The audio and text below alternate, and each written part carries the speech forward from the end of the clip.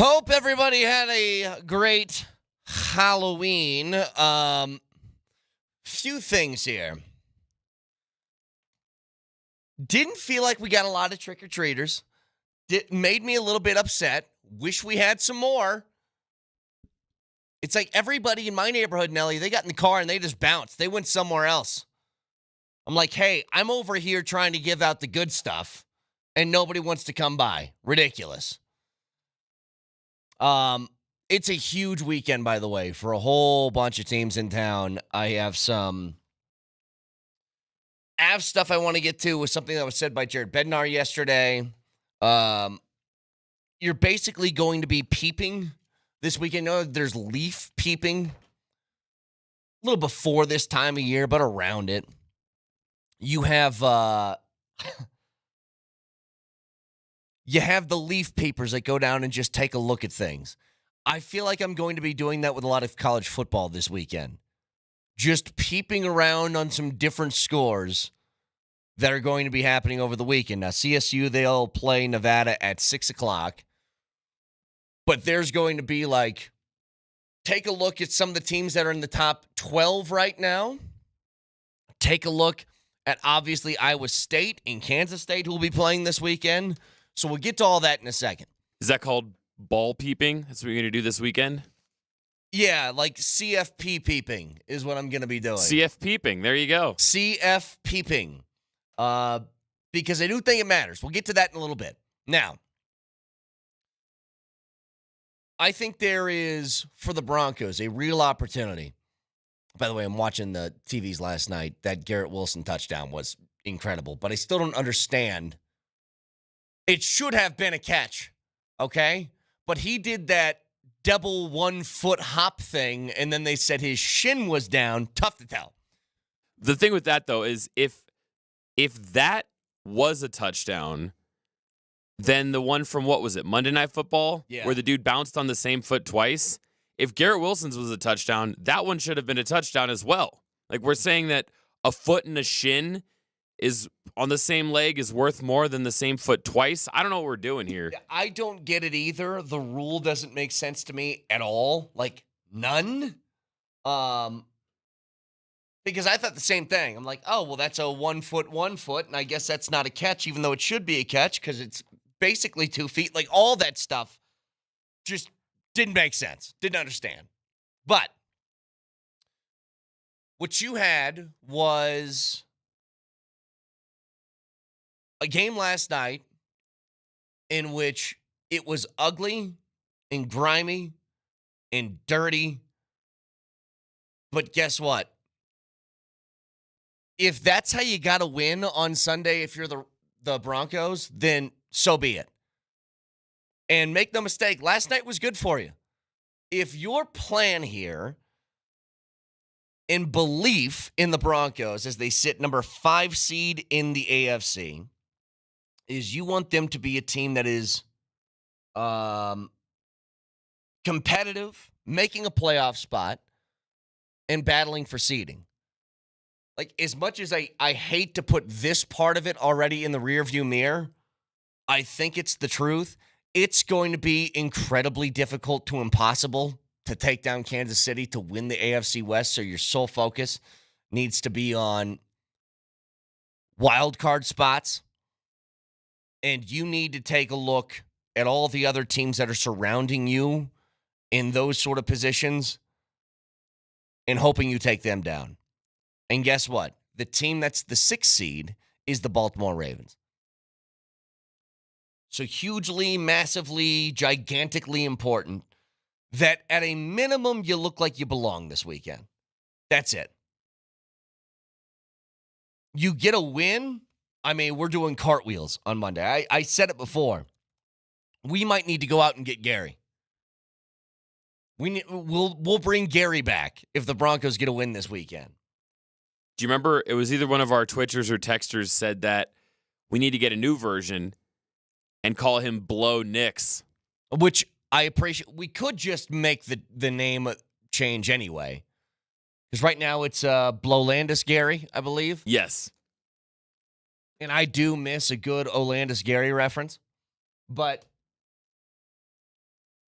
There is so much that I think is on the line as far as keeping optimism alive.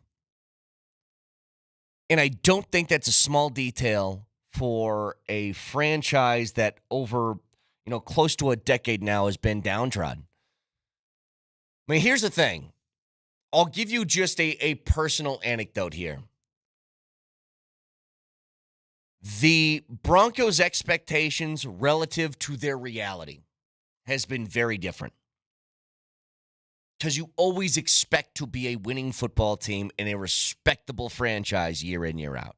Relative to this year, it feels like it's finally starting to turn, and maybe that can happen. But if you get hit with a reality check this weekend, I think that you've been so broken over the last few years that it can take a hit. Here's the personal anecdote part. The team that I like, which is the Lions, have been the opposite. You always expect the horrible. And now the team's like good, and I don't know how to handle it. I was literally talking to my dad the other day, or my brother, saying, I almost feel like they're too good now to make the Super Bowl. Like they're peaking at the wrong time. Never had those thoughts in my life. But when you start to kind of believe in what the Broncos can do, I just want it confirmed. And that doesn't necessarily mean a win. I've said it 1,000 times heading into the game this week. This is a 2-week game, okay? I'm giving you 2 weeks to win one. And ultimately, it doesn't matter how you get there. If you lose by 50 in one game and you win 3-2 in the other, I'll take it. It doesn't matter. But getting one win in the next 2 weeks would give me ultimate sort of confidence in them. If they drop both of them, they fall back to 5-5. It's I believe the difference between you making a wild card spot and not. If you get through the next 2 weeks at 6-4, I think you'll make the postseason. If you're 5-5, I don't think you will. Like right now, I just saw the NFL playoff chances sort of site where they put percentages on your odds to make the postseason. Here's where the Broncos are at right now. After the win last week, they're currently at 55%. If they beat Baltimore, that percentage jumps to 74. Because then you own a tiebreaker with a good team that has the exact same record as you. If you lose, it drops to 48, which again, not impossible to overcome, but you drop the next one against the Chiefs, I bet you that takes an even bigger hit. And right now, the Broncos have been playing at a very interesting sort of clip. They have won 5 of their last 6 games. They have done that against, I would say, subpar opponents. Now, the Jets game gets involved in this 2-6 conversation. They're now 3-6. I think everybody kind of understands that the Jets are capable of beating people, just like they did last night against C.J. Stroud. And again, an ugly game, but I don't think the Broncos' offense has been stellar over the last month, and they put up a whole bunch of points. And you can say, defense put them in position or this or that. Totally fine. I'm just telling you,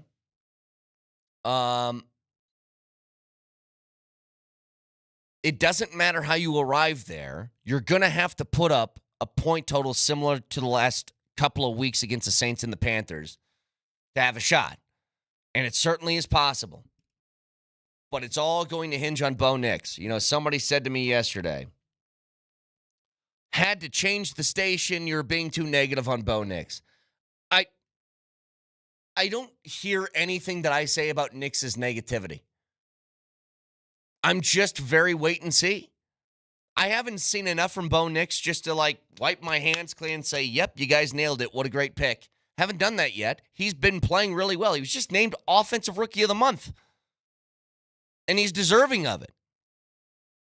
But there's things that he's done in those games that if he does against Baltimore, it's going to be really hard to overcome. And I think this is an incredible test case this weekend for him in particular.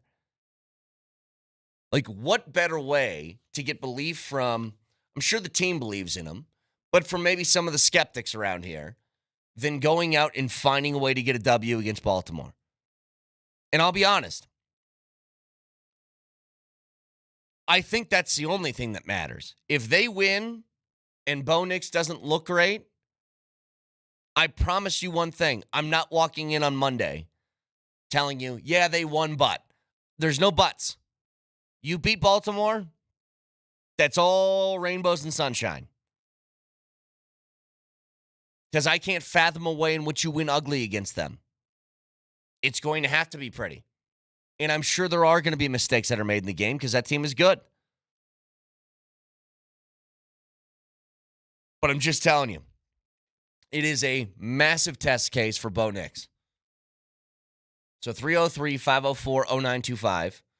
Schomp Mazda text line, one price, one person, 1 hour. Lot more to get to. We'll force Nelly to sing at the end of this hour. But when we come back, let's use it. What's the term that we coined it here, Nelly? Leaf peeping. It's CF peeping. CF peeping, yes. We're going to do some CF peeping because I had a theory earlier this week that if you missed it, it's going to tie directly to this. CU might be on a bye. That doesn't mean you can take this college football weekend off. I'll explain next.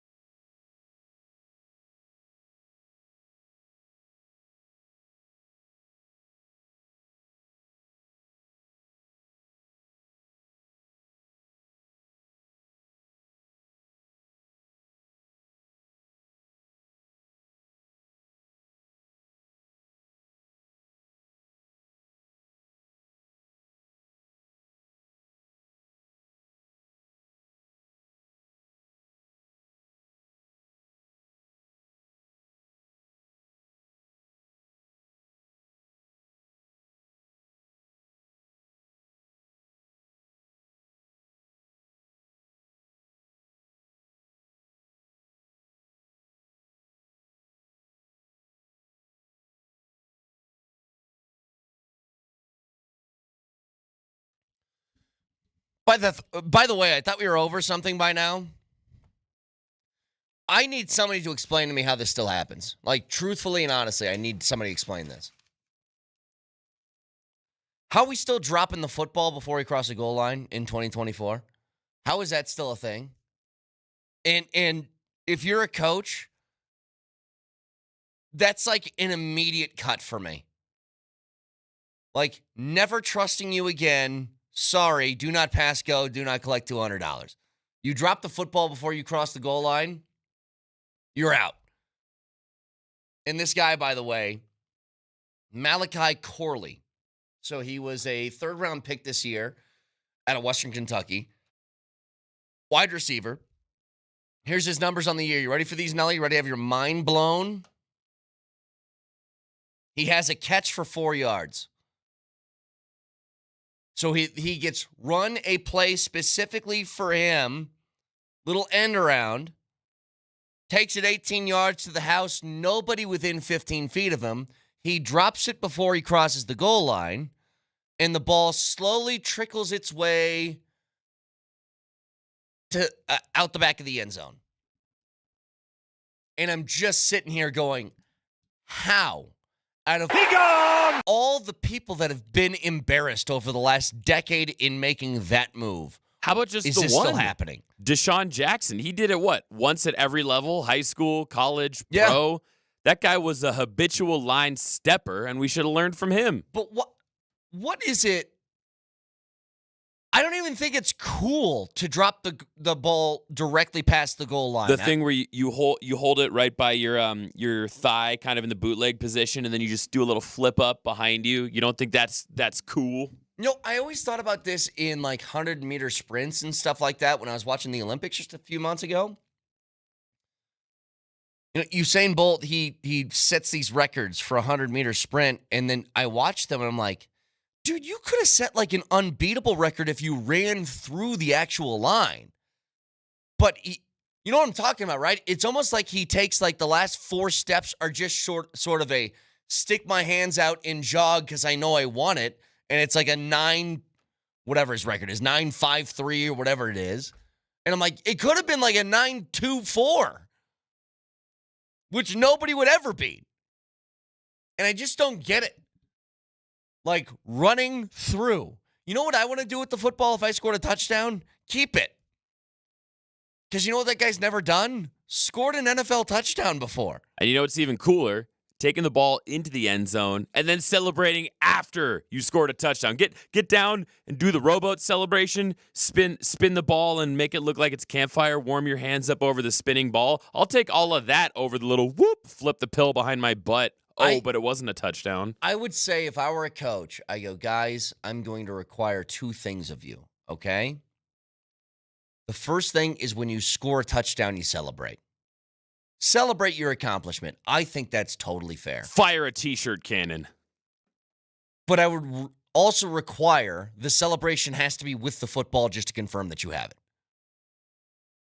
Like, use it as a prop, punt it out of the end zone, spike it, whatever you got to do with it. Use it as some sort of prop within your celebration just to make sure we're in the clear.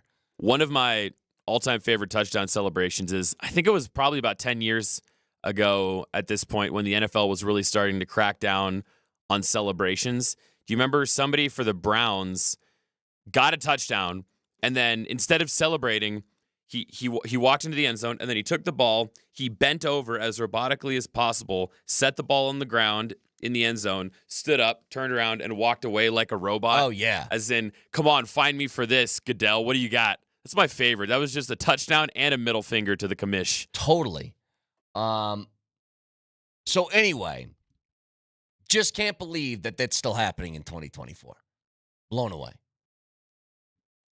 Texture says, this is why hockey is an elite sport, a lot less showboating. Well,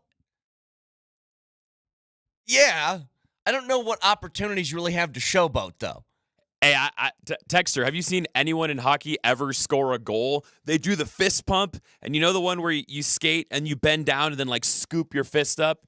Or you want to talk about guns? How many times do the guys take their hockey stick and turn it into a 12 gauge? Exactly. Hockey players showboat plenty. It's a lot harder to do the Dougie when you're on ice skates. It's a lot more difficult. That's the next step in hockey. Teach me how to Dougie on a sheet of I ice. swear to God. Who would be most apt to do the Dougie after a goal on the Avs? Who's like the zaniest of the group? Douglas is Cale Makar's middle name. He could teach us how to Yeah, Douglas. but Kale's not doing that. You know what? Landeskog. He's a funny guy. His first goal after coming back from injury, he does the Dougie. Hell yeah. That's what I want to see after he spent a century fixing his knee, is whipping himself around in the Teach me how to Dougie. Yeah. Teach me how to Dougie. All right. By the way, what an old reference for me. What is the Dougie? Like 2005? No, hey man, it was about, I'd say 2010, 2012. I was Dougieing in high school and college. It definitely was not 05. Okay, all right. Oh, that era was more Soulja Boy Tell 'Em. That was like Crank That 06, Crank That, 07, yeah. 08. That was more of what you're thinking. Chingy was a thing around that time. Remember Chingy? Do it right there. Right there. Okay. So we were talking about CF peeping. CU might be on a bye, but I have my long-standing theory has lasted a week. Here's what I got. If you guys missed it from earlier this week, my thoughts on CU and the theory that I have. College football, they are tasked with now finding the 12 best teams in the country. They will have 5 auto bids. They will have 7 at-large bids. I know when you're tasked to pick at-large teams, what you have to do is, sorry, Nelly, the music's messing me up here. I'm deep in my thoughts. As much as I love that music. That's going to be the theme of CF peeping. Dude, and I had some weird, lucid dreams last night. I'm in a weird headspace. I actually had a dream. I'm not going to give you the details. I'm just telling you this. I had a dream where I woke up from the dream, and it was a dream. It was like an Inception dream, which has never happened before, and it's freaked me out all morning. So I'm in a weird headspace. But I'm not sure what to do with that information. I can confirm that you are in the studio. We are awake. We are broadcasting no, from literally, the Backus and Shanker studios. When I woke up from the waking up of the other dream, I literally was like, is this real? Is this the real thing that I'm back in? Most bizarre experience of my life. But anyway, when you're tasked with choosing teams in an at-large position, teams that didn't get automatic bids, which now exist in college football, and they should, you're supposed to choose the best teams in the country with the best with the best resumes. But we all know that's not totally the case. College Football Playoff Selection Committee and college football as a whole has made plenty of decisions based upon television ratings, outside influences, whatever you want to call it. And I think that if CU put themselves in a position to be discussed, they would get that kind of bump. So that's the theory that I have. That if they're somewhere hovering around the top 12, that they will get an extra boost over Team X and Team Y because they have Dion, because they're a television draw, and, let's be honest, because it would be fun. You can't tell me, first round of the playoffs, that the game that CU is playing in won't be the most viewed game of the weekend. I think it would get NFL-type numbers, prime NFL game-type numbers. So I think that would be a factor, which is why we are going to do something that we have coined CF peeping. Because they're on a bye this week, I'm looking around at not only the Big 12 slate, where the teams you really have to pay attention to, Iowa State, Kansas State. So Iowa State plays Texas Tech, Kansas State plays Houston. I don't think either of these teams lose. I think Iowa State has a bigger chance to lose because Texas Tech can put up some points, and if they make it a track meet, maybe they can win that way. Kansas State and Houston just doesn't have any feel like Houston's going to be in this game, despite it being at Houston. So then it takes me, all right, what about the top 25? And I start looking at all the teams that are around that top 12 positioning, top 15 positioning. Because if CU wins out, they're going to be hovering around 12. They'll probably be in that 14, 15 range, maybe better, but they'll at least be there. You win 4 more games in a row and you're at number 23, yeah, you're going to throw yourself up in that conversation. So maybe the focus shouldn't be on, hey, is Kansas State or Iowa State going to lose? Maybe the focus should be on, could South Carolina get Texas A&M this weekend? South Carolina's a 4-3 team, Texas A&M 7-1. That game's at South Carolina. You know what the spread is in that game? 3 points. Yeah, I think that's something to keep an eye on. Hey, Clemson, they're number 11. They're 6-1 this year. They're playing against Louisville. Could Louisville get Clemson? Yeah, absolutely. Maybe keep an eye on that one. Kentucky and Tennessee. Tennessee's number 7 in the country. Kentucky's done the upset thing almost twice this year. They lost to Georgia by 1. They beat number 6 Ole Miss 20-17. They've lost some really bad games. Maybe they can pull another rabbit out of their hat. Who knows? Like, all of that stuff, I think, matters just as much as watching the games that you have with Kansas State, Iowa State. No, Boise State, number 15 in the country, is playing San Diego State this weekend. I think they will crush them, but it's just like I'm keeping an eye on those scores as much as everything else. And the texter says, I love CU, but a 2-loss Big 12 team at large is not going to happen.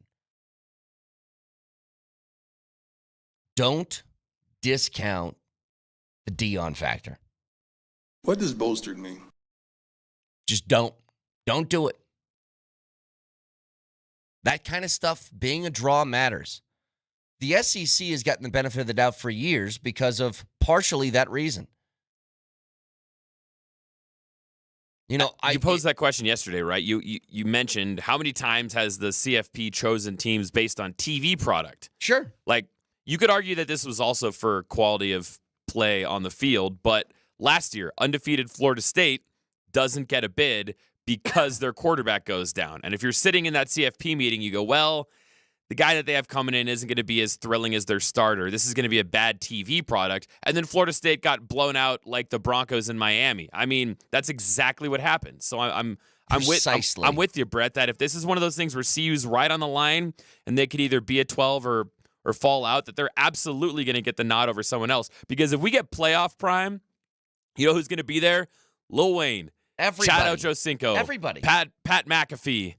Anybody with a pulse that kind of knows Deion will be there chilling on the sideline. And you know what that's good for? ESPN. Well, and this is exactly the point I was getting at, Nelly, which was if you're just going most deserving resume, then I would point directly at Florida State, who didn't lose last year. A Power 5 football team did not lose last season, and they didn't get into the playoff. Now, I know what the argument's going to be. It's, oh, yeah, well, look what happened in the bowl game. Yeah, I don't care what happens in bowl games. That proves nothing to me. Zero. But Florida State already had like 10 guys transfer and another 10 guys sit out by the time that game was played, and yeah, they got smoked. Would they have probably lost in the college football playoff? Yeah, they probably would have. Could it have looked like the same thing that happened against Georgia in that bowl game last year? Yeah, it might have. But they earned their way in because they didn't lose in a Power 5 conference. Of course, they make decisions based upon what's the product going to be on television. Of course they do that. So I don't think it's that far. Like, it's that far of a stretch. And so, yeah, you should be paying attention a lot, especially in a year where you don't have super dominant teams. You have teams that are really good. Oregon looks really good. Texas looks really good. Georgia looks really good. but not this unbeatable dominant force that usually college football provides on a year in, year out basis. And with an experimental year, look, man, CU take care of business. But I think that whole conversation about getting some help, which, yeah, ideally, what happens is Iowa State loses a couple of games and Kansas State loses another one. Like, yeah, that's the ideal situation that you'd want to have, because then you're in the Big 12 championship game and you control your own destiny. Another wrinkle in this, somebody I think posed this on Twitch, and I've seen some texters ask it as well. How big of a bowl would you need to have for guys like Shedeur Sanders and Travis Hunter to play? Because you remember what I said all offseason long was I just wanted the Buffs to win 6 games, and I didn't even care if they made it to the Scrubby Bubbles Toilet Bowl. I just wanted to see the Buffs go bowling. None of those guys would play in Scrubby Bubbles. But if they made it to an actual playoff game, even if they're the 12 seed, those guys would play. You'd have to play. I don't think they would. I think the only game beyond, once you get done with Big 12 conference play, whether that ends in the regular season or in the conference championship game, the only way that those guys play in a bowl game is if it's the college, the college football playoff. Because Deion, I don't think he would wear that a bowl win as a badge of honor. What's his biggest concern? And I don't think that this is some sort of, indictment on him. He's a father. I would be the same way. How sick would Deion be if he said, Shedeur, you're going to play for me in this Scrubby Bubbles toilet bowl game, and Shedeur gets hurt before the draft? He'd be sick. And he's not going to do that to his kid. And he's not going to do that to Shiloh. And he's not going to do that for somebody that he considers a son of his, an adopted son in Travis Hunter. He's just not going to. So unless the game matters, then yeah. So 303-504-0925. Shump Mazda text line. Side note, I hope they make that bowl so we can hear Prime go, Scrubby Bubbles. It would, you know what? Prime time, Scrubby Bubbles. It would be funny to see Deion in the Scrubby Bubbles toilet bowl. Which, Nelly, this is a made-up bowl of yours, right? This is not a real thing, or is this a real thing? I can't keep up with the bowl names anymore. That's what I love. You could make up any bowl name, and it probably exists. No, that was the one I made up in the offseason just to say how badly I wanted the Buffs to be in a bowl. I mean, there's something called the Jimmy Kimmel Bowl now. So, I mean, everything's on the table. 303-504-0925 will make Nelly sing next.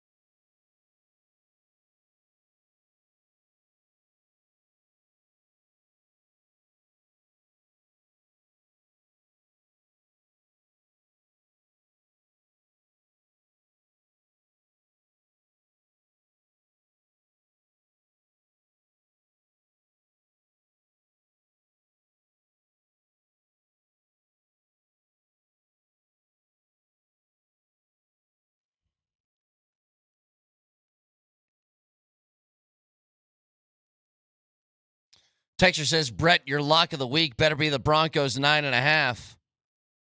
I want the money line action on Denver, to be honest. Well, you're going to have to wait and see. You have to wait and see on that one. I will say I was very intrigued by the number, but we'll get to Brady and his bets in just a little bit. Now, baseball season wraps up. I had a little bit of an issue, I guess is the way I would put it, with just a couple of details on the broadcast of some playoff games. And here's what it was. Bob Costas would drive me nuts. Just being honest. I'm very particular about my baseball play-by-play. I'm not really that way in anything else, but baseball is such a slow-moving sport that I think the people who fill the time matter. You know, I think that in other sports, you know, this is why I love Mosier so much, and I think that this is not hyperbole, this is not lying. I think Mosier is the greatest hockey play-by-play guy in the entire business. Guts all over the place. Because you feel the moment with Mosier. When something cool happens, he lets you know about it. When something bad happens, you feel that emotion too. I think for sports that are faster moving like that, that's what you need. Same thing with football. Football is literally background noise as far as announcers. Don't even need them. I don't need a breakdown of the game. I don't need anything like that. Just be excited in the moment when something cool happens. That's all that matters. That's what drove me nuts about Joe Buck for years. Is that Joe Buck, I'm telling you guys, go back and listen to the David Tyree catch and listen to the tone from Joe Buck. It's like a regular 2-yard pass happened, and it's like one of the greatest catches in Super Bowl history. Now, to his credit, Joe Buck is much better now at that. Much better. But when it comes to Costas, it's just like it didn't fit. Costas is good in the chair, giving you the monologue about this and this and that. Calling games is just like it's not his thing. I'll give him credit for one thing that I do remember. He was talking about Pedro Strop, who was a reliever for the Cubs at the time. And he was talking about it was a bad performance. Okay, so he comes in, the Cubs have a lead. His job, it was either like middle reliever or setup man. He wasn't the closer. But they brought him in to try and shut the door, and he pitched poorly. And every time he left the mound, Pedro Strop would do the kiss the fingers and point up to the sky thing. Here's Costas. Mott is on his way in. Strop is on his way out, pointing toward the heavens. We can only ask or wonder that he is asking some departed relative for forgiveness for this atrocious performance. I mean, insane thing to say. You can't just say that about somebody, okay? Asking for forgiveness for an atrocious performance from a departed relative, I mean, that's wild. But I will say... Wonder that he is asking some departed relative for forgiveness for this atrocious performance. I mean, Nelly, that's insane. You can't just do that. You can't just whip that off the top of the dome. That is insane. Oh, man, you love it. But news came down yesterday. Costas is going to retire from MLB play-by-play broadcasting duties, which I think is the right call. You know, a lot of times when it comes to announcers, there's people that are like, oh, you hate that guy? I love that guy. I don't think there's a lot of people that were pining for more Bob Costas games. He's an amazing broadcaster. He's been in the business forever. He's way more successful than I'll ever be. It's not the point. Just the particular thing that he was doing here was not working. That's all. Get to Brady and his bets in a few minutes. Reminder to you guys that PhD is going to be at Joe Willie's today on Broadway from noon to 3. Again, Joe Willie's on Broadway from noon to 3, so go check out PhD. Nuggets T-Wolves tonight is going to be on 92.5. Avs and Predators is going to be at 6 p.m. on AM 950. I'm sorry, sorry, I messed that one up. Hold on. Nuggets T-Wolves tonight at 7:30. Rapids Galaxy Game 2 at Dick's Sporting Goods Park is going to be on AM 950. Playoffs? Then tomorrow, the Avs will be on 92.5 with the game against the Predators, and there's a watch party at Rhine House with that pregame starting at 5:30. You can also stick around for Between the Pipes. So a lot of things going on over the weekend, not to mention massive game against the Broncos.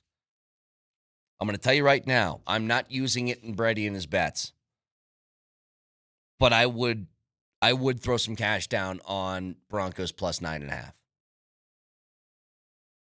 There's an opportunity that they get smoked, and that is reflected within the point spread this weekend. I think that's why it's that high. Think about it this way. Broncos-Panthers were 9.5 last weekend, and you knew that was going to be a blowout.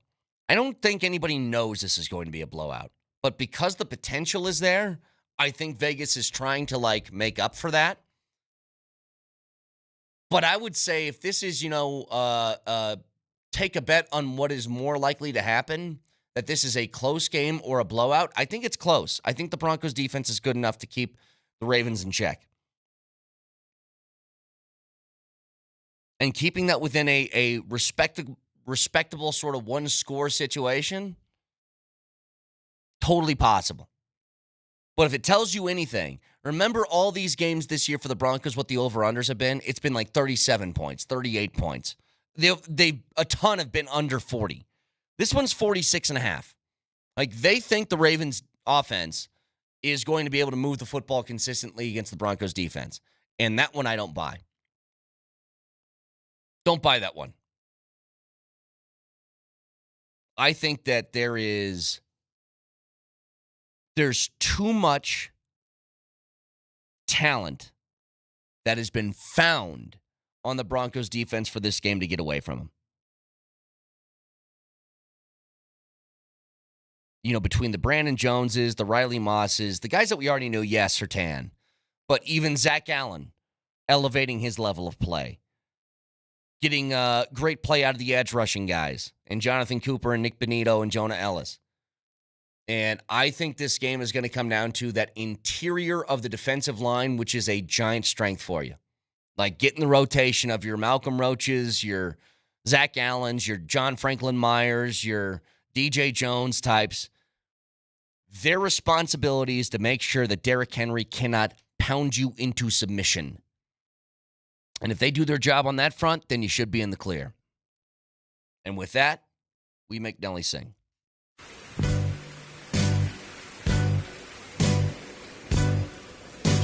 Brady and his grits.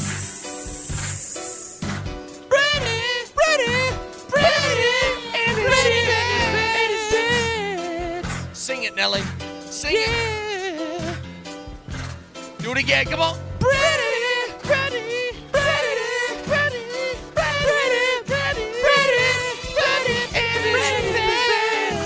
Broncos, 9.5. It's not going to be that big.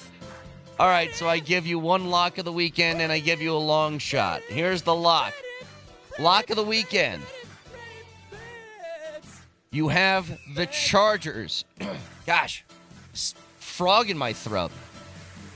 You have the Chargers taking on the Cleveland Browns at 11 a.m. on Sunday. The Chargers are 1.5-point favorites on the road at Cleveland. I do not buy that Jameis Winston's going to put together back-to-back weeks like that, where it's 330 yards, 3 touchdowns. I think the Cleveland Browns look a little bit more Browns-ish, and Jameis Winston makes mistakes. The Chargers don't make mistakes. They might not overwhelm you right now under Harbaugh, but they do not make mistakes. I think they cover the 1.5 points, and they get the win on the road at Cleveland. How you like this for a long shot of the week? So I give you something. This isn't a guaranteed win, but it's worth taking a money line on, okay? Just put a couple of different, $5, $10 bet. The Miami Dolphins are going on the road at Buffalo. They're 5.5-point dogs. The money line is plus 210. I feel like they're still treating the Miami Dolphins as if they're the Dolphins without Tua when they're the Dolphins with Tua. The Dolphins with Tua playing against Buffalo would be close to a pick'em game. And I don't think they've gotten the credit for that yet. So I would throw just a few bucks, plus 210, money line Miami Dolphins at Buffalo for them to get a shot to win. Tua, obviously much better than any Skylar Thompson or Snoop Huntley or whoever the hell else was playing quarterback for them when he was out with that concussion. I'd take a look at Miami, plus 210 on the money line at Buffalo. So, that is Brady and his bets. We do it every Friday in the final segment of the appetizer. Whole bunch to discuss this weekend. Got some audio from Jared Bednar I want to get to later as he expanded a little bit on the goaltending situation that they're in. Nuggets with a massive game tonight against the Minnesota Timberwolves on the road. Can they keep up their 2-game win streak, push it to 3, and get a quality win on the table? And then obviously Broncos in college football. Whole bunch to discuss with Moshe Lombardi and Kane next.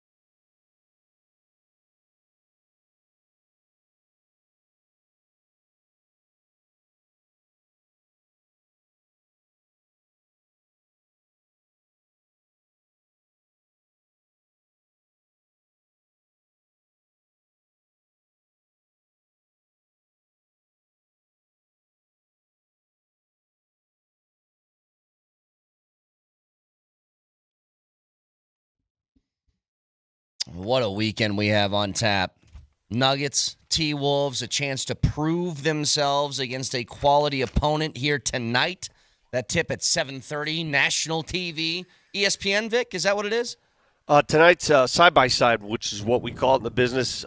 Part of it's on ESPN. The other half is on Altitude. So for those wondering where to get this game, it's on both. Simulcast. And you guys are doing your broadcast today from the late night studios in New York City, it looks like. We are at our brand spanking new Ball Arena pre-post halftime studios at the Colorado Social, which is at club level.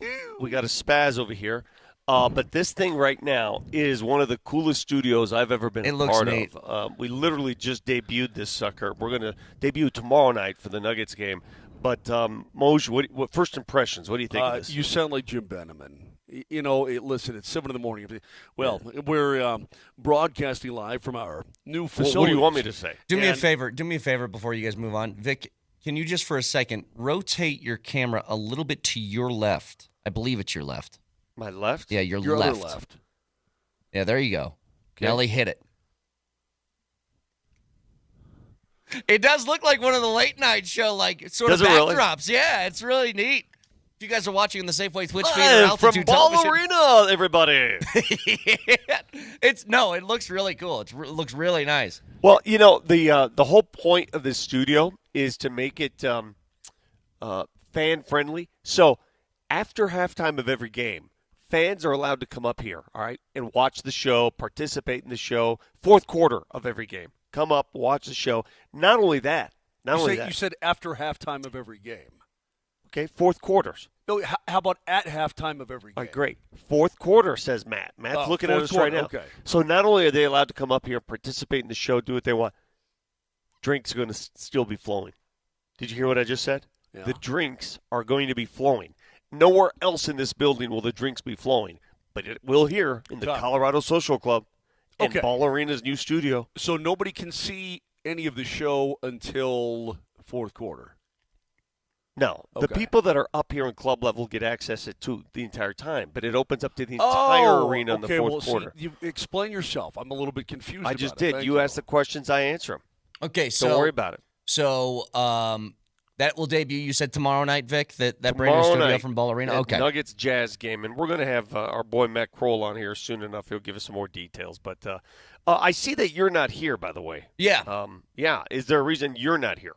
Yeah. What is it? You know, things in life get lost in translation. You know, So- like emails that say we're live from Oh, Ball no. Arena. No. I saw the email. Uh huh. I was in the middle of doing something else, but I was not explicitly told we were doing the show from Ball Arena today. So listen to this. We've had some issues with this little thing back here that processes our show through Twitch and through Altitude TV. Yeah. And so I didn't know what Colorado Social was. So I thought that was a new TV system we were using to broadcast through that Jesse was going to be here for to do that today. So not only did you get the instructions wrong, you completely processed this to think it was something entirely different. Not even a location. Correct. This says Jesse confirmed that the setup is working. We'll do the shows tomorrow morning from the new TV setup at Colorado Social. It doesn't say anything about Ball Arena. I didn't know what that was. I thought that was a new TV system that we were using. Literally, Wow. that's what I thought. Wow. So I got nothing you might for call pal. me an idiot, Yeah, but you I'm can gonna see call where you my one. logic sort of went for a second. Yeah, I'm not exactly sure. So what you're saying is it wasn't expressly described to you No. what we're doing today. No. All right. It's okay. Now, if you want, I can join somebody else in stupid if you'd like. Yeah. I can be put in the same category as the year of our Lord 2024. There are people still dropping footballs before they cross the goal line. I which saw is that last unbelievable. night. I saw that last night, and I'm trying to put myself in that kid's shoes, and everybody who does that, because it happened in the college game over the weekend somewhere, and I'm trying to think to So myself. that all right, was Malachi Corley, Okay. a third-round pick out of Western Kentucky. He's just a rookie. okay, yeah. And for those who missed it last night, Jets and Houston Texans Thursday night game, kid dropped the ball just about an inch before the goal line, and it counted as a touchback. And it's happened so many times now. What is going through your mind when you're about to score that? Are you just that excited, Or do you think you're so fast that you, in your mind, think you've already crossed the goal line? I don't know, Vic, because it's happened.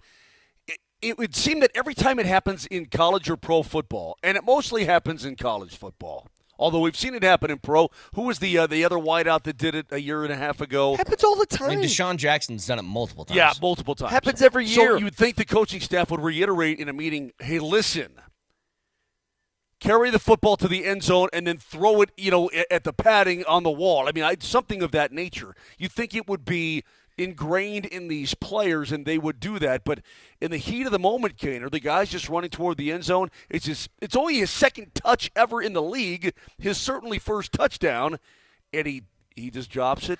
I mean, you can see clearly on the angle down the goal line that the ball is flying out of his arm before it gets to the play. Here's what I would do if I was a coach. I would instruct all my players just to eliminate even the thought of this happening. Here's what I would do. I'd say, listen, if you score a touchdown for my team at any point, I will buy you that football under the premise that you have to hold on to it the entire time. You can't give it up. You have to bring it. No, you have to bring it to me. Bring it you back. have to bring it back to me like a golden Exactly. retriever. The instructions are you score the touchdown, but it has to be hand delivered to me after you score. I'm serious. Listen, I don't disagree with you. Kaner, I got to thinking last night, and I'm so blown away by this, I go drastic, and that's my fault, right? I'm like, I'd have to cut the kid right then.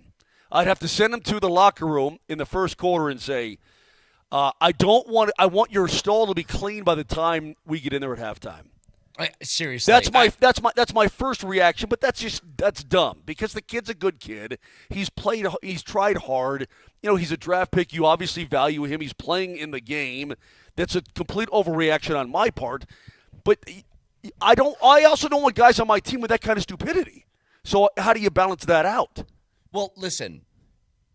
I'm like in the same train of thinking as Vic.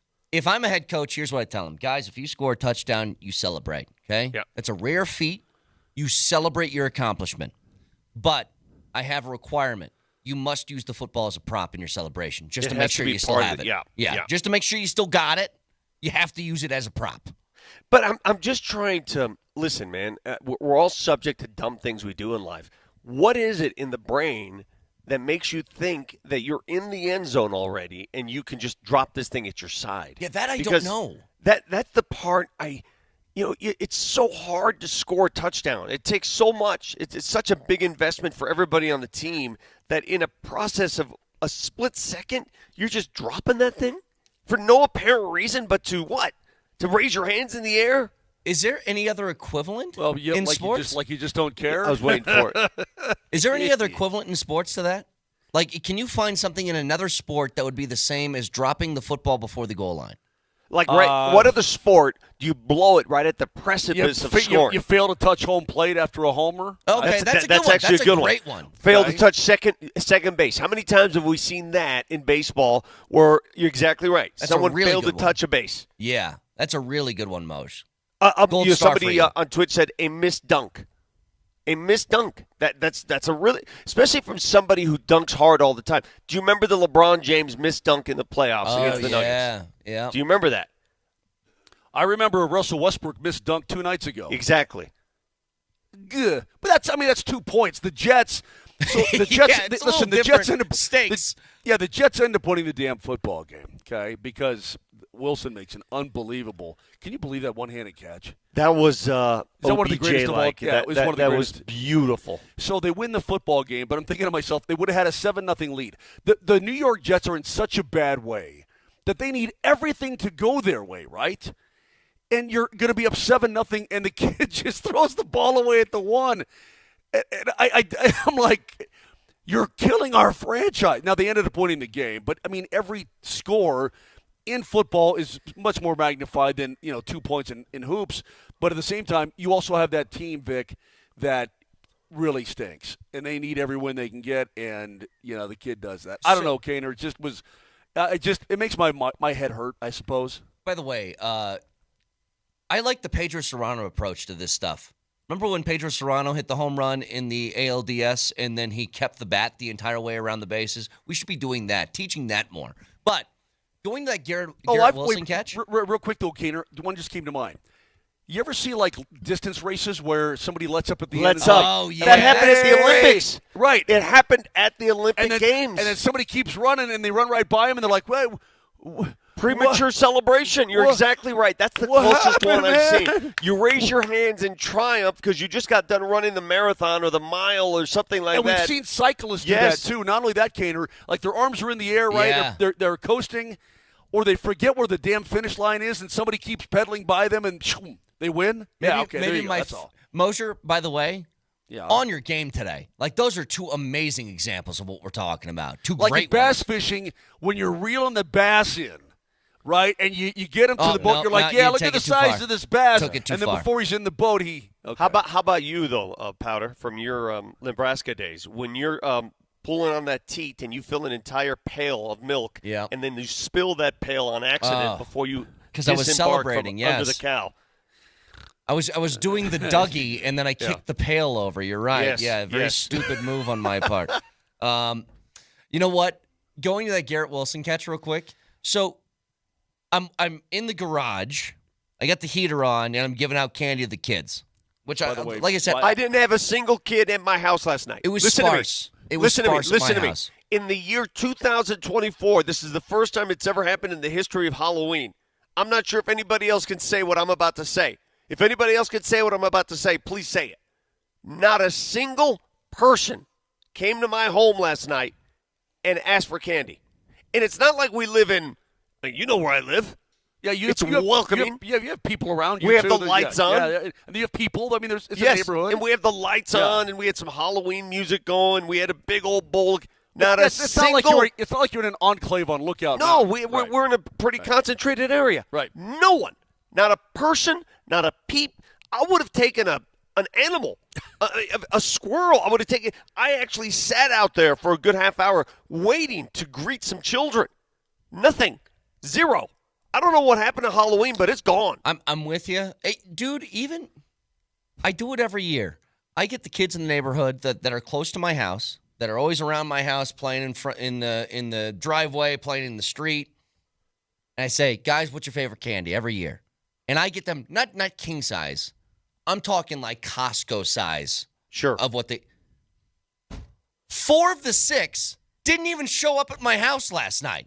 They got in the cars. They drove to another neighborhood. I have a theory. I know what's happening because I know a lot of people that said they had plenty of kids in their neighborhood. I had lots of kids. Did you In really? fact, I almost, and I was nervous because at first I started to give out like 3 at a time. Yeah. So You were- I you were feel afraid. bad for the later groups. Yeah. Because they're getting one little Snicker in one little flipping Reese's. Uh-huh. Like I'm like, kids, I'm sorry. I normally give you a handful each, but I'm running low. Well, I was ready to start handing out $100 bills. For those of you, I had $100 bills ready to go, and those of you who missed it, it's on you. He's gonna go all Floyd Mayweather on the little ones, right? You're exactly right. Oh my God. And that's on you and your parents for not coming by my house. But I have a theory on why Okay. it's not what it used to be. I think what's happening is these kids in concentrated neighborhoods, whatever your neighborhood or Brett's, they're gorging on so much. There's so much gluttony out there. They're taking so much candy that there's not that need for adventure to go get more. Like when we were kids, you had to really span the neighborhood. You had to go because you got crap. You got one little thing. Unless my pillowcase was hard to carry Exactly. home, You had to I don't go. feel like I did my job. You had to travel Yeah. to go get to fill it up. Now, what's happening is you're going up to a house and some lady's like, "Take whatever you want," and they take half of the damn supply. Yeah. And they're like, "We're good. We don't need to go to Vic's house." That's what's tell you- happening. I'll tell you one thing. Kaner, I would burn as a kid. I'd calculate. I'm sure I would burn as many calories getting the candy as I would for eating sure. the candy. Yeah, 'Cause I for was sure. I was on the road again.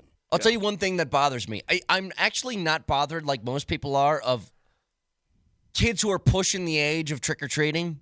Like, you're like 14, 15 years old and you're still going around. That doesn't bother me. I'm like, you guys could be doing much worse things on a night like tonight, okay? That's not a problem. That would be funny if Jesse showed up asking for a C note. What bothered me, though, was Yeah, Jesse's like, "Hey Vic, what's up?" I had two Yeah, kids trick or treat, baby. that had to be 15, like learner's permit age, Yeah. that they walked up. I came out. I was like, all right, that's fine. They're in costume. So here you guys go. And they didn't say a word. They just grabbed a handful of candy and They walked didn't say away. thank you? Like, they didn't say thank you. They didn't say trick or treat. Like, that bothered me. Yeah, that's it's funny. I don't though, care told- that you're here for the candy and you're doing the costume thing. You're a little bit older. That's fine. You got to say something to me. Come on. Brett, the Bear has a word. She's got a phrase for you. Well, you got to go back of what and take you it are. out of their bag at that point. Well, yeah, you got to tackle them on your that's on driveway. you. That's on you. Tackle Just them on the say, "Excuse driveway me?" and say, "Hey, you little Excuse ungrateful." me. That's when you blankety pin, blank. Excuse me. Did I miss something there? The Bear has a phrase for you, and I forget what it is. I'm going to have to ask her, but I told her about your setup, about the heater, and then Yep. the garage being open because the Had dogs had and the blah, blah, Thursday blah. Night Football on. It was Yeah, great. yeah. Yep. But it had to do with you being a young parent, and I forget what it was, but it was perfect. When I figure it out, I'll blast you on it. Okay. All right. Okay. Deal. A lot to get to today, as there's a massive game tonight for the Nuggets. There's a huge game for the Broncos over the weekend. And I'm going to do something. Me and Nelly have coined this in the appetizer. And it's something that we are going to be very active on over the next few weeks. Vic, you hate leaf peeping, right? Yeah. Well, I have something that we're calling CF peeping. Okay. That I'll explain next.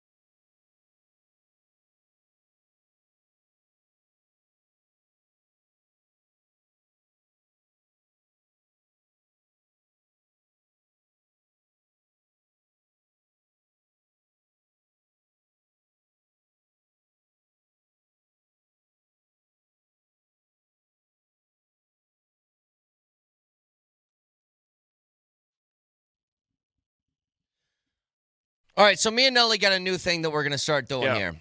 We have dubbed this CF peeping, and this is all based on the premise that I laid out yesterday, that I think there's an opportunity that even if the Buffs don't get the necessary help needed to make the Big 12 championship game, they'd have an outside shot at making the college football playoff. Now, here's why. Obviously, you still need help. But with them having a bye week this week, this isn't a week just to take off of college football. You still need, or you still should have a whole bunch of interest in some other games. Now, the obvious ones are Iowa State, Kansas State, who both play this weekend. If you can get Texas Tech to beat Iowa State, great.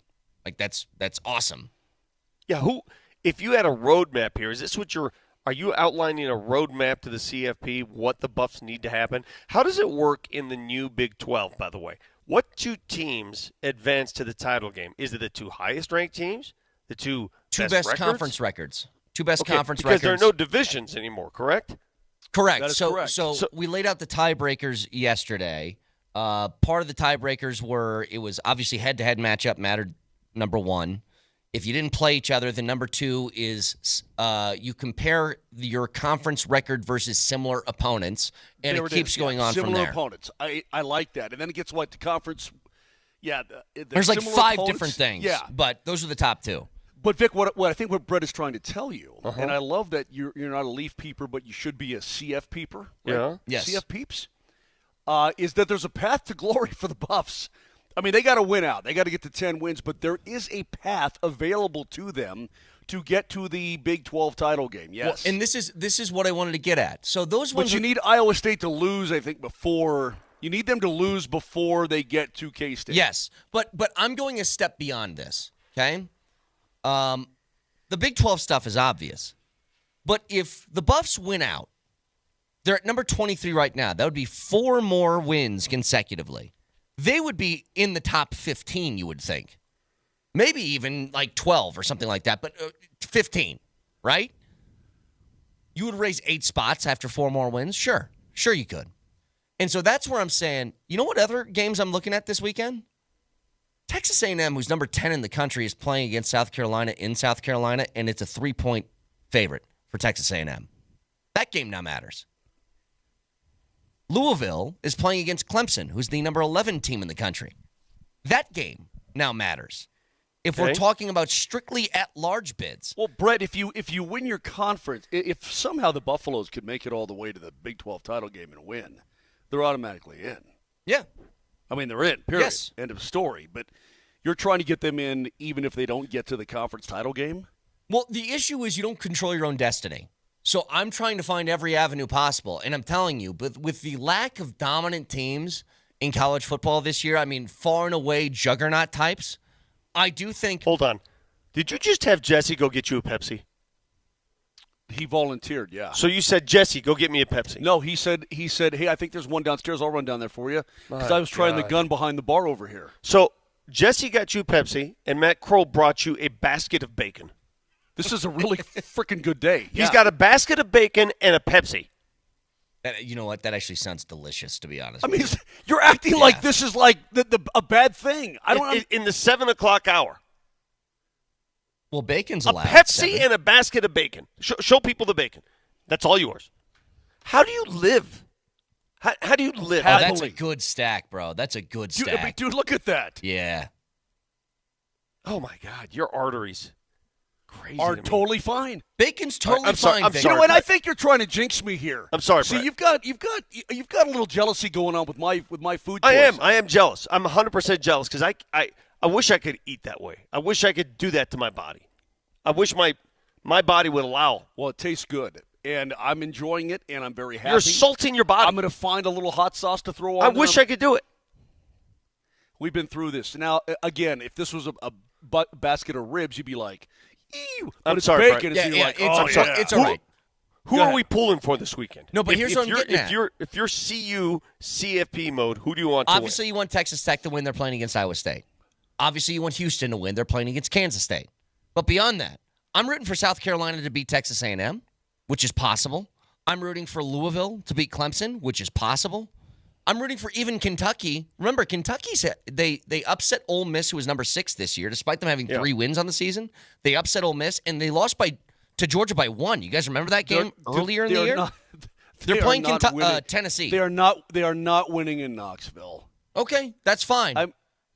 Duke, by the way. They're an 18-point dog. They're not going to win in Knoxville, bro. Okay, fine. I'm just saying I'm keeping an eye on all of these games because I do think they matter. How about Michigan State?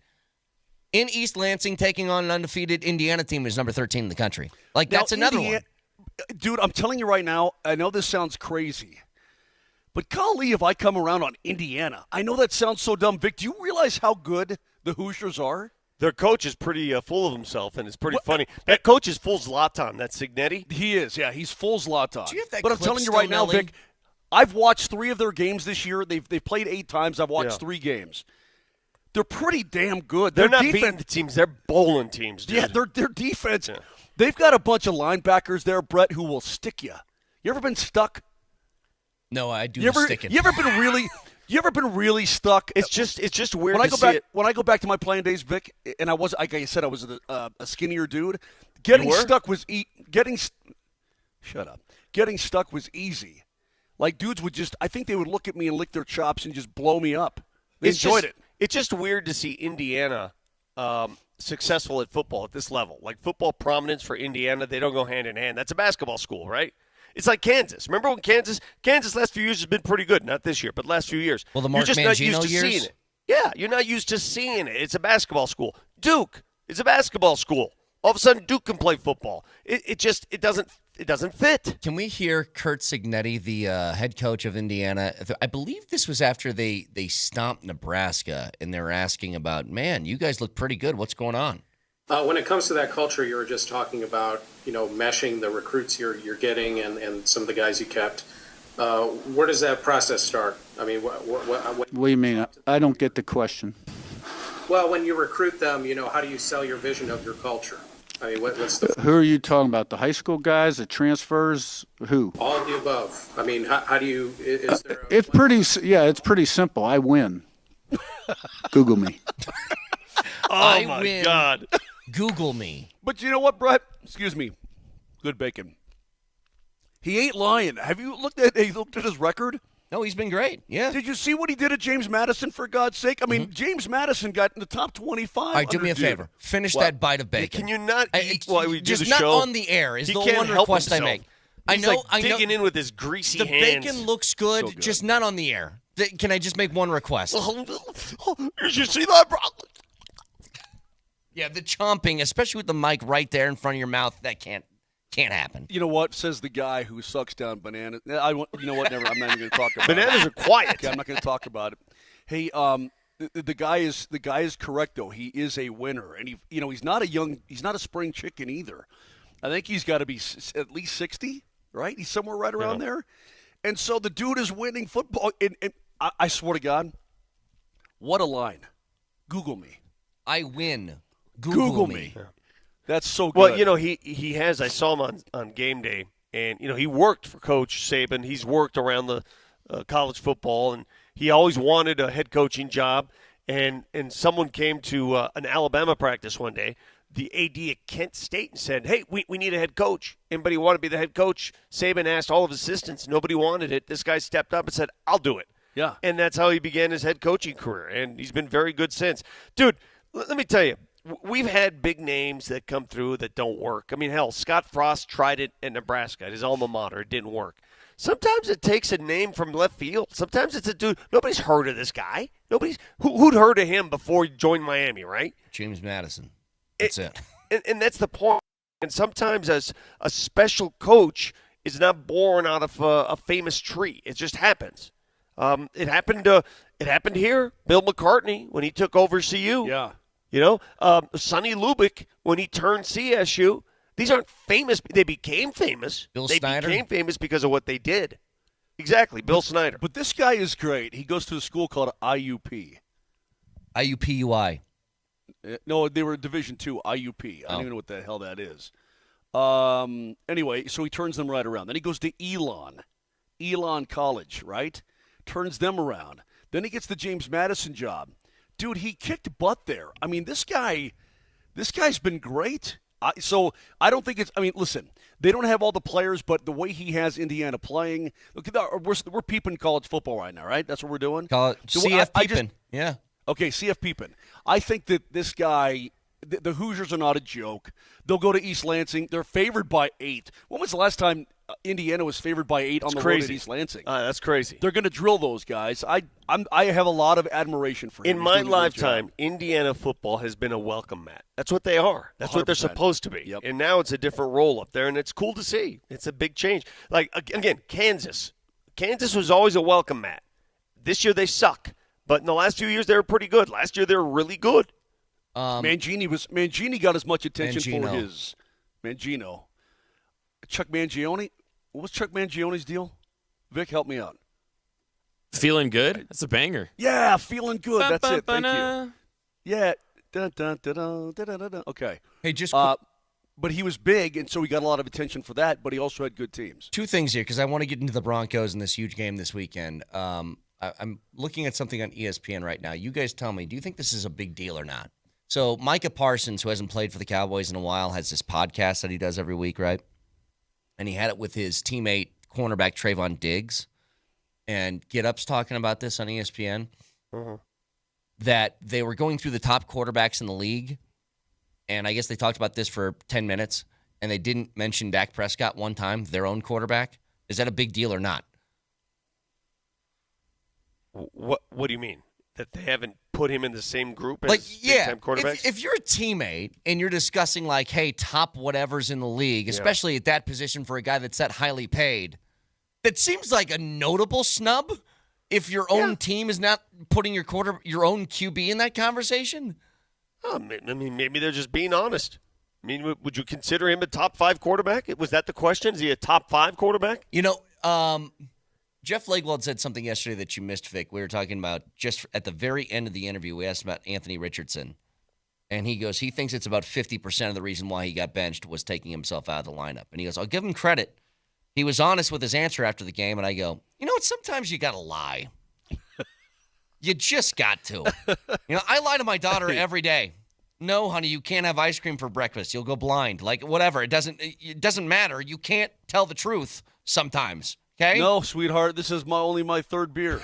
Yeah. Is that what you say to your wife, right? Sometimes it's better just to tell a lie. How much did you have to drink at the golf course today? Oh, you know what? I only had 1 birdie. I took 1 shot today. That was it. Yeah. That was it. Hey, listen, Brett, Dak Prescott, I don't even think he's a top 10 quarterback at this point. Jerry Jones has fallen in love with guys who are good but not great. I think Tony Romo is a prime example. And no offense to Tony Romo, I think he was pretty good. He wasn't great by any means, and he just simply couldn't win when it mattered the most. And he just paid Dak. I think that he's got this loyalty thing, which is sort of admirable at times. But I don't fault Micah Parsons, Vic, at all for not including his quarterback. How about this? As one of the tops in the league. I'm trying to think of an applicable example. Like, how about this for the Nuggets? Let's say Joker had a podcast, or Michael Porter Jr. does have one. Okay, so it's MPJ's podcast, and he has Joker on as a guest, and they're talking about the best point guards in the game, and they don't mention Jamal. Would that be weird? Yeah, it'd be a little uncomfortable, put it that way. Yeah. Okay, they're talking about the best 2 guards in the league, and they don't mention Christian Brown. Well, no, but that's not. That's different. But Jamal's because paid. he's not. Jamal's paid to be one of the best in the league. Where is Jamal? I mean, if you want to be honest about it, where is he? In terms of? Is he top 10? No. Not right now. In fact, I'm reading this Ramona Shelburne article on ESPN.com. My Ramona. That is really, I mean, you know how you read some of these articles? Yeah, I've read that before. I've heard that before. I've seen that quote before. There are a couple quotes in this article that I've never seen that are, I'm going to leave it right there because I want to get into more detail. There is some explosive stuff in this article, to be totally honest with you and frank, about the future of the Nuggets. Okay. All right. About the future of the Nuggets. Tell you what, Vic, let's get to that at 8 o'clock. Okay. 303-504-0925. I want to get to the Broncos next, but just quickly before we hit a break, you guys mentioned it for a second. That catch by Garrett Wilson last night was unbelievable. But did you guys feel the same thing I did? Was it George Pickens that had the same leg in the end zone thing that was not called Yeah. a catch. Yeah. And they said he got his shin down. Now, I'm glad they gave him the touchdown. To me, that's a catch all day, every day. But I thought he was going to get that same call. And I'm like, are you really going to wipe that catch off the board? Because it was the same foot that came down twice. But what's the difference between that and the other night or the other day? The foot is When not do- the shin. The shin is The shin considered is down. different, But these I are guess. we're talking about body parts. I totally okay? agree. Yeah. So I totally agree. dude's actually he's in the back third of the end zone. Who was it again? Help me out. Garrett Wilson. No, not Oh, there. George Pickens. George Pickens. Yeah, it's Monday Night Football, right? It was Monday Night Football. He lands literally, I want to say 7 feet in the end zone. He's like 7 feet from the end of the end zone. 1 foot, and then he's picked up and carried out of the back of the end zone. So so a shin is worth 2 feet or No, worth I'm of with shin. you. I didn't. what are I we didn't doing know that here? was different. I didn't know that your shin was different than getting a foot down. I thought. I mean, it was he just did get your his shin legs. down. Don't get me wrong. He did get his shin down, but it's like, golly, how do you legislate one and not the other? I don't get it. Because Yeah. Pickens, if there was no other human being there, Pickens would have got not only both feet down, he would have stopped. He could have done some breakdancing and a cha-cha and then handed the ball to the official. If I just ask this question, do you? I think I'm right on this. It's harder to get the same foot down twice than to get 2 feet down, right? That's a more difficult thing to do. That would actually show you had possession even more, I would think. Because you can toe tap the other one for half a second. To get another foot down, it takes like a longer amount of time. It's actually, it's a balance thing, though. Your other foot can't drop because you're trying to stay balanced. But I do agree with you on this. If you can put the same foot down twice, that should count as 2 feet. It's pretty simple. Same foot twice is 2 feet. What's the difference? I don't know, man. Ask Kerry Strug. What if one foot's sawed off in the middle of the game? Ask Kerry Strug. She was like a Always comes freaking back to Kerry. flamingo. She flamingoed out with 1 foot. All right, Good for her. Get to the Broncos here. This is a huge game for somebody in particular. This Nuggets article is pretty good, man. We'll get to it at 8 o'clock. Stick around.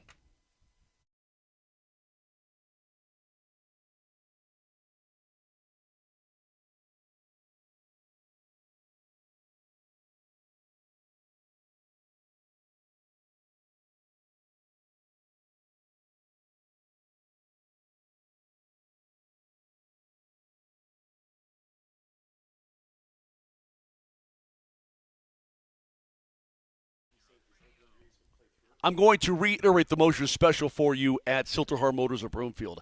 $1,000 in free accessories, free 3-year maintenance, or an extra $1,000 in trade allowance. Those are all awesome. You take your pick.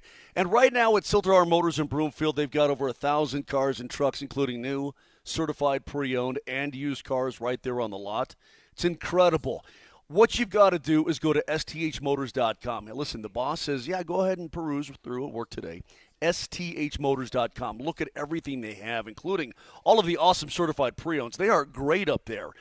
Pick out what you want to see, pick out what you want to take for a drive, and then get to Highway 36 and Wadsworth, because right now the year-end clearance is amazing. We're talking about trade allowance of top dollar at or above Kelley Blue Book value.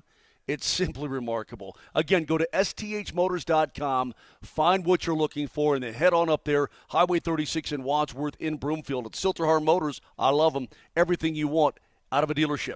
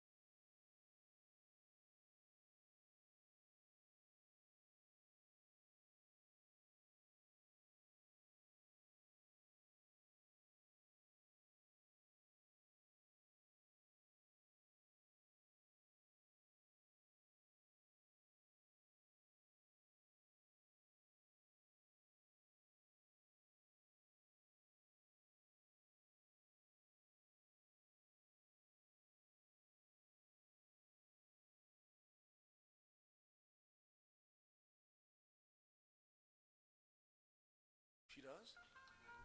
Well, I don't know who that is, though. I was completely blown away by it. It's crazy. Hang on, Moj. We hear you. Oh, sorry. Be very Hey, careful. No, real quick, Brett.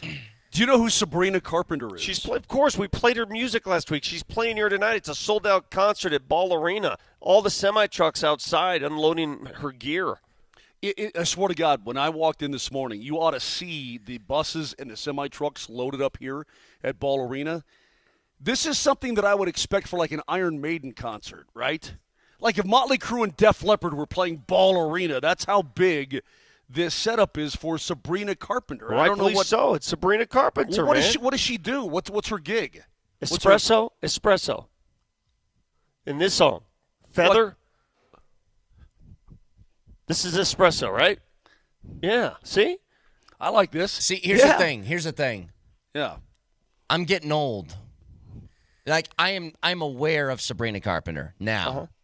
But there are about 3 different names of incredibly popular musicians that I have no idea who they are, and I just found out about them. So this is one of them, Sabrina Carpenter. Never heard a song of hers. She's the one that got the New York mayor indicted. For what? All kinds of trouble up there. The other one I've heard over and over again. Google it. What? The mayor or the mayor? Who's the governor that was Cuomo? No, it was what's his face? Google it. Okay, never mind. Hey, Andrew Cuomo. No, not him. The other guy. The guy that took his shirt off all the time. Oh, yeah, I remember that dude. Yeah, remember that weirdy? He's always taking his Yeah, shirt it's off. a weirdy. J.R. Smith, that's it. Okay. Anyway, go ahead. The other one that I hear all the time, and you could play 1,000 examples. I have no idea who this is. Is it Chappelle Roan or Chappell Roan. Chapel? No idea who that is. No idea. HOTTOGO. And I know that song. And I guess she's like one of the hottest artists that exists right now, Nelly. Yeah, I don't know what that is. Our next door neighbors, Mix 100, they play her every other song. It's Hot to Go and Good Luck, Babe. Keep on Dancing at the Pink Pony Club. None of Not these. sure what that is. Nothing. I know Sabrina All right. Carpenter, though. Well, if somebody told me to keep dancing at the Pink Pony Club, I probably would take him up on it. Anyway, there's a massive game this weekend. And Vic, I know you were gone yesterday. I'll just give you kind of the thoughts that me and Moj were discussing heading into this weekend against Baltimore, which is I think the potential for a bad loss, a blowout loss is there. I think it's there. But I think that they should be able to keep this close. But more than anything, this is a 2-week game to me.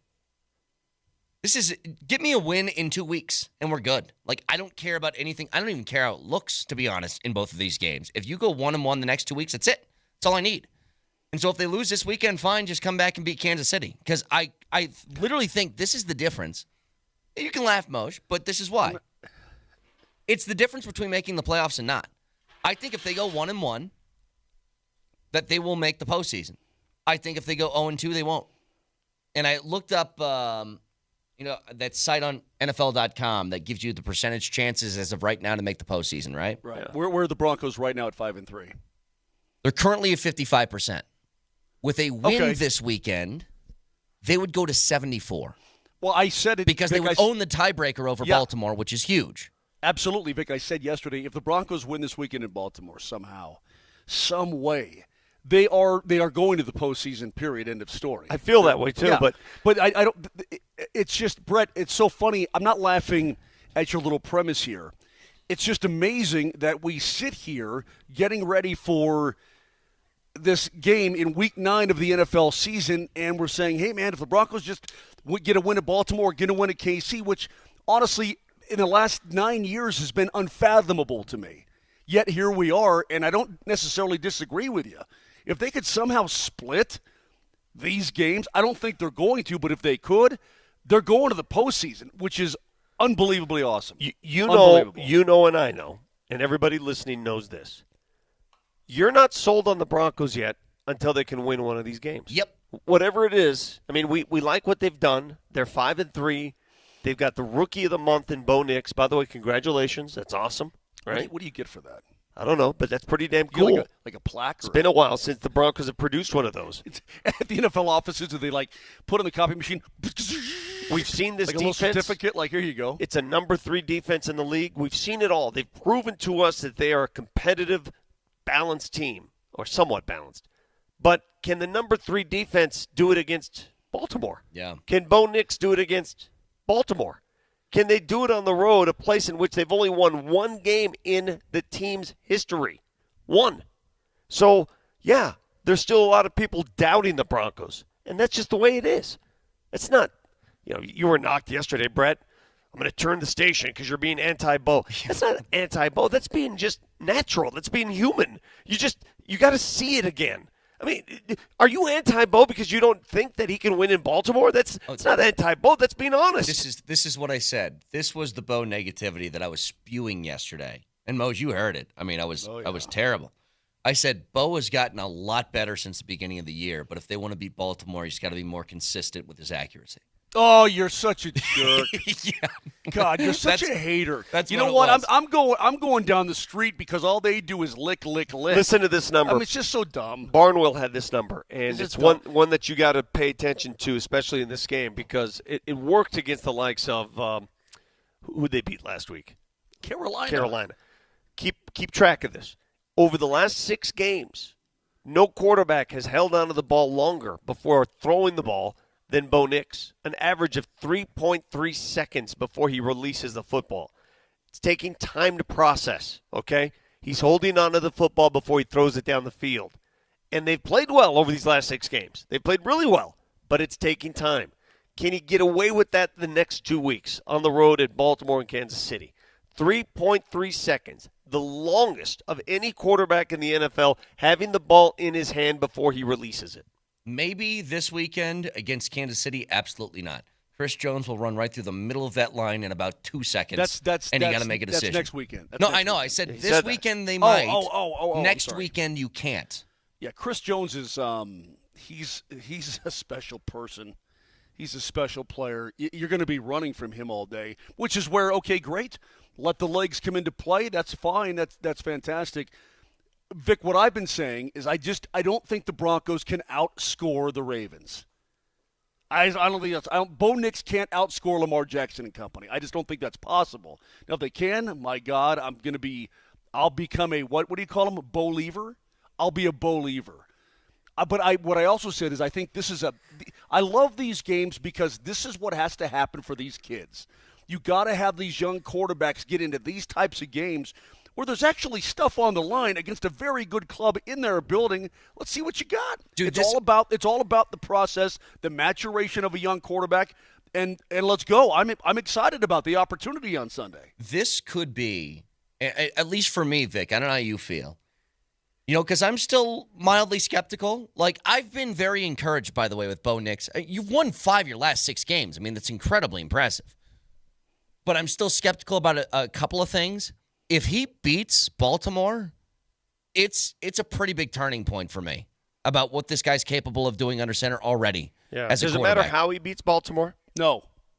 I don't think so. Well, you're talking about the defense. You're talking about the defense being unbelievable. Let me just paint a scenario and tell me how this would work for you. The Broncos have a pick six, a fumble return for a touchdown, and a special teams touchdown. They win 21-18, and they don't produce a single offensive touchdown. Okay, well, that would be different. I'm just asking. Well, listen, I'd be very happy with the win. It won't prove anything to me. I already know the defense is killer. I already know they're good. It won't prove anything to me regarding the quarterback at all. You know what? The defense has a lot to prove this week as well. Sure. I know they're number 3 ranked. I get that. They've not faced anything like this before. This is different. This isn't Carolina. This isn't even Tampa. And before Tampa's people say, offense the Tampa offense was great. It's not Baltimore. You know it, and I know it. It's not Brett, Baltimore, but they're it's like good. this. It's like this. You got that Ford, right? Your little gray Ford, and you're at the light revving, and there's an Are you old still lady driving next. that Honda? You think There's an old lady you next think to you. I rev my Explorer at But a stoplight? let's just for old time's sakes, you got an old lady in a Hyundai next to you. Okay. And you're like, all right, old lady, I got you. And you gap her off the line, right? Okay, fine. That's what the Broncos defense did to Bryce Young last week. Now you pull up to the light, and next to you is a '69 Charger, right, with a Hemi, and it's one of those deals. Yeah. You're gone. So that's what Lamar Jackson is. And again, Vic, I think you're right. Hey, maybe Brett's little Ford does keep up, right? Maybe got a little something for him. But It's going to be a heck of a try. Two things. It's going to be tough. Two things here. Number one, to answer your question, Vic, about does it matter how it looks, I suppose in the scenario you painted, then yeah, it would be a little bit different feel. I'm having a problem because I just don't see that as a possibility. Like, I don't see any way that you beat Baltimore if your quarterback doesn't play well. And that's sort of the turning point I'm talking about here, is that I think for you to win this weekend, you can't have the Broncos won, but Nick's missed this throw and he did this and this. I don't think that's going to be possible this weekend. And Texter says, why don't you guys give the Broncos defense some credit? They have a chance to shut down Baltimore. The Ravens just lost to the Browns, remember? Yeah, I do remember. I don't think you shut down Baltimore. You hold them in check. That's what Cleveland did. They held Baltimore in check to where they didn't put up 35. Were there games when you go, you know what? But what else happened, Moj? But what else happened in Cleveland? They held the Ravens offense in check and what? They threw for 330 yards and 3 touchdown passes. It was crazy. I mean, it was unbelievable. Jameis Winston had one of the best days of his entire life. Plus, they kicked a bunch of field goals in that game too. Things went right. The Cleveland Browns put up 29 points. You think I know what the Denver Broncos have been averaging. And this was a down game for Baltimore. Also, can the Broncos put up 29, 30 points against the Ravens on the road? That's all you got to ask yourself. Can they? I'll say, yeah, they can. I don't know how likely it is. If what? If Bo Nix plays well? If they get some defense, if they get a defensive touch and that sort, yeah. Oh, I don't even know if that's the case. Oh, I don't know about that, brother. I don't know, brother. Mosier, you were asking how Bo Nix received his award for Offensive Rookie of the Month. I'm being told he got a certificate that was sent via Elvis Dumerville's fax machine. That's how he got it. By the way, something to keep in mind for this game. That's funny. I've kind of brushed this off, but I mean, we're pretty late in the week for this stuff to happen. Lamar Jackson didn't practice again for the second day in a row yesterday. And I still think this is precautionary stuff. It is. I'm fully expecting him to be on the field on Sunday, but if he doesn't, that changes obviously a lot of things. PhD had a dude on yesterday, or was it Kreckman and Lindahl? They had a dude on from Baltimore saying he's going to practice today, he's fine, and that he's going to be good to go. So I'm expecting him to be in the lineup. If he's not, I'll be blown away. Jump back to this a little bit later, Vic. We'll get to the article here from Ramona Shelburne. You said talking about the future of the Nuggets and kind of what they face in the coming years. We'll get to it next.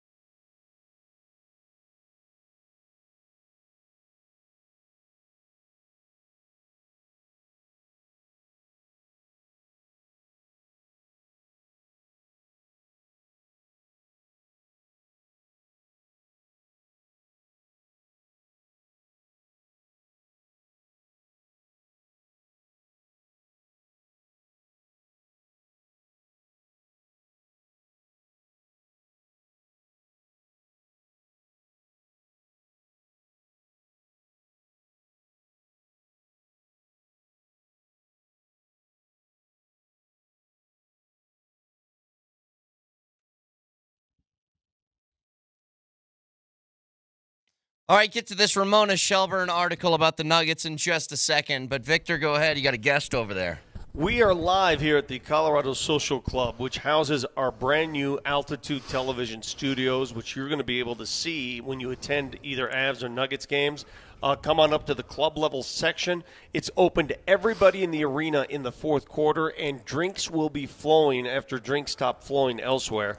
And one of the gentlemen who helped spark this new studio is Matt Kroll, who runs the show at Altitude TV. Matthew, how you doing, buddy? I'm doing good. It's been about 27 years since I've been on the radio now. Is it really? When was the last time you were on radio and TV? I was on radio, not radio and TV, but radio. Yeah. I was on radio when I was the play-by-play broadcaster for the Wisconsin Blast. You did play-by-play? Radio play-by-play, International Basketball Association of the Wisconsin Blast. So you then have – see, if you've done play-by-play, you can assess what Mark Mosier does as a play-by-play guy. Yeah, because my handful of 12 games or something that I did is – yeah, I could do Yeah, that. That's absolutely. expert It's all the status. same. Critique you all day long. It's all the same, 100%. It's all the same. Over your heck? over your right shoulder, Matthew, you have something on the screen here, and this is a state of the art. The reason I wanted to show this off, it is the coolest backboard here.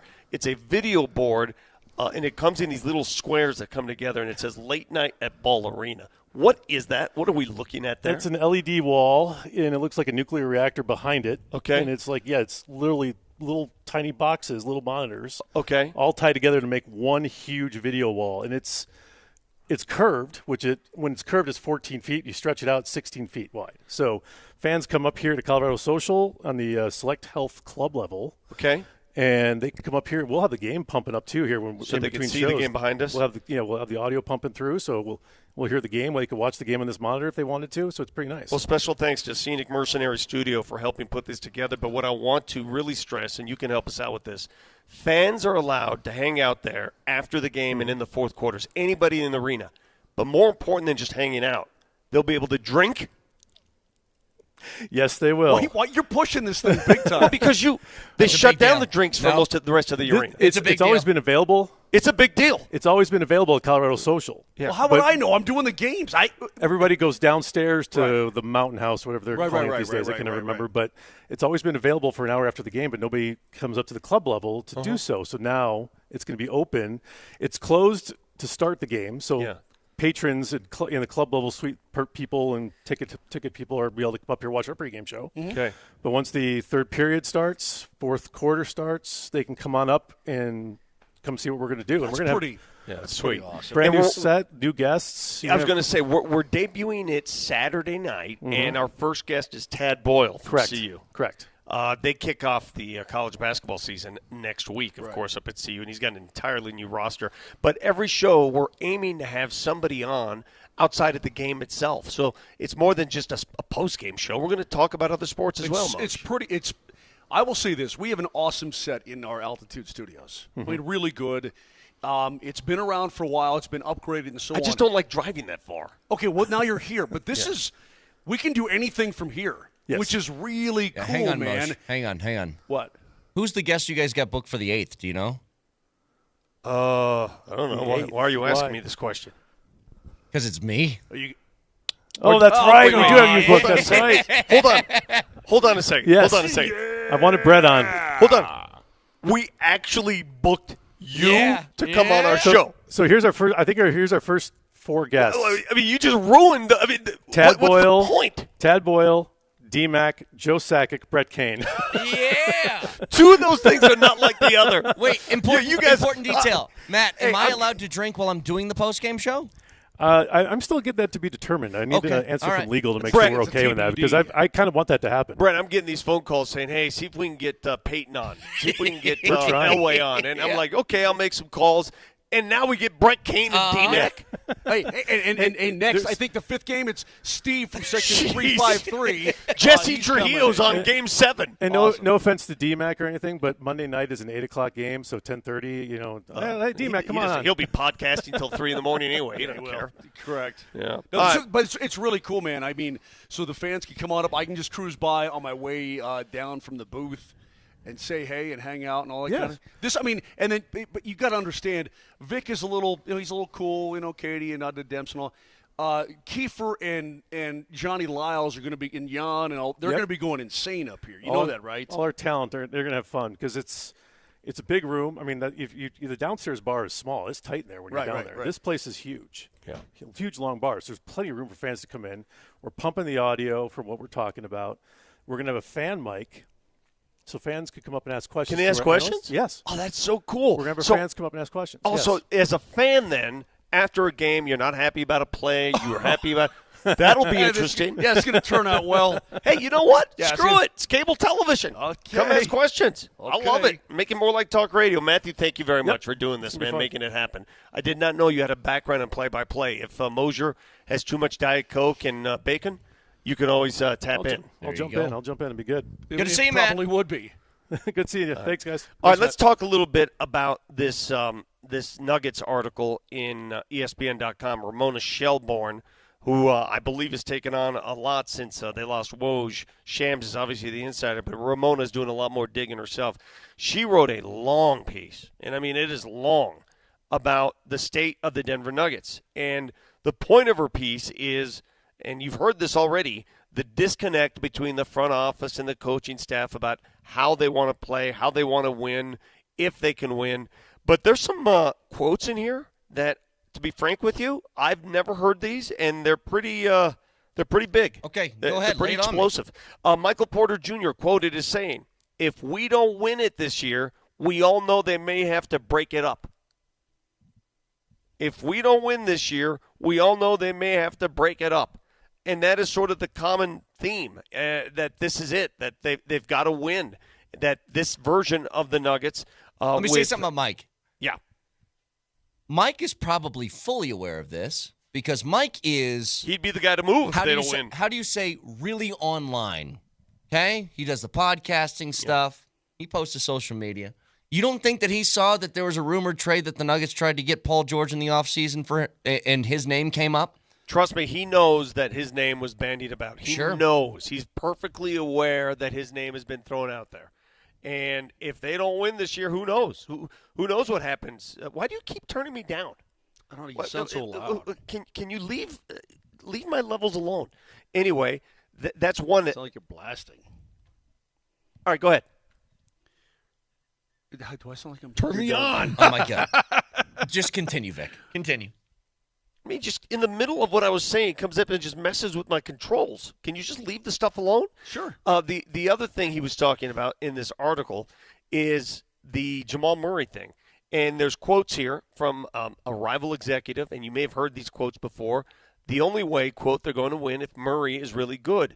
But they're going to run him, Joker, into the ground if he keeps playing this much. Murray showed up out of shape, they contend, and is not in game shape to where they want him to be.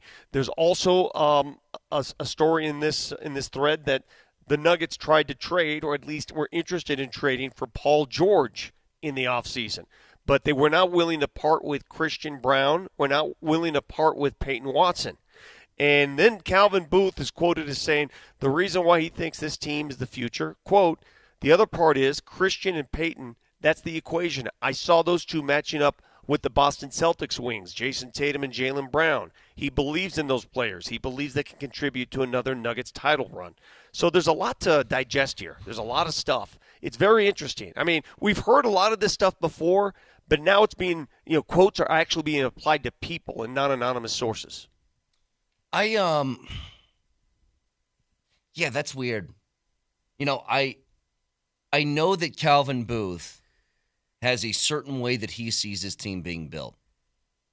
Would I tell you that I am very nervous that basically he's throwing the responsibility of the Nuggets championship window staying open on Christian Brown and Peyton Watson being guys who can match up, quote, with Tatum and Jaylen Brown? Yeah, I'm a little nervous about that.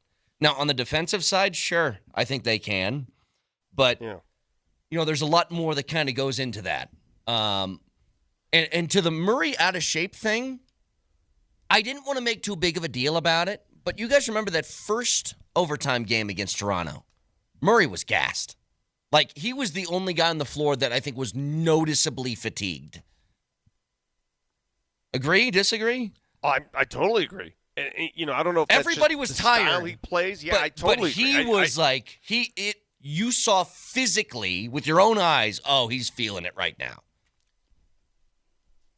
What I guess my question is, what the quotes are new, but none of this is really new to us. Well, I think the newest element is what MPJ said. I think that's well, very no, intriguing. absolutely. But I mean, it doesn't come as a huge surprise to me because the window is open, and if you're blowing it, Yeah. you've got to think of another way to get it done inside your window. And we've said it a billion times on this program. Really, outside the big man, everything else is in play. Now, I don't want to put number 27 in play, but you know what? With the way he's, quote, played, and you know what? I'm not even going to say Jamal Murray's in play because they just gave him a new contract. And I think he's probably untradeable at this point with the way he's playing. Yeah, I think. Okay, so I'm not trying to be unfair to him, Vic. I'm just saying that listen, for the Nuggets and the situation, yeah, you pay him. He's your guy. But I'm not sure another team would take that on. Everybody else right now, theoretically, is in play for another team. I think the talk of the NBA so far, and if you watch any NBA shows, if you listen to podcasts, I listened to a Bill Simmons podcast yesterday. Everybody's talking about the demise of the Denver Nuggets. It's weird. It's weird, and it's happening in real time. Why? Like this, I don't know. I just can't- don't think you can do that after 4 games. I don't mind going there if it really does happen, but you got to give me a longer run than 4 games. You just have to. But this is what I'm trying to You can't figure do it out. after 4 games. So Porter says, and I think that Porter's saying that because he's almost talking about himself. And I don't think that translates to I want to leave. That translates to I'm the guy that's going to get chopped, right? I'm the max contract that's going to be cut out of all these guys if this doesn't work. But well, can we take a second and can I just ask this? Does this feel really fast? So think about it this way. This is the equivalent of what's taken place over the last 2 years. Your team's won the Super Bowl and then lost in the divisional round. And you're saying if my team doesn't win the Super Bowl again, then we're going to make a drastic change. In hockey mode, you win the cup and then you lose in the second round of the postseason. If they don't win the following year, we're going to start cutting some major pieces. In baseball, I won the World Series and I lost the following year in the ALDS. I'm going to shake up the lineup. It just feels really quick right now. And I don't know if that's a basketball thing. Maybe my mentality is wrong on this. I don't know what I'm missing here. Well, why Brett, does this feel so drastic right now? Here's the thing. When I look at last year and the Nuggets' departure from the postseason in Game 7, again, I'm of the belief that if they win that game, they're going to beat Dallas, and they'll probably lose to Boston, but I think they get there. That's my own opinion. Why are I people guess I talking could be like wrong. they got swept in the Because first round of the I think- playoffs last year? Because I think what people are fearing, and this is what my fear is, so I'll just relay my fear, is that they're on the decline. Okay, that they are not, and it might not be significant, but that they're on that just little tiny. Let me ask you. I'll answer that question with a question. And you don't want to see that. You want to see it maintained. I mean, it's a fear. It may not even be reality, Vic, but that's what my fear is. Let me ask you a question. Please. The Nuggets play the Minnesota Timberwolves tonight in Minnie. Both teams coming off 2 days rest. Do you expect the Nuggets to win this game? No, not really. Brett, do you expect the Nuggets to beat the T-Wolves tonight? Yes. You do? They're okay, good. So, Yes. Okay, all right. So here are two different takes. Minnesota's favored. I think in the past, I think 2 years ago, I absolutely expect them to do it. I think this would be a better question. Would you be surprised if the Nuggets won tonight? No, I would not. Okay.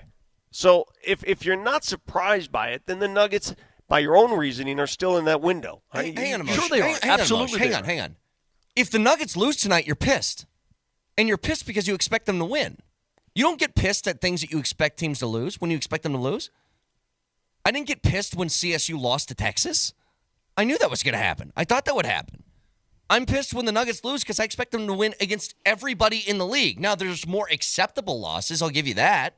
But I consider the Nuggets championship contenders. And if you don't, I think you're being ridiculous. They have the best player in the world on their team. I do too, Brett, but I think it's... If the Boston Celtics were playing in Minnesota, would you expect them to win? Yeah, I probably would. Well, see, therein lies the difference then. Well, would you? Yeah. Okay. Well, therein lies the difference. Then your built-in expectations have changed. That is correct. And here we are. And here we are, Brett. And that's why I think some fans And some of these stories are coming out because those expectations should not change that quickly. They shouldn't. They still have a core four that won an NBA title. I need to know what I'm missing here. Texture says, Brett, you're delusional. I'm delusional for thinking the Nuggets should beat the Minnesota Timberwolves tonight. And explain why. The Nuggets are a year removed from a championship. They beat Minnesota in 5 games 2 years ago and lost in Game 7 last year. Why are we pretending that Minnesota is head and shoulders better than the Nuggets all of a sudden? What's going on here? What am I missing? We're not pretending. I'm not that they're saying at you home guys necessarily. and they're good. But what part of what I just said makes you think that the T-Wolves are, who, by the way, traded their second best player off their roster last year? They did that. Agreed. But let's say this, Brett. Now the Nuggets going into Minnesota is much more of an iffy proposition than it was last year. I'm going to make it really easy. Is that fair? Is that fair to say? I'm going to make it. I'm going to make it really easy for every Nuggets fan listening. For you two bickering about this, it's very easy.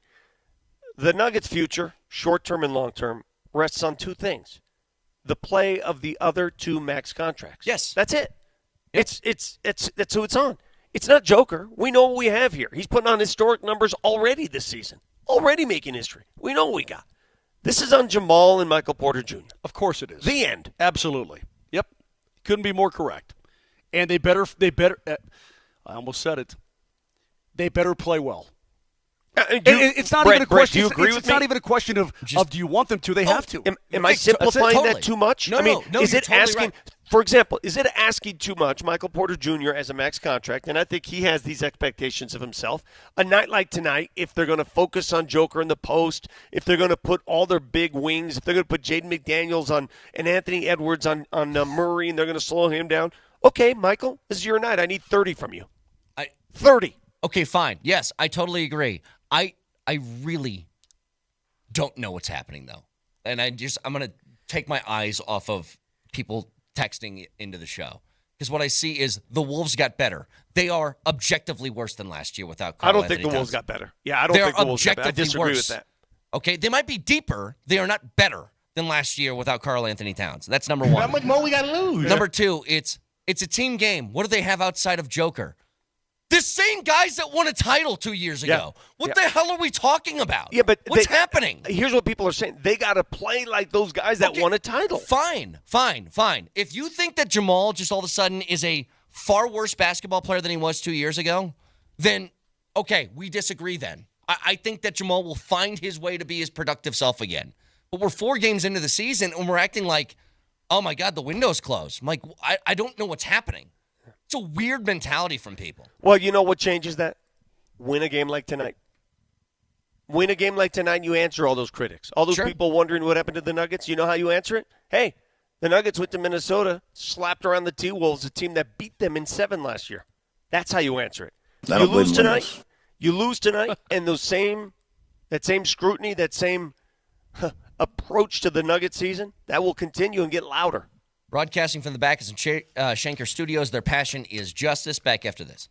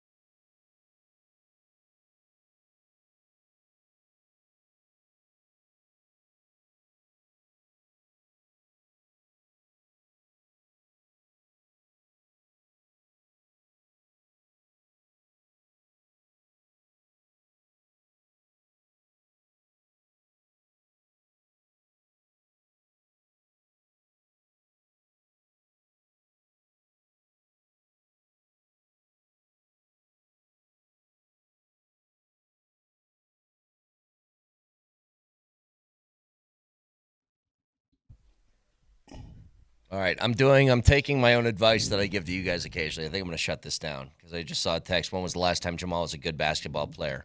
Last year. Last year he was, just not for a 2-week stretch in the postseason. But he was a very good basketball player last year. He had career highs in every single number. So I'm just going to shut that down and stop looking at it, and we can continue. Jamal Murray made a shot. Yeah, he did. I mean, he beat the Lakers. It's almost unfair. I feel bad for some of the role players on the Nuggets because you're always going to be compared to the unicorn. You're going to be compared to him. And no matter what you do, no matter how you fare, those comparisons will fall short. Because no one can compare to Nikola Jokic. No one. You put him on every other team, and it's Nikola Jokic. There's no one like him. So everyone else is going to come. Yeah, but no one's going to compare to LeBron, but you got AD. I mean, you still have another good player. Right? Sure. You know, I mean, no one's going to compare. I mean, when you look at Boston, I mean, they got two very good players there, two superstar players there. I don't know, man. Do you know what it is, though? I think that we should expect it. We should expect it out of Jamal Murray and Michael Porter Jr. We should expect it because we know they can do it. This is the biggest thing that Jokic does that skews how we view, I think, everybody else on this team. And that includes Jamal, MPJ, role players, bench, all of it. It's not so much the raw data. It's not like the 25 points, 12 boards, 8 assists per game. I think everybody understands it's unfair to compare that to Jamal or compare that to Porter or compare that to Gordon. You know what it is? It's the freakish, arguably all-time best consistency that he has every night. That's the difference. Like, at the end of the year, Porter's going to have games where he goes 1 of 9 from 3, and then he goes 7 of 10, and that'll equal out to about 40%. Jokic shoots 60% every night, without question. Like, every night he does the same thing. Every shooting percent. When's the last time you said Jokic had an off night? Like, it doesn't happen. He's good every time he hits the floor. It only does when he refuses to shoot the ball, which is nowadays very rare. It used to be more common, where he just said, you know what, I'm just not going to shoot tonight, right? Yeah. But Jamal has like 2 great nights, 2 bad nights. Here's a really good one. Yeah, this one's subpar. You need consistency. You're totally right. But Gabe. you know what, guys? Crazy things tend to happen when expectations change. When you're raising your game to get to that championship level and you're making a trip to Minnesota, which is a really good team, you're like, oh, man, let's see if we can win that game. Oh, wow, we beat them. You're on your way. But when you win a championship, those games no longer – you expect to win those games, right? Those are now expectations that are secure. Yeah. You've been there. And that's what changes. It's the way we see it. A game in Minnesota is going to be hard for any team in the NBA. All right, any team in the NBA visiting Minnesota tonight, that would be a hard game. If the Nuggets don't win tonight, are they washed up? No. But if your expectation is they better win or the season's lost, that's just the wrong way to look at it. At the same time, yeah, they should win. What's the surprise if they win? What's the big deal if they win? They should win a game like this. Why not? I see both sides of it. Let's go to the other team over there, Moj. Real quick, though. It's just this will be the last I want to talk about the NBA, perhaps, for the rest of this year. Huh? Is it the last time you're going to talk about the NBA? I'm sorry, for the rest of this show.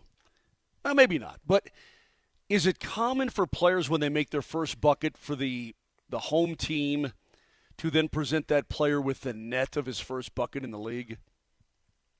Oh, you're talking about Bronny? This whole crap. He played with his dad. I think they probably opening get a ball, don't they, Vic? Okay, yeah. I don't know. I'm not aware of any of that. I've never seen it. I've never seen. I don't know. When Colin Gillespie or Jalen Pickett or when they scored their first buckets. To take okay, good, but the Cavaliers were home last night and they cut down the nets for him. I mean, hang on a second. He had 2 points. He had 2 points in 5 minutes. It's only his second game of the year, and it was in Cleveland, so there was a symbolism there, I guess, right? I can't help but think that LeBron is doing his kid dirty here, man. There's extra special things going on. It's kind of sad to watch and sad to see. It really kind of is. You like getting nailed by the king? Now, Never again, not Cleveland. Make me laugh. Cleveland beat the snot out of the Lakers last night. Cleveland's off to a 5-0 start, by the way. Did you see that? The Cavaliers are actually good. But they put the kid in the game. He's got 4 total minutes or whatever it was, and he makes a bucket. Yay. Okay, I'm going to be honest, Moshe. I'm going to pull a Vic here. I don't care about Bronny. I don't care either. I don't care about him at all. Why is it one of the top stories that You're making it a story. You seem to be. Well, no, it's all over the interwebs, and it's all over the 4-letter. I mean, you have to read it. Yeah, maybe I should just stay away. I got something that is important, though. There was a long answer that we're going to chop up into a few different bits here from Bednar yesterday. Because he was asked about the goaltending situation.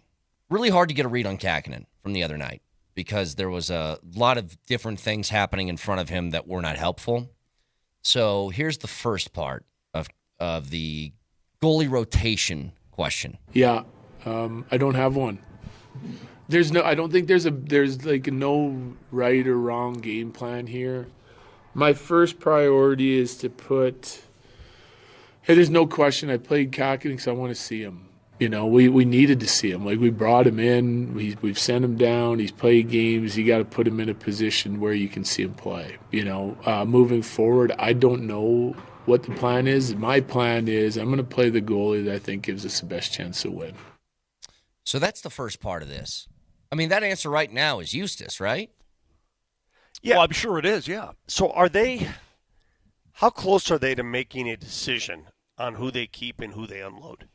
I think when Jerry Bednar, I think he's being perfectly honest. Yeah. He just said, I don't know. It's fluid. How long do you think know. that takes? I'm gonna get the best guy in there to get us a dub. Okay. Well, and by the way, they've got a game tomorrow night in Nashville, then they don't play again until Tuesday against Seattle. So I mean, you've got one game in 5 nights for when you had 3 and 4. So it's, I don't know, Vic. Let's make this deduction. Eustace Annunen is on the team no matter what. He's been their most. Yeah. Like I said, the juice ain't going anywhere. Okay, so Eustace is put him aside. It's down to Georgie and Kakko. That's what it feels like. All right, and Kakinen. I know. I'm gonna call him Kakko. We can call him his first name. Kakko's another guy. Whatever. Yeah, Kaapo Kakko's a forward. Kaapo Kakkonen. It's between him and Georgie. All right. To be honest, it's up to Georgie. It's up to Georgie. If Georgie can regain something, it's his job. Well, and this is sort of an indictment on him. Here's part 2. So I would Those throw Georgie guys out. have to take care of what Sorry they about have that. to do Sorry to about put that. themselves. It's okay. I would throw Georgie out as often as I possibly could. And if he can't prove it, he can't prove it. Here's Bednar on that. Those guys have to take care of what they have to do to put themselves in that position. I can't worry about guys' feelings, that they don't like 3 goalies. That's not my call, right? My call is to make sure that, number one, I'm playing a rested goalie that feels good and ready to go, and then I'm going to put the goalie that I think gives us the best chance to win in. This is pro hockey. It's not minor hockey where everyone gets to play. So that's part 2. It's like field day. I don't give a damn about your feelings. Of all the people in the world, you should absolutely love that response. Totally. Okay. I'm just curious. The only question I have is how long does that process take? You know what, Vic? Yeah. We'll know it when we get to there. Yeah. I think you'll know it when you get to the answer. You'll know it. Well, here's the last part. This is brutal honesty here, okay? I feel for them that there's 3 guys and they got to share the net and they got to go out early and get extra work or stay out late and get extra work. But that's a situation we're in, and we're in it because our goaltending wasn't good enough at the start of the year. If it comes around and we get 2 guys that can play, then we'll use him. If it's 1 guy that can play, then we'll use him more than the other guy, And eventually it'll get down to 2. We don't have the luxury of carrying 3 for long. That's about as honest as you can get, man. Yeah, and what it sounds like to me, Brett, is they know they've got 1 guy. They think they've got 1 guy. They think it's the secondary guy, and you have to play those other 2 guys to see if you have that other guy. And by playing them sometimes, you risk losing games like they did to Chicago. Sure. And that was a back-to-back. But, yeah, totally, absolutely. And again, this is me surmising. This is me guessing that the juice isn't going anywhere because I don't think he is. I mean, he's a guy that you've drafted, a guy that you've developed, and he hasn't played a billion games in his life. Brett, he still has played less than half of a season. He's played like a quarter of a season in terms of total games. You know what I mean? Yeah. He hasn't played that much. It would be hard for me to believe that he's going anywhere or they would do something with him, but who knows? I mean, they're just looking for a guy who's going to stop the puck consistently enough for them to get W's, especially in a time of need. And right now, that's what they are in, Brett. They're in a time of need. They've got 6 of the top 9 on the shelf. I don't think that Bednar uses this tactic very often, where that's almost a direct call out. It's like, guys, step your bleeping game up, okay? I'm not messing around he here. Hardly ever does. The only other one I can remember, at least recently, he did that with, who was the young kid that they gave second line minutes to start the year, and it just wasn't working? What was his name again? That was he's in Montreal, Newhook. Newhook. He did that once with Newhook that I remember, where it's like, this is specifically like, I'm telling you, and I'm telling everybody in the media, this isn't good enough. Somebody's got to pick up their game. Well, this is your opportunity to be, if you can be the 2C that we're looking for. He told everybody. Then great, but if you can't, then you're gone. I mean, we're moving on. Turn around, show me your backs, and then he lit a torch, and he just started going right on both butt cheeks to every single one of those guys and was like, if this doesn't light a fire under you, I'm telling you right now, somebody's going to lose their job. And I think that he's pissed that it took into the season for this to happen, right? That you're doing what feels like training camp preseason decisions 10 games into the year.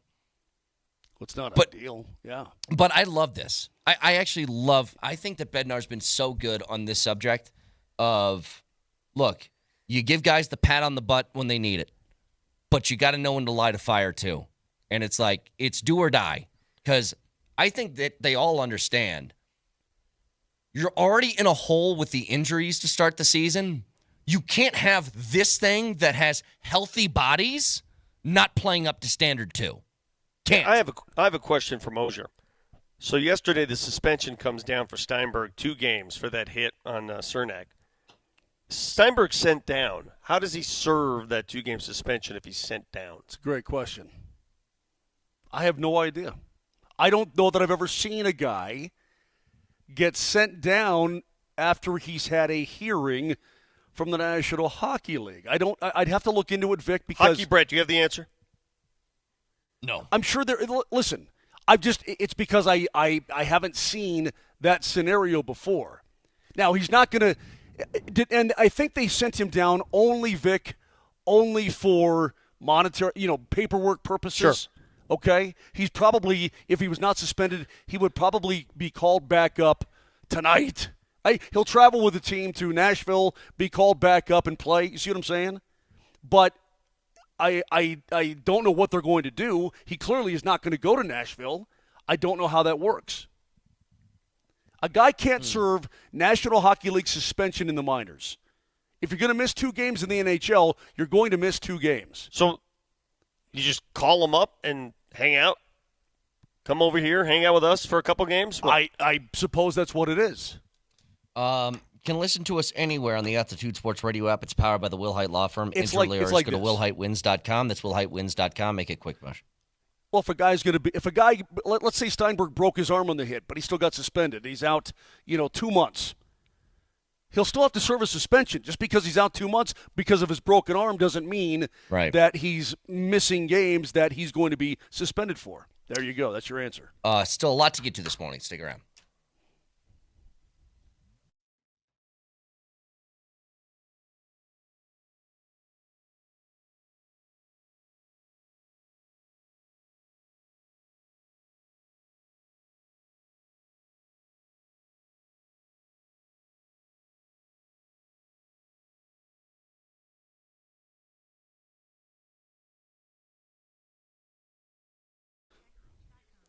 You don't need to know my everyday life, but guess where I went yesterday? I'm going to tell you. I went to the Rocky Mountain Men's Clinic, and I saw other dudes in there as well. I had some low testosterone. It happens, but I did something about it. Maybe you've got a little bit of brain fog. You're putting on some weight, waking up tired, maybe, and a decrease in libido. It happens. It's fixable. Go to RockyMountainMen'sClinic.com. Take a 10-question, 2-minute test. I did. I saw treatment. It's great. Works. They're experts at getting you back to being you. There's nothing to be ashamed of. tell Father Time to get bent. The appointments are super easy, just $99 and includes medical consult, low T and PSA test, very comprehensive. If you sign up that day, your appointment is absolutely free. Do not wait. Go to RockyMountainMen'sClinic.com or call 720-440-7900. That's 720-440-7900. I'm glad I did it. You will be too.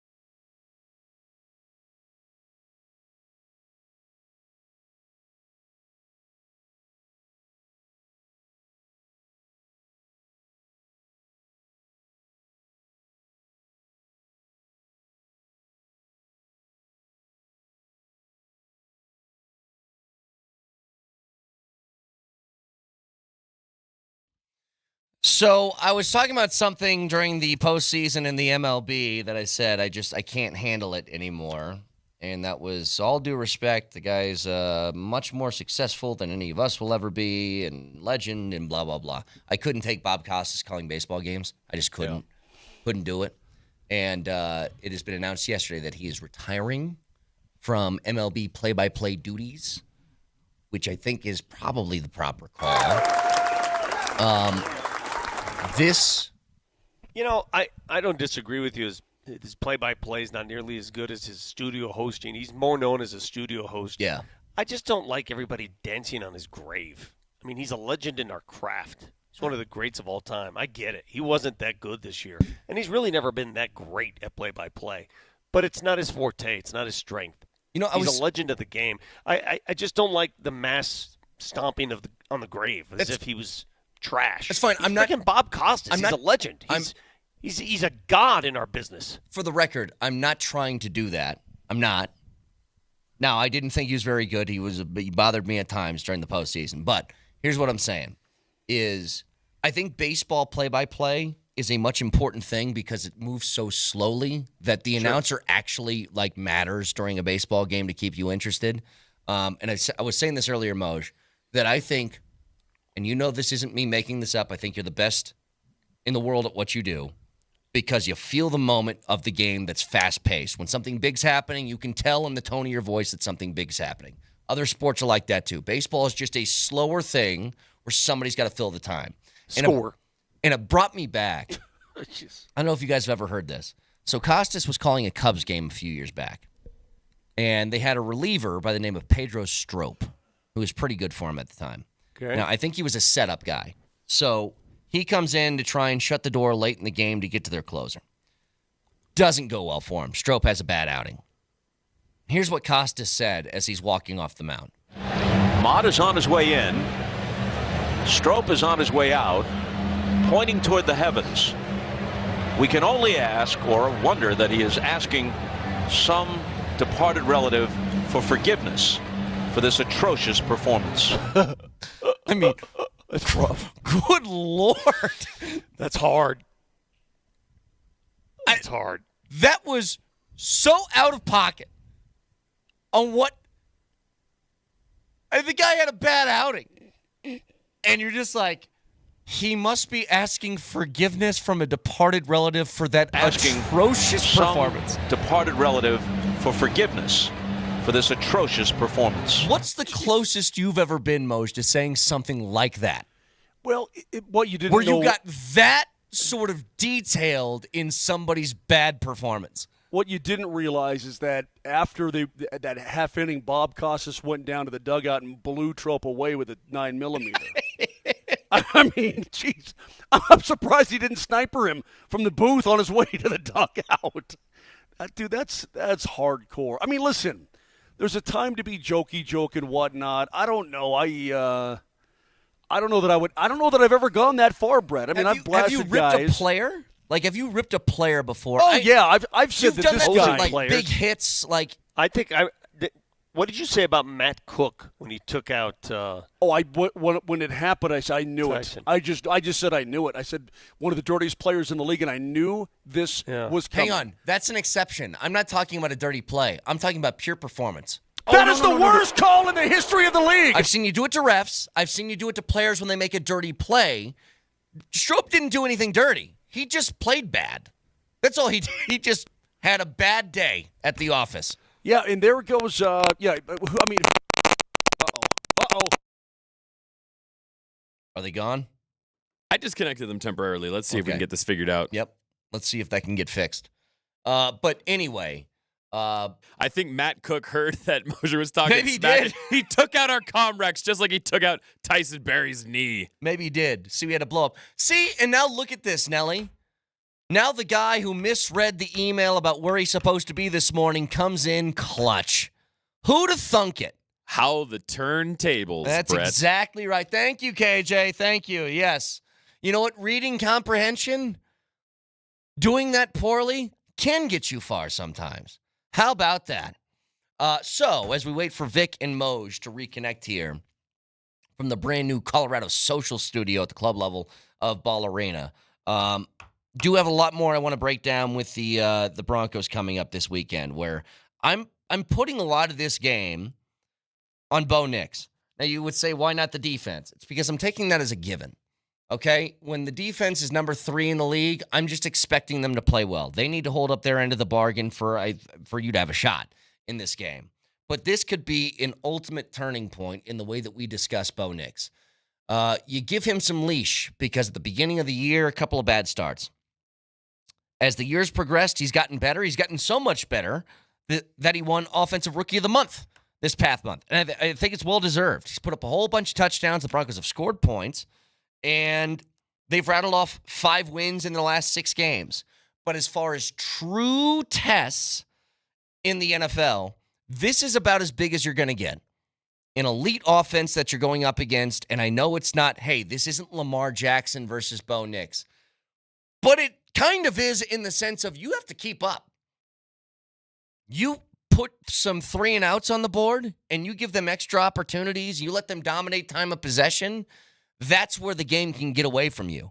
Like the details here, don't turn the ball over and move the chains. They were excellent last week on third downs, 11 of 17 on third down conversion rate.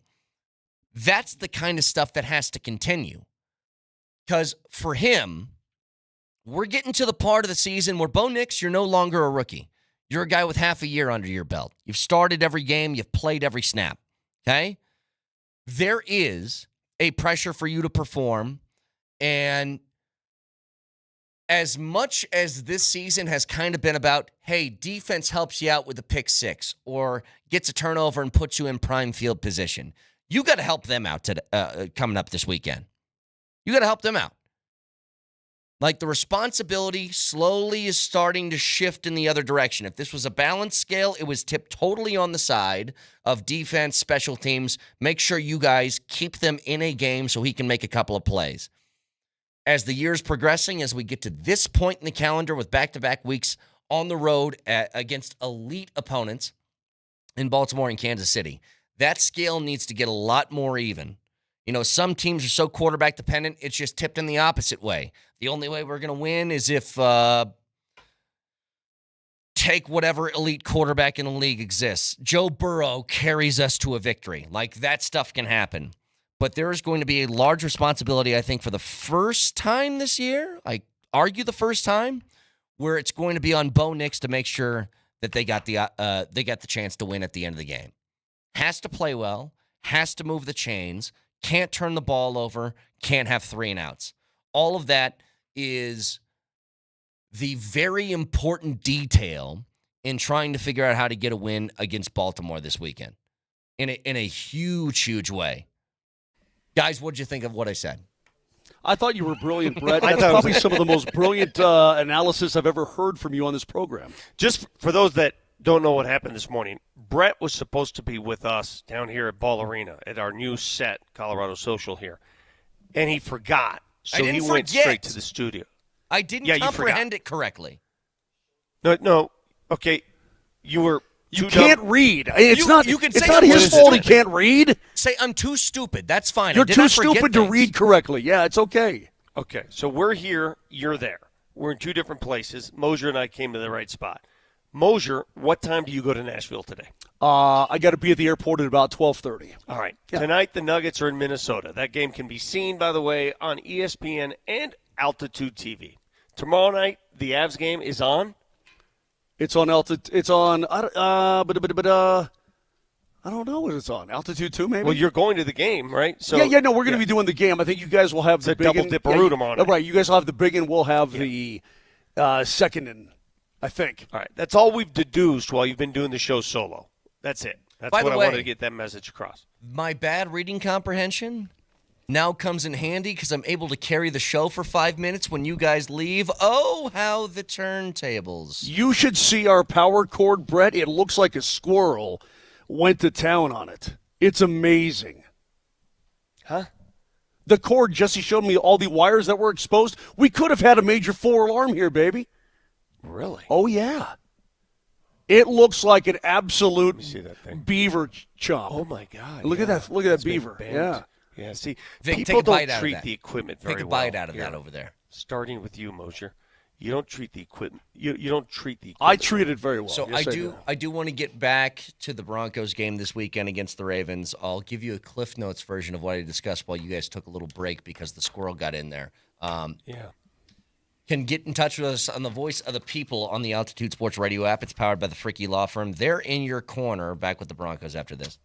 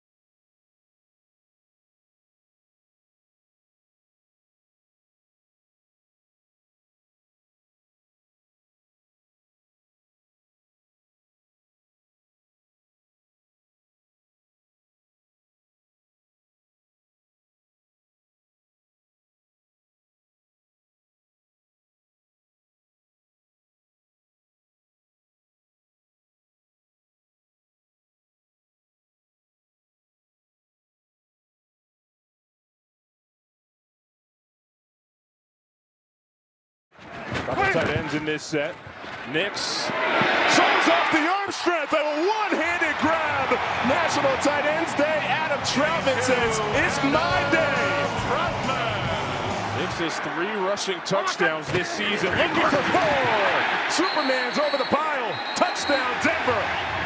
You talk about progress from one week to another. For the Broncos, they're 10 of 12 on third down today. That's an area where they've struggled all season long. McLaughlin to the corner of the end zone. Stays in.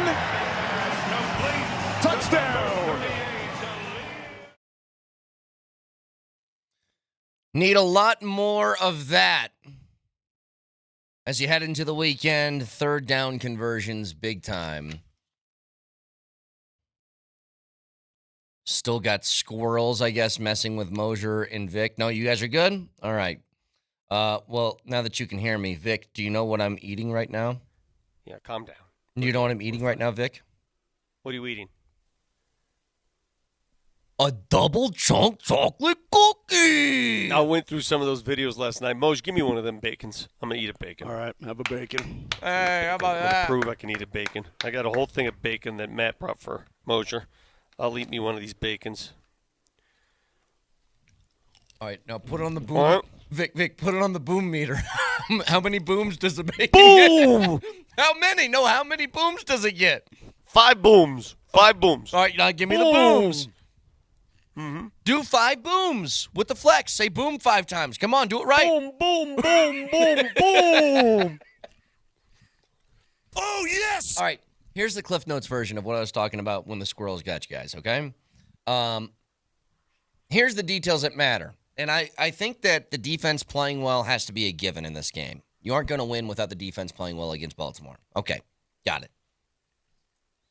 I think this game is going to come down to a lot of what Bo Nix can do. And it's this. Obviously, can't turn the ball over. That's a big detail. Can't do it. When every game in which he's thrown an interception, the Broncos have lost. 2, do you know what they were on third down last week? I get it that it's Carolina. They're really good on third down. They were 11 really of 17. Good. Yeah.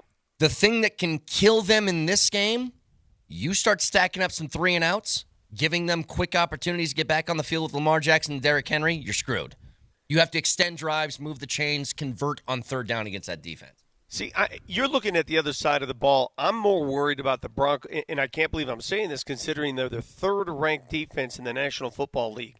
Can the Broncos trenches, can the Broncos front, can they stop Baltimore's run game where it all starts?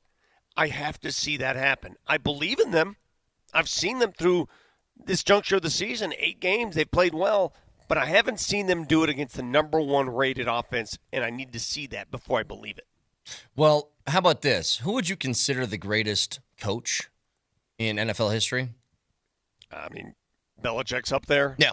Lombardi's up there. Sure. Belichick's one of them. Bill Belichick is doing the TV thing now, and so he did an evaluation of the Broncos. Listen to this.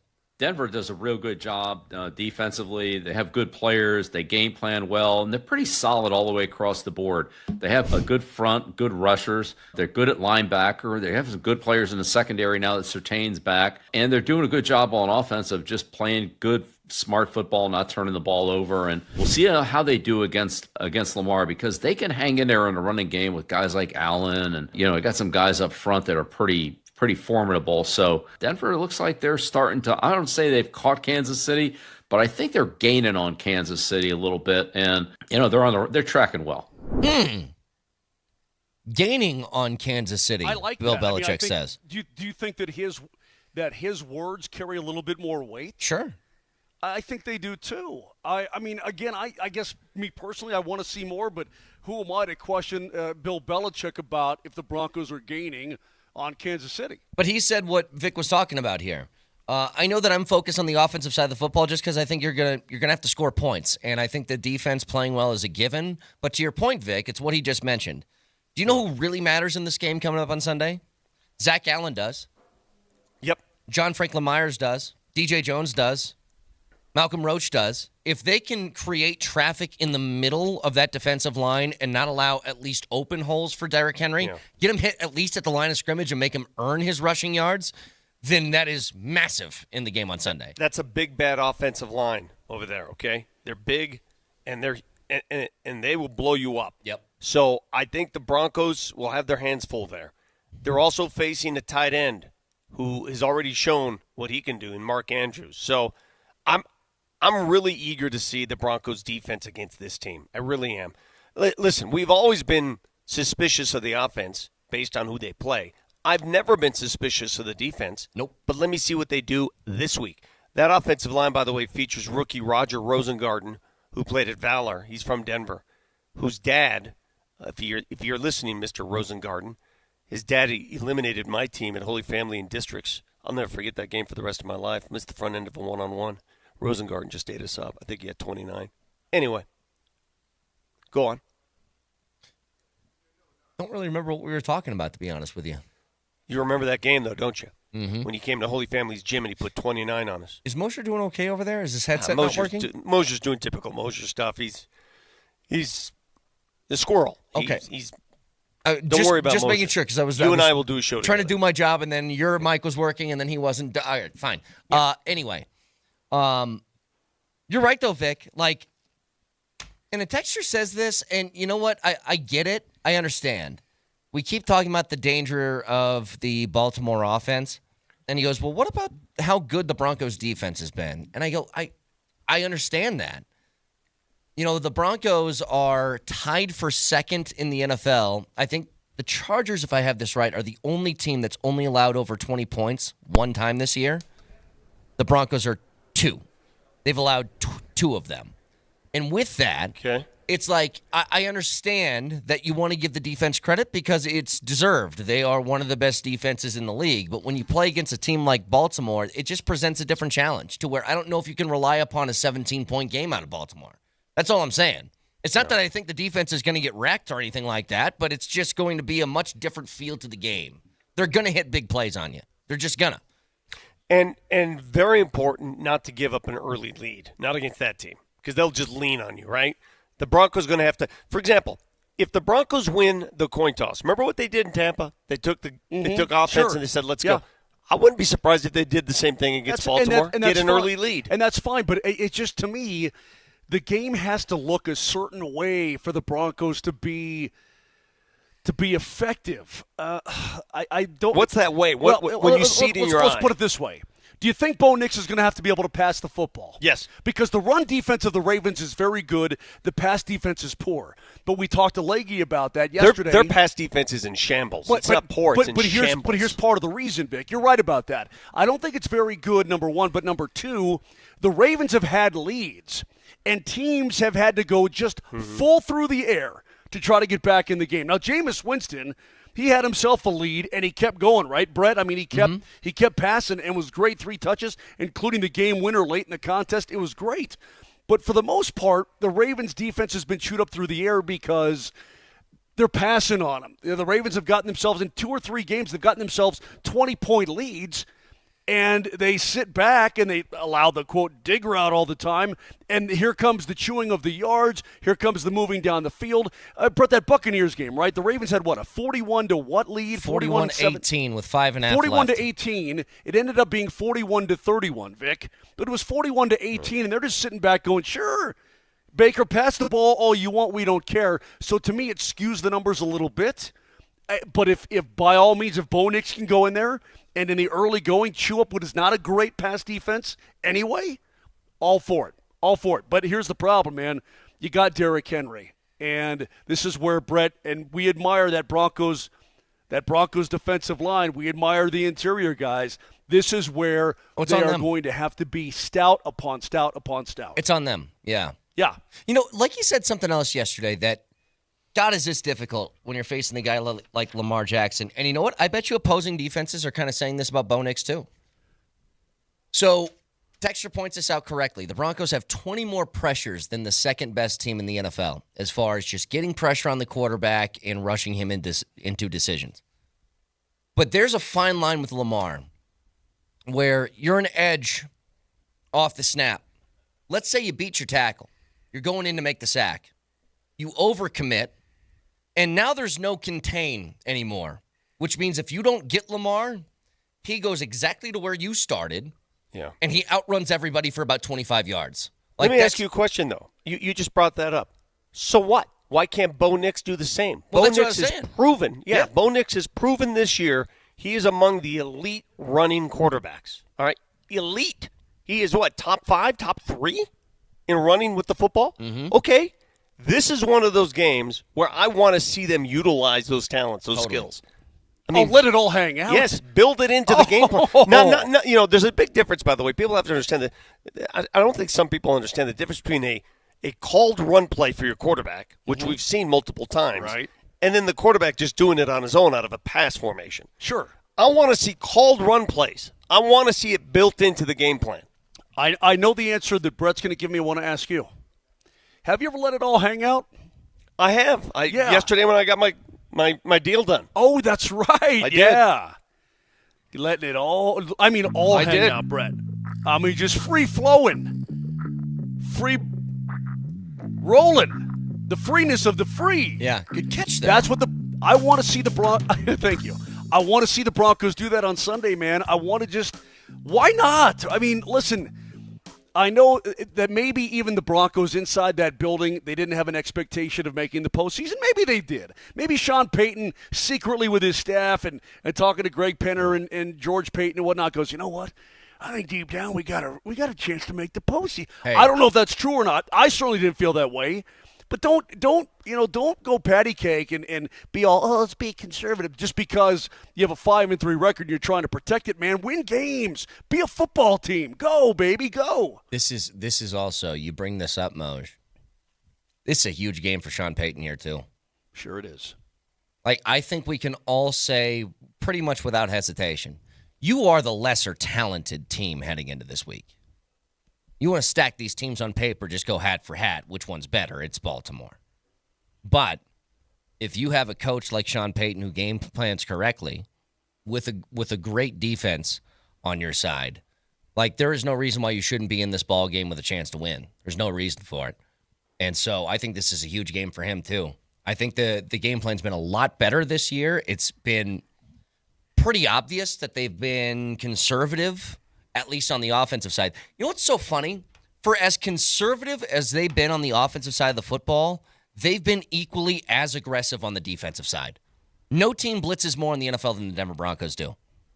And so it's like the defense is just, guys, let it rip. We're going to send the house, hope we cover properly, and just do it that way. Offensively, it's, all right, let's not get too crazy. Run the football a couple times, a little dump-off pass here and there. It's just a weird dichotomy between the two that's working. Again, you win 5 of your last 6 games. There's not a lot to criticize when you win 5 of 6. Hey, when we have Schefter on the air Monday, right? Mm-hmm. What time Monday? 8 o'clock on Monday morning. We got to mess with him a little bit. Apparently the video he produced last night, because you guys all saw it. You all saw the New York Jets player who fumbled, who let go of the ball before he crossed. Yep. And it was a touchback. Malachi Corley. Yeah. Apparently I'm watching it right now. Wait. What? So, I'll let you finish in a second thing. Did you call him Malachi? What I say? Malachi. Did you call him Malachi? Yeah, that is as bad as Conception. You know why? Concepcion, you're so bad. Malachi. I got the hold on. I got the Malachi crunch. Oh, that's so good. I got the Malachi crunch from Happy Days in my so head. Good. I'm sorry. He called Malachi Malachi.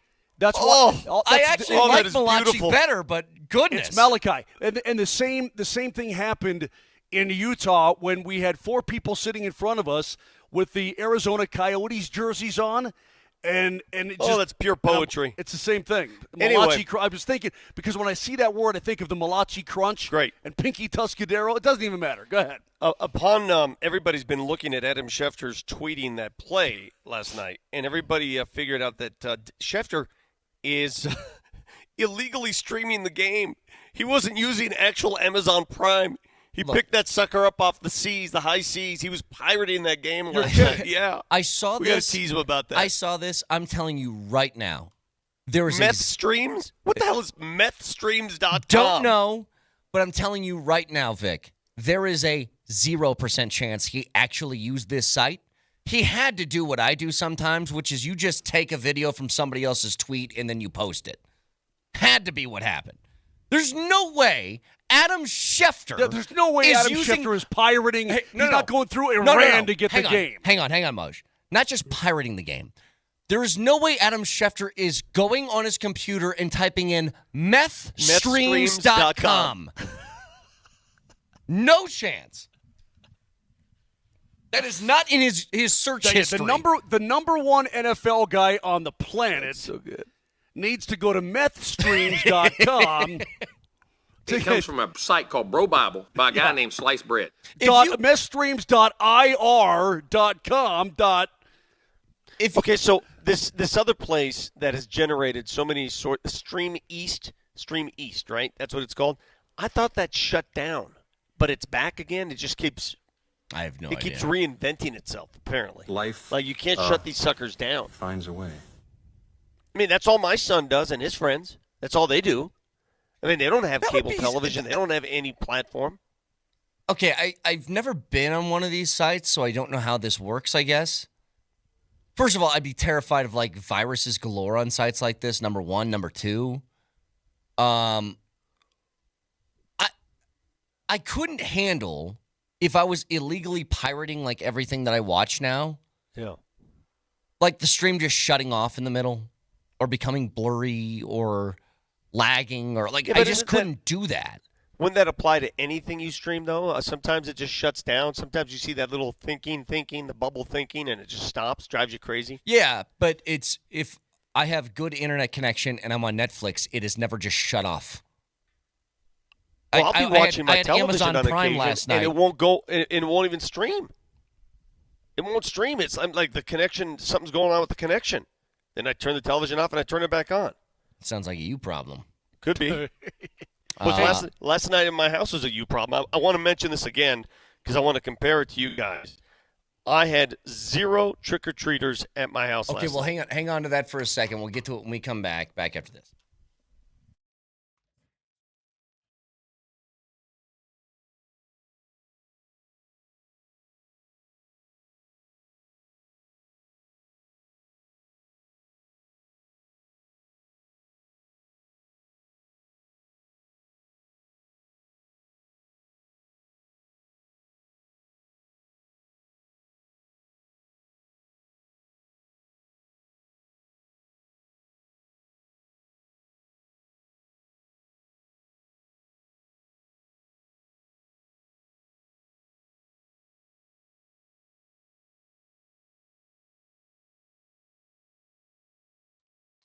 Circus Sports available now, and that Broncos spread 8 points now in favor of the Ravens, but it has dropped a little bit in the last couple of days, and you can find that and so much more on the Circus Sports book. The over under 46.5. They'll have all the game props available on game day for you, so go check it out for yourself. Also, with everything else happening surrounding the football season. Basketball tonight, the Nuggets winners of 2 in a row. They're 4-point dogs on the road at Minnesota. So download the app. You can find the best odds in the game. You will not find better odds anywhere else than the Circus Sportsbook. Tight moneyline splits, low holds, excellent customer service. Download the app right now or go to circusports.com. And always remember, any gambling problem, call or text 1-800-GAMBLER.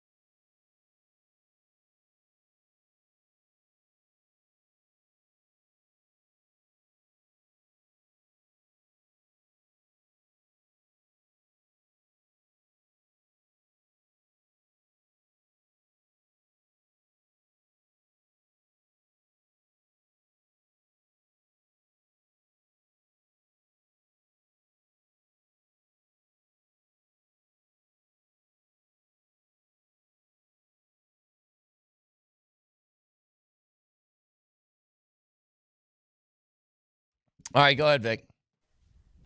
What do you want me to go ahead on? What you were just talking about. Did you forget?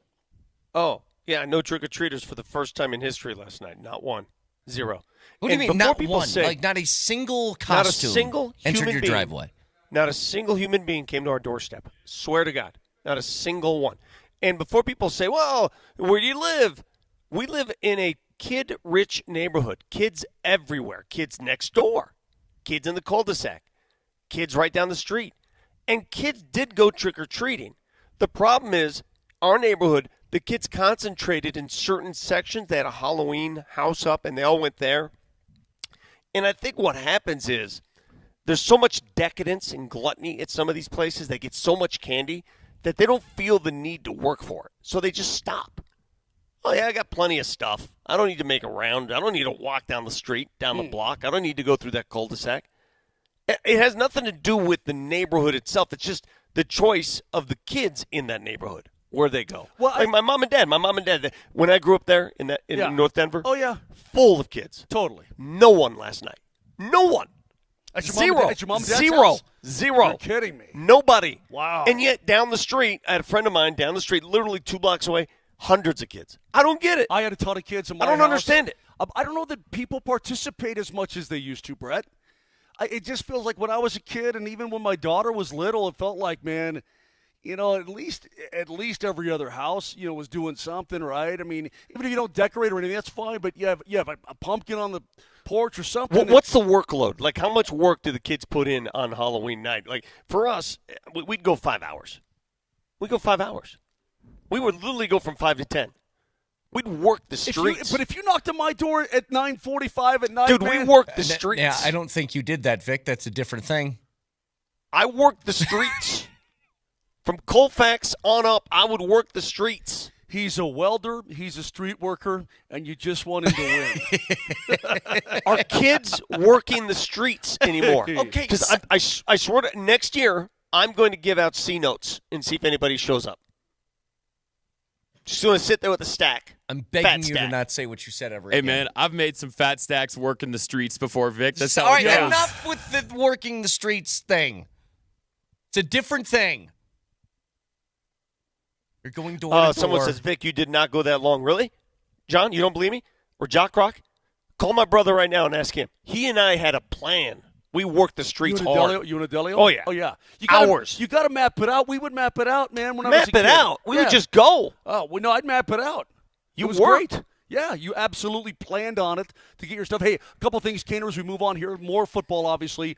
The Avs have recalled T.J. Tynan again. We saw him the other night. And they've recalled Nikita Prishopov, which is very interesting to me because he's a guy that was a 7th-round draft pick this year. But he came over. He played in Russia. He's from Russia. He played in the Russian juniors, but he came over to play in the Quebec Major Junior League. He played for the Victoriaville Tigers. And it's interesting because the Avs finally drafted him this year in the 7th round, but he's 20 years old, so he could go to the A, and now he's been called up. A 20-year-old is going to get his opportunity to make his debut tomorrow night in Music City. That's pretty cool.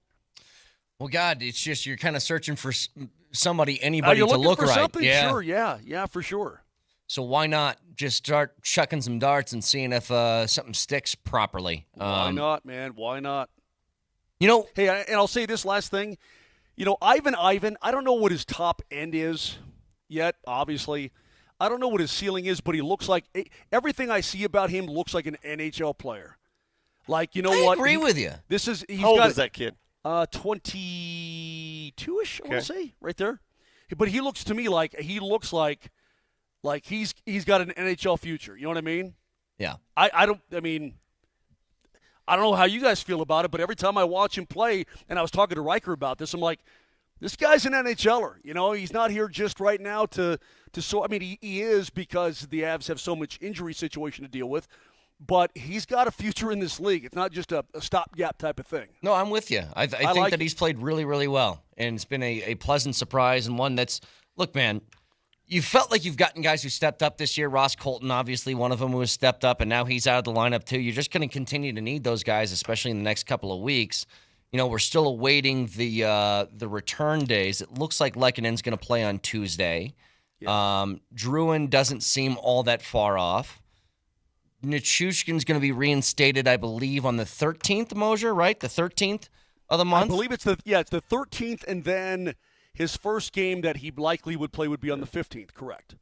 So it's getting close. Yeah, we're getting there, but it's just like, hold on for dear life for the next 2 weeks until you start to get a lot of this stuff back in the lineup. Just grip. Grab on, baby, grab on. By the way, so tonight you can see or you can hear Nuggets and T-Wolves right here, Altitude Sports Radio 92.5, that at 7:30. But also at 7:30 tonight, the Pids must win to keep the season alive against the LA Galaxy, as it is Game 2 at Dick's Sporting Goods Park. That will be on AM 950. Again, the lucky thing, the good thing for the Rapids is that it's not an aggregate thing. It's not the amount of goals that are scored. They lost 5-0. Who cares? Toss that one in the trash. Get a win tonight, and you're dead even again. It's all that matters. So keep this really great, surprising, astounding season going for the Rapids and push this to a Game 3 back in L.A. and try and make something of this postseason here. Talked to Zach Steffen earlier this week about that. Very different feel about the Rapids when they're at home, too. I mean, they've got, 13 wins at home this season. They've been dominant at Dick's Sporting Goods Park. And it's one of those things. You can say altitude, you can say the home appeal, or whatever. They're just more comfortable at home. And the beauty of this year's playoff run in MLS, again, the difference is it's not aggregate. Just win the game. Doesn't matter if you win by 1 or 5. You don't have to repeat what LA did to you. 5-0. Would be you cool, just win though. by 1. Would be cool. Sure. Doesn't matter. It will come down to the next game in LA. If the Avs lose tonight, if the Rapids lose tonight, it is over. Right. There is no Game 3. Correct. Tomorrow, by the way, at 10 a.m., do you know what we have? We have number 3 versus number 4. Ohio State at Penn State. Huge Big Ten matchup. It's going to be right here, Altitude Sports Radio 92.5. And then, Nelly, I don't know who's who for the Double Dipperoo tomorrow. If you know, let me go ahead and tell us. What do you mean? Avs Predators and then Nuggets Jazz both play tomorrow. Double Dipperoo. I don't know who's on what. Who's on 92.5 and who's on AM 950. But Wyoming and New Mexico at 2 o'clock tomorrow will be on AM 950. So we can figure that part out later. And then on Sunday, it is Lions and Packers at 2:30 right here on Altitude Sports Radio 92.5. Nuggets will be on 950, and then the Avs will be on 92.5. There you go. 303. Live from Music City with a guy who, he's a great dude. Great dude. Who? The PA guy. Oh, that doesn't. But he is so loud. Is there a limit? Great dude. During, I think this applies year-round, but especially during COVID, I remember there was a certain maximum volume you could do for crowd noise. There's supposed to be one in the NBA, and it seems like every arena breaks the code. There is a volume limit for music and PA. And some arenas are just louder than others. They just break the rules. So, again, like I'll tell you, Vegas makes you have to go to the bathroom because the speakers are right there in front of you. Shakes your insides. The sound waves, they vibrate your insides and they make you have to go, right? In Nashville, it's not quite that bad, but the PA guy's such a good guy, but he's loud. He's just a loud dude. Yeah, it happens. Hey, can I give you guys a news story? I know we don't do a lot of news, but this one's interesting. It's from Colorado Springs. So I'm reading this on 9news.com. Okay. There are side-by-side businesses, okay? There's a I saw tattoo this. shop. I saw this. Called Fallen Heroes Tattoo. Is next to an apartment complex. They're in a dispute on who gets this share of this parking lot that's between them. And they've been at this for a while. And by the way, Brett, it's an alleyway, I believe, that runs between the two buildings, and it's not properly labeled which is for which. And the apartment complex has had, I think, 45 customers towed from the tattoo place. So it's a tall apartment building. It overlooks the roof of this tattoo shop. And what the tattoo shop, because they're artists, has decided to do, and I'll just read the headline here from 9 News. Business paints phallic mural after dispute with neighboring building. Essentially what they have done is they have drawn a whole bunch of wangs on the roof of their building so that everybody who has an apartment at one of the levels above that roof can stare at that outside their patio every day. So that's the first thing they see when they open up the shades and they're looking out the window? Correct. Good morning. I got to be honest. That's pretty damn gangster of that tattoo shop. Like, I think it's great, actually. Yeah. Because what are you going to do? It's my building. You know, if the city won't handle it, if they can't handle it in court, or they don't want to pay to go to court, let's just handle it the old-fashioned way. Let's just paint something on the rooftop to bother these people. That is as gangster as it gets. Here's what the artist said in the quote. This is the artist who did the mural. The mural is basically a tow truck driver towing a car. He's got a big old bleep running over bleeps while other bleeps are running away from him doing Colorado activities like mountain biking, snowboarding, stuff like that. I think it's literally, if you're, and so here's the thing. The apartment complex is messing with you, man. They're towing away all your customers' cars, right? Yeah. And I don't know, I guess they're in dispute about this piece of alleyway. Who owns the parking rights? Right. Yeah. There's nothing they can do. There's no law against painting wangs on your roof. Is there? I can't think that there would be. And well, I mean, if you have an HOA, I don't think you could. Well, pay no, there's for no it. HOA on top of a tat parlor. I understand, but I mean, when you said there's no rule, that's not generally speaking. At my house, I'm not. And by the way, you have an artist for a wife. She could do that if she wanted. That is true. Did you do that to your roof? She's done it before, I guess. Hey, no. You ever get hit in the little dingy? Should that be a bold question, by the way? Should it be illegal to paint wangs on a roof? Poll question? I thought this was America. Huh? Well, no, I think so. Everybody. Well, I'm going to run on that platform. Well, here's what I on feel. That ticket. Here's how I feel. I'm going to run on that. Here's how I feel kind of bad though, because the people who are renting the apartments, it's not necessarily their fault that the cars are getting towed or whatever, right? But they got to top of the morning to you, wangs. I mean, it's like I don't. They're feeling the wrath of the people who own the building. Feeling the wrath of the wangs, huh, Moj? Yeah, I suppose. Yeah. I feel like it's a great idea. And this is like, to be that passive-aggressive about this is it's brilliant, pretty to be honest elite-level with you. trolling. Yeah. It's whoever concocted that from that tattoo parlor, it's doing something but doing nothing at the same time. Exactly. It is more effective than anything you can do. You can't yell, can't get into a fight, can't do anything to their property. You're not doing anything to their property. You're doing it to your own. You're just ruining their view. It's perfect. By the way, Avs and Predators tomorrow at 6 o'clock. There is a watch party at Ryan House. Pregame starts at 5:30, and you can stick around for Between the Pipes afterwards. As look, if you just had to give, what's the proper way to do this, Moj? What do I expect from the Nuggets? As this team is currently missing a whole bunch of pieces, what's the expectation I should have? You tell me. Well, that's funny sorry, you say the that. Avalanche. Sorry. Well, Brett, it doesn't matter if you're missing a ton of people up front. You can still play good D in your own zone. And the Avalanche, I thought, did a pretty dang good job of that for about 54 minutes the other night.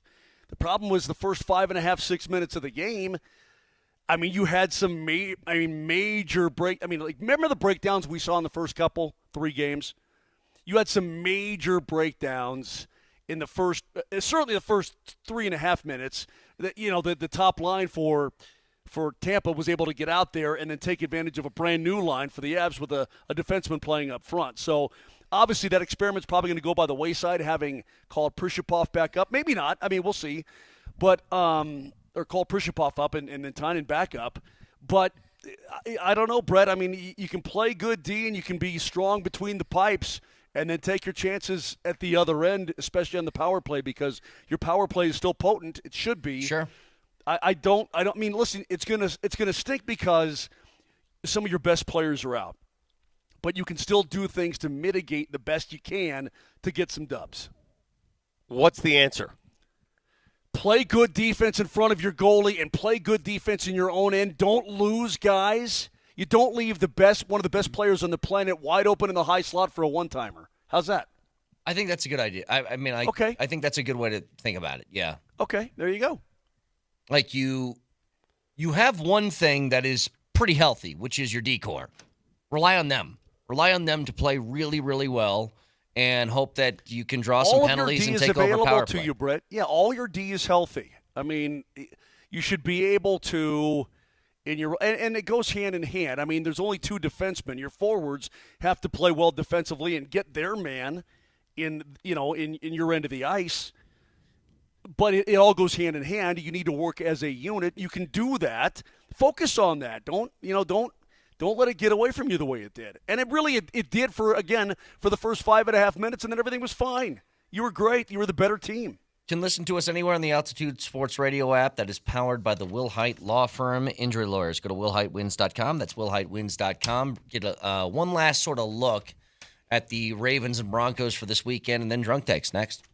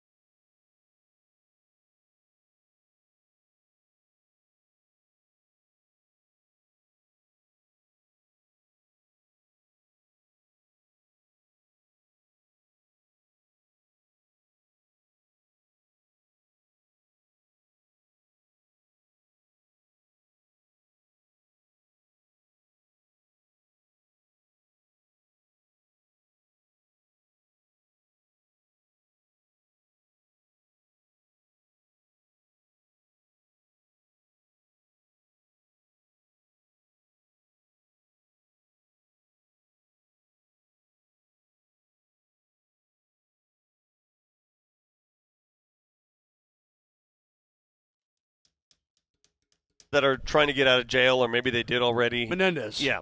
Have you guys watched any of the Menendez Nope. series? No, dude, they blew their parents away. I'm not going for it. They were big fans of Milli Vanilli. That's the reason I bring it up. Huge fans. Thanks. I mean, like passionate fans of Milli Vanilli back in the day. So I got caught. My wife was watching it in the living room when I was walking through one day, and it was literally the scene where it's like they go in the house and they do the deed, right? They do the deed, yeah.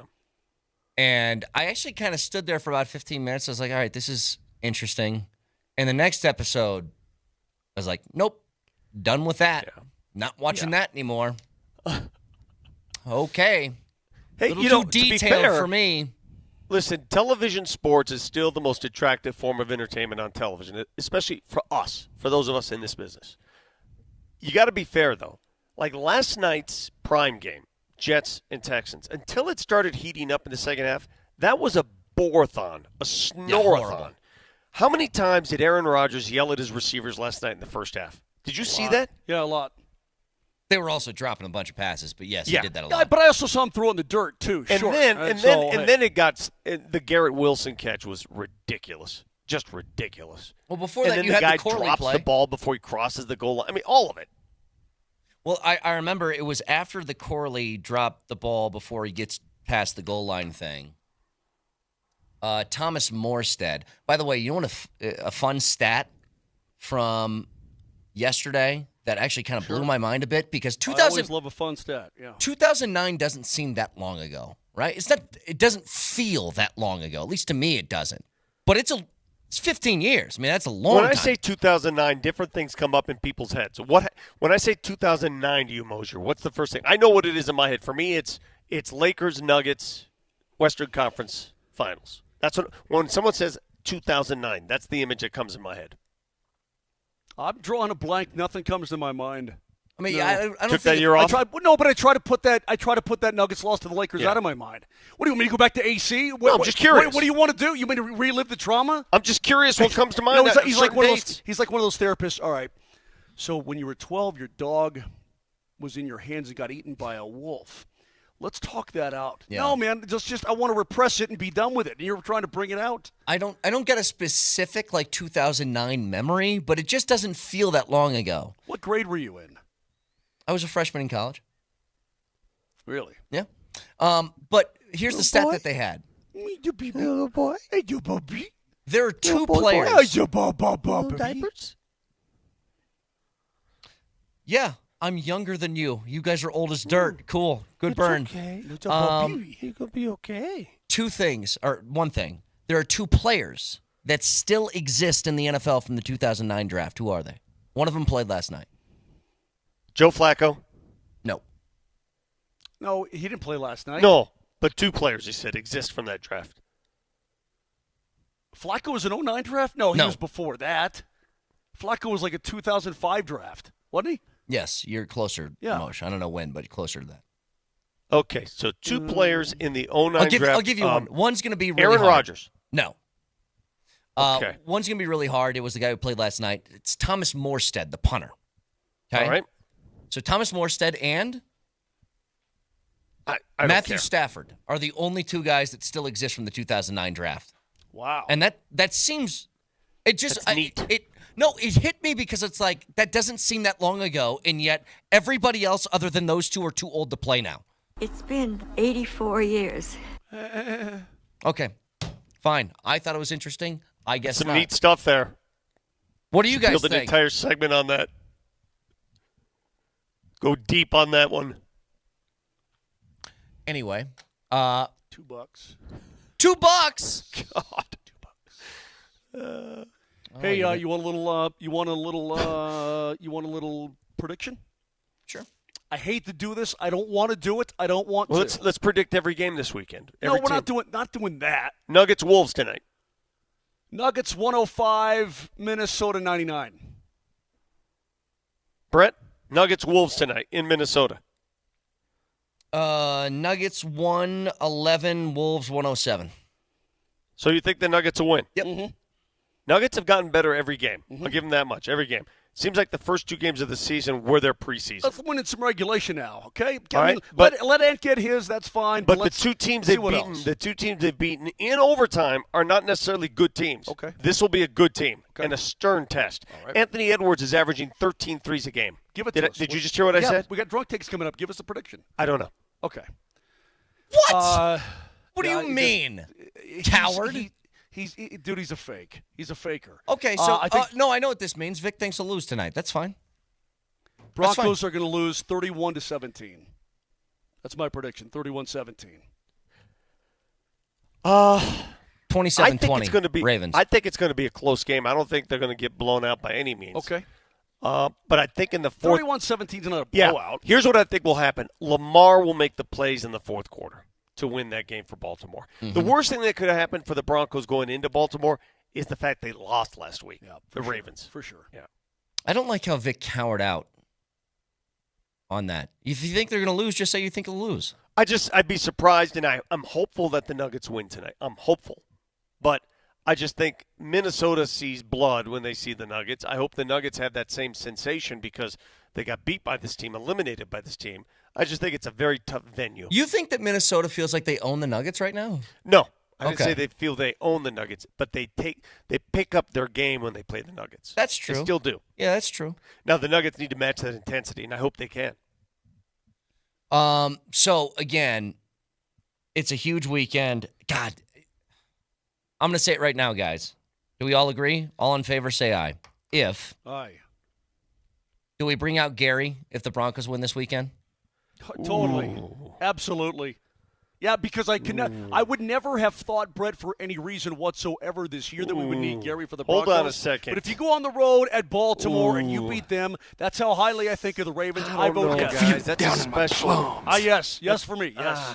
That's a yes. You know, we've only used Gary in moments of championship runs. We used him during the Avs championship and the Nuggets championship. Yeah, but I correct? talked to him the other day. He's getting kind of lonely. But if the Broncos win, they're 6-3 with a really good shot at the postseason for the first time in a long middle time. Of the season, I think it's a bit too early. That's you want me. to save it for the playoffs? If they I don't want to ruin a party for you guys or anybody who out there who's pro Gary. I don't, but I don't like abusing Gary. That's Gary abuse mid-season, really? Well, I'll tell you what. Are we? On Monday, if the Broncos win, we'll do a straw poll, and we'll figure it out then. And I hope we do that straw poll on Monday. Okay, sounds good. Let's get to our favorite part of the week, Drunk Takes. Dun, dun, dun, dun. Mosher, Lombardi, and Kane present dun, dun, dun, dun, dun. Drunk Takes. Brought to you by Lariat Lodge Brewing Company. Crack open a cold beer or enjoy scratch food and a cold pint at one of their 2 scenic locations in Littleton and Evergreen. Go see our friends. Those beautiful locations, Littleton and Evergreen, Lariat Lodge Brewing. Do both at one time.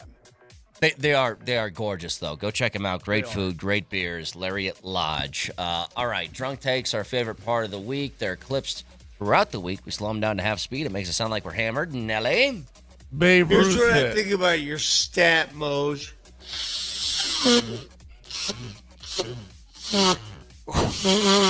Oh, God. Doesn't sound like you got anything in there, dude. Sounds like you just blowing your brains out. Yeah. Maybe that's what's happened. You ran out of snot. You've been blowing out pieces of brain for about the last hour and a half. You've been turned into a total dillhead. So much happened during that drunk take. So much happened. I'm telling you I right got to now. the bitter end of blowing out my brains because you know how it is when it hurts to blow your nose. And then I literally got a cramp in my hamstring doing so. You got a cramp doing it. Yep. If I blow my nose and nothing comes out, I am from now on calling it I'm blowing my brains out.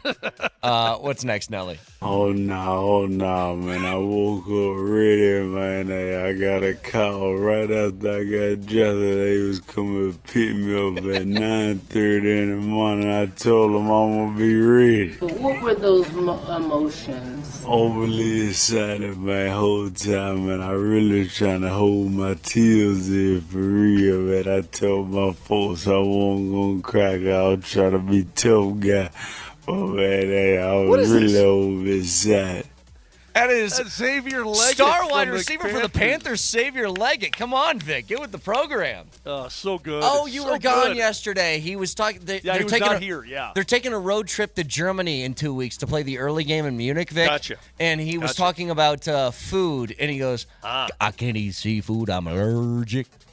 I'm allergic. So good. So good.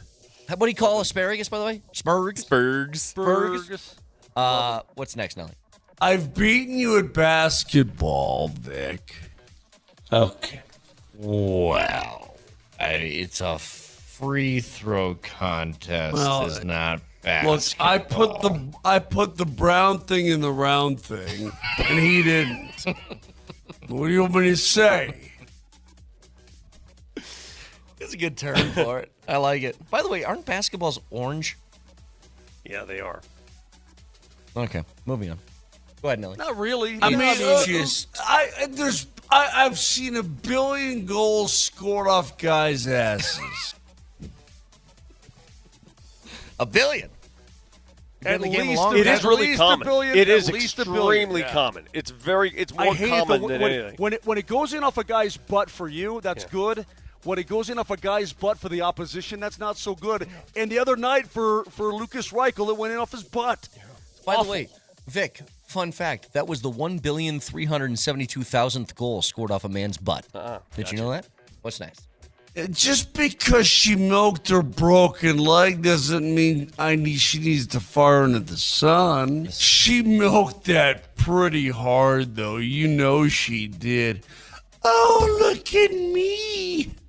Her leg was broken. Big deal. Who hasn't had one? You Got know how many things I've broken? Got it. I'm missing body parts. Your crusade against Kerry Strug continues. I don't comprehend the hate, but whatever. What's next, Nelly? It's either an incredible impression of a cat or the guy's abusing the cat, and I want that to stop immediately. Squeezing the cat. Squeeze the damn cat. Listen, I can't remember the last time I squeezed a cat. I'm allergic to cats, so I don't squeeze cats. But it's got to be at least 30 years since I squeezed a cat. And the timing sounds about right. All right. Lot to watch this weekend. We'll break it all down on Monday. If you miss any of the show, iTunes, Spotify, Spreaker, Mosier, Lombardi, and Kane. Thank you so much for tuning in. Yes, If Vic? you're at Ball Arena tomorrow night for the Nuggets game, stop by Colorado Social, which is at club level here. You'll be able to find it pretty easily. And say hello. Again, everybody welcome in the fourth quarter. Come watch our post-game show live. You can imbibe while you're doing so. You can ask questions. You can hang out. So it's a big 1-2 punch at Ball Arena. Pretty big. Hard Sabrina out. Carpenter tonight. Nuggets tomorrow night. Talk to you on Monday. Love you. Bye. I think it's got to go 6 inches before it hurts you.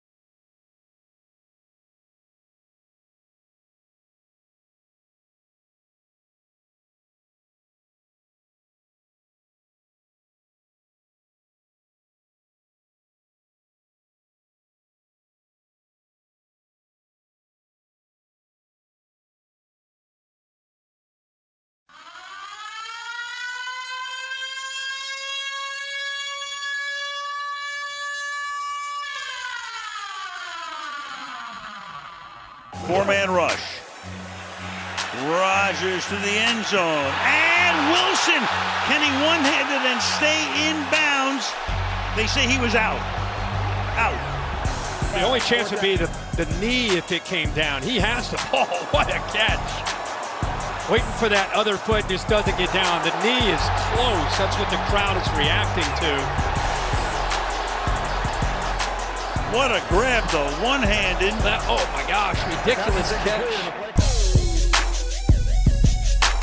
What is it about New York teams and circus catches? Something about that MetLife. There's something about the water there. Don't drink the water coming out of the Hudson. Wow. Yeah, definitely don't do that. 21-13 is the finals. The Jets improved to 3-6 over the Texans, or Texans now 6-3. We were doing imposters. Are the Texans an imposter? Welcome in Altitude Sports Radio 92.5. Alex Ryan-Emmy alongside Rob Trujillo, KJ Granderson behind the glass. We'll be joined by Val Proctor of WBAL. We'll talk about the Ravens, the health of their quarterback. Is Lamar Jackson going to play? Will he be at 100%? But we've got a wild football weekend here in the state. The Broncos have a game that could cement themselves as a playoff team, right? 6-3, they're probably in. You have CU playing their first ranked game since week 4 of last year. We have CS Next week. They're on a bye this week. Oh, my God. Yeah. Yep. Well, never mind. I don't have to talk about CU now. But they're still ranked. Ranked next week. They will be ranked for next week. That will be true at this time next week. Give your head a shake, Raj. Man, you know what? And I did tell you, we've got all these things to talk about. We'll get there. I was dragging a little bit this morning. Yeah. And the reason why, and I know Vic complained about this, we had hardly anyone show up at the house last night for Halloween. And I was a little bit disappointed. We hung floating candles from the walkway coming in. I carved a pumpkin yesterday. Wow. When's the last time you carved a pumpkin? Wow. Carved a pumpkin. That's a commitment. It was pretty good, honestly. And I'm not Rob, I'm not a crafty guy at all. If you ask me to draw something, it's atrocious. Atrocious. Not a bad pumpkin, if I do say so myself. We had a bunch of candy. I feel like the internet will be the judge of that. Where's the picture of it? I'll have my wife take a picture. It's a mummy. I made a mummy. It was also, it's also someone who says they can draw, but they're doing stencil drawing. So they put rice paper over an actual photo. And it's oh, look what I drew. You did the outline. Shut up. So that's essentially what I did last night. A bunch of candy from Costco. 7 groups at the most show up at the house. But we opted in for what they called a booze and booze crawl. So all the parents who were walking around with their kids around the neighborhood would also get an adult snack or a treat. So we made it a pre-mixed cocktail. I was shaking cocktails all night. And 7 adults showed up. And I've got 6 shakers worth of this chai tea pumpkin spice heavy cream cocktail. And before you know it, I'm 6 of these things deep. First kid shows up the house at 7:45. I get up off the couch and I am spinning. Okay. So there's a couple things to talk about here. One, are we just supposed to walk past you having pumpkin spice martini lattes? 2 lattes in the morning, 40 minutes later, I'm regretting it. This is the same guy that went to a beer spa. So I don't know. I mean, I love sugary things. Your character development on this station is just incredible because you are the hockey guy. You're supposed to be the tough guy here. Hockey guy is not pumpkin spice martini guy who's carving a pumpkin with his wife, sipping a frozen cocktail. It was out of one of those little 6-ounce coupe glasses, the ones that you have to put your pinky out to hold into your little hand. Oh, I have always held that. Yeah, I guess I'm a hockey guy. Hold on. You guess you're a hockey guy? I'm the softest guy that we have on the station. It's not even close. I mean, I don't like calling people soft, so I'm not gonna do that to you. But I just will say typically hockey guy on the station, a little bit more gritty than a pumpkin spice latte martini. There's a reason why hockey guy never made it in hockey. Let's be very clear. It's because there's no doubt you were the guy that I had to protect on the ice. There's no doubt that when the big guy came after you, you're looking at me like, are you going to come over and handle this or what? Like, what's happening here? No, I am puppy ears and pumpkin spice lattes, man. That is me. So okay, yeah. Well, and then the second thing is, I feel like that is everybody's story.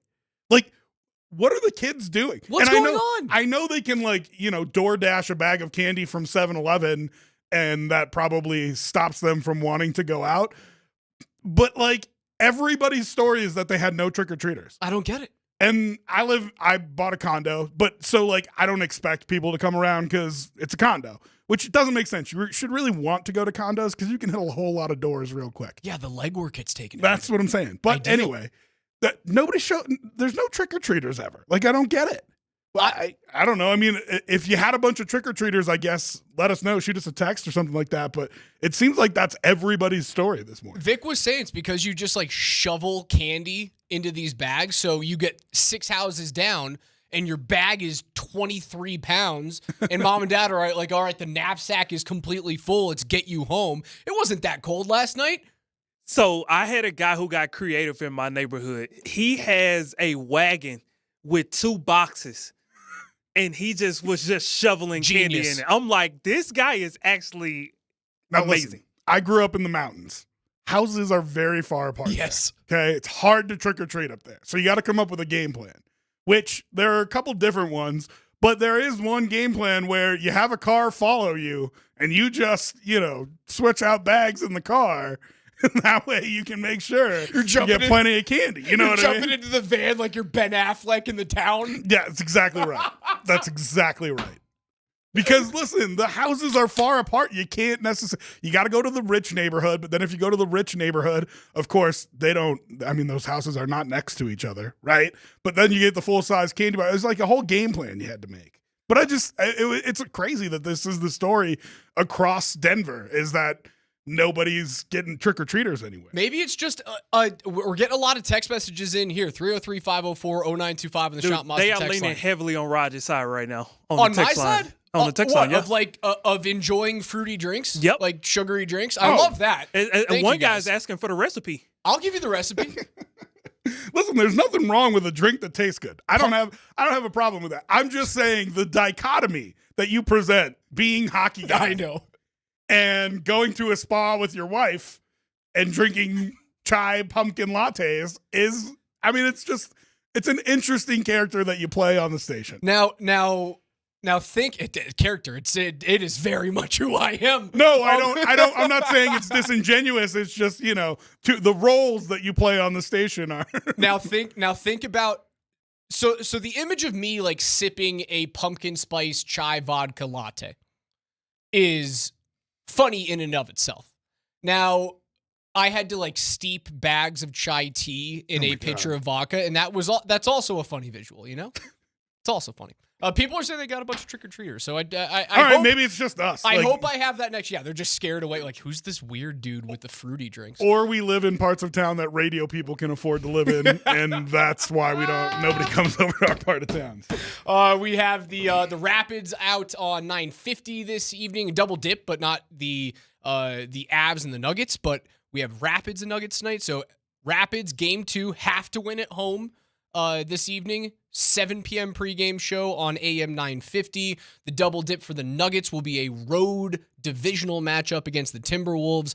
7 p.m. pregame show on 92.5. You guys can listen to the Rapids game on the mobile app as well. Are the Texans a fake team? Are we learning that like last year the league didn't have film on CJ Stroud and they outkicked their coverage a little bit? Or is this just like, the Ravens lost to the Raiders and the Browns, so the Texans can lose to Aaron Rodgers and the Jets?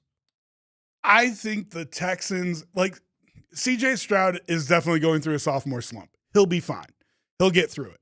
But for quarterbacks, a sophomore slump is a thing. Generally, it's very pronounced. So I'm not surprised. They also, their wide receiver room is decimated. Tank Dell, sure, but No Nico Collins. He comes back next week, so that'll help. Diggs was out for the year with the ACL. I mean, their offensive line has had a bunch of injuries too and wasn't that good to begin with. So, listen, I think they're going to win the AFC South. Does that make them imposter or monster? What did you call it? Imposter or Monsters or imposters? Yeah, like, does that make them one or the other of those? I don't know. Is back at practice. All right, so breaking news. Lamar Jackson with a back and knee injury has missed the last 2 days. He is back at practice for the Ravens. KJ just threw on our screen. Thank you, KJ. All right. So for the Broncos prospects to win this game gets much harder, obviously, with an MVP at quarterback. I think for like playoff purposes, you'd obviously want him not playing in the game, but you do now have your first true test of how damn good is this defense and can Bo step up in primetime, right? He had the primetime game on Thursday night, but like, is Thursday night really primetime? Yeah, and there's a different feel. There's more cameras. There's more reporters. You get Nance and Romo. You do the pregame meeting with them. Like it's a different feel when you're that featured game of the week for either of the two major channels, Fox or CBS. And I mean that 1 o'clock. If you look at that 1 o'clock map, they are all over it. So it's an important, I think, question to answer of how the team kind of handles that. Right? Like, here's your big moment. Go out and beat the Ravens, and you introduce yourself to the NFL world in America, which, I've seen plenty of Broncos fans upset with not getting enough love for the Broncos defense, people like Zach Allen, and not getting enough love for people like Bo Nix. Well, if you want love, these are the games you go win. It's 70% of the country that's getting this. Alaska and Hawaii are getting this game. And I know that land doesn't vote, you know what I mean? So like there's a whole bunch of Broncos country that is, South Dakota and North Dakota and stuff like that. But like a majority of the country is seeing this game. And when you get Nance and Romo on the call, like it is your opportunity to say to national media, hey, we're here. We're here, and this is the Bo Nix coming out party is what this is. And if he shows up and he balls out and they cover, right? They're like 9.5, 10-point dogs. If this is a one-score game, whether it's 7-8 points or a field goal, if it's a one-score game, I think Bo will have had a great day through the air, maybe his first 300-yard passing day of his young career. I think this is the Bo Nix coming out. I'm here. I'm the quarterback of the next decade plus for the Broncos. Sean Payton hit on me. Are we the Ravens yet? Again, I don't think they're going to win this game, but we are building the right things. That's the kind of thing that can springboard them through the second half of their season. Without a doubt. That's Rob Trigilio. I'm Alex Ryan. We will be joined by WBAL's Valerie Preactor to pregame this Broncos and Ravens matchup. Again, news out of Ravens camp. Lamar Jackson is on the field at practice.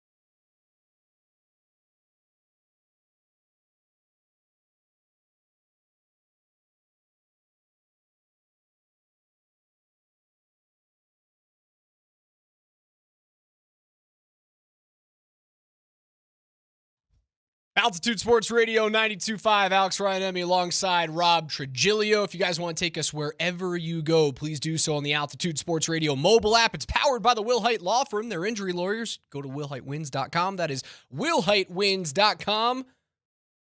As we head out to Baltimore, where we find Valerie Preactor of WBAL, reporter for the Ravens, who joins us on the Ramos Law Hotline. Car accident, you need Ramos Law, medical doctor and attorney at RamosLaw.com. Val, what's up? Hey, guys, what's going on? I was happier about 7 minutes ago when I saw the tweet come down that Lamar Jackson is actually healthy and John Harbaugh is just messing with all of us here in Denver. Yes, exactly. That's what we were thinking here in Baltimore. Lamar, just a couple of rest days ahead of a big week of football. So he is back at practice this morning, and everything's looking fine. So I want to talk to you about this Ravens team and kind of a Jekyll and Hyde type feeling that they have. We got losses to Vegas and Cleveland. We've got big wins over Buffalo, Cincinnati, Dallas, Washington. So how do we convince the Ravens that the Broncos are no good and they should just fall asleep? And what is the thought process from Ravens fans there about this team kind of maybe playing down to some of its opponents? Yeah, I think that is a great point because that's what we've seen too. And you never can underestimate an opponent in the NFL. There's no doubt about it. Every team is a good team. Every win is so hard to come by in the NFL, and they know that. The coaches know that. The players know that. It's something that they share with us. Again, after every type of loss we see from them, like we did last week against the Browns. So, again, they don't want to play down to the Broncos, and they know the Broncos are good. So I can't tell you guys that the Ravens are just going to fall asleep because I don't think they are, especially after last week, and they already have a kind of bad taste in their mouth from that game. So I think being, this is still an AFC game. The next game for them is an AFC North matchup, another one. They want to win every game. Everybody does, but especially, you go back to that Raiders game, they've been saying since then that they thought they could be at least undefeated. And so then you lose to the Browns and you're like, okay, well, still at this point. But again, the resiliency that we saw from this team starting out 0-2, everyone was kind of scared, like, okay, wait a minute, what's actually happening? We know they have a tough schedule, and then ripping off 5 straight wins. We're like, no, this is the Ravens offense. This is the Ravens defense that we have known to come we've come to know. So last week, maybe a blip in some way, shape, or form. Not really sure what happened there. It just did not look the same. And obviously their defense having a little bit of a struggle so far this season. So they are trying to figure that out. But we saw they made some additions this week. So maybe it won't be as much of a Jekyll and Hyde situation going forward. Valerie Preactor of the Ravens flagship WBAL is our guest on the Ramos Law Hotline. Let's talk about that defense, right? Much of the talk around the Mile High City is, well, yeah, you've got the Ravens, it's the best offense in the league, and this terrifying rushing attack, just adding Derrick Henry, and Derrick Henry looks like he's Alabama version of Henry, and that's not great for the rest of the AFC. It's awesome for you guys in Baltimore, but the defense, while the rush defense is elite, the best in the league. What's going on with the pass defense, and are we making too much of it out here? Because that's what we're hanging our hat on is like, well, you can pass against Baltimore, and maybe you can beat them that way. Are they as bad as 32nd? At this point, yes, it looks that way. And after last week's game, they had so many opportunities to pick off Jameis Winston. We know that Jameis Winston throws interceptions, and the fact that he got none of them against supposedly one of the greatest defenses. This team is known for their legendary defense, and they couldn't pick him off once. That's an issue. That is a serious issue. So that's why most teams, like you're saying, they can beat Baltimore by going the passing route, because a lot of these quarterbacks, they're not like Lamar Jackson. They're gunslingers like Baker Mayfield, like Jameis Winston. Maybe we're going to see that out of Bo Nix this week. He could throw the ball. We know that. So for the Ravens, that has to be a point of emphasis. Yeah, the run defense is great, but that's because no one's running the ball against you anymore. So, again, it's not as scary as it looked last year with Roquan Smith, Patrick Queen, really up the middle, Justin or Nnamdi Madubuike now, but also you had Jadeveon Clowney. Those two were such a duo on every side of the defense there, and now it feels like you are missing a piece. And so I'm not exactly sure how they're going to overcome that. You can also look to the new defensive coordinator, Zach Orr, who's been through this organization for so many years. he knows what's going on. He knows that, it's going to be a work in progress. But that's 9 weeks into the season now. It's not really still a work in progress. Things have to change very quickly or else it's going to go downhill fast. Yeah, and that's what I kind of wanted to follow up with. I wanted your opinion as to, do you think that this is more because of like the brain drain in that room? You've lost so many defensive coaches on that side of the ball, 2 other coordinator positions, 2 head coaching positions, or is it an effect of the injuries? I mean, you got 3 cornerbacks on the injury report, a couple D linemen. Do you think it's one of those things more than the other, or a combination of both? Almost like a perfect storm, honestly, when you bring up the injuries, especially obviously last week without Marlon Humphrey, without Nate Wiggins. That's a huge cut in the secondary room. And because then you're bringing in guys like Eddie Jackson, who don't see a lot of time. You've got Marcus Williams on the bench, which was a little bit of a head scratcher for us here in Baltimore. But I do believe that Mike McDonald is such a fantastic defensive mind, and that's why he's working so well in Seattle and doing a great job. But that's why he was so highly sought after the fantastic defense that they put up last year. I mean, setting records in sacks, in, the defensive scoring, all this stuff. And that's what you wanted to see. And that is the defense that we know for 25 years. I mean, plus. So for them to have this little bit of a drop off here, and like you're saying, even guys departed. Remember, there's no Patrick Queen, there's no Geno Stone, guys that were kind of bred through the organization. They're missing too. So I do think it's been a little bit of both of what you're saying, coaching wise, and of that brain drain of like, okay, what's the next step? How do we get back to where we were before? Because there's a lot of the same group here, but it just doesn't feel the same when you're watching this defense anymore. Valerie, let's go over to the offensive side of the football. Yeah, we know that the Ravens can run the ball. We get that. We understand it. They're going to hit the Broncos over the head with it constantly, as they should. But Lamar Jackson has a shiny new toy in Deontay Johnson. His first day was at practice, was yesterday. How did he look? How do you think the fit's going to be? And what is the energy around a player that, he was kind of buried there in Carolina in an organization that's just in shambles right now. Now he goes to one of the most stable organizations, certainly head coaches in the league. What's the feeling around Deontay? I think that's what I love about the moves that Eric DeCosta makes, because you would never think about it, and you're like, wait, that actually makes so much sense. And Deontay Johnson, what he showed us in practice already this week, Todd Monken, the offensive coordinator, said, I already like what I see. And obviously he is a veteran pass catcher. We know that he can get the job done. He is an easy, reliable target.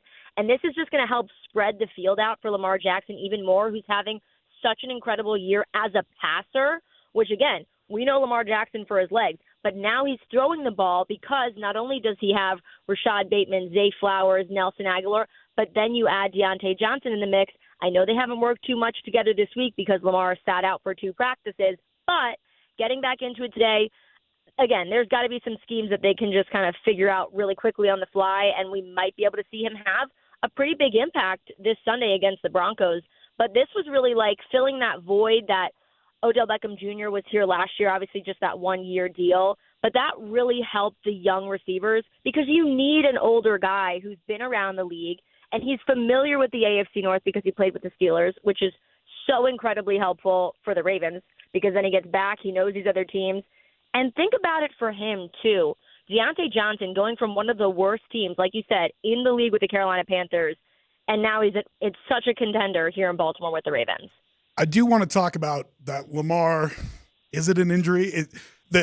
John has tried to make sure he said that it was rest days and not injury, but he was on the injury report. So let's just assume that he's injured a little bit. One of the things that makes that Ravens offense so dynamic is that they can hand it to Henry, who will pound it up right up the middle through you, and they can run it outside with Lamar. If you lose that threat of Lamar being able to take the ball and run because he does actually have a knee injury or he does actually have a back injury, and you don't want to put him in that situation, do you think they lean more on Henry or on the passing game to try to beat the Broncos this weekend?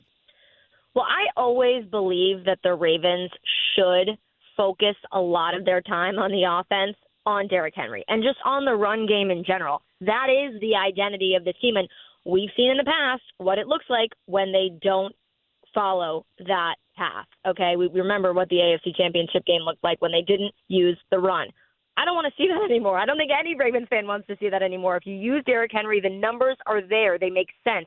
Anytime he rushes for over 100 yards, the Ravens win. Anytime he runs for under 90 yards, they lose. That's what happened last week. He only ran for 73. I know you're not giving him the ball 30 times. John Harbaugh made that clear. That's not what they brought him in here to do.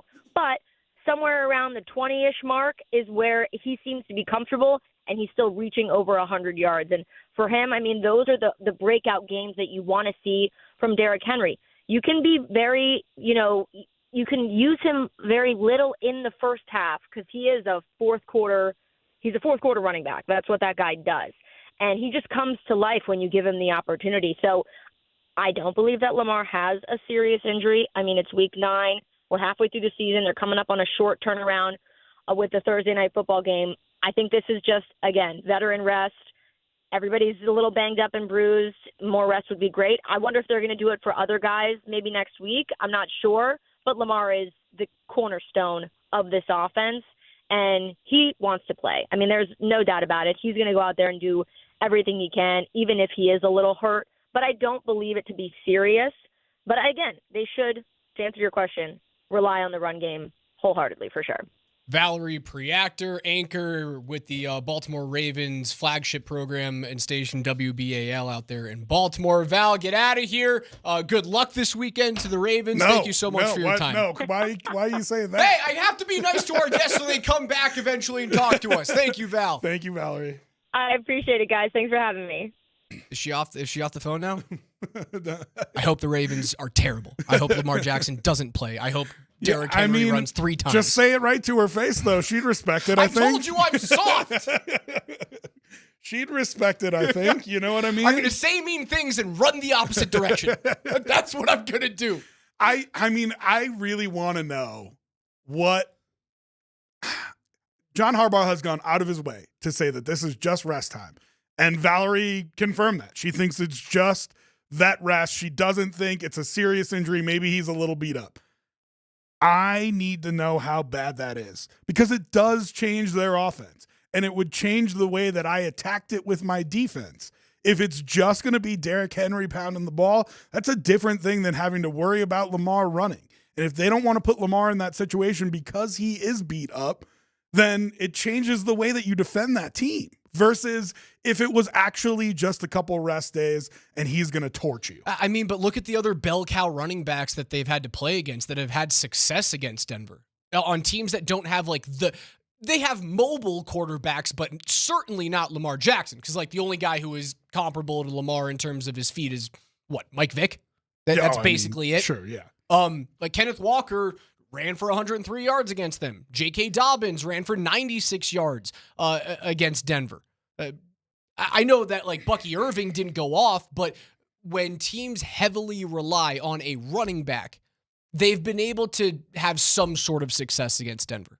So Derrick Henry, if Derrick Henry is playing at the level that he has the previous 7 weeks, I don't know if there's much stopping him. I don't know if there's containing that player. I know it's going to be hard but here's the thing, right? Would you rather give Derrick Henry 100 yards rushing or Lamar 300 yards passing? Derrick Henry 100 yards rushing. Every time. You know what I mean? And so, I don't know. I'm just looking at their scores here on their schedule. In their wins, 28, they had 28 to beat Dallas. But other than that, it was 35 to beat Buffalo, 41 to beat Cincinnati, 30 to beat Washington, 41 to beat Tampa Bay. In their losses, their point totals, 27, 26, 29.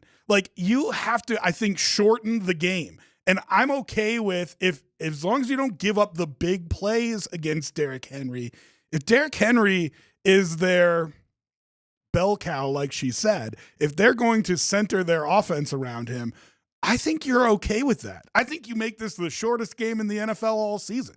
And if you can get it to the fourth quarter and the score's 17-20, and then you look at Bo and say, go win the game. I mean, I think that's your coaches often talk about what's the game script for us to get a win. And I think the game script for the Broncos to get a win is, let's shorten the game, try to have long drives. And you're yes, you're going to have to score points, but don't let their offense have big explosive plays. So what I think what you're getting at here is if you are containing Derrick Henry to, it's funny, I'm going to say it, 100 yards. but it is 3 yards here, 3 yards there, and now it's 3rd and 3, 3rd and 2. Which is going to be hard for this Broncos defense because that's not how they play. They play super aggressive. Yes. It is blitzing. It is run blitzes. It is pass blitz. Like, they are a super aggressive defense. And so to say, like, hey, we really want to kind of play a shell defense here where we don't let anybody get over the top. We don't let Lamar go off, throw into Deontay Johnson. And we make sure that we tackle Derrick Henry before he runs for 70 yards. They're not a dominant team on 3rd down. They're middle of the road defensively. Like their opponent 3rd down conversion percentage this year against the Broncos is at 36%, just north of 36%, which is around the same as like the Raiders, the Cowboys, the Rams, the Saints. The best team in the league is Detroit at 30%. So they're getting off the field 7 out of 10 times on 3rd down, regardless of what the yardage is to go. You're going to win this game 3rd and short if you can get off the field. If you can get off the field in 3rd or 3, it's going to be tough. It's tough against this team. I know. You got to get them in 3rd. That's what it's going to come down to, though. Like if you're going to play a long game and you're going to be okay with Derrick Henry chipping off 3 or 4 yards at a time, not necessarily going off for, and again, making sure you don't get shredded off of like an RPO or a naked play action in Lamar's, finding Zay Flowers for 55 yards. If you're taking that away, you have to be able to get these guys off the field. That's where this thing comes down to. Yeah, you're not wrong. It's going to be really interesting to see how, because Todd Monken is a smart play caller. Like, he will call the game differently if Lamar is not at 100%. And so I think you're going to be able to tell just by the play calling how healthy Lamar Jackson is, and I think that is going to be obviously a huge factor. He's Rob Trigilio. I'm Alex Ryanemi. Thanks to Valerie Preactor of WBAL for coming on and previewing this game. Again, Lamar Jackson healthy at practice today. He was out the past couple of days. So is that just is it a mind game from John Harbaugh, or was Lamar Jackson actually a little bit banged up, a little bit hurt? We'll have to wait until Sunday to find out. Nance and Romo on the call. Like 70% of the country is getting this game. Good news for Broncos, though. I've seen the line move a half point. It's down to 9. Is that a Lamar function? It might is that a Lamar missed 2 days of practice? It could be. It could be. I'm trying to find positives here, Rob. We are positive. 303-504-0925 is where you can reach us. I I told you I'm soft.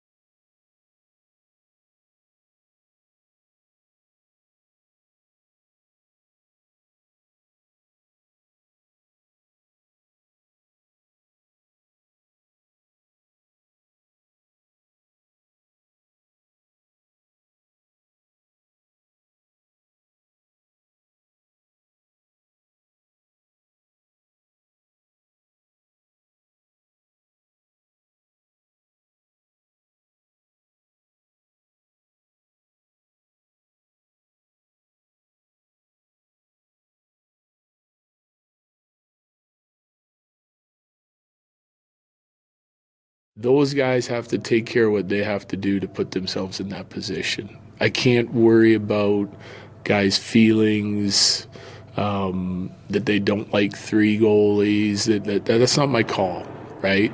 My call is to make sure that, number one, I'm playing a rested goalie that feels good and ready to go, and then I'm going to put the goalie that I think gives us the best chance to win in. This is pro hockey. It's not minor hockey where everyone gets to play. Jared Bednar doesn't give a damn about your feelings or emotions. Goalies, stop the puck. It's a really interesting take, isn't it? You don't hear a lot of coaches speak that straightforward about it. That was literally, it goes, stop the puck or you don't have a job. Way she goes. And at some point, you do have to get to that. And the Avs are clearly there. Because he did the babying thing. He's trying to act like he doesn't do the baby thing. He did the babying thing last year. The last 2 weeks. Number one. Yes, the last 2 weeks of the season and going into the playoffs, he absolutely did the I'm going to take care of your mental health move. And at some point, yes, it needs to get into the you're a professional goaltender, stop pucks or you're not playing, period. Right? But it is a fine line to walk because that mental health aspect of it, yeah, it does matter. It makes a difference. I thought that was a really interesting thing that he said. It is a shift from Bednar. He stayed on that route, and he would go on to say, listen, if we find 2 goaltenders that separate themselves, we will no longer carry 3 on the roster. And it's nuts because this team is so injured. They call up TJ Tynan today. They call up, have you heard this name? Nikita Prishapov? Yeah, who? 7th round pick out of Russia, played the last 3 years in Cape Breton in the Quebec Major Junior League. Was he like a lieutenant in the Russian Revolution for the communists or something like that? No? Is he a character? Oh my God. I'm just trying to figure it out, man. Take it easy, KJ. 6'1", 200-pound forward who's going to come up and play because, well, yeah, it's better to play guys who you've never heard of. He was the first man in space. What's his name again? That's a great guess. Yeah, what's his name again? No clue. I thought it was a monkey. Did they send up a dog before humans? They did, yeah. I had to tell somebody that the other day. Sputnik or something. She was a big, she was a big. No, Sputnik is the satellite. She's a big pet person, and I'm like, yeah, it's like the dog they sent up in space. I'm like, oh, they sent dogs into space, and I'm like, oh, it's not a nice story. It's not a cute story. They didn't plan to bring him back, so just so you know. Yeah. But anyway, I've derailed us. I apologize. It was before PETA. Although, like, the Russians don't care what PETA think. Yeah, no, they don't. We're talking about hockey at some point. Yeah, right. Russian player who you've never heard of is going to be in the lineup probably on Saturday against Nashville. That's how hurt they are. I think it's a good decision for Bednar to bring up forwards to play forwards rather than, Oliver Shillington, who's a defenseman, to play forward. I would lean on that thought process. But it's very clear to me that it's a 3-goalie tryout for 2 spots. And it's not a 2-goalie tryout for a backup. It is, we don't know who our starter is at this point right now. It used to be Georgie. We think it's probably on and in right now. But there's not a distinct role for any one of these 3 goaltenders, and you're going to see a rotation of all these guys up until you get a lot of players back, right? Because we get Lehkonen back on Tuesday is what we're expecting. Yep. Drouin likely within 10 days after that. And Wood. Yeah. Nichushkin is eligible for reinstatement on November 13. Yeah, so a couple weeks there. I think by the time Nichushkin is back, 2 weeks from right now, you're going to have 2 goaltenders that have separated themselves from the lagging third, and those will be your guys for the rest of the season. Okay, but so then let's have a real discussion about that, because I've never coached hockey before, so enlighten me a little bit here. Because we as sports guys and hockey watchers and hockey fans, we watch the game, and even the commentators sometimes, and we go, that one wasn't on the goalie. That one wasn't on the goalie. First 2 goals against Tampa Bay, right? I don't think they were on Kaapo Kähkönen. The structure of the defense was terrible. Not at all. Now, I don't know enough about the structure of the defense to tell you if he should have made that save, but I don't think he should have. It didn't look like it to my naked eye.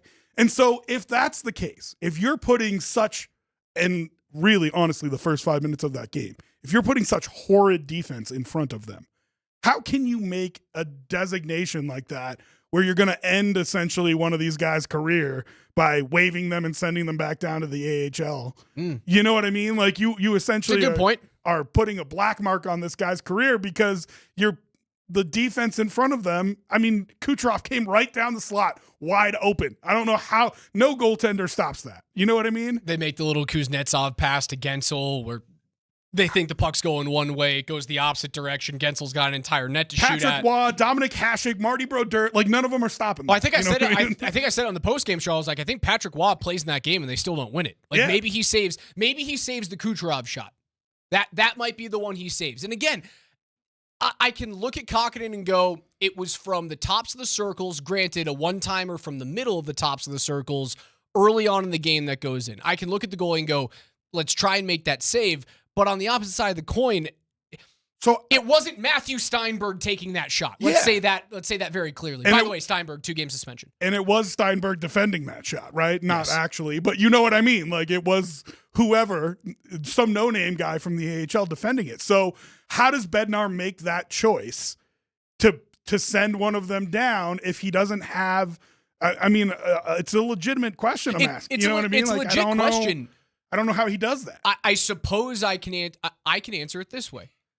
If a goaltender does separate himself, or two goaltenders do separate themselves from the third, during this 2-week process where you don't have everyone back, where you're clearly not playing with the team that you expect to be healthy, let's say when the calendar turns to 2025, isn't that more of a feather in the cap for those goalies to have stepped up when they don't have the requisite team in front of them and being like, well, if he can perform well when we have Chris Wagner and Matthew Steinberg and Nikita Prisyapov on the ice and a defenseman playing third-line winger, if they can step up then, what happens when I put in Nichushkin, Landeskog, Lehkonen, Drouin, and Colton into that lineup? So what is stepping up? Because this is why I asked that question. I remember distinctly a moment in that Tampa Bay game where Avs were on the power play, there's that breakaway, and it comes down the ice, and Kokkonen makes the save. And to me, I thought to myself, like, that was the one that was always missing. That was the one that got behind Georgie. Mm-hmm. And it was, you needed him just to make a save. You're one-on-one. It's a breakaway. I get it. You don't want that happening defensively. It's worse that it happens on a power play. Right. But, like, you just need your goalie to make a save for you there. And so to me, that was one of those moments where I am, to what you were saying maybe this guy can step up and make a difference. Is that the kind of thing that you are looking for? Is that what your eye's on? My eye is on it's on consistency, man. More so than like the huge moment save.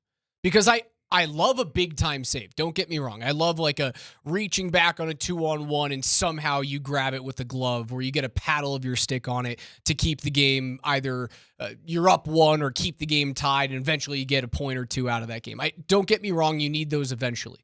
But what Georgiev wasn't doing was making the save at the right time. Like it was the first shot of the game within a minute of either you or the other team scoring. These weird cold zone, short side, ear hole goals that like I look at and I go, how's that one going? The 5-hole goal that he led, I can't even remember who shot it. But the 5-hole goal that he led, and everyone knows what I'm talking about if you've been watching the Avs this year. Those ones can't go in. And obviously, Kokkonen only played one game. He didn't let one of those in against Tampa Bay. He didn't let one of those backbreakers where you're on the bench and you just go, crap. Yeah. Like really? And I wonder, like for football, that's a quarterback who can't help himself but throw into triple coverage. That's what it is for me, where the rest of the team goes, really, man? But it's interesting you said quarterback, because we've talked a lot and before about how you can ruin a quarterback's mental state. Like it's easy to destroy a quarterback's head. Anthony Richardson. And so then, I mean, are you not destroying Georgiev's head here? Right? Like it's kind of, the head coach just said, we don't care about your emotional state. But it's kind of done at this point, right? Like he was the starter coming into the season. He is our number one guy. All of a sudden, Juice plays. He plays well. He starts a couple games. They claim a guy off waivers. He starts a game. Like, I don't know. I mean, maybe Georgiev is more resilient than I'm giving him credit for, but it feels like mentally it's just kind of over. And again, I look at I look at his entire career. He was the heir apparent to a Hall of Famer in Henrik Lundqvist. And then the Rangers found out of the knee-high rough the best goalie in the world in Igor Shesterkin. Like, that should not have happened. They found a guy in the late rounds. It was nuts. But Georgiev was supposed to be the guy on Broadway. He came here to Colorado and didn't really have to fight for the job, right? Yeah. This is the only time that he has had like true adversity in terms of, do I have job security? Yeah. And for me, what Bednar is doing is he has the flame underneath the seat and says, can you perform when it's hot?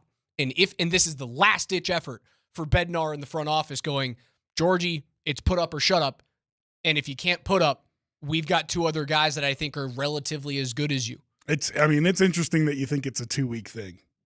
That is not a long, that's 1 or 2 games he has to prove. Because if each of them is going to get a start over that time, it's 1 or 2 games that he has to make a statement that I am still okay here. It's still my job. It's 8 games. Right. For 3 goalies. Right. It's just under 3 games a guy. Yeah. I mean, someone's only going to get 2. And I think it's probably Kakkonen's only going to get 2 because any way that this ends up, he probably ends up your backup. So he probably only gets 2 games out of the 8. But it's 2 or 3 games for Georgie to say, I'm still here. You know what I mean? And that's crazy. Again, it's Bednar is saying, perform or get out. Yeah. That's exactly what he's saying. It. And it's pro hockey, man. It's one of the first times that I've really seen him do it in his tenure. And he's barked back at a few times, but normally he's a guy that has his players back. I'm not saying he doesn't have his goaltenders back, but this is I have Nathan MacKinnon hopefully going for back-to-back MVPs. I have the best defenseman in the world. He has 3 shoe-in Hall of Famers on this team. And he's looking at the pipes and going, don't screw this up for them. That's Rob Trigilio. I'm Alex Ryan-Emmy. Altitude Sports Radio 92.5. NFL notes are coming up at 11:15. We'll pop some tops at 11:45. Tell you what we're watching this weekend. I was saying I was going to watch CU, but yeah, they're not playing. I can't get everything right.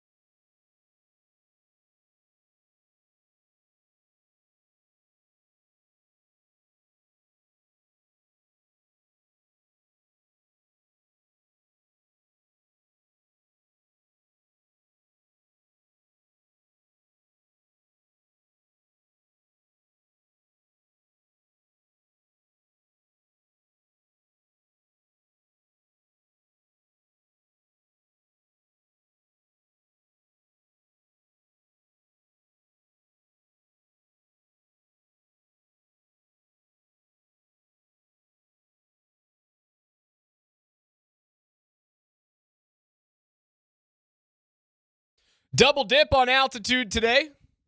Tonight, rather. Tonight. There you go. There's your Birdo impression. Tonight. Thank you very much, KJ.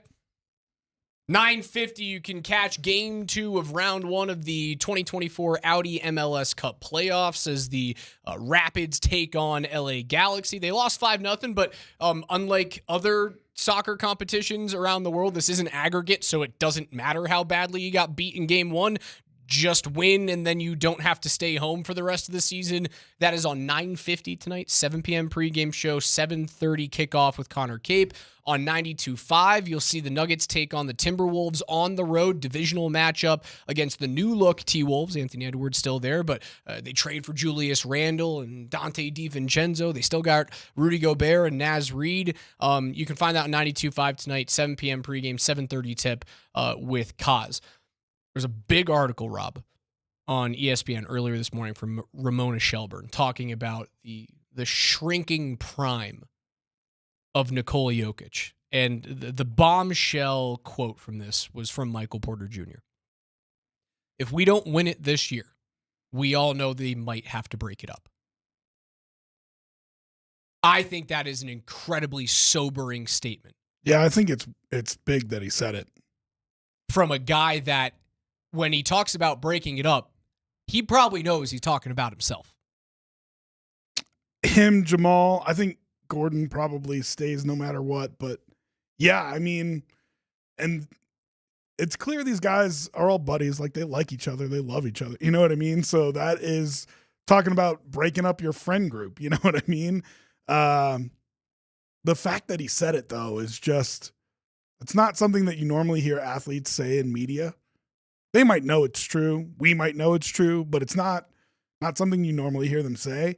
So I think it lends itself to the amount of pressure that is on this team to perform. It's immense. And I think the pressure it's certainly there on Michael Porter Jr. and Jamal Murray, because if the Nuggets get back to the mountaintop, those two players will have performed. If they do not get back to a championship level, those two guys will have not been there. Therefore, the signings, the extensions, the max contracts to two non-all-star players, which we know that's the conversation nationally around the Nuggets, is like, well, he's got max guys, but they're not.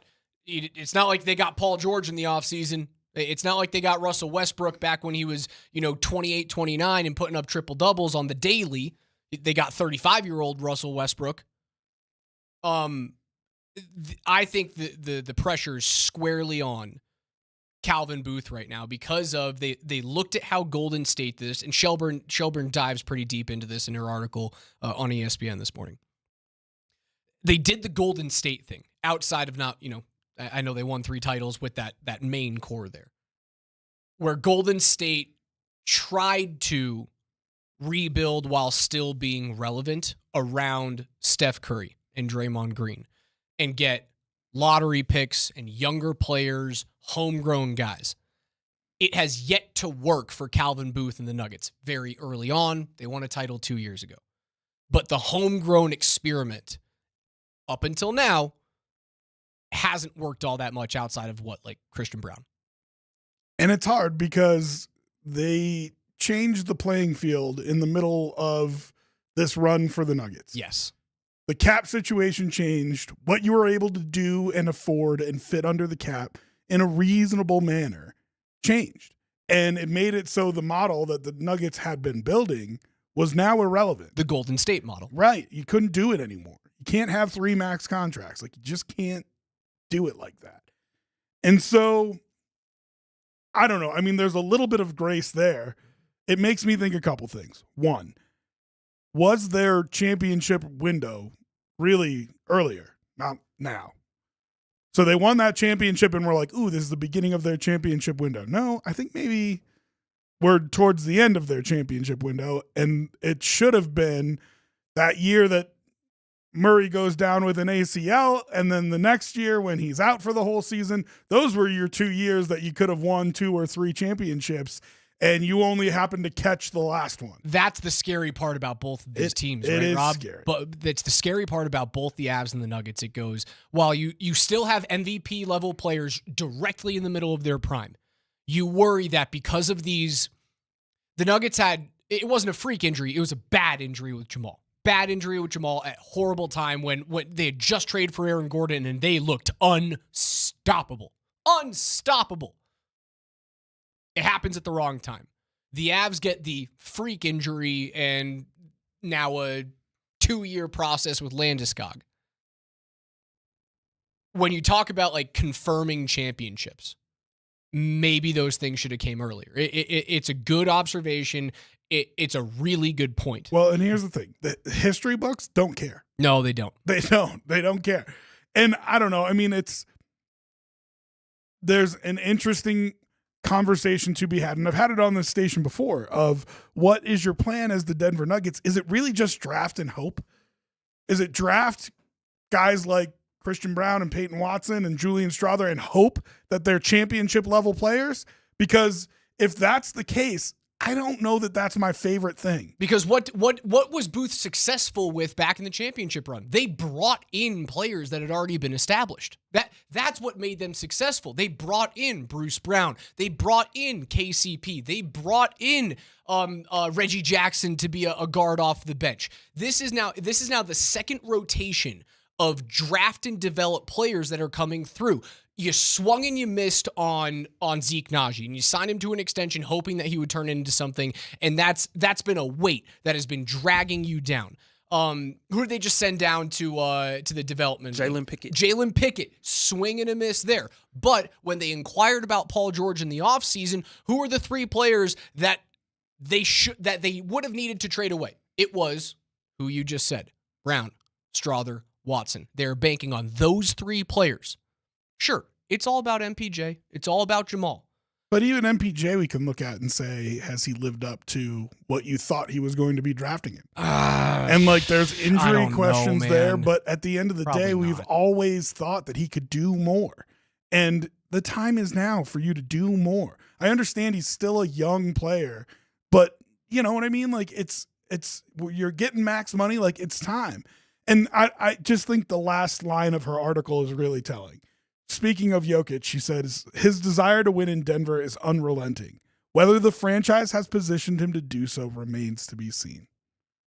And that's, I think that is the reality of the situation. Now, if they want to run with this one more year and see if they can make it happen, then fine. They have to. They must. It's this year. Don't have to. They can make changes this year if they want. Would they have re-signed Jamal Murray? Would they have re-signed Aaron Gordon just to blow it up mid-season? I don't think that's I think the Aaron case. Gordon's here no matter what. I think the price that you pay for him versus what he gives you. I also think defensively you need a guy that is Aaron Gordon's level to play next to Jokic, because I think you have to have it with the way that Jokic plays. So I think Aaron Gordon, even if they do make changes, stays no matter what. The Murray contract is interesting, and she goes into it in the article. I mean, he has, through the first 4 games, been okay, not performed great, not been terrible, but he does have a little bit of a something to prove, and I love him. I do, but I'll love all those guys that won the championship. Like, you just immediately, same thing with those Avs guys. Like, if you won the championship with my teams, then yeah, I love you. But the question of him being squarely a number 2 to Jokic is, I don't know if he can handle that weight right now. It feels like he's crumbling under that weight a little bit. It is. I still think it's worth it to go after it this season. This is your test case this season.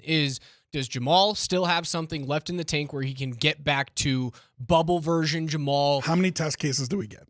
I think this is the final one. For me, this is the final one for this version of Calvin Booth and figuring out if the 2 max contracts of MPJ and Jamal are going to be the guys that can get Nikola Jokic to another championship.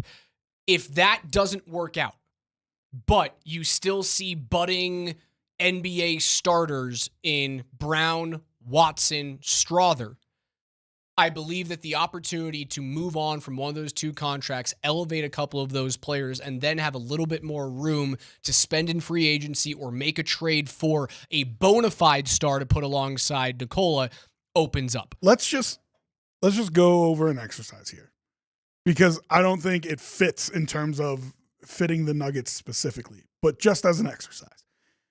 If the trade that the T-Wolves made, who they're going to play tonight, their rival, for lack of a better term, right? It's their rival. You're better than the 2 Lakers years in right a row now. in the playoffs. Yes. I think it's interesting, at least, right? So your rival trades Karl Anthony Towns for Julius Randle and Dante DiVincenzo. Traded a cornerstone.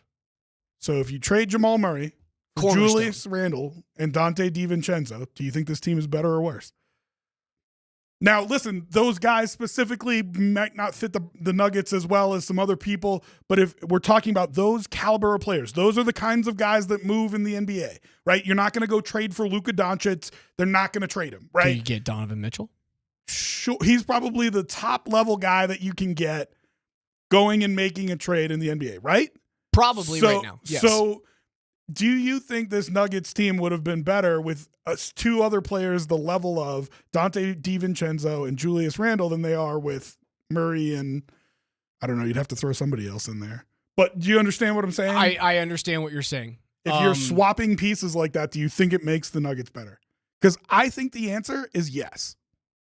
Do you think it makes the Timberwolves better?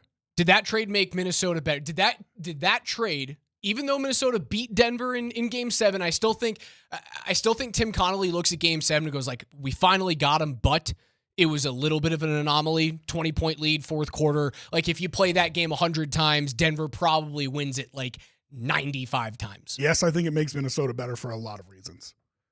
I think it makes them better because it says loudly and proudly that it's Anthony Edwards' team, because before it was Anthony Edwards' team, it was Cat's team. But trading away Jamal Murray doesn't make that same statement. You're right, 100%.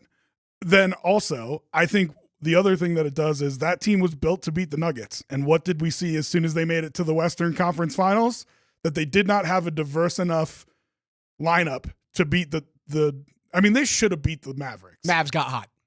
And they started to gel at the right time. So this team, I think, would have beat the Mavericks for them, where last year's team, I don't think, does. Now, do you match up as well with Denver? Probably not. But do you match up better with the rest of the league? I think you do. And so that's where that's coming from, I think, for Minnesota. So for the Nuggets, you have to ask yourself that question, right? Like, what is the thing that I can do to put the big man, the 3-time MVP, in the best position to win another title before he gets too old and wants to retire and go ride in a carriage behind his horses. There's not a horse in the world that's going to be able to carry. Like, could a Clydesdale do it? Probably. Can you just imagine in the 1600s, that man on the back of a horse charging at you? That's absolutely terrifying. Not. Imagine being the damn horse. I got to carry that guy? That guy? I digress. You know what I mean? You have a very small window here to get this man another ring, and I think you owe him at least that. And whatever major changes you need to make to get there, I think it's on you to make them. Rob Giglio, Alex Ryanemi, Altitude Sports Radio 92.5. You can hear those Nuggets take on the new look Minnesota Timberwolves tonight, starting at 7 p.m. with your pregame show. KJ's NFL notes are next. It's interesting. You've planted the seed. And if the Nuggets struggle their way through the season, something's going to grow. Something's going to grow.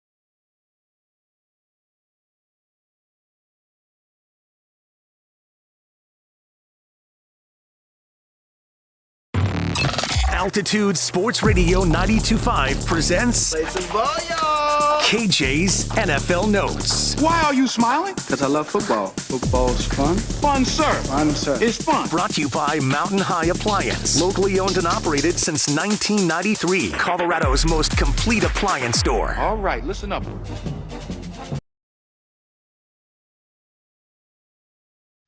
Every day here at 11:20, we go through the biggest stories in the National Football League with KJ's NFL Notes. There is some Hall of Fame news that we're getting to in terms of Mike Shanahan, I hear. But what's first? Earlier on, we had Valerie Preactor on. She's the sports anchor and reporter for WBAL.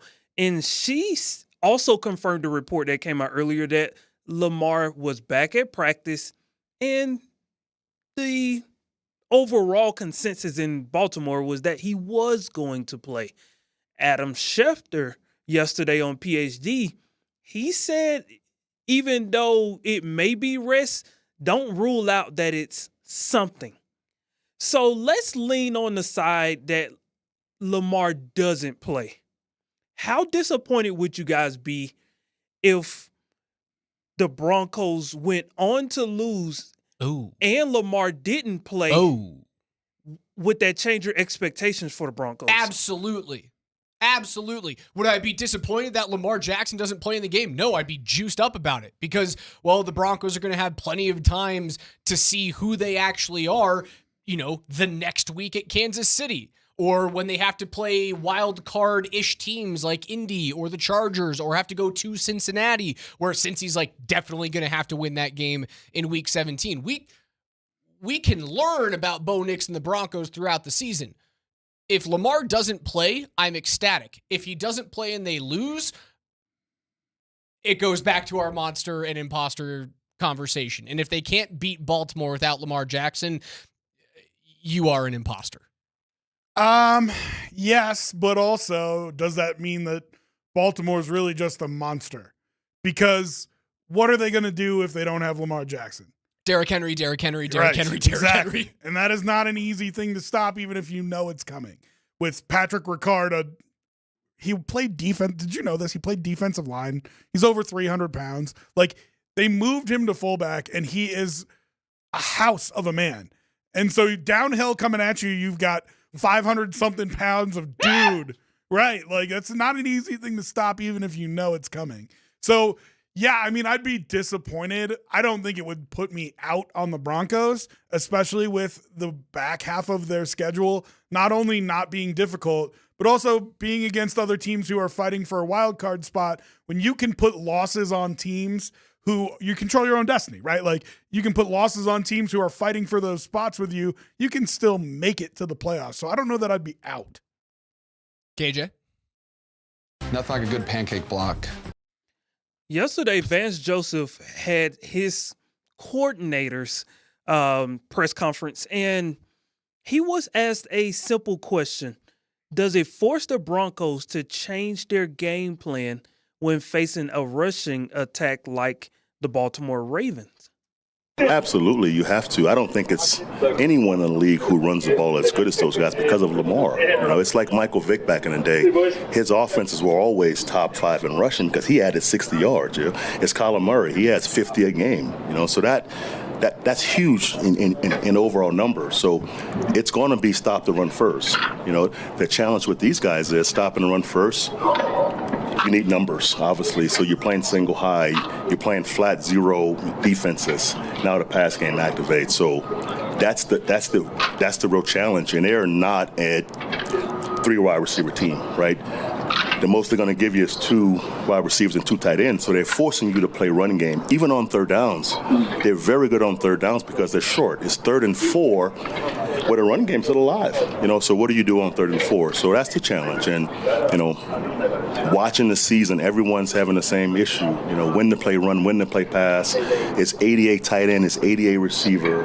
That's the challenge. But, you have to take something away, and my preference is the running game, and make them throw it. So we'll see how that works out on Sunday. But, we have a plan to get both stopped, but we'll see how it comes out. Why do you do that, Raj? You do that because the best player on your team is number 2. So you have to rely on those guys, whether it's you're playing cover 0, you're just playing middle field closed, single high safety. You have to rely on him and Riley Moss to win all day. And Jaquan McMillan, you know what I mean? Like you have to trust those guys that they can cover the Ravens wide receivers. Now it's interesting. He said they never run 3 wide receivers, and he's right. As far as 11 personnel goes, that's 1 back, 1 tight end. They're 32nd in the league. They run the least of that of any team. But that was before they traded for Deontay Johnson. So now you wonder, are they going to run more 3 wide receiver sets? And how does that change your defense? It's interesting. It's why that trade for them was so interesting. And I just, man, your best players are going to have to play their best games on Sunday so you can load up the box and try to stop Derrick Henry. They've moved away from heavily targeting Mark Andrews in the passing game, which is like something that no one really expected this year. Maybe Andrews has just taken a step back, and we've seen the peak of his career, and now we're starting to see the downturn there. I think that's part of the reason why they go out and they get a guy who can help them in the vertical passing game. But what a delight it is for Vance Joseph to be able to look at this defensive back core and know that he has a legit 1B. He's got Brandon Jones, who is outperforming expectation without a doubt. He has is the most acrobatic defensive back that they have Jaquan McMillan? I mean, if Pat Surtain wasn't an all-world athlete, then maybe. If he was just a regular. And I'm sure that's just me like looking at Pat Surtain and taking him for granted, and I'm sure I am. Yeah. I mean, I think Patrick Surtain is a freak athletically too. But yeah, as far as nickel corners go, he might be one of the most versatile in the league in terms of his athleticism. They didn't have this last year. They didn't have this ability. At this time last year on, November 1st of 2023, they didn't have this type of lockdown secondary. Jaquan had not taken the step forward that he had. But as they got better towards the end of the year, that's, I think, the shift in Vance Joseph's play calling was, I'm going to trust this defensive backfield a little bit more than I had through the first portion of the season. And I think it's why they started running off some wins in this portion of the season last year. So I don't know. I mean, listen, it's going to be interesting to see how he attacks this Baltimore defense, but I think trusting your defensive backfield is something he's going to have to lean into. Riley Moss changed everything for me. That's true. When you slot in a guy like that can make it so on both sides of the field, you don't have just an easy attack spot. It makes a difference. KJ. Nothing like a good pancake block. So the New York Jets won 21-13 against the Houston Texans on Thursday Night Football. But obviously the play of the game was the one-handed jump man-like catch by Garrett Wilson. That prompted Davante Adams to warn Adidas that he's going to have to make a phone call, and he's going to have to make it soon. What's your thoughts on Garrett's the one-hander, the second one-hander that he made? The number 2, yeah, the second one. Yeah. I don't know. I told him he might get kicked from Adidas after that one. that one looked like he headed over to Jumpman with me. So we're gonna see. I'm gonna talk to some people about that one, but they might. I ain't gonna say they're gonna replace the logo, but because I know Mike might not like me saying that, but that was a hard catch, and I really just seen it about 3 minutes ago too. So. Yeah, I heard a lot about it though, but that's G, man. I've seen, like, even in walkthroughs, we throwing the ball back. Somebody catch the ball, they run in the end zone. You throw it, we start playing catches, we going back, and he'll do stuff like that. So it's not too surprising, but being able to do that in front of 80,000 and maybe millions or hundreds of thousands watching at home, that's special. Hidden by 9 catches, 90 yards, and those 2 touchdowns, highlighted by it's the best catch that we've seen since Odell Beckham, right? Probably in the NFL. Probably the best catch we've seen since OBJ. Davante Adams looked like Davante Adams again. 91 yards, 1 touchdown, long of 37. I'm not saying that the Jets are back, but like... You mean you're kind of saying the Jets are back. They're 3-6. Hassan Reddick made a couple plays, which is like their biggest problem was their defensive line. So him coming back, I think, matters more than Davante Adams. I don't know. I mean, they might be a threat for the wild card, which if you're the Broncos, that's what you're thinking about. So that's worthwhile at least. But you have a tiebreaker. You do. And I don't know. There's so much dysfunction there. I mean, the first half of that game was hard to watch because those guys can't figure it out, whether it's, timeouts because the play clock's running down or dropping the ball before you cross the end zone. Like, it just feels dysfunctional there, and I just don't think you have to worry about them getting too hot here. I could be wrong. If you're a Jet fan, would you rather them be in the conversation for the playoffs up until week 18? Like, around kind of what the Broncos were last year going into the New England game. Would you rather them be there, or would you rather the wheels fall off the bus and the organization just go, we're resetting, we're getting rid of the Aaron Rodgers experiment, we're going to burn this thing to the ground? Well, they're going to have to take dead cap for that because he's restructured his contract to bring in all these people, which means there's more money in the later years. So if you get rid of him, it's going to hurt. The Wilson catch is ridiculously overhyped like the Odell Beckham Jr. catch was. What? I mean, it was a freak athletic play. What? When you have other freak athletes being like, that was freaky, take their word for it. You know what I mean? Overhyped. What have you seen that was better? Yeah, I don't think it was overhyped. Would you rather the guy just catch the ball in stride? I guess. Would you rather him like high point it and come down with 2 feet and not overhyped? It was insane. I don't see that. But get real 907. But right away. In terms of them like turning around the season because he made a ridiculous catch like that, if that's what you're getting at, I get that. Because I don't think the Jets are going to go run off a whole bunch of wins here. No, they're not. I think the franchise is still dysfunctional. And to your question that you had asked, how much success have they had drafting quarterbacks in the top 5 at the top of the NFL draft? Zach Wilson, Sam Darnold, Mark Sanchez, like. Which one of those guys do you... Sanchez got to back-to-back AFC championship games. Okay. Not because of him, but he played in the games. So if you're a Jets fan, I think you want them to be in it for the playoffs because it's just like, what are we going to do? Go to the top of the draft Carson Beck, and he'll be gone in 3 years, and the New York media is going to eat him alive. All right. Tennessee will pick him up, and then he becomes Sam Darnold. Yeah, come on. KJ, what's next? Nothing like a good pancake block. So Joe Burrow just took Halloween yesterday, balled it up, threw it in the trash, and lit the trash can on fire. And he is now being kinged as Mr. Debbie Downer. You big Halloween guy or no? No. Why not?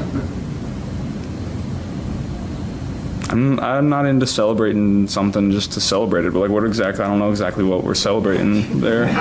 Just like dress up to dress up, I don't know. You're not a big dress up guy? I'm not a big dress up guy. I've always been like anti dress code, like if somebody tells me I gotta wear something, I don't want to wear that. That's just always how I've been. Any reason why? Just like, I don't know. I guess I'm a contrarian sometimes.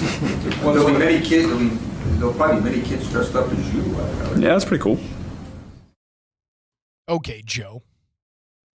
Okay, you're walking in with like see-through cut-off shirts and. But it's not normal. That's why he's doing it. If it was normal, he wouldn't be doing it. Yeah, but he says he's not a dress-up guy, and he's walking in looking like he's a member of NSYNC in 1997. He means costumes, and you know it. All right, so listen, I'm about to get just absolutely slaughtered on the text line in the Twitch chat. Good luck. The floor is yours. I'm not a holiday guy either. Like any holiday? It doesn't bring me any joy. Christmas doesn't bring you joy? That's the best time of the year, man. People put up all these decorations. You spend hours, days getting ready for this. There are people who look forward to it all year long. And the only thing that's happening in their life is that they care that Christmas is coming.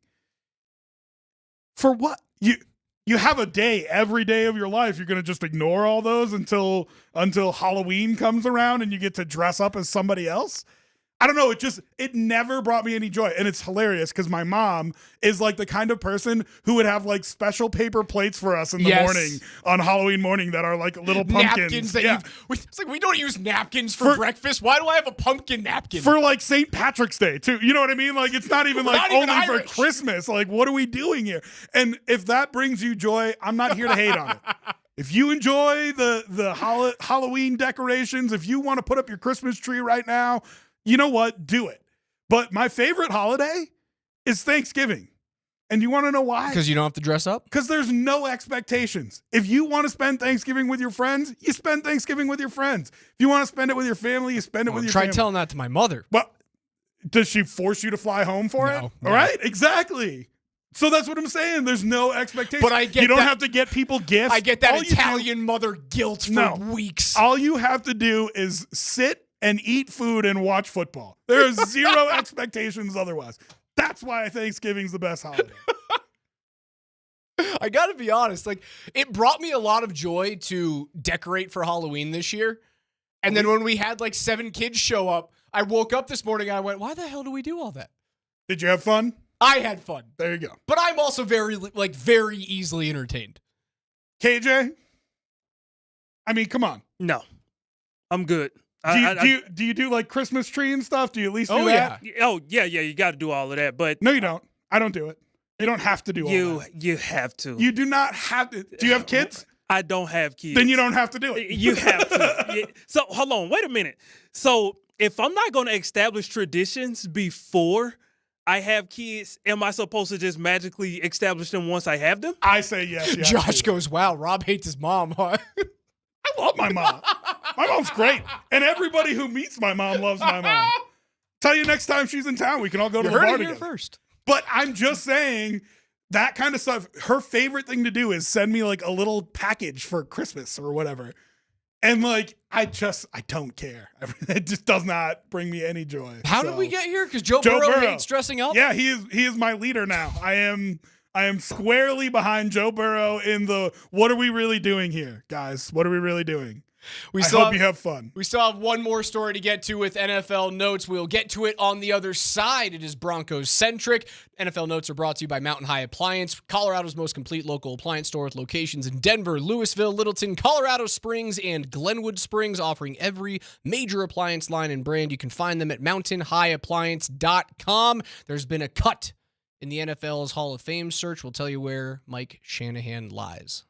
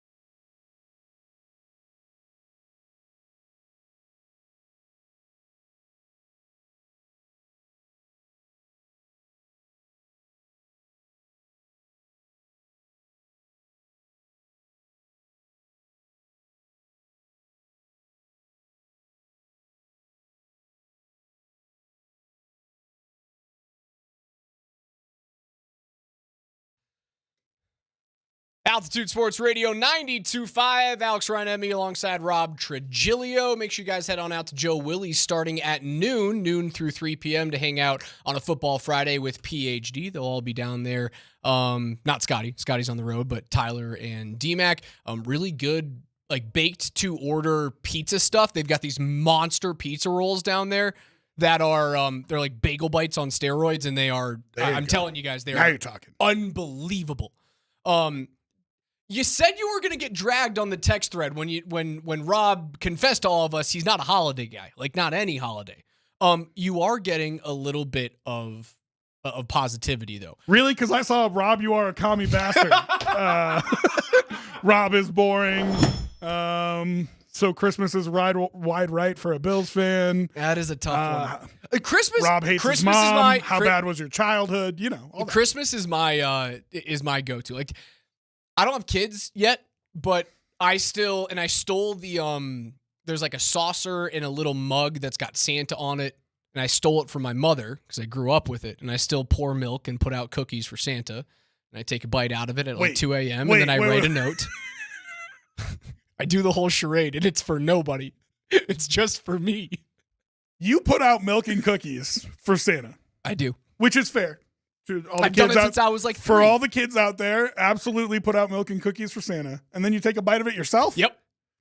Well, one, I feel like that is a violation of Santa cookie rules, one. And two, come on, man. Who you really fool? Like, is it so you wake up in the morning and there's crumbs? Wow.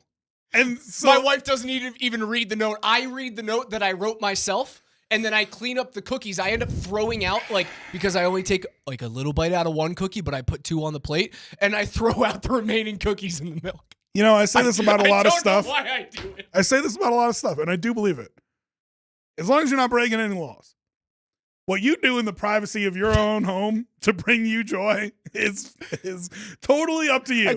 I'm not here to tell you how to live your life. So if that brings you joy, fooling yourself, not, you know, because clearly you've been a bad boy because Santa's not coming to visit you.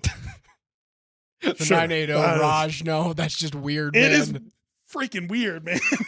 It's much like the game that we played yesterday for Halloween, the Monsters versus Imposters. It's not for you, it's for me. It's for me. And it's my thing. I'm not here to tell you how to live your life. I just better believe it, KJ. KJ's a Mariah guy. Okay. I mean, it's too early. We can't do it. I am a huge Mariah guy, but it's way too soon for that. What were we going to talk about? Well, there's news for the Avalanche. Cale Makar is the first star of the month for the NHL. He's got points in every single one of the Avs games, so congratulations. You've started off great, Cale Makar, but we can't have nice things because, well, they're the Colorado Avalanche. Sam Girard hit Nikolai Kovalenko in the hand with a puck today at practice and is currently being evaluated by the team doctor. That from Evan Rowell.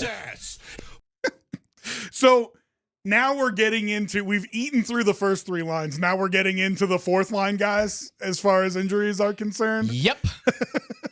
Yep.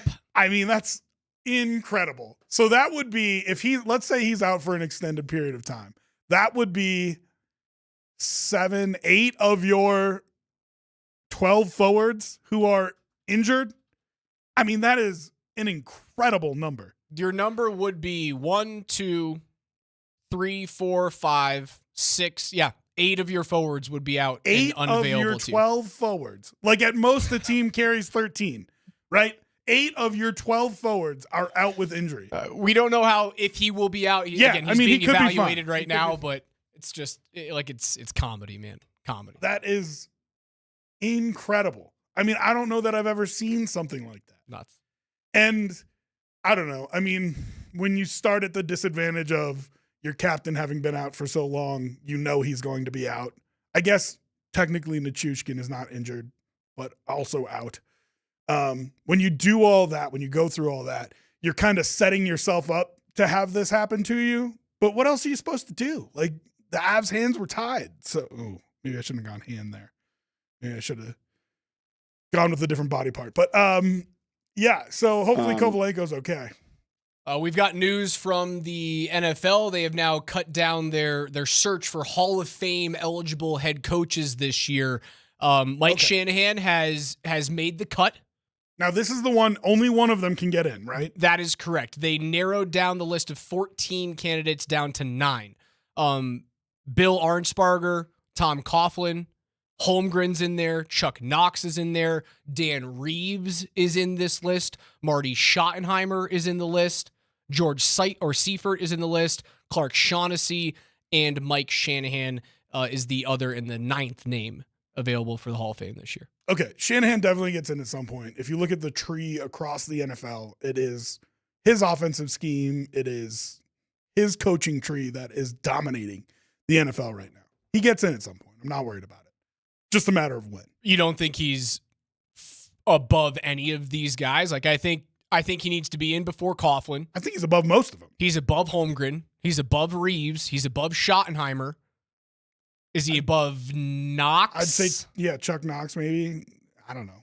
I mean, it's a totally different era. You know what I mean? So it's hard to compare. But is he getting the treatment of he's gonna get in? Like, guys like Mike Shanahan's going to get into the Hall of Fame, and he might just have to wait a handful of years for other guys who came before him. He will get in. There's no question in my mind. Without a doubt. It's just a shame that it hasn't happened yet. Yeah, I agree with you. On that. But it's interesting because when I've seen these articles about Broncos eligible for the Hall of Fame, Dan Reeves obviously gets put in there. And I'm just curious how much Denver cares if Dan Reeves goes into the Hall of Fame. The whole Elway Reeves thing, first of all, led you to Mike Shanahan. So never got it done. And like there was a huge how do I want to put it? It wasn't a fight. It was just kind of like a standoff between Reeves and Elway. Listen, I was too young. I don't know, right? Like I was a baby when this is happening, but I just don't know how much Denver fans actually care if Dan Reeves gets into the Hall of Fame. No, I mean for me, it's Shanahan or nobody. Reeves will get in just because of his longevity, and he was successful. Do you think so? I don't know about that. I think he'll eventually get it. They find ways to put in. Like they'll put in Schottenheimer, and he never got it done because of how dynamic the offenses were that he ran. They'll put in Schottenheimer eventually, and he never got it done.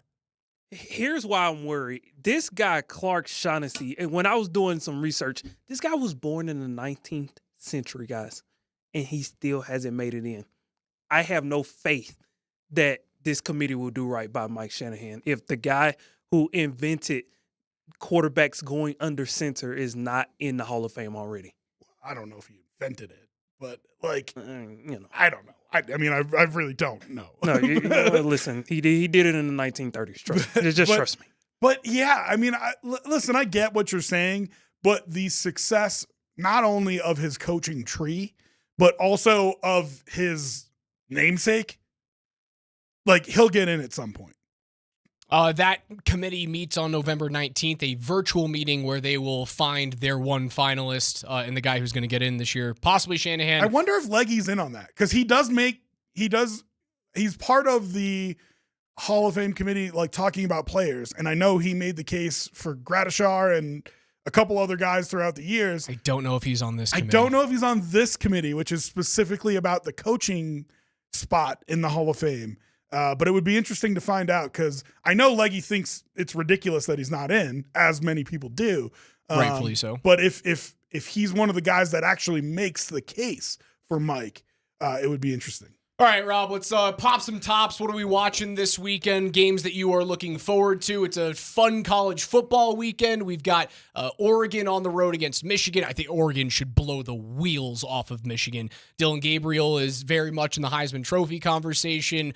Air Force and Army is being played just down the road, while I think Army's going to cover the 21.5 because Air Force is a dumpster fire right now. Come on, no. They're struggling very, very much right now. This is Commander-in-Chief's trophy. You throw out the records, all right? Army looks real. You throw out the records. And they're like, now that Navy got the wheels beaten off of them, like I'm rooting hard for West Point right now. Hard for them to find a way to be like the playoff Cinderella. Oh, I'd love for crasher. them to win the American and get an automatic bid. But, that means that Boise State has to lose, and I don't know that that's going to happen either. They might be taking on CSU in the Mountain West Championship game if CSU stays hot against Nevada. San Diego State versus Boise tonight. We got to mention that for Coach, of course. And the biggest one is Virginia Tech Syracuse, no question. Oh my God! Don't start with me. I can't watch Kyle McCord throw another pass. Not after last week. I can't do it. Take it easy. He's had a decent year. It was just a bad. I thought he was going to win the Heisman the first 4 weeks of the season. No, I mean obviously the game of the weekend is Ohio State, Penn State, and I'll be unfortunately popping atop to that at 10 o'clock in the morning. Can we have a discussion about this, please? It's nonsense. I get it's like big noon kickoff. I get that. But I got to get up at 10 a.m. I can't build my whole day around number 3 versus number 4. It's literally the only day I get to sleep in, and you're making me wake up at 9:30, which is early for a guy like me.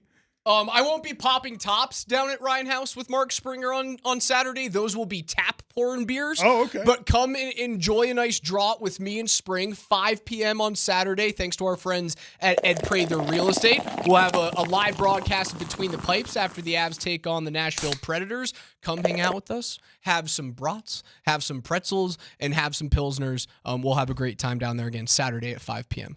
Sounds like fun. I'm also going to pop a seltzer or two. I'm going to Sabrina Carpenter tonight just to Wow. round Wow. out my How do you bring that up with 30 God. seconds left in the show? Because I don't want to get roasted for it, but guess who's excited? As excited as I get over a pumpkin spice latte, you better believe it. PhD's coming up next live at Joe Willie's.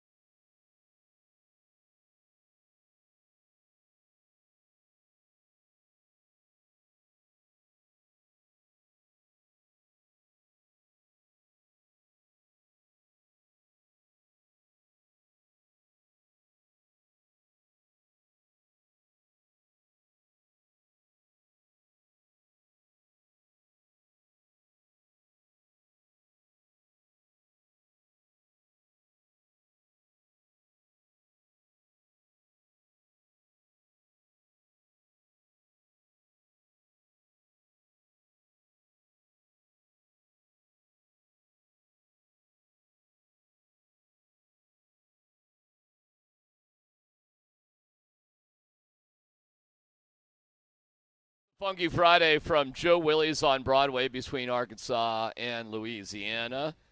We're encouraging you to get involved with us on the show today by joining us on the Fricky Law Firm and get on the voice of the people and tell us why the Broncos are going to win and stay positive today on a Friday.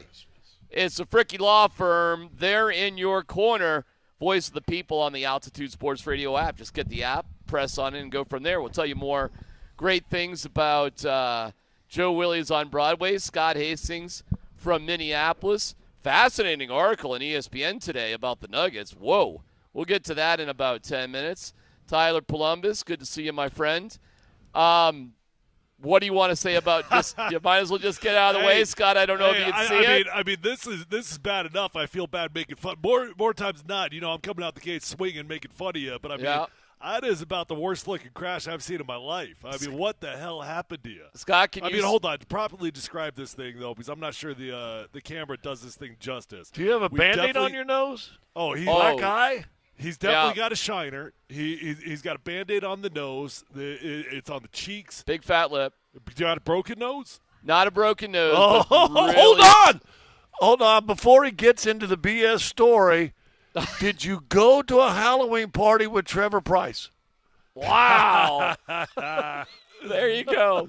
Laughing actually hurts, but I'm willing to give one up for the show here. My face looks so bad. This is a true story. How bad is it? My wife and I agreed that I should not answer the door for the trick-or-treaters because they would have thought it was a costume. What do you mean? That would be perfect. It would have been too grisly and too realistic for like 5 and 7-year-olds. Wow. Yeah, we really did have that conversation, so I sat next door while we gave out our very well-received boo bags, by the way, to the 20 or so people that stopped by.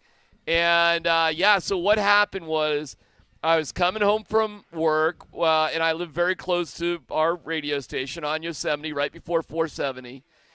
And the sidewalk was closed. There was clear signage, sidewalk is closed, and then there were cones. Now, normally when there's construction or cones, it's like, a free bike lane. That is, in general, I'm telling you, I've done it 1,000 times. In general, that's just like there's construction, but you're good. You're on a bike. A car can't go here, but you can just sort of go through whatever you're going through. There is not a bike lane in this very short section that I get to before I can get to bike lanes, and I'm normally just on a sidewalk going pretty conservatively. Well, the sidewalk is closed. There's cones up. I think I got a free bike lane, so I'm going a little bit quicker thinking, my lucky day. Turns out that there's road construction. There was a bunch of small little cones, maybe 6 inches high, ... along this patch. The patch looked like a sidewalk. Just it's on the road, but it just looks like clear road. Like no big deal, little things. I don't think twice about it. They're tiny little cones. It's wet cement. Oh no. And oh no.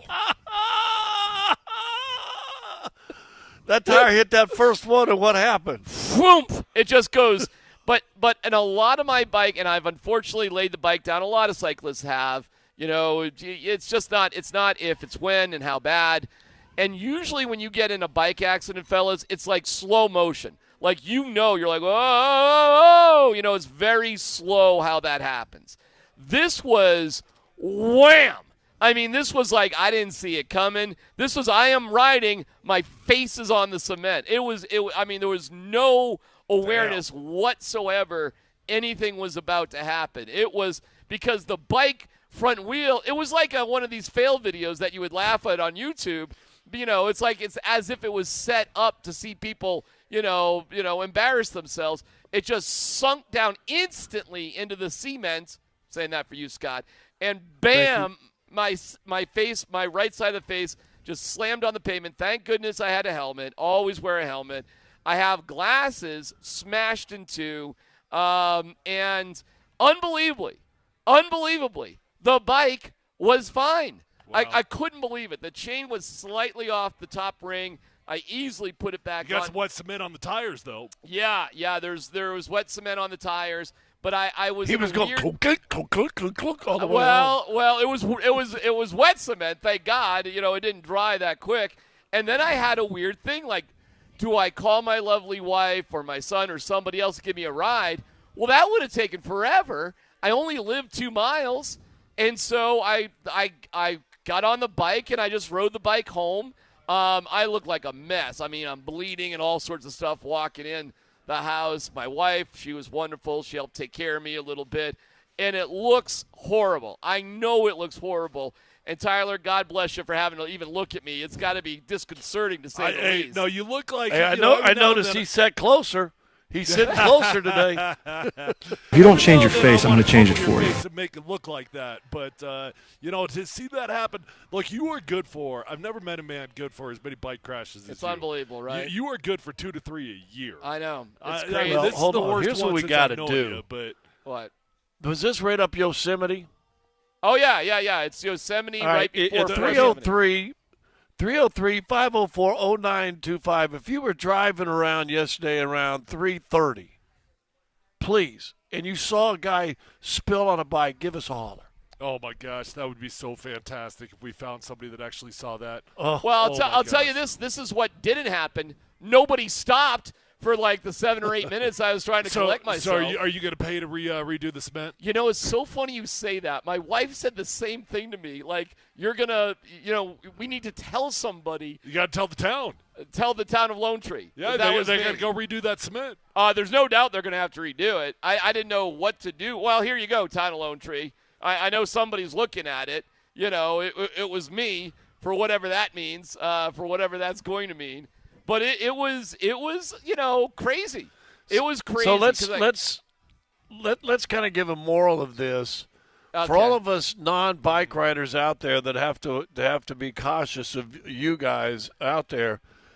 D-Mac had a wreck, being a bicyclist who, like a lot of them, believe they don't have to pay attention to the law of the road. Abide by the rules, right? Yeah, you don't have to abide by the rules.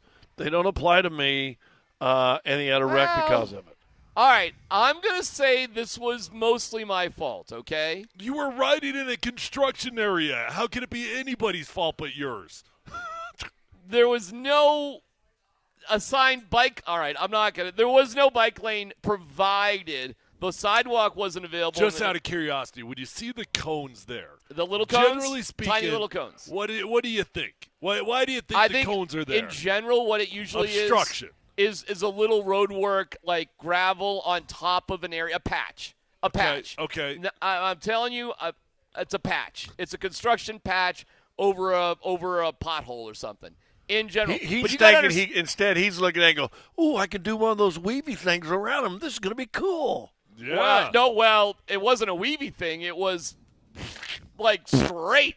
It was like straight on. Hold on. Was the cement not like a light gray? Like glass. You couldn't tell it was. You it couldn't was tell. I swear to God, you couldn't tell. Wow. I swear to God, there was no way to tell, and there was no sign saying wet cement or anything. It was just these tiny. If I'm just being a little honest here, City of Lone Tree, you could have put up like a 4-foot barrier. Oh. Well, I don't know, man. Oh, I mean, it's their fault now. No, it's mostly here my we're a fault. typical biker here, right? Typical biker. Right in the construction zone. I was walking down someplace near construction one time with Tanner, and he stops right in the middle of this road and starts taking a leak. What? And I said, "Dog, what are you doing?" And he pointed to the sign. What did the sign say? Wet cement. Okay, there you go. Nice. Somebody asked me, did I go back and write he did.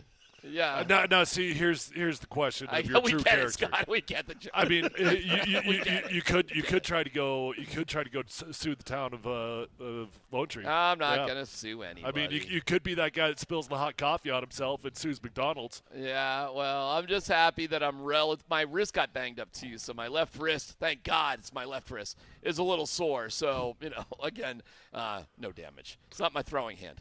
Right. So that's it. Hey, you'd be game on in the NFL, man. It'd be game on. I would be, if I was playing on Sunday, I'd be questionable. No, you'd be game on. I think I'd be questionable. You ain't sitting out for a face. Do you think I'd be probable? Oh, Really? You wouldn't even be on the injury report. Really?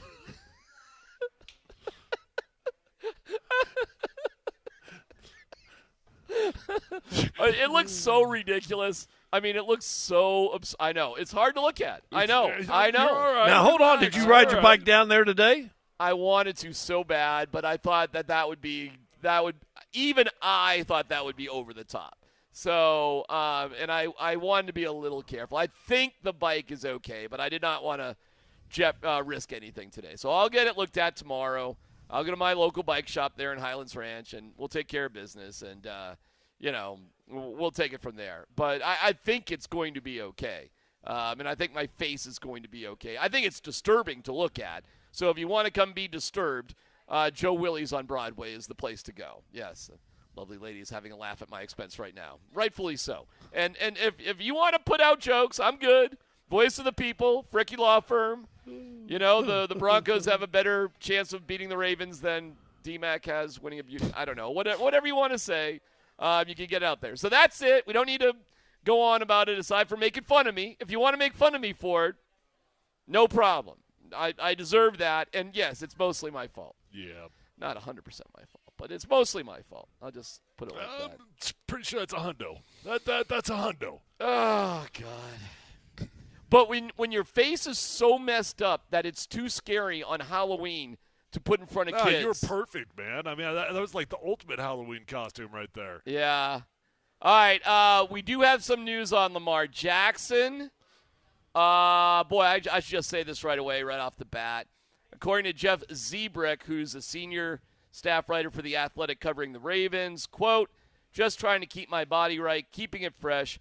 There's never a doubt he was going to play on Sunday. So Lamar Jackson back at practice, saying he's good to go. All right, cool. Answers that particular question. Cool. I mean, look, would it have been nice if he wasn't playing in the game for the Broncos' odds of winning the game? Yeah, it would. But I'm flat out excited to see Bo Nix go up against Lamar Jackson. I'm excited about it. So I'm not bummed out about Lamar Jackson being in the game at all. I want this. I want to see Bo Nix take the next step, man. That's it. You've done it against bad football teams. Now let's go toe-to-toe with the elite, and then we'll find out what you really are. Here you go. You got it. All right, Scott. What an article on the Nuggets here today. Wow. We got all sorts of crazy details about this team coming out. So let's go through that one with a fine-tooth comb and see what's legit and what's not legit. We'll do that next as we're live here from Joe Willie's on Broadway, PhD on 92.5.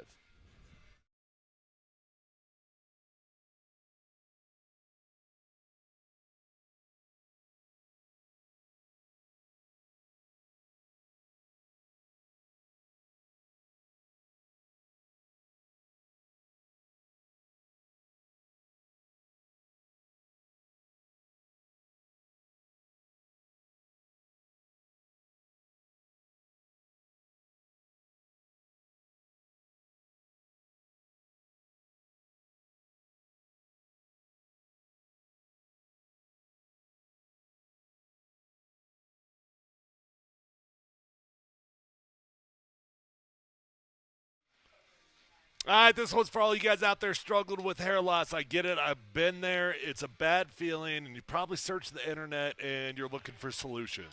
You might have bought the lotions, the pills, the creams, the potions. All of a sudden, your pocketbook is getting thinner, and your hair is remaining thin at the same time. Guys, invest in yourself with the groundbreaking Advanced FUE from Advanced Hair Restoration. Guys, whether you have a receding hairline, thinning hair, or a bald spot, Advanced Hair's simple one-day treatment is going to have your own natural hair growing back the very next day. Dr. Tanya Pauls is amazing. The entire team at Advanced Hair is amazing. The best of the best. Matter of fact, the winner of Westward's Best of Denver. Advanced Hair worked for me, and it's going to work for you as well. Matter of fact, they guarantee that your own natural hair will regrow. So go get a free consultation, $250 off, and 250 free hair grafts. Simply call 720-459-HAIR. That's 720-459-HAIR. Refine your hairline with the team that has redefined hair restoration. 720-459-HAIR. Or for before and after photos, visit advancedhair.com.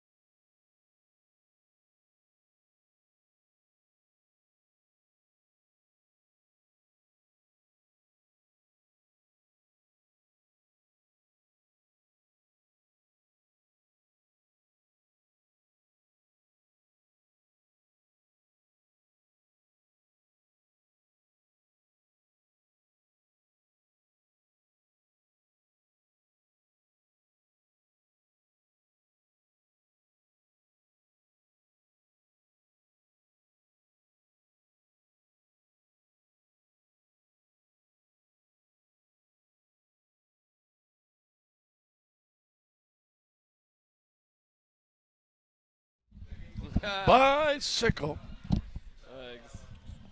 Ride my bicycle. Bicycle. Want to ride my bicycle. Into a my bunch of what's bike. meant. To ride my bicycle. We are at Joe Willie's, a great place to watch all the games. I They say open at cones. 10 a.m. Tomorrow for all the college football. Thursday through Monday night, $8.95 buckets of beer, $21.95 buckets of high noons, $4 off Fat bottom wings. girls, Dan. They'll open up for your holiday party here at Joe Willie's. They're booking up quickly. The upstairs perfect for parties. It's on Broadway between Louisiana and Arkansas. Scott, how things there in Nuggets land, pal? What's everything all right there? Everything good? Kind of seems to be. I don't know. I read the article and I'm like, and I remember Ramona was in here during the preseason, but I was like, dude, I think we've kind of talked about all of this over the last 3 weeks, haven't we? I mean, there wasn't anything shocking in that other than actual people talked and addressed it.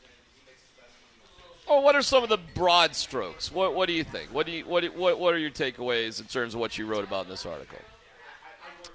The broad strokes. The Joker's Joker. Joker wants to be surrounded by people that have a like mind and wants to win. And as long as they're all moving forward to trying to be winners together, he's good. And, trying to say that there was a kumbaya between front office. I thought Calvin, in a number of instances, pointed out, says, but coaches are just competitive and they want to win, which means probably they weren't real happy the young guys didn't play as that much last year. So I don't know. They didn't really, at least I didn't get it. Maybe you did. Didn't really answer the question. So where are you? Are you trying to be competitive and win a lot of games, have a good year, or are you going to play young guys?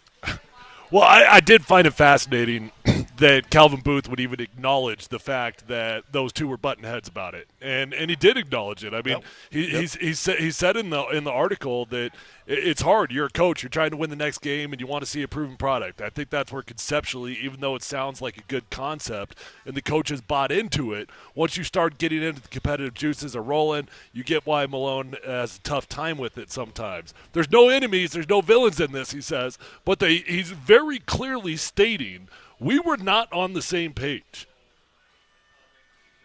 Yeah, I mean, I don't disagree with that. Do you guys? I mean, No. I agree with that 100%. I thought that was an admission of, we weren't seeing the whole thing. I think there was an understanding why, and that probably came from meetings after the season was over, especially when a lot of people were saying, and even said in this article, a lot of the veterans were dead and tired and didn't have a lot left. And in fact, they said when so-and-so and so-and-so and so-and-so didn't even play in that Game 7. So, yeah, it is a good mix. It's one why – remember I said this yesterday, the media, how we get on something, and then we rile up the fans, and the fans start getting all over the internet and the blogs and X and everything else. And, to sit there and say the teams aren't influenced by mass dumpage of social media, I think they are. So I think they tried to address that. There probably were some tensions, and I haven't seen any this year. Calvin's was in New York and came with us to Minnesota last night. Well, I'll give you the quote. I'll give you the quote of the article, though. The quote of the article comes from Michael Porter Jr. Quote: "If we don't win it this year, we all know they might have to break it up." Okay, do you think they're not breaking much up now. You got 4 of the 5 guys locked up. Well, Porter's, I think, suggesting everybody is aware what's on the line this year. Yeah. Like, this is, we got to win here, or this thing is just going to go away. Meaning, I mean, do you get that vibe, too, that this is it? This is a make-or-break year for the Nuggets, period, or this whole thing gets remade in the vision of Julian Strother, Christian Brown, and Peyton Watson? Is that? Well, is that what I think suggested? to answer that, you got to ask who's winning the power struggle, right? Is Michael Malone winning the power struggle, or is Calvin Booth going to win the power struggle? As long as Michael Malone is the coach, I don't see it going in that direction. I mean, he's going to feel like he's got guys that he can compete with. I do think that one player in particular is a bit of a hot button for these two guys, and I think it's Zeke. Calvin gave Zeke a $43 million deal. And I would imagine that he expected Zeke to be a major part of things. Now, I would assume that Calvin Booth sees the same thing that Michael Malone sees, but that was one of the first dominoes that Calvin Booth gave a contract to, right?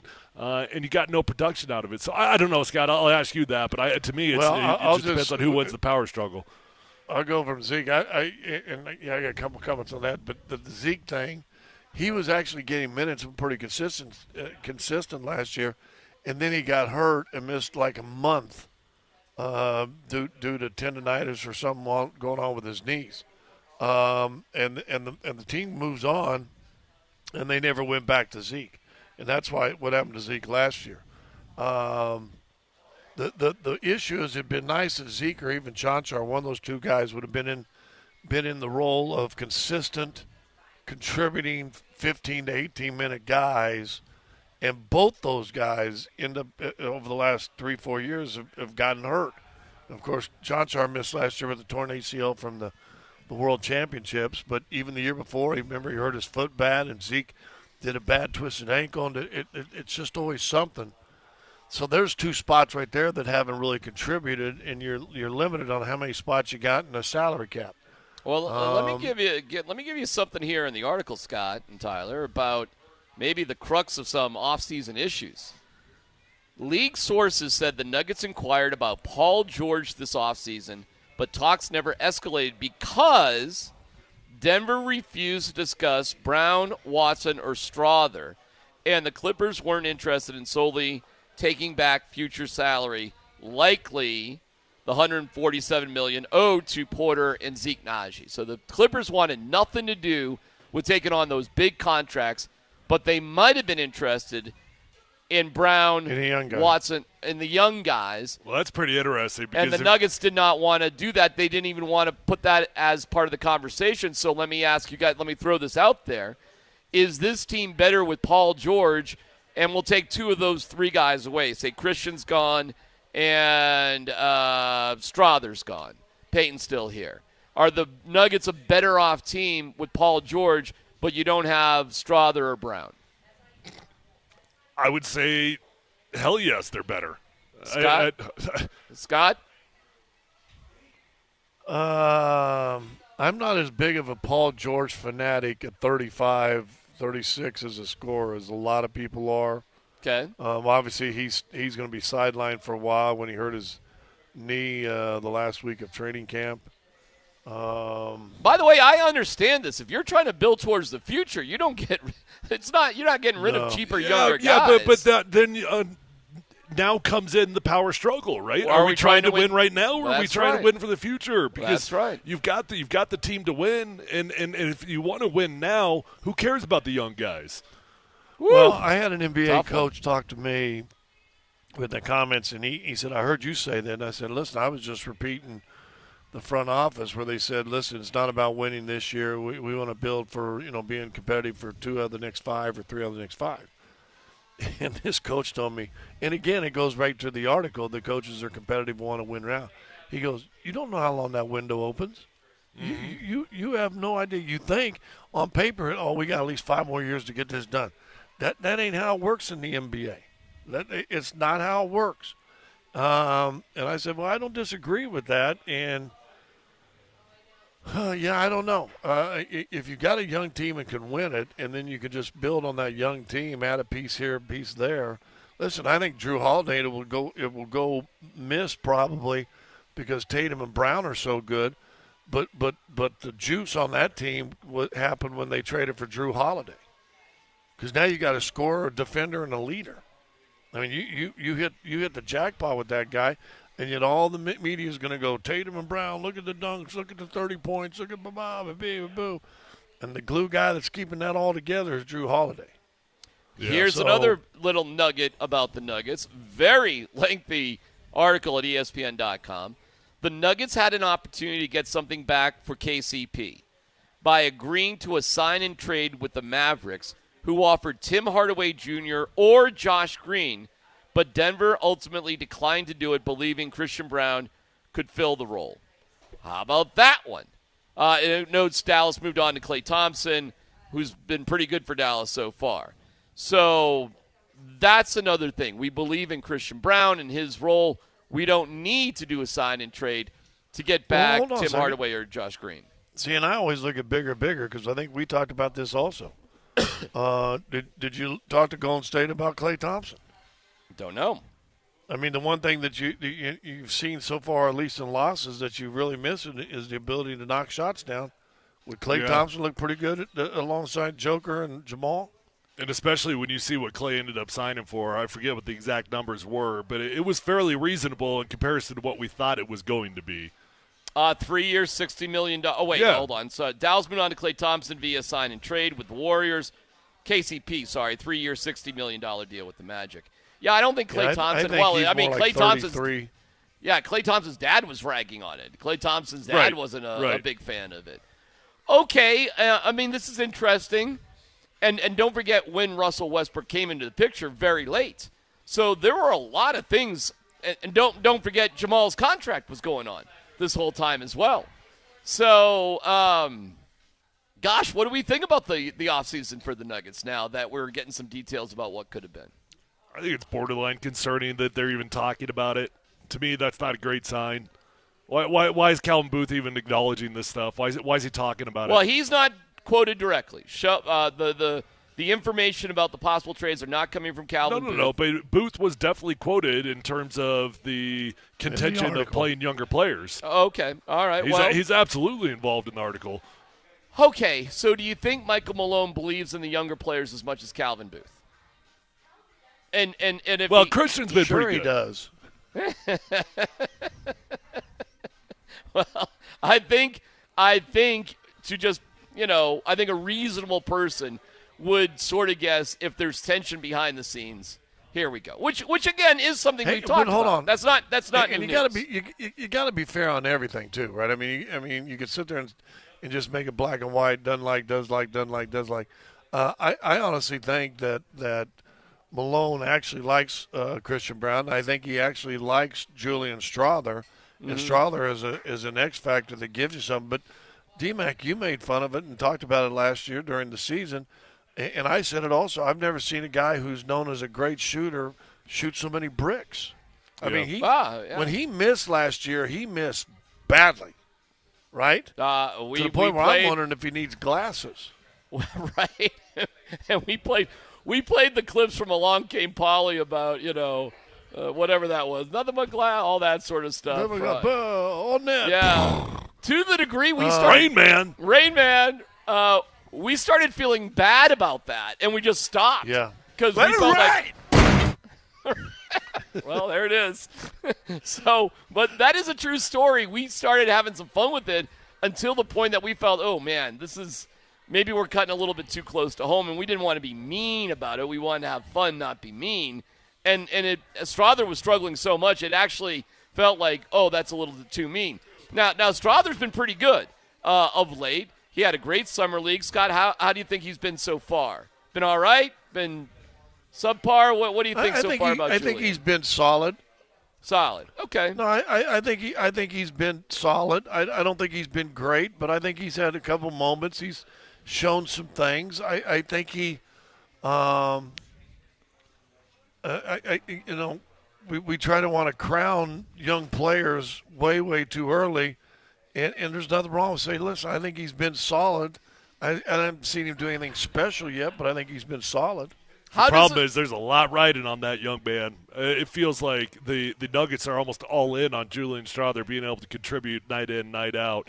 By the way, Klay Thompson, it was a 3-year, $50-some million deal, averaged about $16 million per. That sounds pretty reasonable. Compare that to what Zeke's getting, right? Right. That sounds like a deal I'd be interested in if I were the Nuggets. How does an article like this land amongst the team and the culture that they've got built up? Has an impact, no impact? I mean, this is kind of an interesting one right here. This is behind the scenes there with the Nuggets.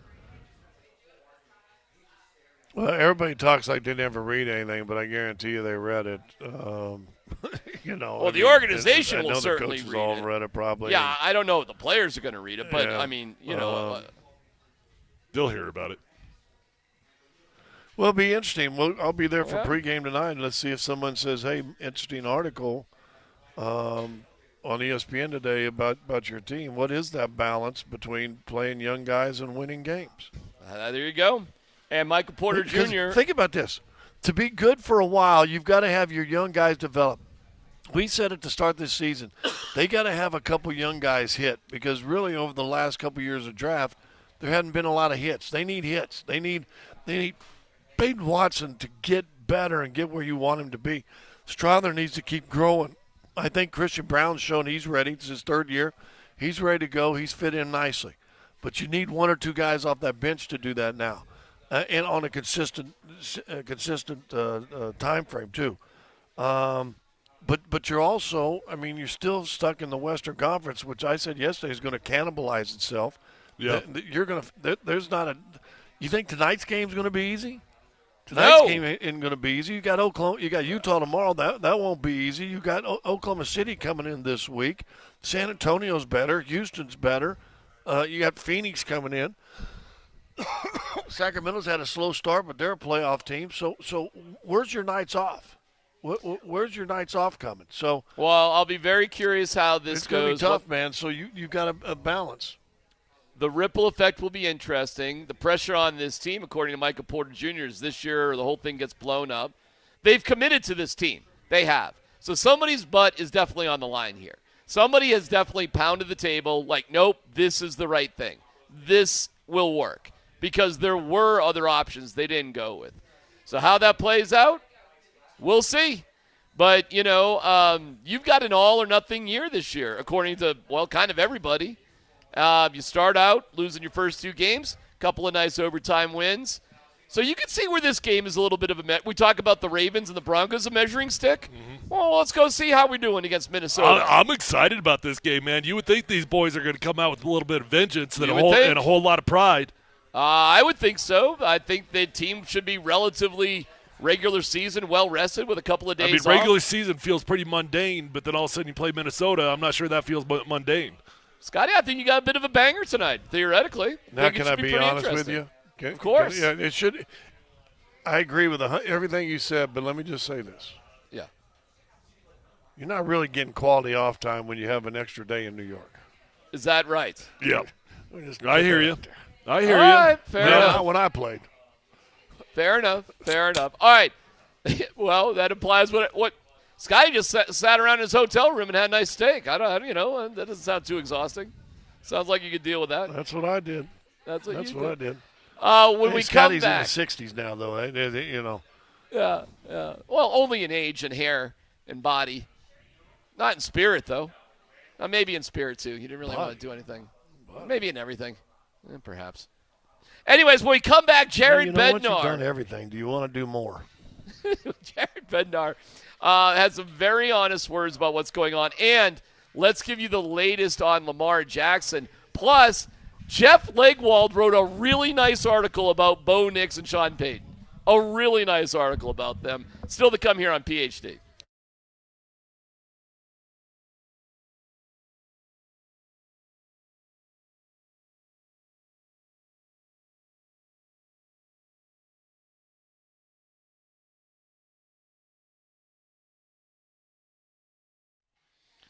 Hey, what's going on? It's your boy D-Mac for Mike Maroney. Mike Maroney is the absolute best. I love Mike Maroney, and what they've done for you is unbelievable. I mean, this is incredible. Every day brings more opportunities, and if yours is, mystical, it's waiting for you at Mike Maroney, Ford, Longmont, 3rd and Alpine. That's right, Black Friday savings all month long on their incredible lineup of 2020 Ford F-150s. That's for you. Want something tough that's ready to rock the mountains? They've got you covered with amazing deals and low financing options. Remember, Maroney means more. Every vehicle comes with a 3-day money-back guarantee and free delivery anywhere in Colorado. Anywhere in the state, they'll come to you with free delivery. Just start by going to Mike Maroney, FordLongmont.com. That's Mike Maroney, FordLongmont.com. And you can see the savings there for you. These peak savings are not going to last for long. The best F-150s will go fast. So no matter what the adventure is here in Colorado, whether it's the back roads, the mountains, or just getting around town, get to 3rd and Alpine in Longmont and see my friends at Mike Maroney Ford Longmont online, MikeMaroneyFordLongmont.com.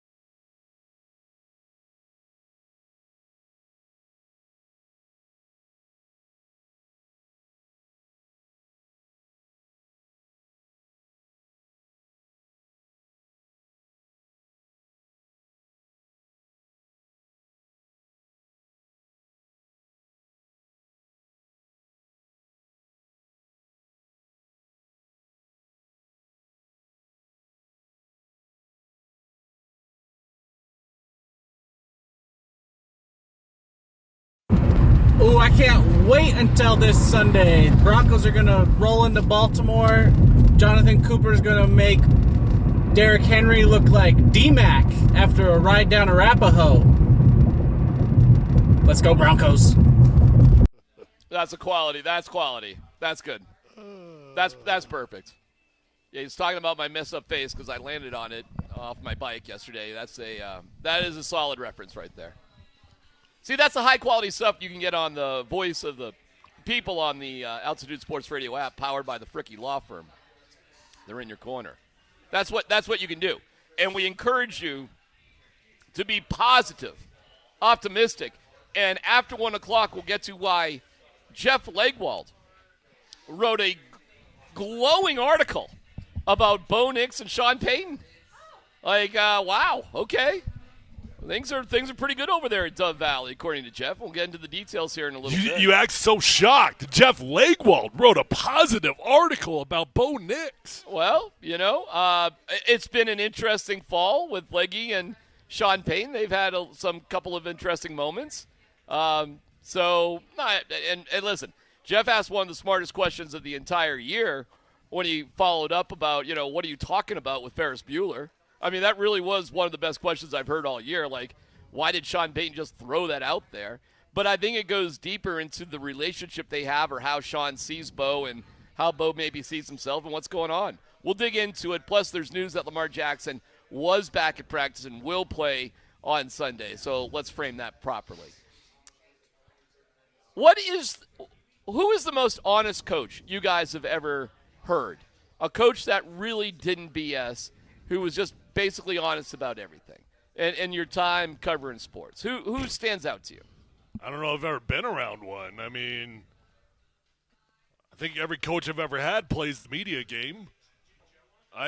Do you have one from covering that pops up? Well, I got one in my back pocket I can play for you in a second, but Scott, I'll throw it out to you first. I'm just I thought Chuck Daly was pretty honest with his thing. It's funny, we were just in Brooklyn, and I was talking to some of the media people there. They say, what we love about Jordy, and it's one of the people that cover him every day, is that he's just brutally honest in all of his interviews. He doesn't mesh words. So maybe what we're seeing is a younger group of guys that are kind of coming in from the old heads, playing a little less games and being a little more honest. Well, I'll tell you this about Jared Bednar. He is the most honest coach I've ever been around. He's pretty good. He doesn't want to say something. You know what he'll do? He just won't say it. He simply just won't say it. That's it. So, but when he does answer a question, he'll really tell you what's going on. Yep. Let me put this out, for example, the goalie situation. So not ideal. Yeah. And Bedsy was asked about it by Megan from Gorilla Sports, and he went on. We only have a shorter clip of this, but he went on very honestly. He was asked about his philosophy with 3 goalies. So instead of pretending like you really do have a philosophy, he was more honest, saying, I don't have a philosophy on this. And then he was brutally honest about the reality of the situation. Go ahead, Dan. I don't think there's no right or wrong game plan here. My first priority is to there's no question I played Kotkaniemi because I want to see him. We needed to see him. We brought him in. We've sent him down. He's played games. You got to put him in a position where you can see him play. Moving forward, I don't know what the plan is. My plan is I'm going to play the goalie that I think gives us the best chance to win. Now, the best chance to win thing is a cliche, but Bednar would go on to say, this isn't the minors. This isn't something else. This is the NHL, and I don't really care about anybody's feelings here, and they got to get over it. How do you like that for a message to your team and to the fan base? Well, you'd probably be doing a disservice to your team if you did anything other than be honest with the situation, because then you're going to lose your own guys. So I like it. I think it's very fresh. A lot of coaches would just play that, we still trust him. We trust him. He's our guy, right. Number one. And Bednar did that for a while, by the way, as recently as last week. After Annunen had clearly done enough to take over as the number one, Bednar still referred to Georgie as his number one goaltender, but then he had the caveat of, but I'm going to play the hot hand. He's my number one, but I'm going to play the hot hand. And now it's just beyond that point. So a lot of coaches would still continue to play that game, though. There's different lanes of honesty. There's honesty with the players when you talk with the players. And if you are a wishy-washy or a BS artist, I've known, and Tyler probably knows too, we all have known front office people that were used car salesmen. And as a player, you're like, okay, whatever, this guy, okay. But that can't come from your coach. You can't have a used car salesman in the locker room with a team, no matter what sport it is. I don't think they last very long. But then there's the honesty with the media. We love it when Bednar gets, I want to see him play. Everybody knew that answer. We're like, oh, thank you for saying that.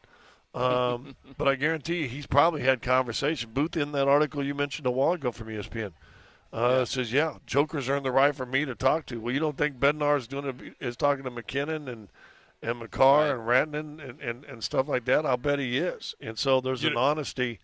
It's different with the media than he has no obligation to be honest with us. None of them. Scott just started to talk a little bit about honesty behind the scenes also, right, and how important that is. I'll tell you this, the coaches that drove me the most insane were the ones that would be like, hey, you're doing great. Yeah, everything's awesome. Used car salesman. And then all of a sudden they go upstairs and they got that staff meeting and they're talking trash about you, right? And you find out a little bit later, maybe it's from a different coach, whatever, you find out the things that he's telling you to your face is not what he's saying upstairs. Tom Cable, man, Chris Forrester, some of my favorite offensive line coaches, man, sometimes it's brutal honesty, but it's honesty, and when I'm playing bad ball, I know that it's damn sure what he's telling me is the same thing he's saying upstairs, and that's all I could ask for, man. I mean, sometimes honesty sucks and sometimes it hurts, but you sure appreciate it knowing that he's telling you the same thing that he's saying upstairs. All right, so that translates well, though, at the end of the day. That players appreciate it, the media appreciates it. It's the reality of the situation for the players. Sure. Pretty positive, right? Sure. Okay. I find it refreshing. Frankly, I think Malone is pretty honest about most things. I think. Who knows? I don't know about football coaches. Football coaches, to me, are the most disingenuous coaches of all time. You got to, I don't know. I don't think football coaches are really ever telling you the truth about anything. I mean, we now realize what Sean Payton truly thought about Carolina. I think Sean Payton is actually very honest. Yeah, you like him? I mean, to the degree, what you're bringing up right there about Carolina, about Nathaniel Hackett. Coaches don't do that. We've now got 3 or 4 examples since Sean Payton has been here of him just being brutally honest about his opinion. Maybe outside of the organization. Maybe he's not honest about inside the organization, but he's brutally honest about his opinion outside of the organization. Let me give you one more. Oh, go ahead, Scott.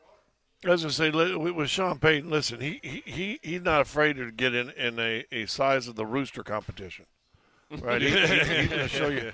He's going to show you how big his rooster is whenever he can. So that's part of it, and that comes from his ego a little bit. I thought Gary Kubiak was pretty honest. I thought when he would do stuff, he was always honest. If he didn't like something, he just might not say anything. But right there, sometimes your body language or your lack of saying anything is just as honest as if you say D-Mac sucks, right? Hey, wow. Sucks at riding a or bike. whoever. Yeah, I'm talking about when you played safety for the Broncos a few years ago. Yeah, I wouldn't be very good at that either. All right, well, that's the temperature. Really quick, I want to play you the quote from Jared about Val, who's coming back. Go ahead, Dan, play that. He has been skating, though, the whole time. He skated again this morning. He's not allowed to be around, our guys yet, and we're hoping that date's coming quick.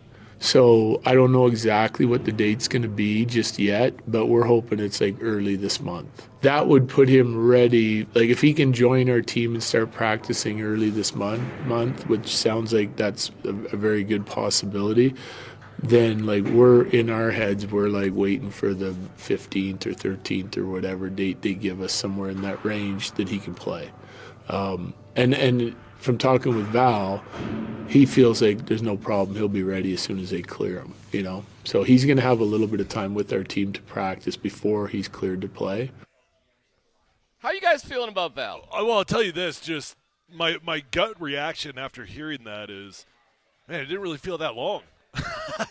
At the time, it felt like forever. But the season just started, and we're talking about getting him back in a couple weeks That's here. right. That's right. In the big picture, that suspension was not that relevant if they do get him back that quickly. Yeah, it seems like a long time, especially with some of the struggles they've had. But it's another sign. Once the league gives a thumbs up, you're going to see Nichushkin in there. Probably first game, won't he? Maybe in the second line. Although with Ross Colton hurt, Yes, sir. Yes, he is. So maybe 4 to 6 weeks. he jumps right into that first line right away. But I think when the league gives them a thumb up, you're going to see the choo-choo train back on the ice. How do we all feel about that?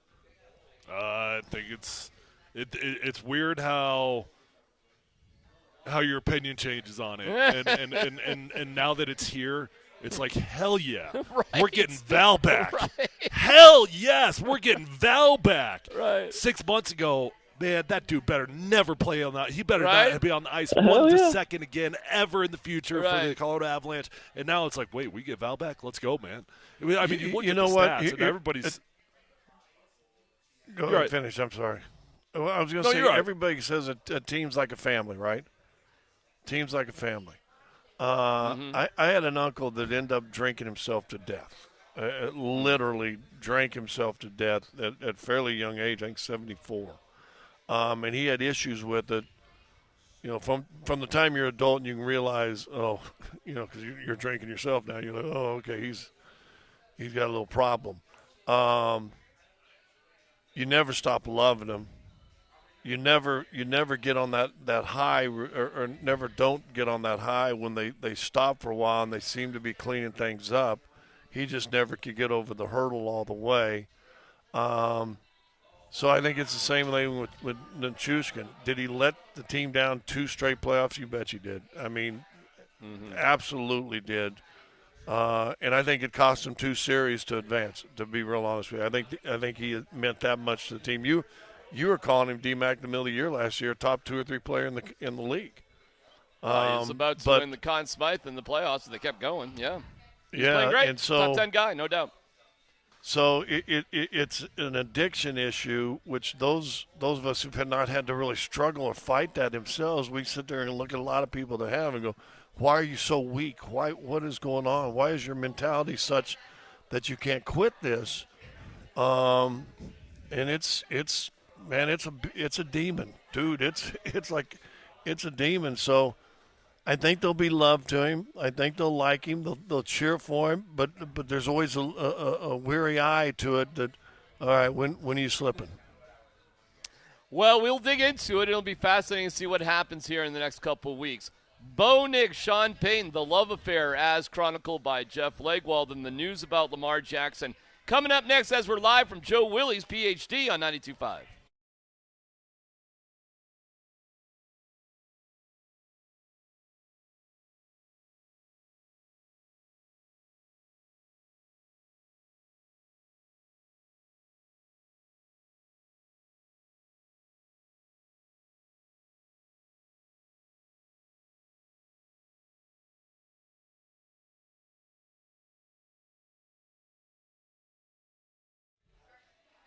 Hey, what's going on? It's C-Mac for my great friends at Mike Maroney. They are the absolute best. Let me tell you, every day brings more opportunities, and yours is waiting at Mike Maroney Chevy GMC in Longmont and Mike Maroney GMC in Boulder. Black Friday savings all month long on their incredible lineup of Chevy Silverados and GMC Sierras. And if you want something tough that's ready to rock those mountains, they've got you covered with amazing deals and low financing options. This is incredible what they have going on at both locations. And don't forget, Maroney means more. A 3-day money-back guarantee, no questions asked. Free delivery anywhere in Colorado. And you heard that right. Anywhere in the state, you can get that truck, that vehicle, delivered to you. So don't let these peak savings slip away. The best trucks will go fast. I can see you in one of those bad boys. Come on now. Can't you? Start your journey at Mike Maroney, ChevroletGMC.com. No matter what your adventure is here in Colorado, it starts at Mike Maroney, Chevy GMC in Longmont, or Mike Maroney, GMC in Boulder. Tell them your pal D-Mac sent you. Together, let's drive. GMC, we are professional grade.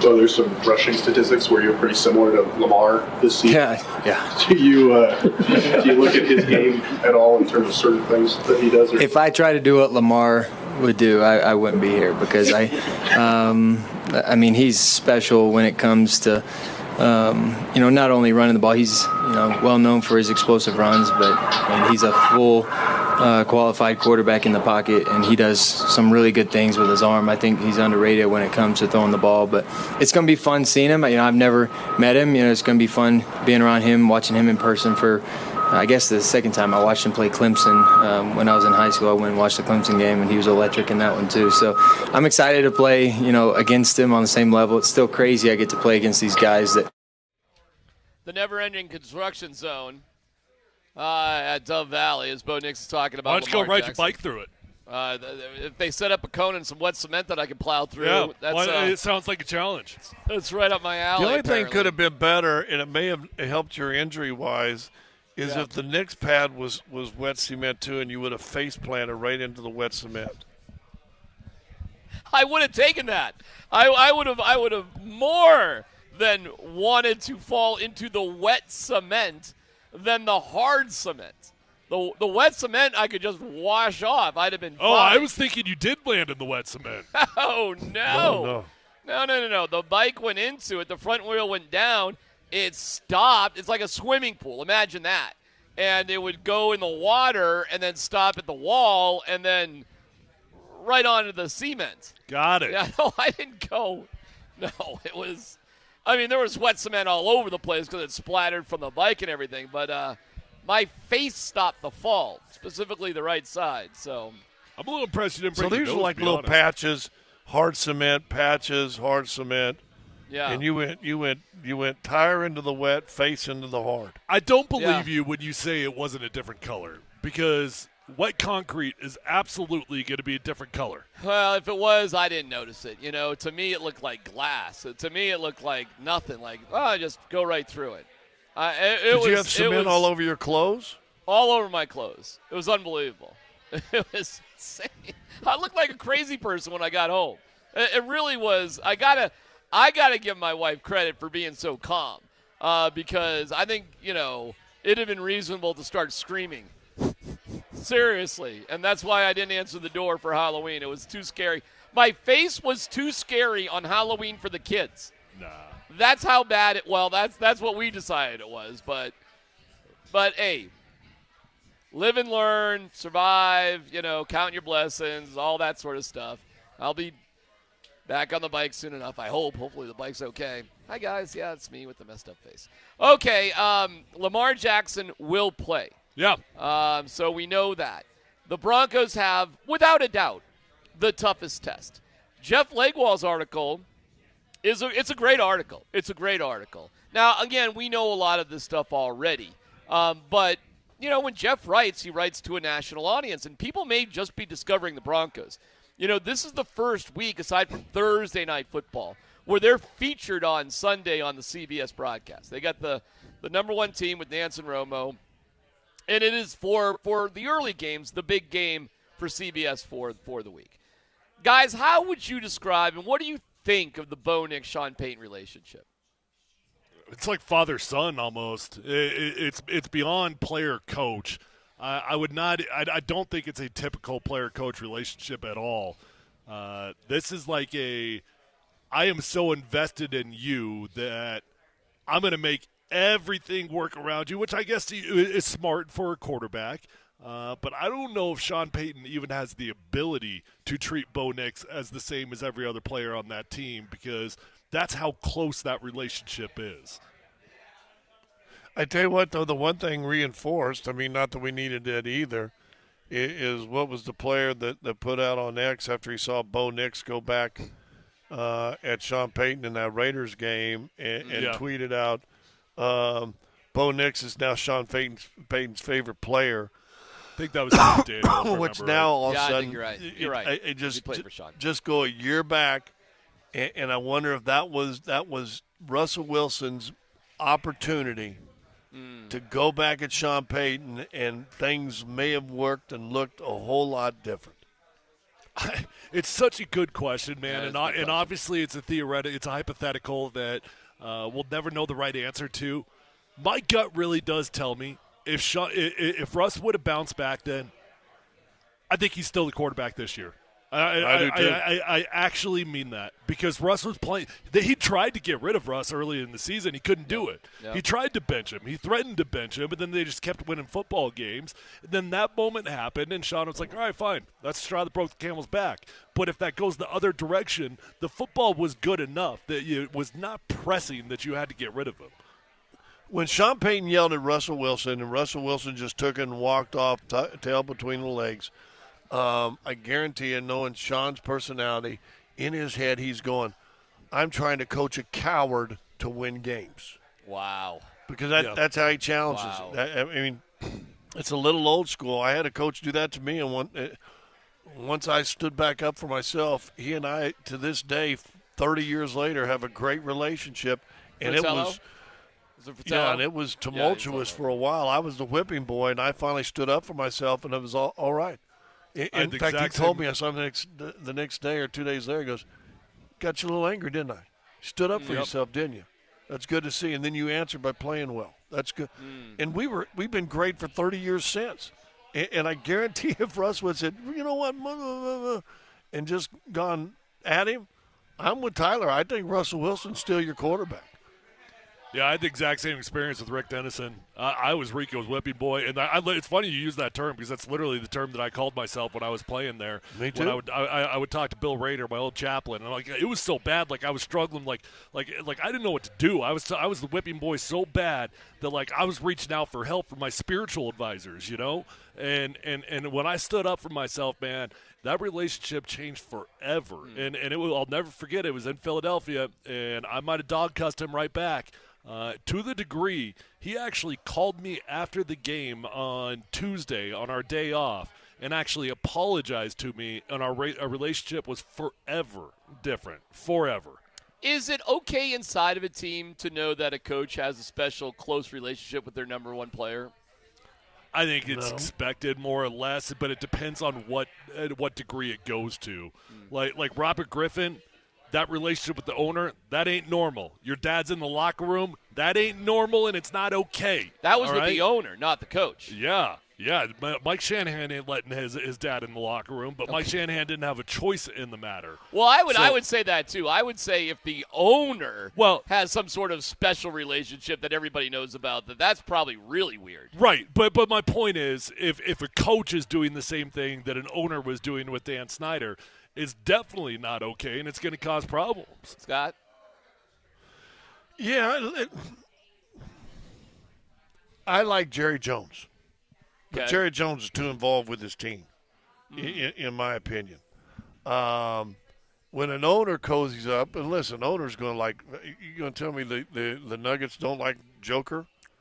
But you also don't see the owners fawning over him and, and embarrassing themselves. A coach, I think, has to – listen, Chuck Daly and Isaiah Thomas had a special relationship. Joe Dumars and Chuck had a special relationship. They were the best players on the team. And everybody else just expects it. Now, might make you want to cozy up to those players. I think it might be rub off. No kidding. And I think it might be a little bit different when it's a first-year or young guy, too. That's a little different. Right. That's the biggest thing. I promise you, Drew Brees had a special relationship with Sean Payton. But it was expected because he was a veteran and a proven product. A rookie, that's different. And Drew Brees wasn't even there his rookie year with Sean Payton. So there's something. Yeah, this to be was said coming there. off an injury, and it was like his 4th or 5th year in the league, wasn't it? But it was somebody Sean believed in. Listen, man, I think it's ultimately a good thing because they're winning and playing well. Where it gets sticky is, I don't know, when the guy's playing that well and you're still sticking up for him and everybody realizes this is ridiculous. And that Sean, is... But Sean didn't do Bo Nix any favors by making that relationship so publicly special. And that's what Sean Payton did.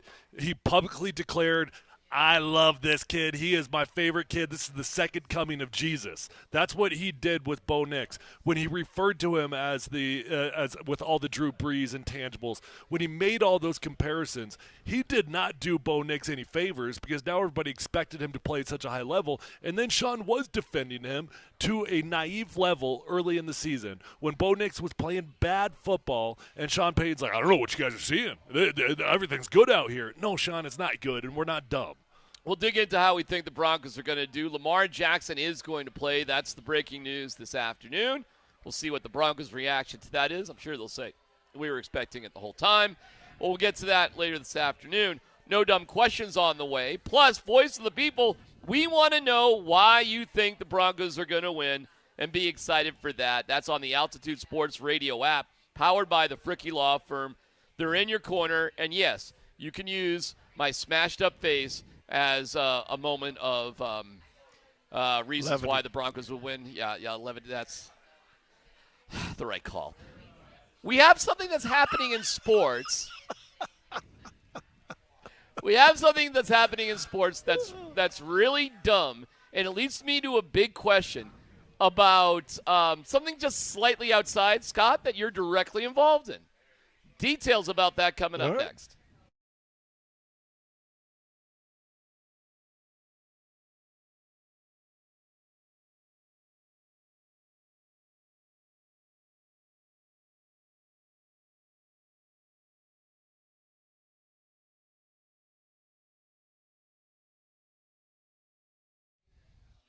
Hey, what's going on? It's C-Mac for Premier Heating and Air.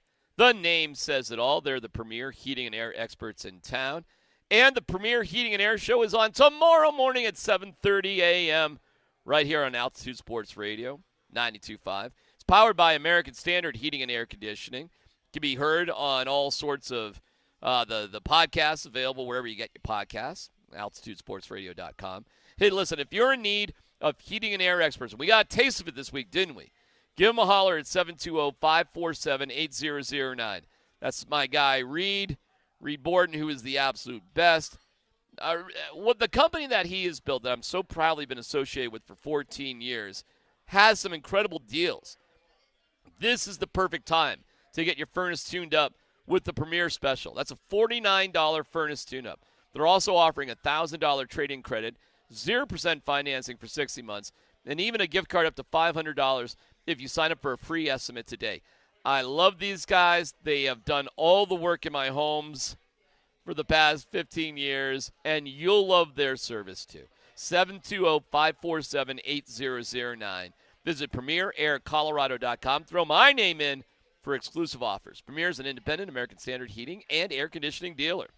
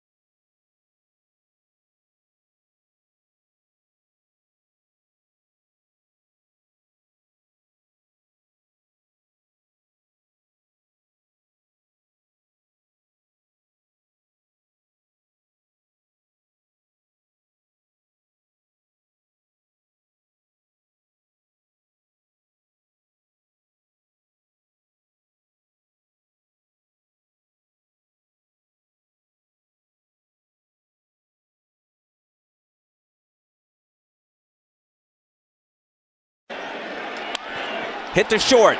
Witt gets the force. Can they turn two? Yes, they can, and it's just the point we were making. It's not Giancarlo's fault. A near base hit. Couldn't beat it out at the other end. Turns into a double play. We are live at Joe Willie's on Broadway. Our guy Dan Tanner back in the Backus and Shanker studios. Their passion is justice. Doing a fantastic job. In fact, if you want to get on the Voice of the People and give us your rah-rah for how the Broncos are going to beat the Ravens or anything else, we welcome that. Just get that Altitude Sports Radio app. The news is out there that Bob Costas is going to retire at age 72 from baseball. Couple questions here. Where would you put Bob Costas in the play-by-play pantheon? Where would you put him in terms of all-timers? I mean, he's right up there, right? I mean, you put him up there with Al, and I mean, who else is up on that list? That's a good question. Who's there? Who's there? You're the play-by-play experts around here. You tell me. Scott, what do you think? What's his name for CBS? Hello, What's folks. his name is Jim good. Nance? Yeah. Jim Nance. Yeah. Oh, he's in a league of his own. Isn't he? He'll forever be in a league of his own, right? Okay, you can make the argument, no doubt. I mean, multiple Super Bowls, called every sport, Final Fours, yeah, Masters. I mean, it's pretty tough to, get away from his resume for sure. For a golfer from the University of Houston. Yeah, he did all right, didn't he? He did pretty good. How about color guys? What do you mean? Who's up there on the top of the list for color guys? Color guys don't get the same love, do they? Well, I don't know, man. I think color guys tend to be the stars of the show for the most part. If you get, who is a bigger star than John Madden? I actually totally disagree with you. Really? I think play-by-play guys are absolutely the star of the show. Well, it used to not be that way. Bigger star, Jim Nance or Tony Romo? Nance. Jim Scott? Nance. Nobody hates Jim Nance, do they? Okay. In broadcasting, right I'd go with Nance. Is there a bigger star than John Madden? Jim Nance or John Madden? I'd go John Madden. Yeah, I would too. Yeah. But Scott might be right. It might be a generational thing. I don't feel like it's the same anymore with the color guys. Well, you might be right about that. College football, Gus Johnson or Joel Klatt? How about that one for our pal? Is that more about Gus or is it more about Gus Joel? Johnson. Joel? Probably about Gus. I don't know on that one, actually. I think Joel's a pretty big deal. Joel's become a bigger deal. Ain't no doubt about it. Yeah. No doubt about it. That one's pretty close to me. All right, here's the other point here, too. Bob Costas is retiring from calling baseball. Why the hell would you retire from calling baseball? I don't know. I mean, seriously, you could do that at 95 years old. When you're 95, you're actually, by the time you get to 80, you're getting to the appropriate pace you need to speak out with baseball. When you get to 90, you're in your prime of the perfect baseball pace. To me, Scott, and you've been intimately of all involved the great with announcers, don't you? But of all the great announcers, don't you feel like Bob Costas had the quickest fall from grace? Yes. As far as being because A-lister. And he had that issue, right? He had pink eye or something in the Olympics. Well, that was at the Olympics, but that's not why. That's not why he got sideways. Do you remember why he got sideways in his career? He was critical of the NFL when he was at NBC when they had the rights to the games, and it cost him his job at NBC. Critical of what? Of the NFL, of the way they were. I forget what the specific issue CTE was. stuff. He was a big saying that they aren't doing enough for the players. Yeah, he was. Okay. Yeah, and that was the end of that.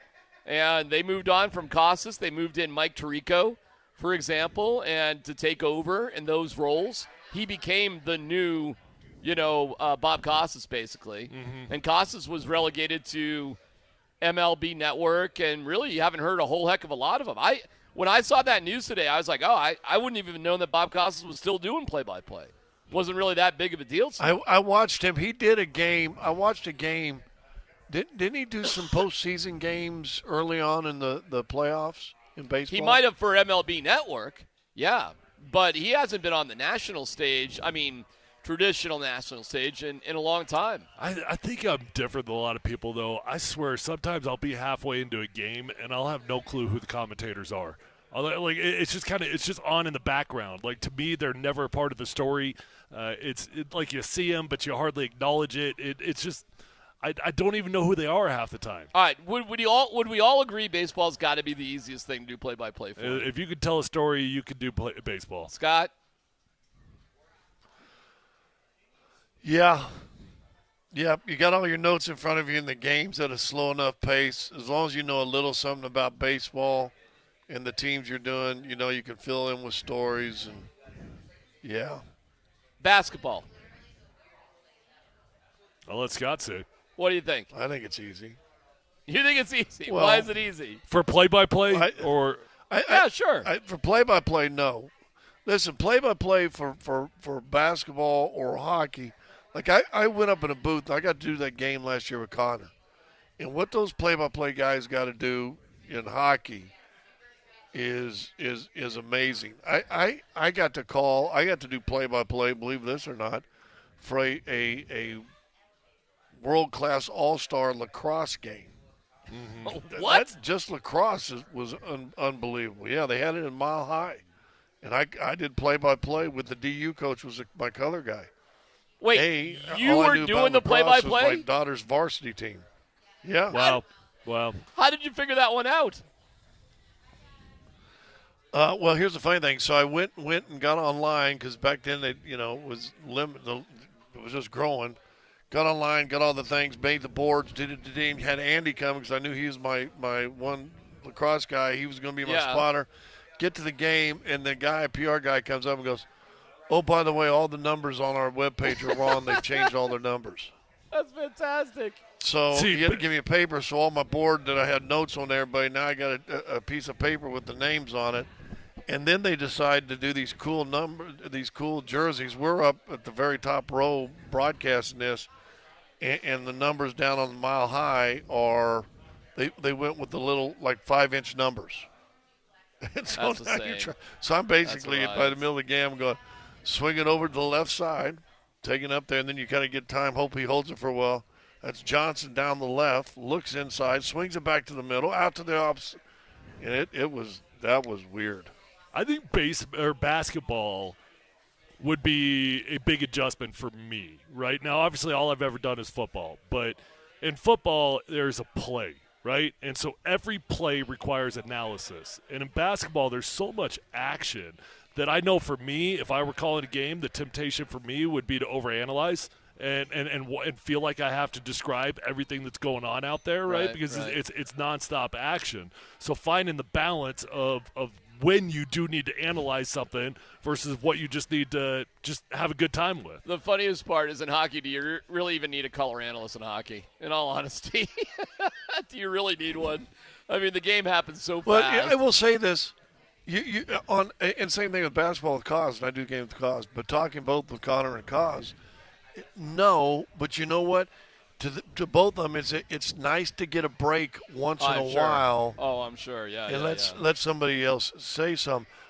Football became easy for me because of a couple things. One, I was kind of in a peer group of Atwater and Elway, and they had unbelievable teams. I became friends with Alfred early. Atwater won preseason game, set up beside me, and basically was in my ear the whole time, showing me formations, 2 deep, people, boom. He's calling exactly what plays are going to be, and I'm just going. I mean, I learned. I was taken under their wing, so that was easy. And then the greatest piece of advice I got and this goes on what Tyler just said, from Dan Issel about doing color, especially on TV, don't overstate the obvious. They saw the play. Oh, what a great dunk. And it still drive me crazy when I watch games. And I can't watch games. I listen to the announcers too much. But they're sitting there going, oh, don't. Well, how'd he get open? Why was it that open? Did someone fall down? Was there a great screen? How about the pass that got to the guy? So because Dan Issel told me this years and years ago, I try to watch what's going on around the ball as opposed to just the ball. All right, well, I did that with football too. Bob Costas. I guess he's done. That's the end of listening to him. He had a good run, though. It's a good run. That's a great run, man. I think he's stopping way too early. When's Al going to call it? Oh, my God. He's never going to voluntarily retire. He will never voluntarily retire. He is going to have to be put out to pasture. He retired about 5 years ago. He just didn't tell anyone. He's probably the worst active play-by-play guy. I was excited about that Who was combo. once great, but is now terrible. Al Michaels stinks. Well, I'll say right this. In my opinion, I think he's been better this year than last. And I think Herb Street is better calling the pro game than he was last year. I didn't like him in the first handful of games I watched last year. I thought Herb Street has gotten better as a pro because it's a big difference, man, between pro and college. All right, we'll get to the Broncos and the news about Lamar Jackson being good to go, plus Nuggets-Wolves. Big matchup for the Nuggets tonight. Time for No Dumb Questions. Columbus, Hastings, and DMAC present Dum Dum Dum Dum Dum. No Dumb Questions. This is your safe space. Safe place. I'm leaning into the segment. You're a smart guy. Send us your not dumb question now. Tweet it, text it, or Twitch it. It's No Dumb Questions. With thanks to Old Chicago Pizza and Tap Room. Visit oldchicago.com for a location near you. Thank you to Old Chicago. Find him at oldchicago.com. Live from Minnesota, Scott Hastings. I had a two-part dumb question. One, it was going to be your what's the one dream job you never got to do that you wish you could do? And I was thinking, well, God, I'm kind of doing a dream job now, and I played in the NBA. There's two, so I don't know if that's a good question for me. But outside of sports, is there a job you see somebody do? It could be in sports, and you're going, why is he qualified? How's he got Wow. How come I can't do that? Outside of sports? Well, it can be in or out. Doesn't matter. So you think of one in sports. I'll tell you the dream job. Like maybe I'll change it just a little bit to like the job that you think you could do and not make it a lot of money, but be more content than you've ever been. Right? I've always wanted to be golf course maintenance. I'm dead serious about that.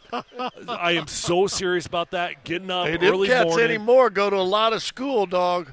Crack at dawn, out there on the lawnmower, fertilizing, taking care of grass. Dude, that would be an amazing job to me. I would love to be a resort, a ski resort overseer of other people. What? Very vague responsibility. Because you could easily go do lift tickets today. No. And a lot of people do that as a retirement job. I'd be like here's what I would do. I would love to own a business where I ran a ski area resort concierge service where I had young kids help rich people with their stuff, and I would just ski and drink. Okay. So if you ran the resort, then you'd go up the top of the mountains and check out all the runs and make sure they were groomed properly and how to fix it for the next day. Actually, that's too much responsibility. How about this? I'll be a ski mountain reviewer. How about that? Sure. That's what I would be. Yeah. But I would just travel around. Food critic? Nope, too much responsibility. I would just talk about ski slopes. I don't know if that's a job or not, but if I had a pizza job, review guy, do a thing where you can get 3 million people to follow you doing pizza reviews. Right. Well, that's that job's already. Well, here's what I was thinking, because and I'm not going to get political, but I'm going to talk politics. Fantastic. Thank you. I don't think we ever bring in the best and brightest because of all the whatever we put around it to run for these political offices. And I started thinking, considered one of the great presidents of all time by whatever party you're with, is Abraham Lincoln, right? He's a banger. Do you know how many years of formal schooling he had? Well, he was a lawyer, so he had to do something to become a lawyer. I don't know. I don't know what the answer is, but he had 1 year from grade school up. They consider of formal schooling. Instead, he was the dude that was bothering books. He was going to these lectures. He was going to these debate things. He was a self-taught man, and yet history will tell you he was one of the greatest presidents this country's ever had. No dumb question. Do you have to have a degree to be a president? No, you definitely do not. You have to shouldn't. be. You have to be 35 years of age. That's it? Just 35? And an American citizen. And yeah, born that's American. It. Yeah, that's it. Okay. No, you don't have to have a degree. Well, You don't here's have- another no dumb question. Will there ever be a self-taught man ever rise to run something No. significant? Yes. No. Yes. Because it's going to take one, maybe two more generations, and colleges will probably no longer exist. We are getting dangerously close to parents actually advising their kids not to go to college based off the expense and based off what you get out of it. I'm serious, man. I think we're probably a generation away from it. How would people become doctors? We're not talking about being a doctor. We're talking about being the president. No, I get it, but if there's no college system, how would somebody become a doctor? Yeah. Well, they got to go to doctor school. Oh, okay. So there would There's be specialization. They'll treat it like trades. It'd be like trade it'd be schools. like It's welding. like being an electrician. Yes. Yeah, exactly. doctor would be a trade school. We're going to turn the universities into trade schools, and there's They trades do for have trade doctors. schools. They're called medical schools. That is. There but you go. You got to get to the all right. I'll give you this. Hey, D-Mac, I'm serious, man. Their parents are literally advising kids not to go to college these days. Okay, all right. I mean, do whatever you want. I'm for whatever you want to do. I don't think you have to go to college to be successful. I How think come every successful person is a college dropout? every successful person is a college dropout. I think every billionaire is a college dropout. Okay. That's not true.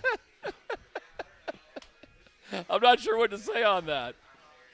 All the famous ones I could think I know of. who you're going to go. You're going to go Zuckerberg. You're going to go Bill Gates. Yep. You're going to go, I don't Musk. know. Did Elon drop out? I thought he did. I don't know. I didn't follow him around. Yeah. All right, so what are you saying? Don't go to college? Sure. Okay. Yeah. Gonna tell your kids that? No, they got to go to school. Oh, they got to go to school. Yeah, but So wait, those other kids. Wait, why did they got to go to school? Well, they got to be smarter than everybody else. Scott? So here's the no dumb question of what I'm talking about. Yeah. One, is self-educated people shunned anymore? And B, or is it that we're too lazy to actually educate ourselves? Well, who are you talking about? You talking about young people these days? Are we? Is this a get off my lawn moment right here? No. I'm just talking about anybody. I mean, like I said, one of the greatest presidents of all time had one formal year of schooling. Listen, I don't think you have to necessarily go to college, but I think college. If I'm just being a pinch serious here, are you able to have the discipline in order to commit to something and finish it out? Are you or are Absolutely. you not? But a degree to me is kind of like meh. I mean, I guess it's a symbol that you figured out the system for however long you need to be there. Bill Gates, Mark Zuckerberg, Michael Dell, Steve Jobs. Yeah. The list goes on and on. I got it. All the billionaires are dropouts. Dude, I had a full-time job my senior year of college. I had it didn't pay much. It wasn't like you guys, what you guys were doing, but I had a full-time job. I could have stopped going to college, I guess. Graduating for college for me was like, thank God that's over. I was done with it after 3 years, no doubt about it. It was just a big pain in the ass to me. But I'm glad I did it. I had a pretty cush construction job when I was in college. But Got paid to go around and clean up trash. In other words, come and do your homework while you're on duty. Is that how it went? And we'll give you $15 an hour. Wait, Scott, you do have your degree, though, don't you? Nope. Wait, you don't have your degree. Right, and you're like a year. Right, didn't you change majors like 4 times? I had 4 different major changes. I left school 22, 23 hours out. I actually went back about a decade or 2 ago to go up, and now I'm up to 44 hours I needed. And I wasn't going to do it. You're 44 hours short of a degree? I am now. That's insane. And my last degree was basically in communications. You think I got any work experience? Oh, my God, too funny. All right, hey, listen, let's put that degree to work, Scott, because there's a huge game with the Nuggets and the I think it's a huge – well, I don't know. Maybe it's not a huge game. I mean, it's Game 5. Let's get into what's going on tonight in Minnesota coming up next.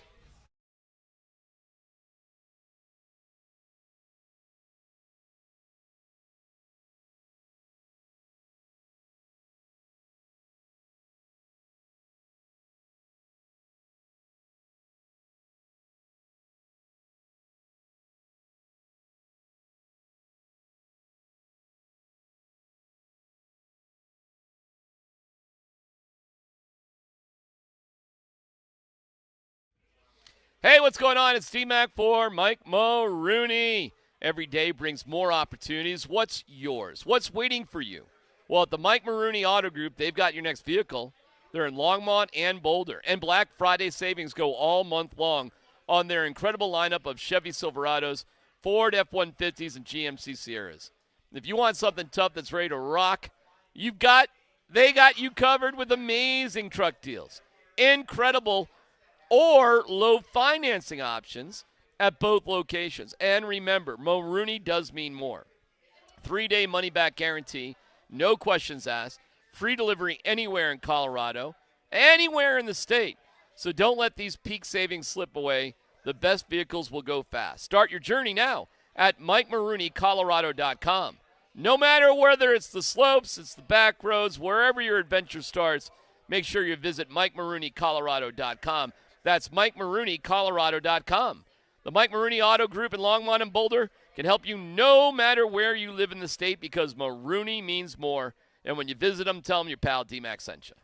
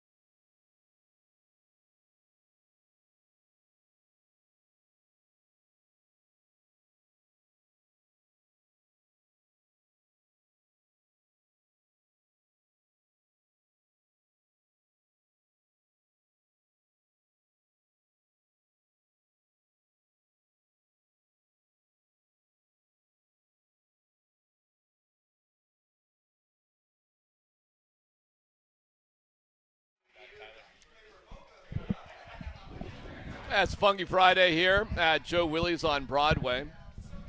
Thrilled to be here, man. It's a great spot. It's located between Arkansas and Louisiana. Beautiful day here, man. So with no CU. They got a bye week. CSU can win their 6th game this year. How about that? CSU could make it to a bowl. They can. Who are they playing, man? Off the top of your head, who's CSU playing? Hell yeah. Huh? I got it here. You got it here. Hold on. I'm sorry. No, that's okay. Are we still doing It's no all dumb right. questions? Would that qualify for no dumb questions? Yeah, that would qualify. I'm sorry, I don't know it right off the top of my head either. Who we Nevada?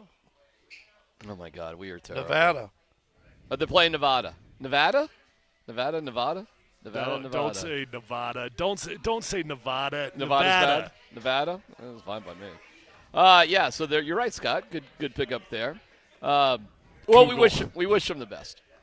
And then Air Force, who's down, is taking on Army. Army's like really good. So Weird year for Air Force, but phenomenal year for both Army and Navy. We have a big game, though, in Minnesota, and Scott Hastings is there for the call on Altitude tonight. God, you guys are going at 8:30 tonight? What is up with? Is that a ESPN sort of weirdo deal? Yeah, I guess it must Yikes. be. But let me throw this out at you. They're going at 8:30 tonight, and it's the front end of a back-to-back. Oh, okay. So that might drip 8:35, 8:40, 8:42, something like that. See, that's They like do get to a two they to do three get getting home. Oh, are you guys on the road tonight? Just coming home? You're not staying over again? You're just on the way home? No, because we got a game tomorrow. In Oh, Denver, right. So Right. they'll go Against- home tonight. We'll probably get against home Utah. at 2-3. Okay. 2 or 3 First, in the morning, and I got a soccer game at 9 a.m. where's that at? What town? I haven't looked. Whatever.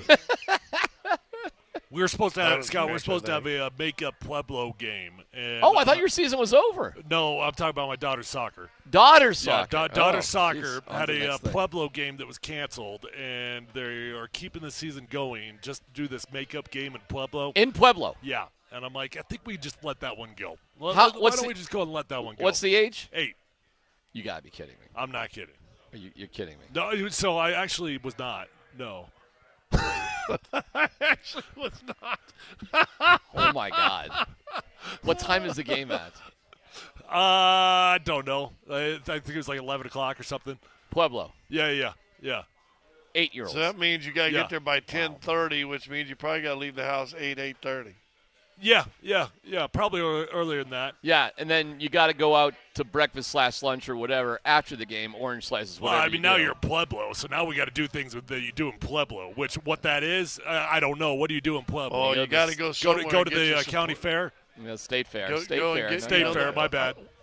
Have they had the Pueblo chili festival yet? They're big. The green chili is big in Pueblo. Okay. Big Now in that Pueblo. They got actually sounds great interesting green to me. chilies in Pueblo. Yeah, that's. You could talk me into Green Chili Festival. Now Pueblo's pretty awful though. Yeah. Overall. Yeah. Go say Steel. I could go look at the steel factory. You go say hi to Troy Rank's dad. Troy's dad. Maybe he could take me in a car that I don't fit in. I just talked to Troy Sunday. Go a His little dad's further. still. Go down to Canyon City. Okay, so Troy's dad is a professional race car driver. Troy's dad 2 okay? weeks ago was in the Bonneville Salt Flats going 200 miles an hour in a race car. Has Troy's dad's face ever looked like yours There's no after way. crashing a race car? No way, because if Troy's dad was in an accident doing what he's doing, there is no face. It's over. He goes 200 miles an hour. Okay. I was going 5 miles an hour into a pit of wet cement. I can't. Okay, now that we're like kind of got over like how bad the face is and everything, I cannot over exaggerate how many times a year Darren McKee gets in a bike accident. It's actually unbelievable. Like when I first started riding bikes, and I don't ride it nearly like you do. I fully admit that. Right. But I was in there was a period for a year and a half that I was pretty hardcore about it. And he kept warning me. It's like, it's just a matter of time. It's a matter of time until that accident comes. Never You know once have I been in a bike accident since I was like 7 years old. If you're going to walk around in public with those bike Speedo stuff, the gear that they wear, and click-clack shoes, just get you a Peloton and stay home. That's a pretty good point, Scott. I always think about that when I'm working out at the gym. Like, I'm not going to fall off this thing. I'm going to be all right here. Yeah. Nobody ever fell on their face in a spin class. I know I'm safe here. But there is a sense of adventure in being outside that is about being a Coloradan, isn't there? No. I think so. No. I do, man. I have what adventure is there about riding a bicycle on a road with 1,000 cars on it? If there's not what adventure is that? If there's not a sense of danger or difficulty, why is it worth doing anything you don't have to do? Don't you go to bed with your wife every night? Isn't that enough? I need to do two things in life, which may sound weird. Yeah, you got to prove every weekend that you're a wannabe athlete. That's right. Nobody's on a mission to prove they're an athlete more than you are. That's right. I love wearing a number and competing, and I do love adventurous stuff that danger is involved with. I do. I don't know why. Who knows? I don't have to. You're right. I just ride a bike inside of a gym. I got a bike on a little stand in my basement, in my garage. I could just stay on that all day. It's really not a big deal. Well, life advice. Listen, try that. I walked up into the gym last night, and one of our traveling group, whenever there's a Peloton in the gym, he gets on there, and I get, you can hook up there with live teachers, right? And you have the instructor in front of the gym. I finally went up and bugged him a little bit while he was riding. He's standing up, doing his stand-up part of whatever he's doing. Yeah. And I out of the saddle. Okay. Yeah. It's kind of interesting that you put the teacher out front and you make sure and put a mirror behind her. And I'm like, okay. I guess in life, motivation. the question is, would you rather ride up a hill or pretend to ride up a hill? And I'd rather try to ride up the hill. And every now and then I literally will fall on my face. That literally will happen. But that's, I don't know. 2 to 3 times a year. You know what, man? I'm not even joking here. Isn't the spirit of Colorado, though, about being outside and being part of the environment? No. You don't think so? Well, you guys really don't think that? No, I think there's something not to on a that, bicycle, but I wouldn't qualify riding a road bike on a highly driven road as Colorado. What was the last thing you voluntarily did that was conceivably dangerous? I don't know. Skiing, I guess. Skied. When the last time you skied?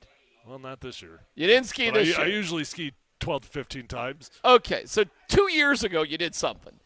When was the last time you skied? You did something that scared. I don't know. I bike. I got up on bike last weekend. Does that count? Of course. Did you ride on the road? I don't classify that. Did you ride on the city street or the road? Yes, and nothing about that felt Colorado to me. Well, you're outside. It's a nice day. You could have got slammed by a car. Now, Colorado to me is getting on my mountain bike. That's okay. That's Colorado. I would agree. I do have a nice little bike is grabbing your backpack, hiking up on top of a hill, pulling out your earth shoes, get naked, sit there and smoke a doobie. That's Colorado. And when was the last time you did that, Scott? Well, yesterday. Not since I was in my 20s. Dan? What would the deal breaker in that scenario be for Dan? Would it be the earth shoes, the getting naked, the hill, or the marijuana? That he'd have to. They have to walk up a hill. Dan, would that be I climbed a mountain this summer. Within the last week, Dan has been butt naked in his house smoking a doobie. Oh yeah, probably sitting on the throne all at the same time. Dan, would you like to chime in? I'm like Jared Bednar. I'm not going to answer the question.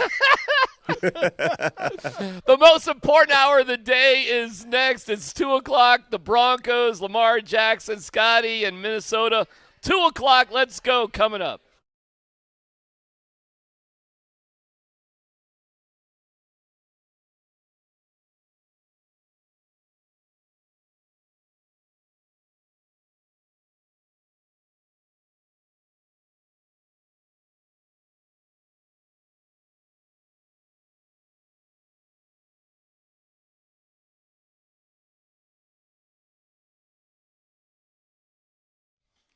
All right, I want you guys to have a wonderful, exciting, awesome weekend. And if you're dealing with erectile dysfunction, that could get you down.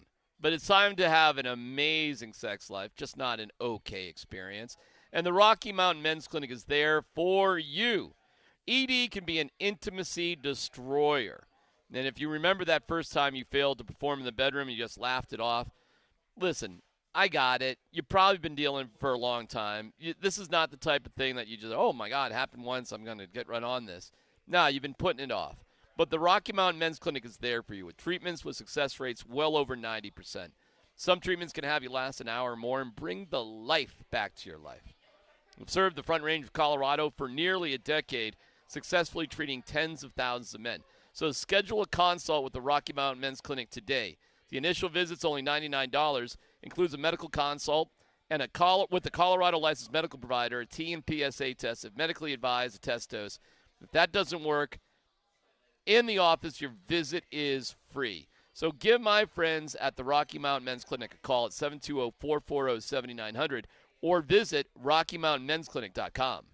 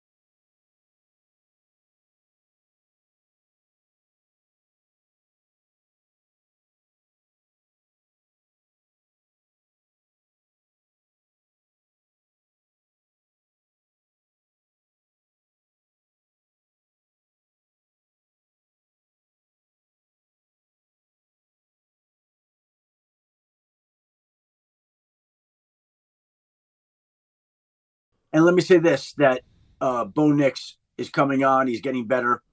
I don't know that he's winning over the support and approval of Scott yet, but you can't deny that he's not playing well. But he's not to date the offensive rookie of the year. That's Jaden Daniels. He's just not. Like, Bo Nix right now is playing well, and the Broncos are 5-3. And Denver's next 2 games are at Baltimore and at Kansas City. And if you're a Broncos fan, I think if somehow they could find a way to win one of these next 2, that's a huge win. We want you to reach out to us on the Voice of the People, which is powered by the Fricky Law Firm. They're in your corner. I may be reaching out to the Fricky Law Firm based on a few photos that I just got. Oh, here we go. Here it comes. It ain't my fault. No, I'll save it till 2:45. But we had a listener go out. I'm just going to say, my opinion of viewing these photos are very different than yours. But I don't know the full context. Well, the scene of the crime has changed dramatically since I was there yesterday. Okay. So to see how different things are today than they were yesterday makes me feel a lot less guilty that it was my fault to see the dramatic change. That is not what it looked like yesterday. Did the cement look the same as that? We can go through it. I don't want to waste time here, but we can go but somebody just sent us some fascinating photos. Hey, we got good listeners, though. Somebody literally went to the scene of the crime and got some photos. They did, and it's Did they fix the cement up? Yeah. I put it in the group text. You can see them. It looked like in that photo it looked like you could see where you fell to me. I don't know. Oh, yeah. No, you definitely can. There's 100% you can. We'll get to it later. Keep listening. Good tease. 2:45. We can get to it later. I will say that sure looks like 2 different colors of cement. That's what I'm saying. Yeah. Things have changed And dramatically. it looks like maybe D-Mac just busted right through the So which way are you coming? Are you on this picture? Left to right or right to left? It wants to do this at 2:45. Let's 2:45. 2:45, we can get into all of it. But let me tell you. I'm going to bust your ass on this Okay. one. I'm just telling you. If you start blaming Lone Tree on this I am going to tell you there's an interesting twist based off those photos. That's for sure. So, are you sure you don't want to just do this now? Nope. 2:45. The big news today is Lamar Jackson is playing. Okay. How does that impact things for the Broncos, and what are you seeing against the Ravens here? That really is the big question. How are they going to fare now that we know for sure Lamar's going? Here we go. By far the toughest test of the year for the Broncos. Oh, yeah, not even close. This is a litmus test. This is an opportunity to go see what you look like against the best of the best. Without Lamar Jackson, I think the Ravens were an extremely beatable football team. They've got a below-average defense that maybe is skewed statistically speaking simply because they're leading so much, and the passing number is going to look different when you've got such a big lead. But I like this game. I'm really excited about it. I don't feel like this is a game that I'm just going to write off, that I'm going to dismiss, that it's okay to go out in there and lay an egg. They can't lay an egg. No, we need to continue forward with progress. And I'm actually okay. Well, I don't know about you guys, but I'm okay with the moral victory in a game like this. If you go out there and you look like you are a similar type of football player to Lamar Jackson, I'll walk away okay. Scott, what do you think? I don't know. I think, listen, there's a lot of pundits had Baltimore as a possibility of representing the AFC in the Super Bowl. So that means you are playing a higher caliber. You're also, as of yesterday, right, 9.5 dogs or something like that? It was it went to 8. It went 9.5 to 8, but I think it's back to 9 right now. So I think that's a good question. I'll check right now because Lamar news came out about an hour or so ago. But go ahead. Yeah, I mean, so I bet it went back up. Yeah, maybe. I'll check it right now. They are 9-point dogs is huge. They are the biggest underdog in the NFL this week. They are. That's for sure. It's the biggest spread. Well, the question will be, do you think they can cover? And I hope so. I think there were 6.5 dogs in the Jets, and they end up winning it. Right? I think there were 6.5-point dogs in the Jets game. I'd be disappointed if they didn't cover, boys. I'd be disappointed. You want to throw your score out then? Oh, I don't know. I wasn't quite ready for it, but let me think about that for a second. But I want the Broncos, and I expect the Broncos to look competitive. And competitive, you don't lose by 9 points. That's not competitive. I do not have having them cover. I have the Broncos, sadly, on this Friday, losing 27-17. Scotty, what do you got? 26. 2. No, 20. Oh, 26. 6. 26. Oh, 26. 26. Did you do that on Gotcha. purpose, or did you just pull that out of your rear end, the backside of it? Gotcha. Yeah? A little bit. Okay. I don't know if Denver's going to be able to move the ball against them, and I think if you held Baltimore to 20 points on the road, your defense still played pretty good. Well, it's a weird defense statistically because the numbers are so bizarre to have the number 1 rush defense and the 32nd passing defense. Yeah. Your score, D-Max, sounds pretty good to me, honestly. I as much as I want them to cover the spread, I actually don't think they will cover the spread. And I think Baltimore is good for, 26 to 30 points a game. Yeah. What'd you say, 27-17? Yeah, 27-17. That sounds good to me, too. I mean, right in that ballpark. The spread is 9.5. I'm checking right now. So I do have them covering a little bit. Would you be disappointed if they don't cover? No. No, but I think I'm seeing this game. I think we've been a little bit off how we see this game playing out. Because I think if you look at the schedule. Now, I do have them beating Kansas City next week. I do. I think they're in the right spot. Yeah. I'll call it right now. There's my hot take. They beat Kansas City in Kansas City. Not only that, look at the rest of their schedule. I think they could win 5 games in a row after this game. What's interesting about your take there with Kansas City, though, in theory that should be a tougher game to win because Kansas City's got a good defense, right? Whereas the Broncos don't have the best offense, and you would think they should be able to make it more competitive against the Ravens, who have a bad defense. I think Kansas City. No, they have a bad statistical defense. Yes. Yeah, they aren't going to be sitting back and prevent the whole time. That's fair, but they do give up a ton of big plays, which might have something to do with prevent. I would not be surprised if Bo Nix racks up 280-plus yards of passing in this game at all. Would not surprise me. Well, that would be cool, man. I mean, and then I'd walk away feeling pretty good about the game. But what if they're just phony numbers, though? What if you're down 27-10 and you're just getting the ball for 9 minutes in the fourth quarter? Well, then I'll have to tell you what my eyeballs saw because what game was it? I can't remember the game that he blew up in the fourth quarter. Was that the Chargers? Where he did it nothing? was the Chargers, yes. Yeah. And my eyeballs told me that was junk yardage. And so I didn't give him a whole lot of credit for it. So I'll have to see with my own eyes. All right, I do got them losing this one, but at the Chiefs, I got that as an upset win. I got them beating the Falcons at home, beating the Raiders on the road, beating the Browns at home, and beating the Colts at home. I have the Broncos winning the next 5 games after that and making the play. There's your 10 wins right there. Yeah, then you got the Chargers, Bengals, Chiefs to finish up the season. I don't care if they win the game, but I care how it looks, for sure. So if they lose the game, it's not like there's not a path to the playoffs. There's easily a path to the playoffs. There's about 4 or 5 different combinations of things that could pull out for you to make the playoffs. Even if you lose the Ravens and the Chiefs, you can still make the playoffs. So it's not in terms of being do or die, but it's an eyeball test for me, and I care a lot about that. Scott? Well, I mean, I think this whole year is an eyeball test, to be honest with you, because, I mean, some people have eyeballed Bo Nix is great, and he's had 1 game over 250 yards throwing, which used to be kind of a litmus test if you're any good. So, yeah, I just want to see him grow. I think you're – and I don't say this in a negative way, and I know you guys will take it. You're stuck with him for at least the next 2 years. So you need him to continue to grow so that when we start the season next season, we're pretty confident we've got a top 10 quarterback in the league. That's what I want to see by the end of the season, that the Denver Broncos have a top 10 quarterback.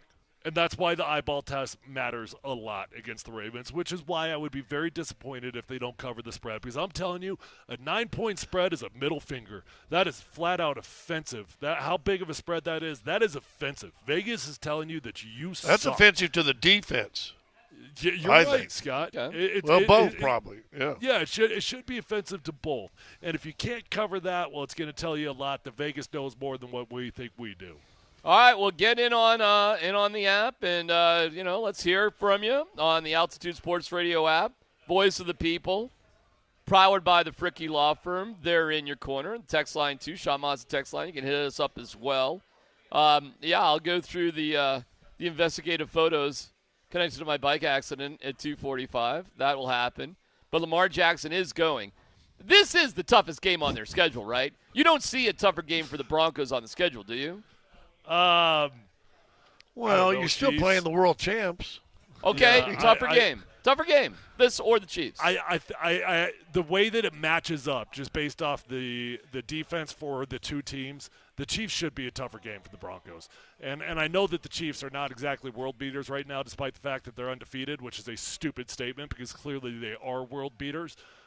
But I like the matchup between Baltimore's defense and the Broncos' O. So I think the Chiefs game is more difficult. Scott? See, and I think Denver will have an easier time slowing Kansas City's offense down than they will Baltimore. That might be true. I think in general, if this is the postseason, I think you could be right. But I think the context matters. Kansas City in the middle of the season coming off a Monday night game, hey, man, I love that. I love that scenario for the Broncos. I also love the fact Kansas City's playing the Broncos in the last game of the season where theoretically they've got a seed wrapped up and they're good. Yeah, we should all be hoping that Kansas City has a great year. This one, to me, the context sucks. The Ravens are playing at home, and they're coming off a embarrassing road loss to the Browns, who had won one game going into that. I think that's kind of a coward's way of looking at it, honestly. And I get it. I'm not calling you a coward. Yeah, I get it. And Adam Schefter said the same thing. You don't want a team coming off of a bad loss.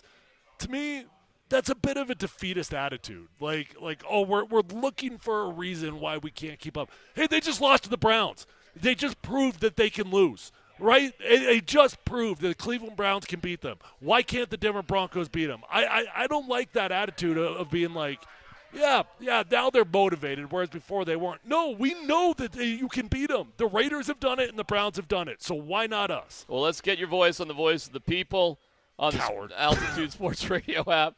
Tell the pavement how much of a coward I am. Got back up. Rode that stupid bicycle. Wait till I go through these photos with you guys, seriously. Let's football go coming up next.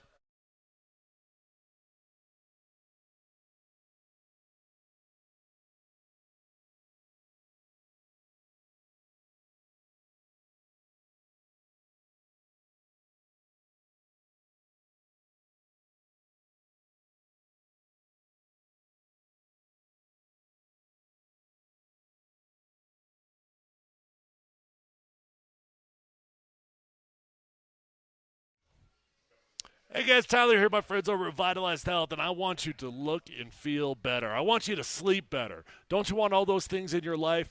Don't settle for feeling run down. Don't settle for your workouts not going as far as they once did or for gaining a little bit of weight. You can do something about it. Call Revitalize Health today.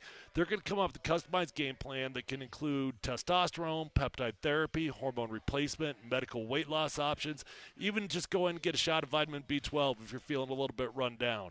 You are going to feel so much better once they come up with a game plan for your body and your needs. With 3 locations, they're close to you no matter where you live. Let them know that Tyler Plum sent you on over and find them online at revitalize-health.com.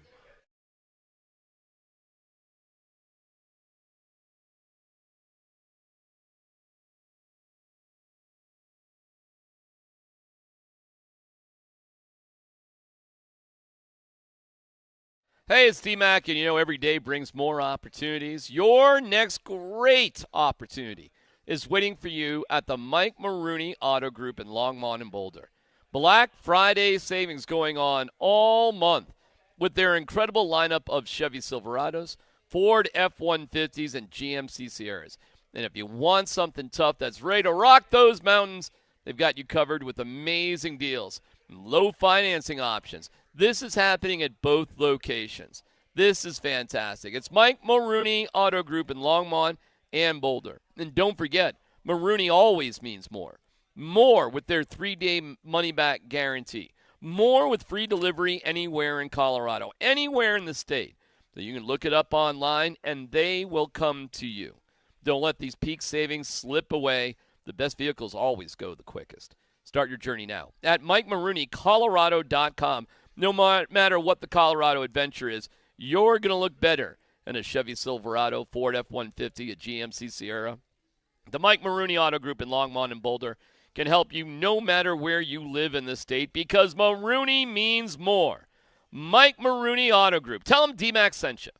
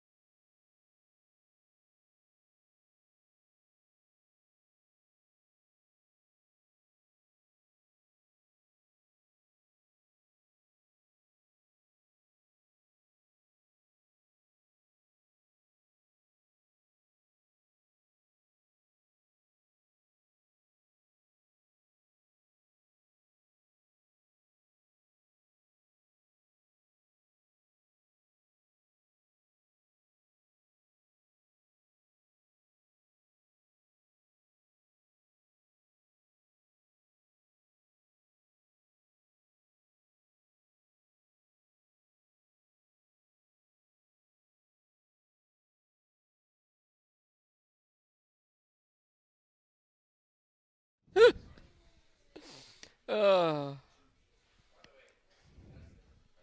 wait till 2:45. We'll get the whole story. Now we know. I got something else, too. All right. Meanwhile, thank you to MountainHighAppliance.com. Let's football go. Dan Squints, Bud Tanner. What's up, brother? All right, fellas. Lamar Jackson confirmed today to reporters that he is playing on Sunday against the Broncos. So let's hear from the Broncos defensive coordinator, Vance Joseph. He spoke to the media yesterday, and he was asked about the positive and negative aspects of trying to have a spy on Lamar Jackson on Sunday. The positive obviously, signs of a spy is when he does run, you can kind of track him down, right? But having the right person who can catch him, that's an issue, right? Because he's the fastest guy on the field for the most part. I think sometimes with a spy, if it's not an aggressive spy, he can sit in the pocket with a three-man rush and just find open targets, and that's the issue with Lamar now. I think when he was a young quarterback, the spy was good because you want him to be a pocket passer. Now he's so accurate, that kind of works against you a little bit. So if you're going to spy a guy like that, it's got to be a push him off his spot spy. Okay, so what do you guys think the Broncos will try and do to Lamar on Sunday? Make him more of a pocket passer, or be okay with him having a threat to run the ball, especially with the injuries that have popped up?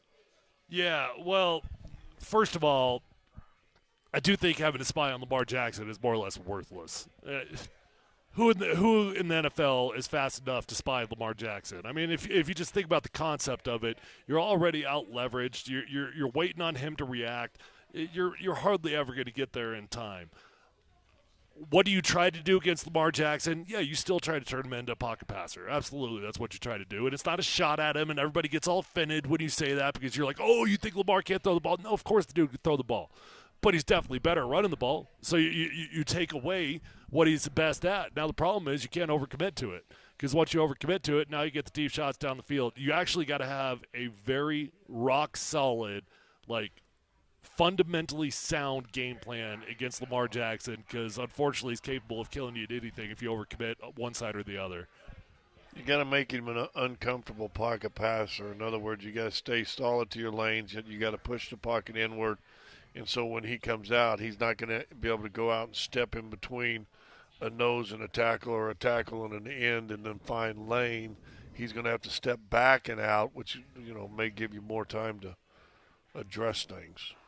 I wonder if the most valuable player for this game will be Nick Bonitto in this against Lamar Jackson. And I do wonder, not spy him, but somebody athletic like Bonitto who can contain the edge and force him to different parts of the field. Could be. He's been tremendous. Jonathan Cooper's been tremendous as well. Bonito's got 6 sacks on the year. Cooper's got 5.5. To me, this is one of those games where I would actually give up my pass rush a little bit in the attempt to try to keep him in the pocket. So this has happened. Sometimes it bites you in the rear end when you do it, but it's box rushing. So bull rush, because you're trying to keep them in that box. When you run the hoop, which is when you get your sacks, when you go over the top, you're running the hoop. Well, now we're giving that vacancy for Lamar to slip on out of that thing. So I wouldn't mind seeing the Broncos be a little bit less aggressive in trying to run the hoop and get those sacks and trying to force him in to stay in the pocket. It was cool watching Brian Baldinger's breakdown of the 6 sacks of Nick Bonitto, and he does do that. That's exactly what he does. And his quickness and explosiveness from a 4-point stance is actually pretty awesome. The guy's having just a superb year. Reminds me of Jason Babin. I don't know if you guys remember him, but he used that 4-point stance. He looked like a frog. He was a freak at it. Well, I mean, he just looks small compared to tackles. But he's strong enough, right? And he's so much quicker. And he can catch you. He's fast enough to catch you. I think a spy's not going to catch you. But if he can get free and get open, and listen, it's happening a few times a game, but the Broncos' pass rush is the number one most pressured, according to Pro Football Focus, pass rush in the NFL by quite a bit. Impressive. Don't ask me why I was looking, but I'm going to need you to pull that fly up. Oh, really? Yeah. Oh, my Lord. Yeah. Sorry. Slightly embarrassed. I tell you, if you could see anything, I'd be impressed. He had candy bars on his mind. He was going to show you a brand new brand Lord. called Trojan. That sucker was all the way down. Open for business. Next story, Dan. So Tyler's a meat gazer. Got it. Yeah, that's right. All right, let's hear from Broncos offensive coordinator Joe Lombardi. So Bo Nix yesterday was named the Offensive Rookie of the Month for the month of October. Joe Lombardi was asked yesterday how much growth he's seen from Bo over the last month. Yeah, just getting more comfortable. I mean, I think every bit of experience you get, is helpful. Some of the fundamentals become easier, just calling the plays and getting out of the huddle, and just have more bandwidth for everything else that comes with playing the position. So I just think as he gets more and more experience, he'll get better and better. Okay, so we're about halfway through the season. If you guys had to say like the biggest area of growth, one thing in your guys' mind from week 1 in Seattle to today, what would be the biggest area of growth you've seen from Bo? That's Scott. Have you seen any, Scott? I said the other day I thought last week's game was his best footwork game, but he also didn't seem as pressured as maybe he has in past.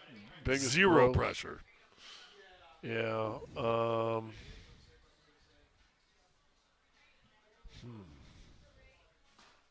No. Well, I'll tell you this. I don't know that I've necessarily seen it yet, because after watching the all 22 in that Panthers game, I'm telling you the pockets were ridiculous. Like pockets I've never seen in the history of the NFL. Every single pass, Bo had 4 to 5 seconds to throw the football without anyone in his face. The next step for me is seeing Bo trust an NFL pocket. Okay, an NFL pocket that is collapsing on you without feeling the urge to get out of that thing. So that's the next step I'm looking for. I wouldn't tell you that it's arrived, but that's what I'm looking for. The next big step will be when Troy Franklin and Marvin Mims figure out how to catch a deep pass. Oh, That's- here we go. that's- It's everybody else. Here Well, we go. it is- Everybody else's fault. Yeah, just like it's Lowentree's fault. Oh, well, Mims, we'll Mims get to will that. say he'd catch it, except he saw a small little orange cone out in front of him. Distracted him. Next story, Dan. All right, fellas. 9 former coaches are one step closer towards the Pro Football Hall of Fame. So some of the bigger names on here: Tom Coughlin, Mike Holmgren, Chuck Knox, Dan Reeves, Marty Schottenheimer, George Seifert, and Mike Shanahan is among the 9 remaining finalists for the Pro Football Hall of Fame. Of those guys I listed, is Shanny the most likely to get in this year, fellas? Most deserving or most likely, or are those two different things? No, I don't know. I don't know, man. Who else has- I am beyond trying to explain why Mike Shanahan is not in the Hall of Fame. We've seen some coaches go in over the last couple of years that, in comparison to Mike's resume, it's an absolute joke. So, D-Mac, you're Well, good. who else has 2 Super Bowls on that list? Just tell me again. Who are they? Go over it one more time. Seifert has 1. He's got 1, and he followed up on Holmgren Bill has Walsh. Holmgren, Reeves, One, Green Bay. Schottenheimer. Schottenheimer One. has none. Oh, he does? Schottenheimer has He's got none. Coughlin Coughlin has one with the Coughlin's Giants. he might have 2. Wasn't he the coach for both of Eli's? Yeah, Does you're he right. have him as head coaches Yeah. or assistant I'm coaches? sorry, who? I think I'm it was sorry, who? Tom Coughlin. Oh, yeah, he was there Yeah. for both. Yep. So he's got 2. All right, who else? Chuck Knox. Hold on. So Chuck Knox goes way back. Schottenheimer never even reached the Super Bowl. I'm looking at it right Rams. now. Yeah. Never Okay. even reached it. All right, so right now, to me, it's between Coughlin and Shanahan. And I would give the nod, if I'm being fair, to Shanahan, because the Shanahan tree has been much more stronger than the Coughlin tree. So I think you go by Super Bowls first, and then you go by influence of the game. Yeah, and if you want to do the Super Bowl thing, go back to all the Super Bowls Mike Shanahan was a part of. There you go. You can do that if you too. want to go back to oh my God, what's wrong? San Francisco. How many we got there? 3? I think it's clear that on this list, just by what you meant to the I game look and what at you it this did, way. Shanahan should be the guy. Oh, I look at it this way, and we talk about the Hall of Fame in this way a lot. Can you write the history of the game without this player? Can you write the history of the NFL without Mike Shanahan? Hell no. Look at the NFL right now. Mike is on every game you're looking at. Every successful team in the NFL today is because of Mike Shanahan. Can you say that about Tom Coughlin? Can you say that about Shoddy? Can you say that about any of these other guys? Have any of them had the impact on the NFL that Mike Shanahan has? No. No, I agree. I think actually this is pretty easy. This should be Mike's year. I think comparatively he'll stack up well against the guys that are left. I think this is going to be the year for Mike. That's going to be awesome. He sets up better than any of these guys. Should have been in before Jimmy Johnson. Should have been in before Jimmy Johnson. Johnson. Who went in last year? That old timer from Detroit that I had to look him up to even know who he was. Yeah, they always that tends to happen sometimes. Guys from the 30s and 40s. Sometimes that drips in. But I don't see a reason why Shanny shouldn't get it this year. He should get it this year. Should be a big year for Mike Shanahan. That's awesome. Make plans to be in Canton in early August, Tyler. I will absolutely be there. Right, no doubt. That'll be I huge. think I'll get the invite. All right, next story, Dan. All right, let's go to Thursday Night Football from last night. Did you guys see Garrett Wilson's touchdown catch last night? Yeah, I did. Bodes is the question Fantasy is team. what's a better catch, OBJ Scott. or Garrett Wilson? So that is the question. I wanted to play this real quick. Here's Devontae Adams talking about he got his first touchdown with the Jets last night as well. Yep. Here is Devontae on Garrett's spectacular one-handed touchdown grab. I don't know. I told him he might get kicked from Adidas after that one. that one looked like he headed over to Jumpman with me. So we're going to see. I'm gonna talk to some people about that one. But they might. I ain't going to say they're going to replace the logo, but because I know Mike might not like me saying that. But that was a hard catch. And I really just seen it about 3 minutes ago, too. So. Okay, so what he's talking about there is the catch. They still framed it, and it looks just like the Jumpman logo, Michael Jordan NBA logo. And he was talking about maybe the NFL changes their logo to that. So best catch in football history? It's eerie how similar it looks. It's like to the point, like where his left arm is hanging, all of it. It's nuts how similar it is. I do think that catch was more impressive than Odell Beckham's. I'm watching Odell Beckham's right now, and it's nuts also. But the body leverage and the contortion that Wilson had to do, I'm going to give him the nod. I agree. You can't say anything bad about Odell's catch. Of course not. It's Odell's was like over his head. and caught with 3 fingers. Yeah, like equally as impressive, of course. But if you had to pick one or the other, as incredible as Odell's was, I think that's the greatest touchdown catch of all time. I think it's the greatest individual touchdown catch of all time. I wouldn't fight it. Scott? Troutman was right there. Troutman was right there. Troutman's was maybe second. He was right there. Second best of all time. I mean, seriously.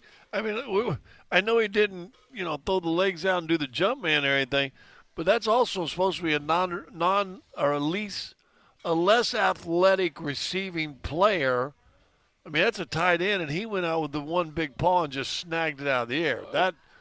Troutman's catch was unbelievable. Sleep on how good a catch that was. No. I don't mean to do that. I mean, that was a great catch, and being there live and seeing it, you couldn't believe it. You were stunned. It looked uncatchable. What a bummer it would have been if they didn't call that a touchdown, though. Because initially it was not called a touchdown, right? And then they reviewed it and they said it was. Is that how it went? I'm pretty sure. It. Yeah. You might be right because it was so remarkable. Well, because they only got the 1 foot down, and then he was going out of bounds, and technically his shin hit right before. Yeah, I listen, man.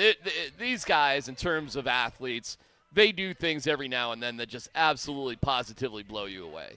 And that was one of those moments where you just can't believe you see it. You see that in the NBA all the time too, Scott. There are moments. The guys that I just can't believe what I saw, like for the Nuggets, would probably be Aaron Gordon. There are moments of athleticism out of AG that I just take my breath away. And Anthony Edwards has that too. So to see that sort of thing on a football field is pretty awesome. He had two dunks in that Boston game in Denver. One was that tip dunk, remember, where he reached like to the free throw line, caught it and brought it back. And then there was a lob in there in the middle of traffic that he catches it, spins in the air somehow, and dunks it backhand or backwards. If we're just talking about AG. The crowd being hammered at the the Suns game on Christmas Day on what's his face took that dude's soul. I mean, AG is unbelievable. I don't know. Listen, Cortland Sutton's made some great catches too. I mean, these guys are incredible athletes. You just Cortland had one this year that Cortland would be on did. that list. Nobody he had one this year like that.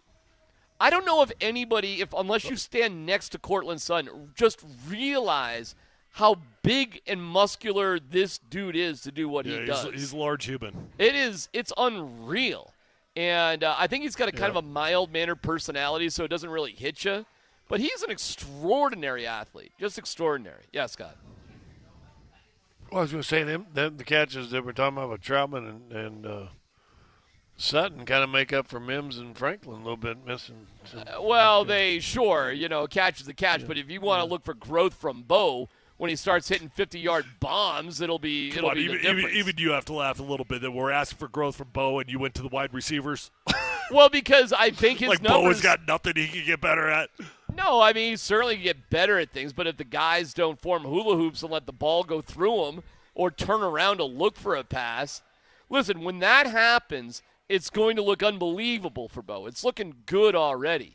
I think it sucks right now that the Broncos don't have a reliable deep threat. I think that sucks because Cortland does take care red zone, contested balls, over the middle. Vele kind of like that too. We have two dudes who are burners who can't catch it. It sucks. As much as I love Vele, he let me down in the running game this weekend after watching that film. On the blocking? And he flat out turned it down on 2 or 3 different times. Oh, wow. Which I was bummed to see. Hopefully he learns from it because we all love the young man. But there were a couple plays that I was just like, oh, my gosh, the effort there was pathetic. Well, we are at Joe Willie's on Broadway. This has been a fantastic location to be here on Fridays. We'll give our final predictions for the weekend. Set yourself up there in Minnesota. And, yeah, I want to go over a couple of these photos. Couple of photos. I got to be careful here. We're going to law school. Because I don't want to be a whiny little bee. You are who you are. Okay, well, we'll find out next.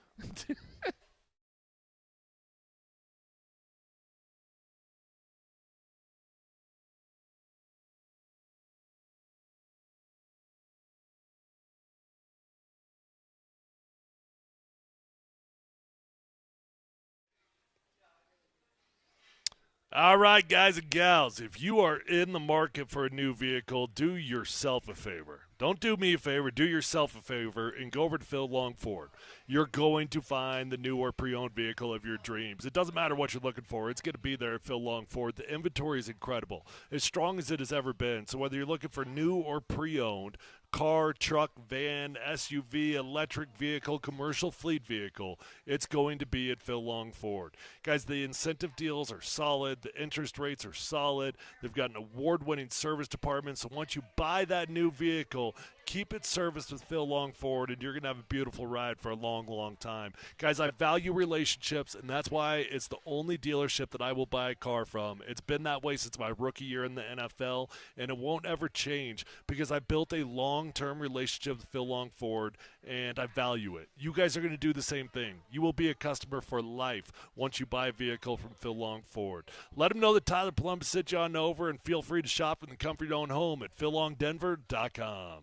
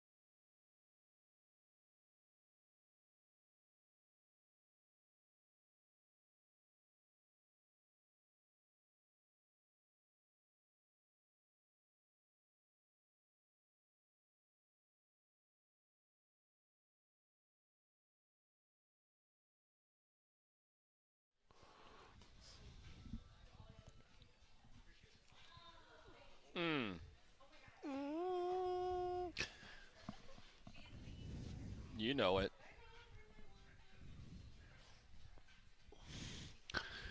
Fat bottom girls.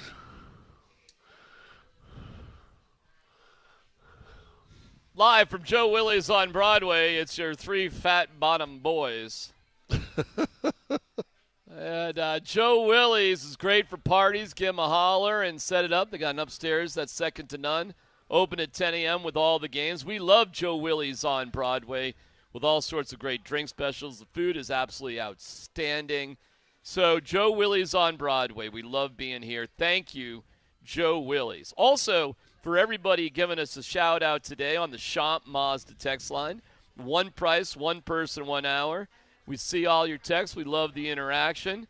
We appreciate it. We know we have the greatest listeners, and I have proof of that.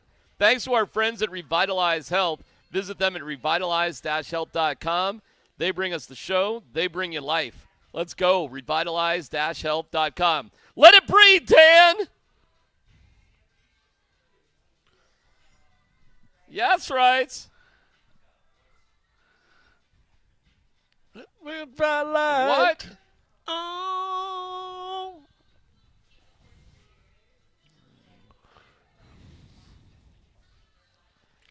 Now, boys, I open up the show explaining my scarred-up face, which does not look good, and fat Looks like lip. a fat bottom. The fat-ass lip, no doubt about it. And, bike's okay, I'm okay, but it looks pretty scary just looking at me. Ain't no doubt about that. We had a listener. Now, I described what happened. I said they were small little 6-inch cones, nothing between them. It was wet cement. Bike, I just went through it. My bad, Wet right? what? Like cement. Okay. And is there a T on that? Cement. We had a listener go by the scene of the crime and take photos a couple hours ago. Okay. It looks radically different out there than it did when I went through there less than 24 hours ago. Yep. You look at it now, they're not 6-inch little cones. They're those 3-foot big orange cones with police tape strung between them. That did not exist yesterday. There are barriers that are like cones behind the cement. That didn't exist yesterday. I'm just pointing out the difference of what, and I'm sitting here thinking to myself, why does it look like that way today and didn't look like that yesterday? And I'm wondering. And you can see the area. The listener did a great job. That is the patch that I went through. You can see the patch. Well, I can actually that got see over. there's actually like the dead body paint that they do on the floors. I can actually see a dead body paint of an Oompa Loompa in the wet cement right there. So I can see exactly where you fell. I'm assuming that this right here is you. I'm assuming that that's you. That's me. Okay. That is me. Yeah. That's where I went through. Yeah. So I mean, exactly we can talk all day you want, all long, however much you want to talk about the cones. That's cool, man. My question is, at what point did you not see that clearly wet, dark gray cement? Look at that and think, that doesn't look like that is cured concrete. That's what it looks like hardened. That's hardened. That's not what it looks like when it's wet. I went. What? Oh, I'm just telling you. I'm literally just telling you. It's not the even truth. evened out yet. I don't know what to tell you. It just did not look like that. Oh, it looks different today than it did yesterday? It looks – you could tell that's a patch of cement right there. Yesterday, it was like glass. You couldn't tell the difference. You can say whatever you want, but I think hardened cement looks different than wet cement. What can I tell you? So which way were you coming through them cones, left or right? Well, you see the red car there, like going down the road. I was going that way. That's going southbound. Well, I see Where is this exactly? the cones on the left side, and the other whatever thing's on the right, and there's yellow tape on the left. I'm telling you, Scotty and Tyler, those cones are huge, and there's tape across.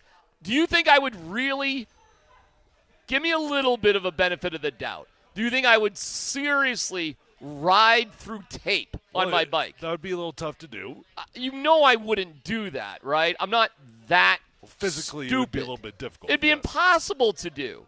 That wasn't there yesterday, and it is there today.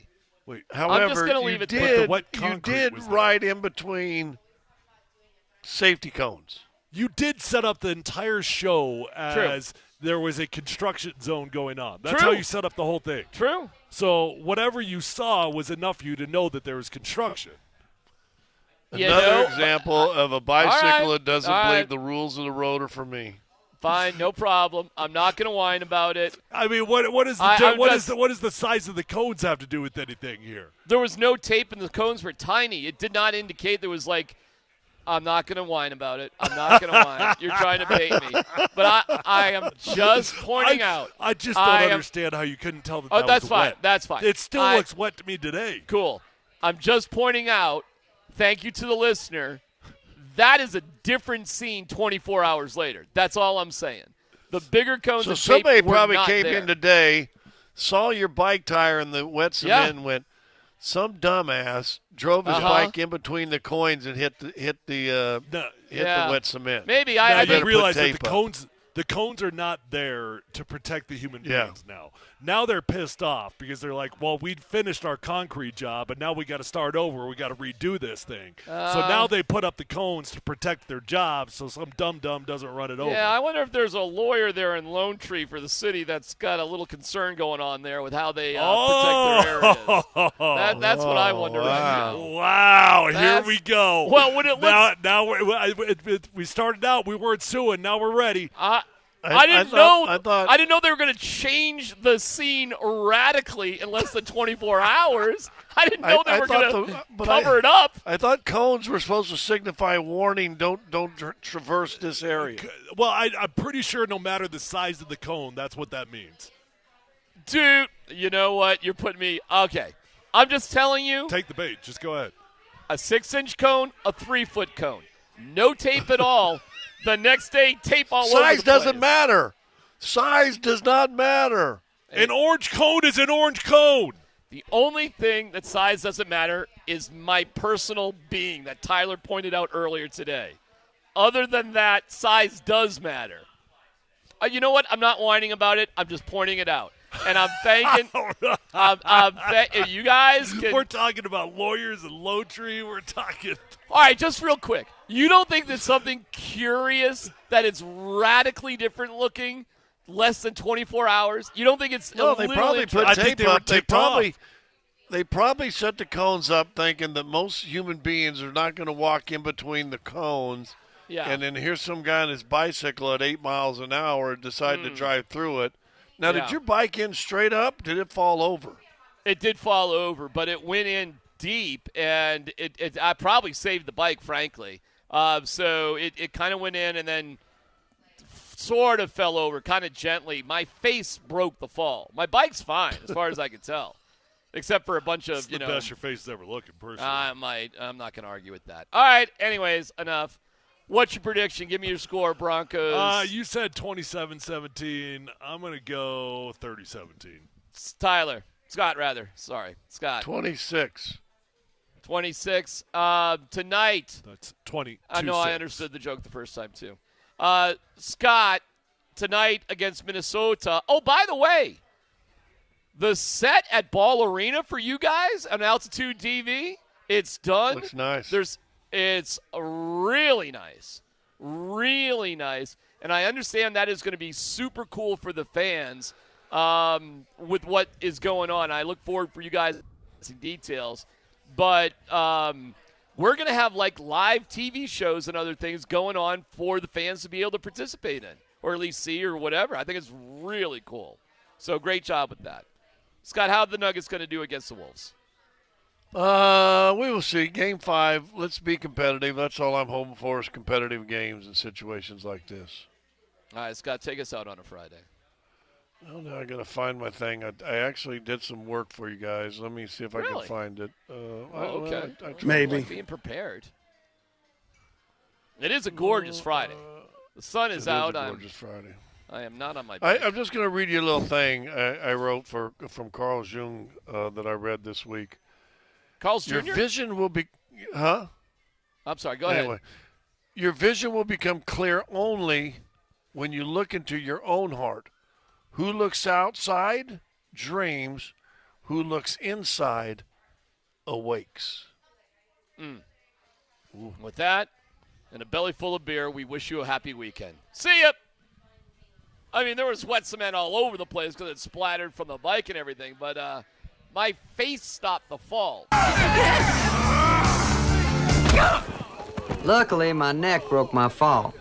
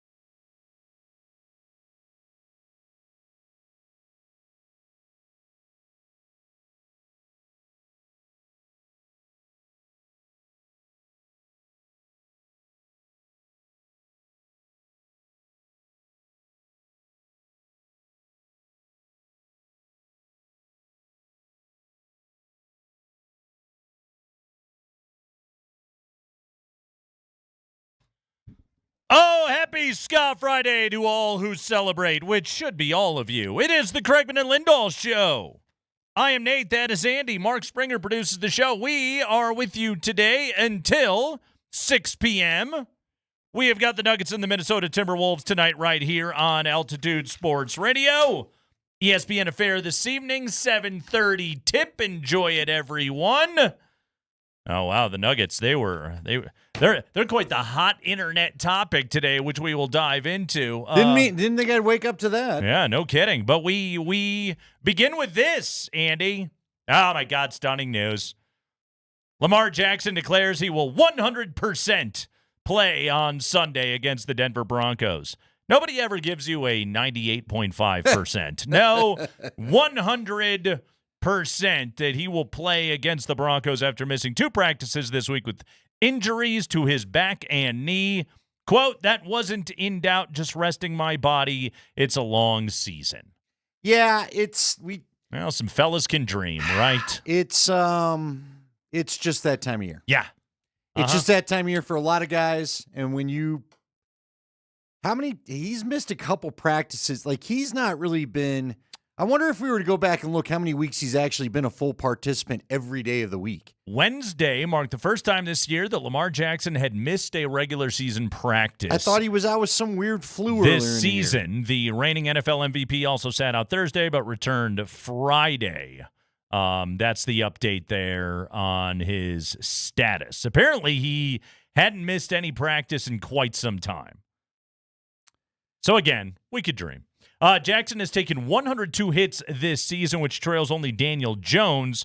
John Harbaugh indicated he absolutely would think about giving Jackson more days off from practice in the future. Also, don't forget they play on Thursday against Cincinnati. That's a key point you brought up yesterday. Yes. And that's a divisional game next week. So, So maintenance this week. Yeah, he's going to go, and he's going to be fine, and he's going to go out there, and he's going to be Lamar Jackson. I'm really interested to see how the Broncos are going to play him in this game, because the Broncos are very blitz heavy and man on the backside because their secondary is awesome.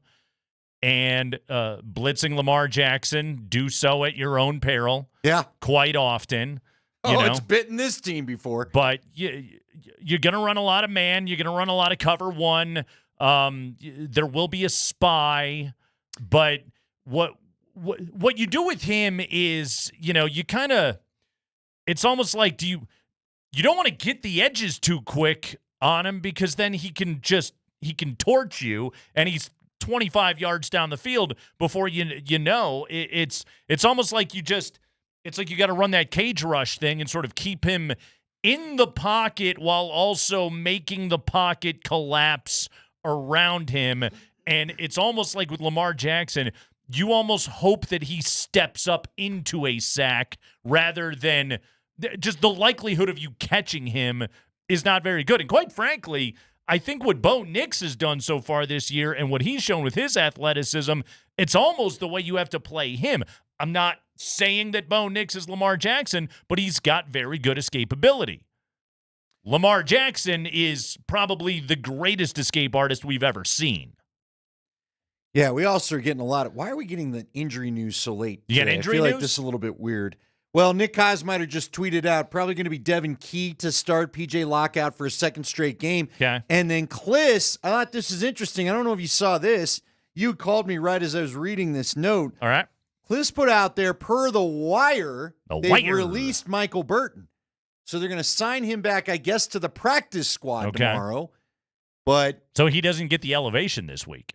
Certainly not. He was on the roster if they're releasing him. He of the big reception on the trick play last week. Which, go ahead. Will you tell everybody the advanced stat you were talking to me about as far as the scheduling goes? Because I want you to announce that before I make my point about Michael Burton, why this is a move to maybe think about. Remaining strength of schedule right now, and I had heard Shil Kapadia had this on the Ringer NFL show, by updated Vegas betting odds. The Broncos have had the easiest strength of schedule in the NFL so far. They have the third most difficult schedule the rest of the way. Okay. So, to me, They've got to continue to lean on the run game. Yes. Okay? Be smart. We keep saying this. Don't make Bo throw 35 to 40 times a game. It's just not a recipe for success for most quarterbacks, especially rookies. Now, here's the thing, though, about this matchup. Baltimore can stop the run. Right. Their pass defense has been atrocious. Now, Baltimore's going to score points in this game. Broncos defense is very good, but Baltimore's going to get them every now and then. If you want to go point for point with this team, you're going to have to play extremely good offense, and the Broncos have a chance to be able to do that. Now, I'm not saying this defense in Baltimore is Carolina bad. Of course it isn't. They still have really good players. Now, they lost Mike McDonald, and Patrick Queen's not on this team anymore. Jadeveon Clowney's not on this team anymore. But still, like, they have talent. They've just played terribly so far this season. They still got really big bodies up front, led by Madubuike. It's real possible that Sean Payton could look at it and say, our way of hanging in this game is to throw it 45 times. Okay, we'll see how that goes for you. I'm not quite sure you're there yet. But, a guy that helps move big bodies is a fullback. My point is, let's not get away from running the football, okay? Obviously, continue to develop your young quarterback in your passing game, but lean on your run game. Running the football in defense has led to 2 nice win streaks 2 years in a row for Sean Payton. Yep. It just has to be your identity at the moment. By the way, our NFL insider, Brian Madden, let us know that Throckmorton is now on the 53. Calvin. Your guy, Calvin Throckmorton. Legwald points out today, 3 of the Broncos' wins have come over teams with 6 losses, Jets, Saints, and Raiders. One of them over a team with 7 losses now, the 1-7 Carolina Panthers. So that's what we're talking about right there. The Broncos have, and again, I don't want to hear from anyone, hey, you're not giving the Broncos any credit. I give them all the credit. This is why they're a better team right now. That you can only play the schedule that's in front of you, and you're beating the crud teams. I give you all the credit for doing that. That's a thing good NFL teams do. Guess what? Baltimore right now, on their resume, the reason why they're behind the Broncos technically is because they have a loss to the Raiders and a loss to the Cleveland Browns. Those are atrocious losses. By the way, I heard a stat on the Raiders today. You want to throw up in your mouth a little bit. Actually, as a Bronco fan, you'll enjoy this, but just as an appreciator of football, this will disgust you. They have trailed by double digits in every game they've played this year. Not a shock, man. They suck. They have been so weird. I mean, are they going to go for their 3rd head coach in 3 years here pretty soon? Maybe. Like you can't just give Antonio Pierce 1 year. Well, I don't know. Basically, the Broncos did it with Hackett. And look, he was not the a interim. Rich owner there, though. Like, not a Rich owner. I like if we were talking about if Tepper cans Canales earlier this week. Go for it. You got $1 bajillion. What does it matter to you? Mark Davis is, and I don't know, maybe Tom Brady is pumping a little bit more capital into the organization now. Or let's be honest, Brady's rich buddy that he bought into the team with. I don't even really know what Tom put up for the whole thing other than he got a 5% share, I believe. Yeah. His buddy put up 4% of the 5 that Tom got. Yeah, 4.9% of it or whatever. Yeah. The Raiders have this going for him. Brock Bowers, 52 catches on 65 targets. 535 yards, just 1 touchdown. That's like where you're doing that guy wrong. He only has 1 touchdown so far this year. Other than that, though, phenomenal player. I mean, special freaking player. He's doing things that the likes of Kittle and Kelsey have never done. He's been so good so far this year. Pat yourself on the back, my friend. You are the engineer 2-2 of the Brock Bowers train. Yeah, I loved it. It is what it is. I mean, what are we going to do? It's never going to be a Bronco. It is what it is. Bo's been great. Yeah. I wouldn't go great. Bo's been good. Rookie quarterback, 8 games in, offensive rookie of the month. They're 5-1 over their last 6. He has 8 touchdowns to 1 pick over that stretch. Here's what I think, Bo, as I get little breadcrumbs thrown my way. Mm-hmm. Here's what's got me coming around on Bo. And I think we saw hints of it with the whole Ferris Bueller thing. I think Bo knows he has a little leeway to push back on the coach sometimes, and I think he's doing it for the betterment of the team, quietly in his own way, and that's good. It's good to hear. It's good to hear. I'm glad he doesn't feel like he owes the guy a bunch of stuff. You know what I mean? Well, he's 24. I don't know if you've heard. He had 61 college starts. He's been around the block a time or two. His dad's a coach. He's spent most of his football life. He had to survive the pressure cooker that was being at Auburn.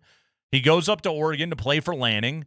Gets to run that show up there, and they got a great system, and it is, and again, it's proving to have worked again this year. That Oregon team is freaking good, and he walked through that door. There was nothing bright-eyed and bushy-tailed about him. He was a salty veteran. What he lacked in raw physical ability, and he's showing us right now, maybe you didn't give me enough credit for the raw physical ability that I had.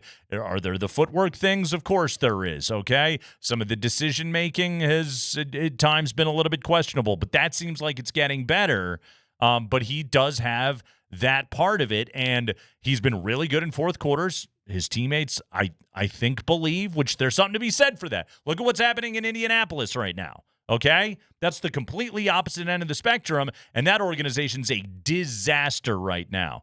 There is something to be said for Bo Nix walking through the door and feeling himself.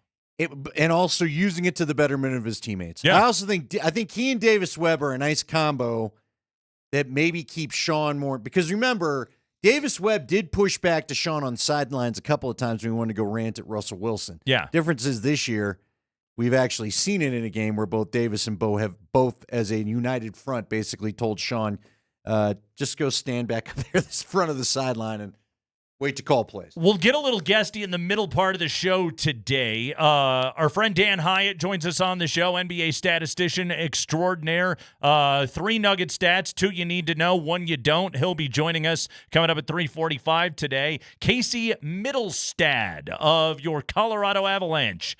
He shall join us today at 4 o'clock. He has been marvelous to start off this season. Phenomenal. Jeff Legwold will be with us today at 20 minutes after 4 o'clock. Jam-packed K&L show, Ska Friday. Great to have you with us, Altitude Sports Radio.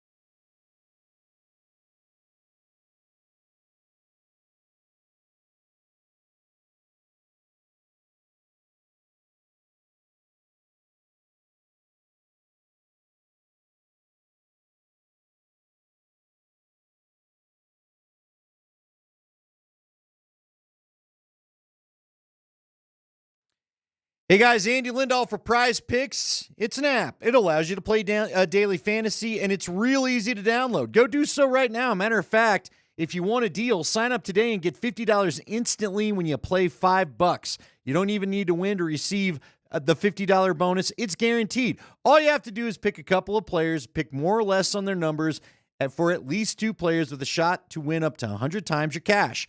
Plus, you can run your game all season long with Prize Picks.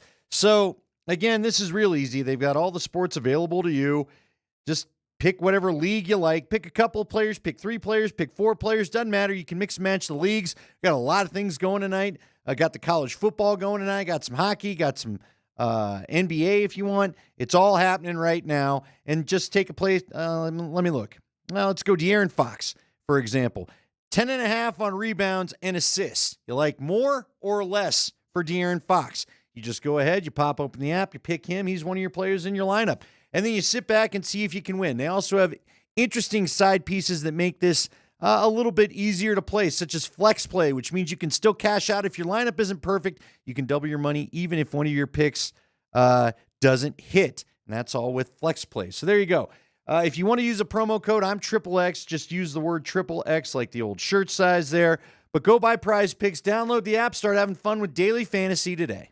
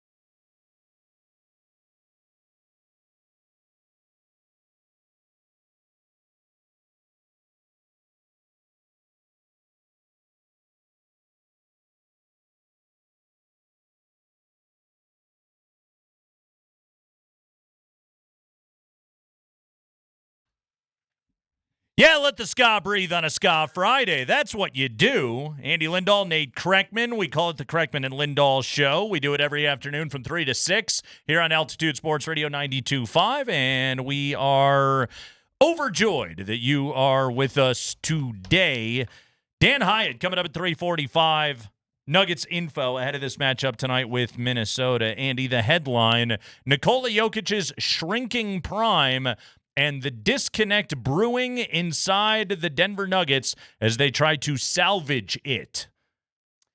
Yeah, quite the interesting article there. That's some serious action verbs in a headline right there. Shrinking, brewing, salvage, it's all right there. None of them really the things you want. No. When talking about a team that's still in its window. No. I like the brewing part of it, but I suppose not if it's disconnect that is brewing.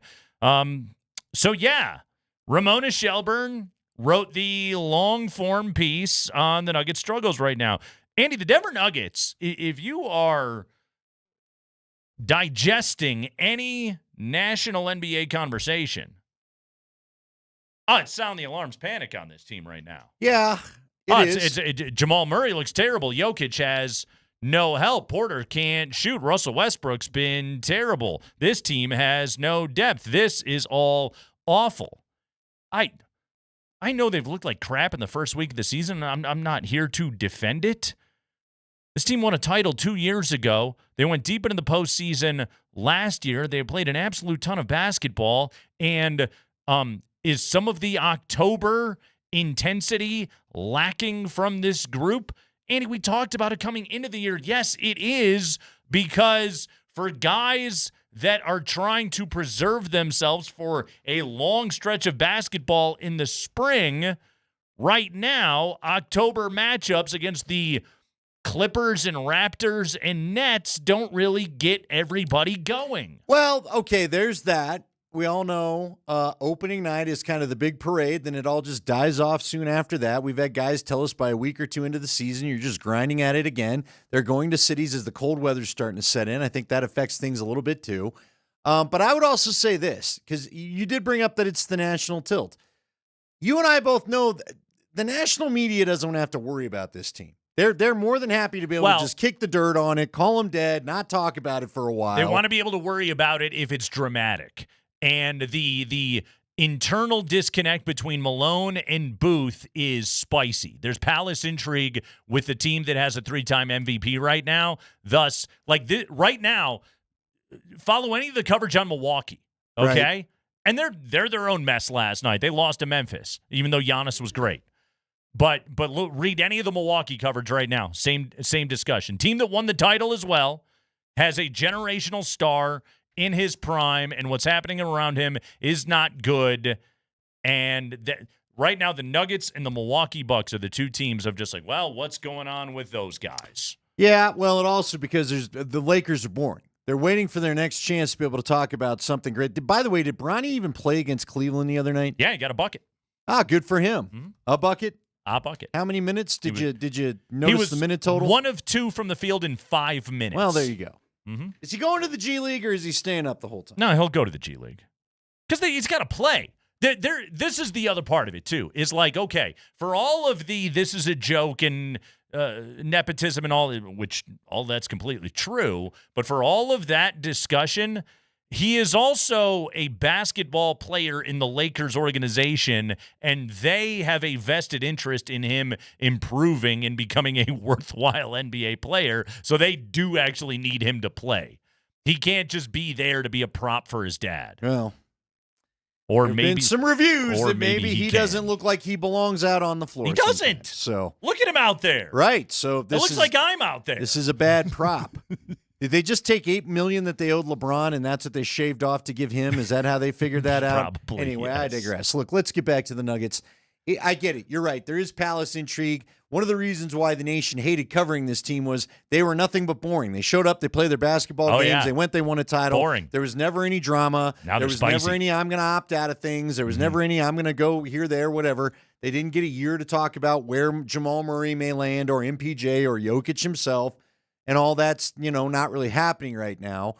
That said, it was an interesting article. I'm with you. I've said it before, I'll say it again. If there's a team in town that I trust above all the others to compete in their league for a championship, it's the Nuggets, because they've got the best player in the league. None of the other teams in town can really say that. Yeah. There can be a healthy debate with Nathan McKinnon, but you're going to get 3 or 4 other candidates, and one of them could be Cale Makar as far as best player in the league. When it comes to the Nuggets, they've got the dude. So I do trust them. I don't know if they'll be a top 4 seed this year.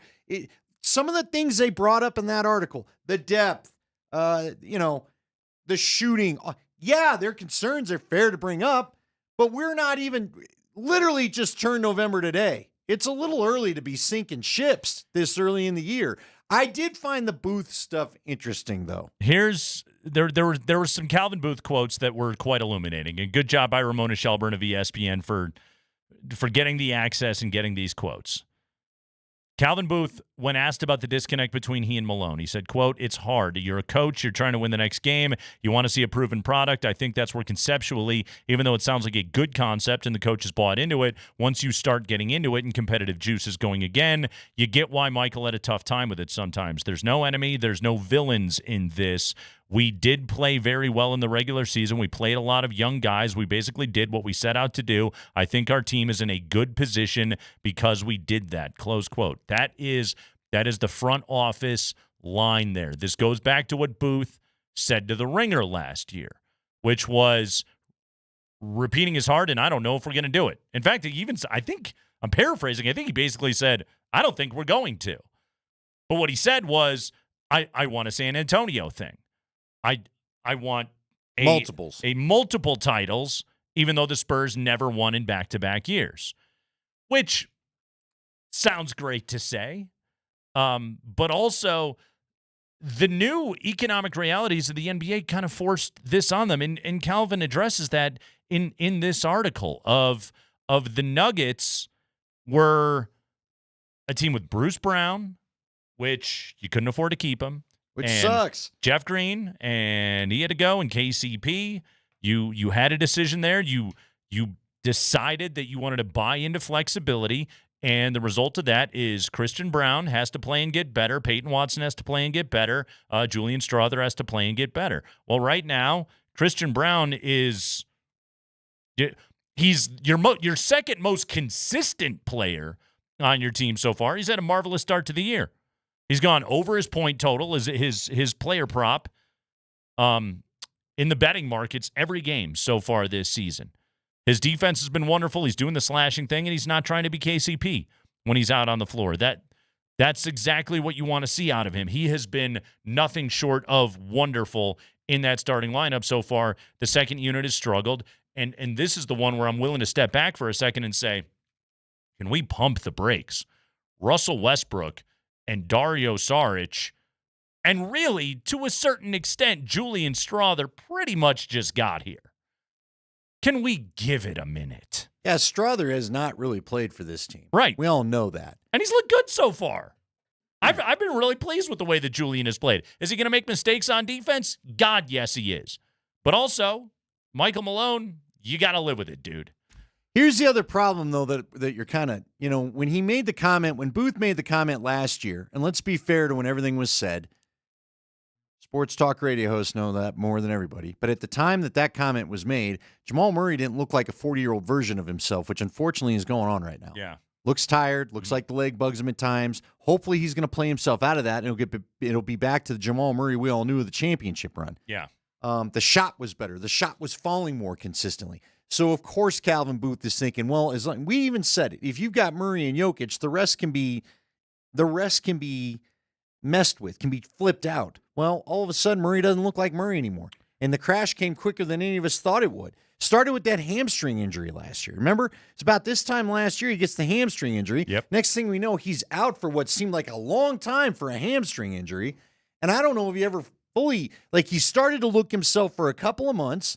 Then we get to the playoffs, and he hit some big shots, but in game, man, it did not look like the Murray we expected. I mean, the biggest thing we need out of Jamal right now is I can accept you are less than 100%. You were battling back from injury, and your preseason work and conditioning were undoubtedly affected by the by the injuries that you had. You probably weren't able to prepare for the season the way that you needed to. He's trying to gut it out and play his way through it right now. What I need to see out of Jamal Murray right now is possessions not like the one that he had with, with like a minute 20 to go the other night against Brooklyn, where he dribbles out for 18 seconds of the shot clock and then hoists up a fall-away contested shot. That's not to say he hasn't made a ton of those shots in his career. He has, but right now, they're not going. And so get into the offensive set, dude. Not only do I agree with that, it was the first time where I thought on the court, Nikola Jokic looked visibly frustrated with him, where he tried to set up a couple of places and he just got out of there. He's like, fine, I know what you're going to do. Right. Just do it. And then I'm going to go get the rebound. This paragraph jumped off the screen to me.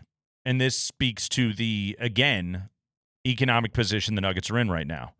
League sources said the Nuggets inquired about Paul George this offseason, but talks never escalated because Denver refused to discuss Brown, Watson, or Strawther, and the Clippers weren't interested in solely taking back future salary, likely the $147 million owed to Porter and Zeke Naji. Yeah, there's the contracts they want to move. Right, exactly. And the Nuggets are like, okay, we would like Paul George on our team. Why wouldn't you? But then it's like, but we have to have Christian Brown, Peyton Watson, and Julian Strawther because we need inexpensive rotation players. We have to have them with the way that our cap is going to stack up. Look, the Zeke Naji thing, it's bad. It's bad.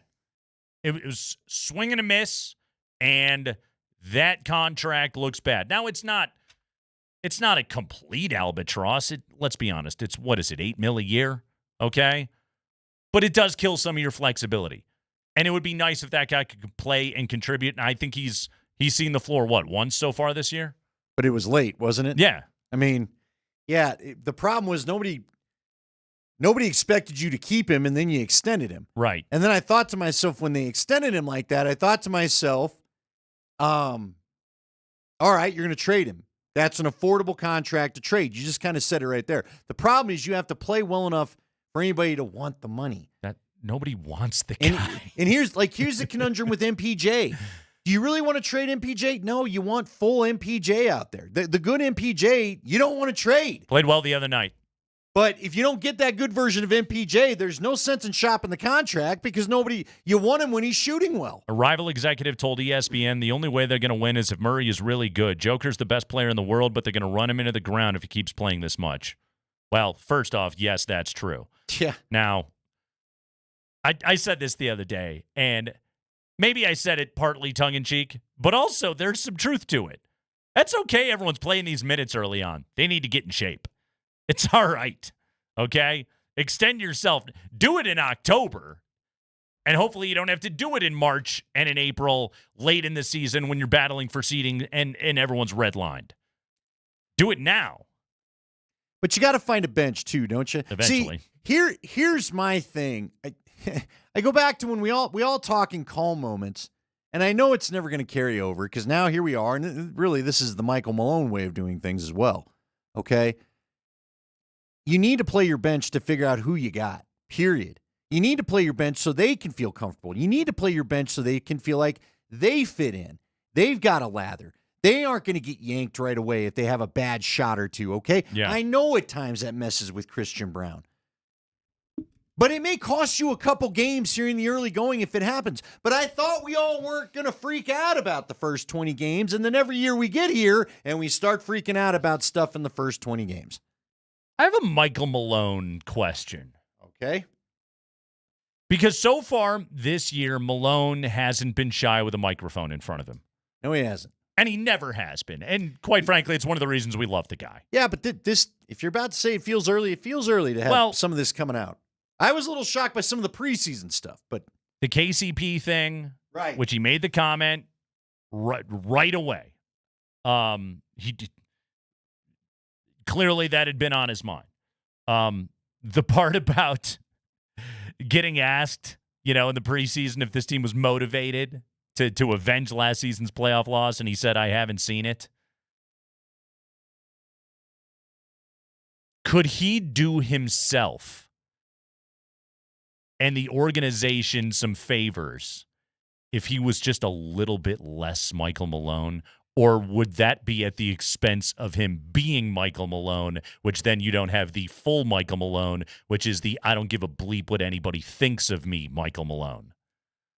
Yeah, it's an interesting question, Nate, because look here, there's times where I think Sean Payton grinds his team too much. And I think Michael Malone's got to be careful not to do the same.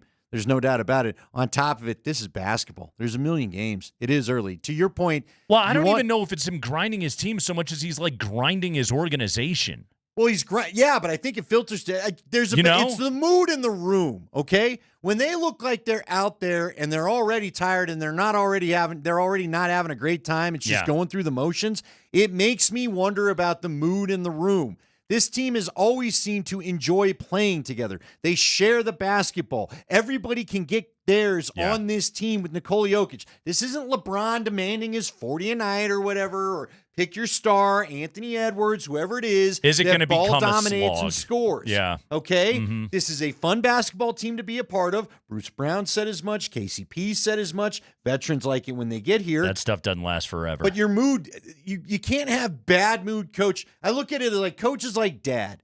And maybe this just says a little bit about my childhood. When Dad had to come home the whole week in a bad mood every night, home wasn't fun. Right. Now, just to be clear, nothing real negative was going on, but you don't want to be around cranky people.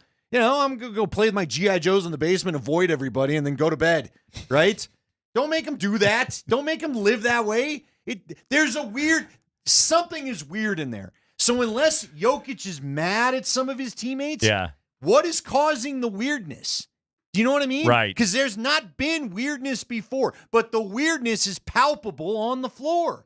And what happened? I don't understand why these guys are falling back into this. Let's just watch Jokic do it. He doesn't want to play that way. He wants you cutting. He wants you moving. He wants to dish the ball to you. That was written about in the article. We had it the other night. It was Brooklyn. Just everybody's staring at him. Real quickly, I want to get... I said 40-year-old version of Jamal. Is that fair? He's looked older, right? Somebody texted in, it's fine if you want to take issue. From last playoffs to now, he doesn't look like himself. We're talking Nuggets with Dan Hyatt. Coming up next, that's Andy Lindahl laying on the couch. I'm Nate Kreckman. It's Altitude Sports Radio.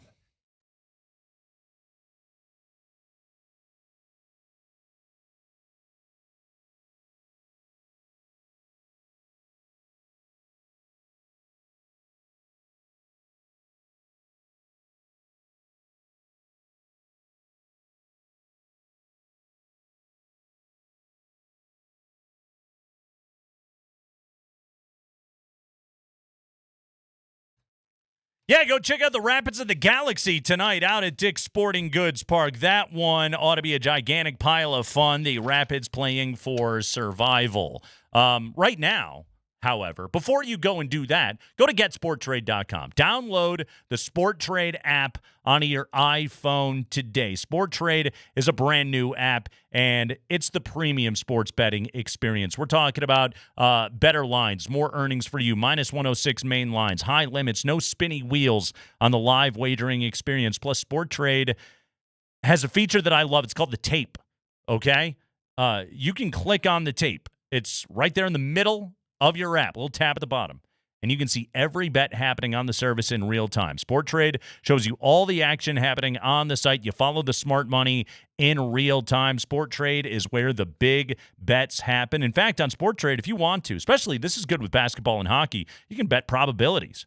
You can view the odds as probabilities. You can bet a team to win pregame at 47% odds, sell your bet at 60% when they take the lead in the early going. Go to getsporttrade.com. Check it out. Tool around with it a little bit. SportTrade's a great, great app. Download SportTrade today. Use code Nate. Earn 10% cash back on every bet in your first week. SportTrade is regulated by the Colorado Division of Gaming. Gambling problem? Call or text 1-800-GAMBLER.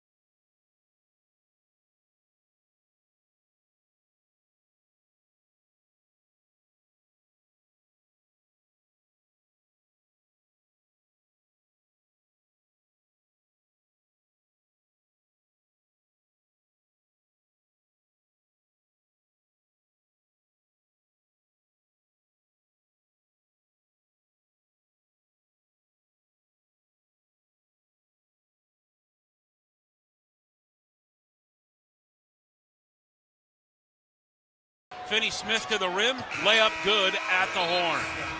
Second night in a row, and Denver wins it again in overtime. Denver improves to 2-0 on the 3-game road trip. Behind Joker's triple-double, Denver takes care of the Brooklyn Nets by a final of 144-139. Yeah, the Nuggets have won 2 in a row. Doesn't feel like it, does it? Tonight, they will take on the Minnesota Timberwolves. Watch it on Altitude at 7:30. Game on ESPN as well. We'll have pregame coverage here on Altitude Sports Radio with Berto at 7 o'clock, and Kaz has your tip-off at 7:30. Before we talk to our next guest, a quick programming note for everybody. We had to pull a switcheroo. Jeff Legwold will now join us next segment at 4 o'clock. Casey Middlestad has been pushed to 4:20. So adjust your listening priorities correctly on that one. Your only priority right now is to listen to our next guest. Joining us on the Ramos Law Hotline. Car accident, you need Ramos Law, medical doctor and attorney. Visit ramoslaw.com. We didn't have to move him around. He's Mr. Dependable. He is Altitude's own NBA statistician extraordinaire. It is our old buddy Dan Hyatt. Dan, welcome back to the Kreckman and Lindahl Show. Thank you, boys, for having me back. Yeah, I don't have a whole lot else going on. I'm sitting in the same chair I was at, whatever, dark 30 this morning looking at some Nuggets notes, so I'm still here. There you are. By the way, I was blowing Dan up earlier today because I was looking up some Cody Williams facts. He started for Utah last night. They lost against San Antonio. Did you see Wemby's stat line last night, Andy? I did not. This is so in a 106-88 win for the Spurs over the Jazz. Wemby went with the 5-for-5 deal, 25 points, 9 rebounds, 7 assists, 5 blocks, 5 steals in that victory last night. But the number that floored me, he was a plus 43 in his time on the court last night, was Victor Wembanyama, which then made me interested, and Dan Hyatt's the person that I asked these things, who holds the NBA record for plus-minus in a single game? I would have thought, Kevin Durant, Steph Curry, LeBron James, a name in that vein, maybe even a Nikola Jokic. Nope, not the case. Dan Hyatt, wow everybody with what you told me earlier today. Who holds the NBA record for plus-minus in a single game? Since 96-97, you got to quantify it because I've got only so much depth I can go. That would be the Luke Mbamute. which when I typed it out, first of all, spell check does not like poor Luke's name because the Cameroonian spell check does not work. No. But again, you look back at that game where he was a plus 57. He was a rocket. It was against the Nuggets in a blowout, and he just happened to be on that court at the right moments. He had a couple points. He had probably a decent good game, but was just right place, right time. Harden did most of the heavy lifting. I was going to say, I assume Harden went for like 45 that night, right? Yeah, he always used to kill the Nuggets. But Luke was sitting there cheering him on, so plus 57 is pretty good too. Pretty good. All right, can I inject what would be labeled a no dumb question? Mm-hmm. I'm really curious about this because I know you had 1,000 things going on last night. And when I've worked with guys like Dan before, although Dan's the best in the business, that's why he's around the Nuggets broadcast. But Doug Moreno's this way too. Dougie from, I think most people know him from Rockies, but I've been lucky to have him on Mammoth. How do you guys watch a game? What made you go to the San Antonio stat line? I'm very curious because look, I think you and I know. I think we pick up on different things during a game because of the way that maybe we view things. I've never been a huge stat guy, but again, I've sucked at math for quite a while in my life, so it would make sense. Like, Dan, this is what I'm fascinated about when I'm working with you. Somebody goes on like a pass streak or an assist streak. Like, what clicks in your head while watching a game that says, I need to track from this point forward? Does that make sense? Like, what triggers these things while watching? Yeah, no, and for me, it's interesting because, again, my research ends up on Altitude Airwaves or on Twitter or online, whatever it is. I'm looking at these things knowing what everyone wants to talk about. I know what the storylines are. I know what fans are interested in because I'm one of them. I watch the games and pull for this team.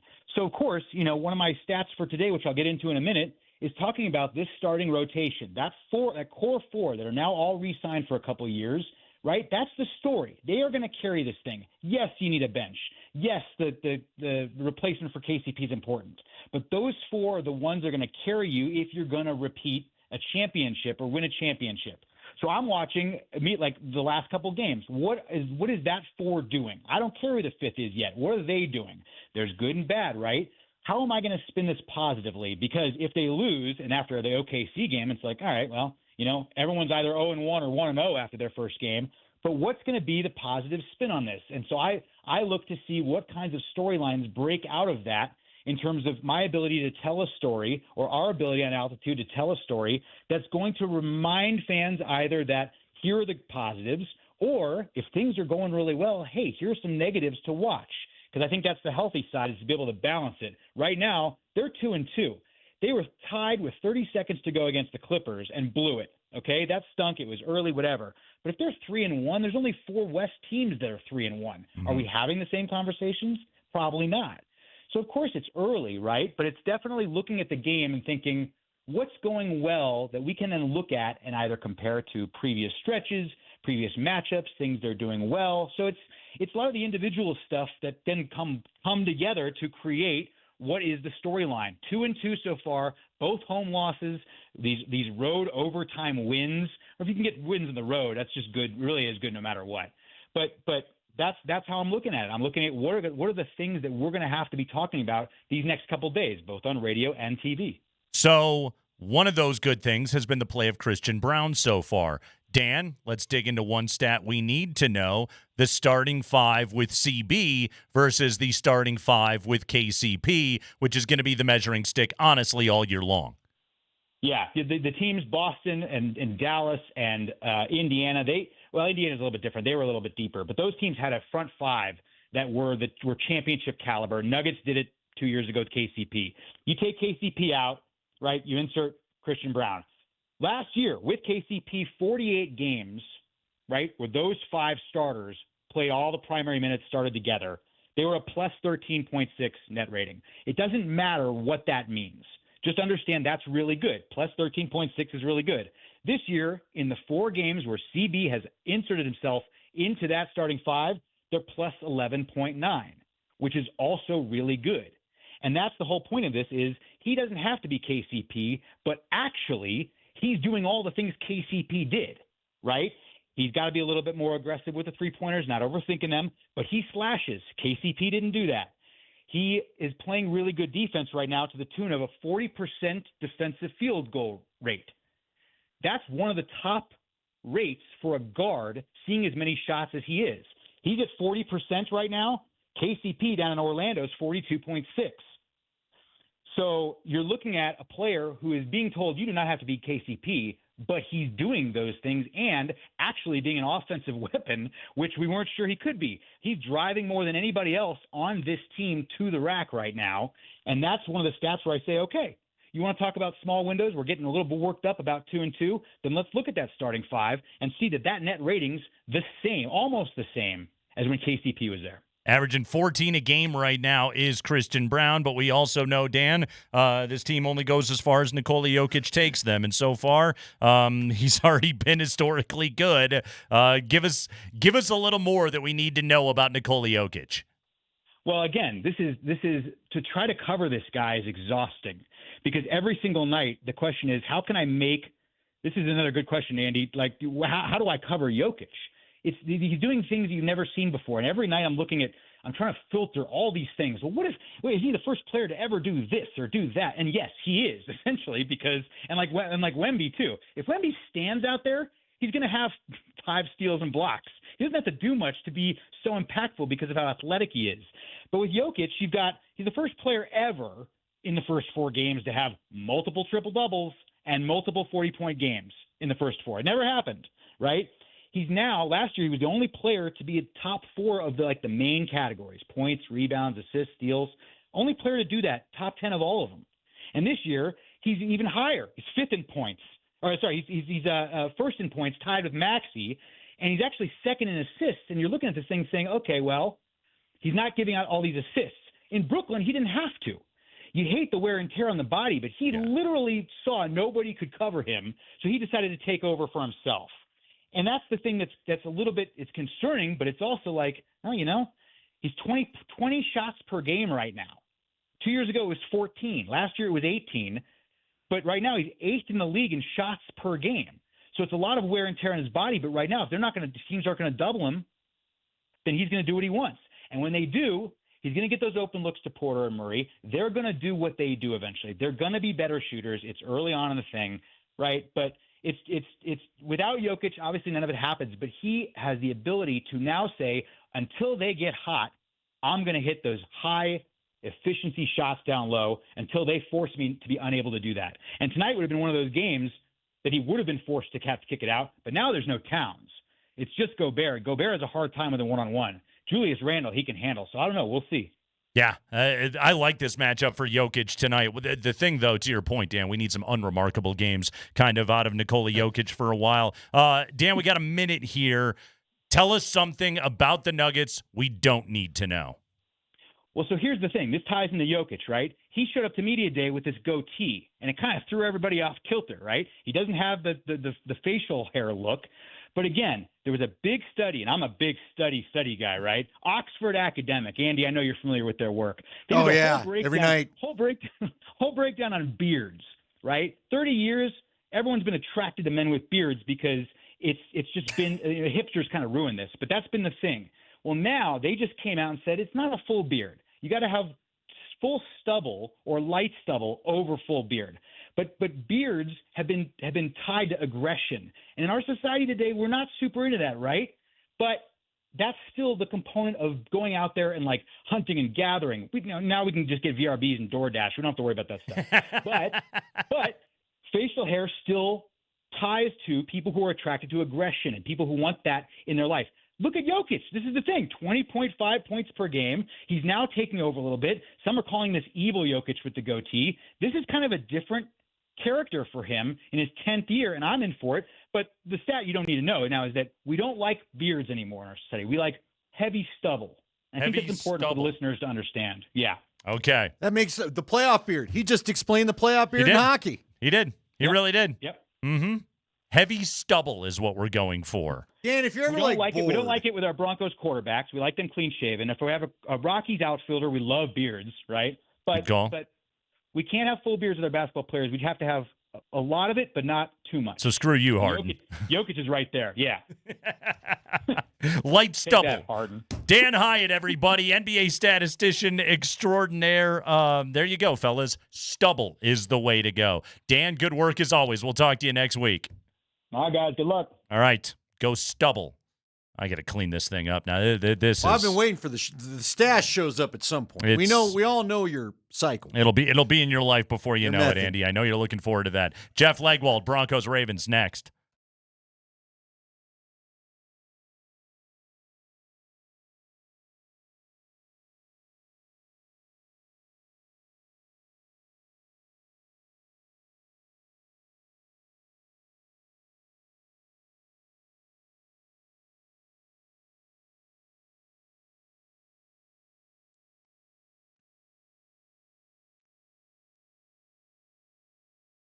Hey guys, were you aware that half the men over age 50 have erectile dysfunction, with even more of us getting affected into our 60s and beyond? ED can also impact younger men, even in their 30s, which makes it one of the most pervasive conditions in medicine. What does this mean for you? This means that you need to go by the Rocky Mountain Men's Clinic, that if you're having this problem yourself, don't let erectile dysfunction take your desire for date night out of your life, or maybe pull away from your partner, just trying to avoid things altogether. And if it's affecting your confidence, then it's definitely something you need to get handled, because they have treatments, multiple treatment options over at the Rocky Mountain Men's Clinic. You don't have to live with this condition, and you don't have to be embarrassed about it. I just told you, half the men over age 50 are dealing with this. You're not alone. So go and schedule your visit over at the Rocky Mountain Men's Clinic. The first visit goes like this. It's real easy. It's $99, includes a medical consult with a Colorado licensed medical provider, a T and a PSA test, and if medically advised, you'll get a test dose.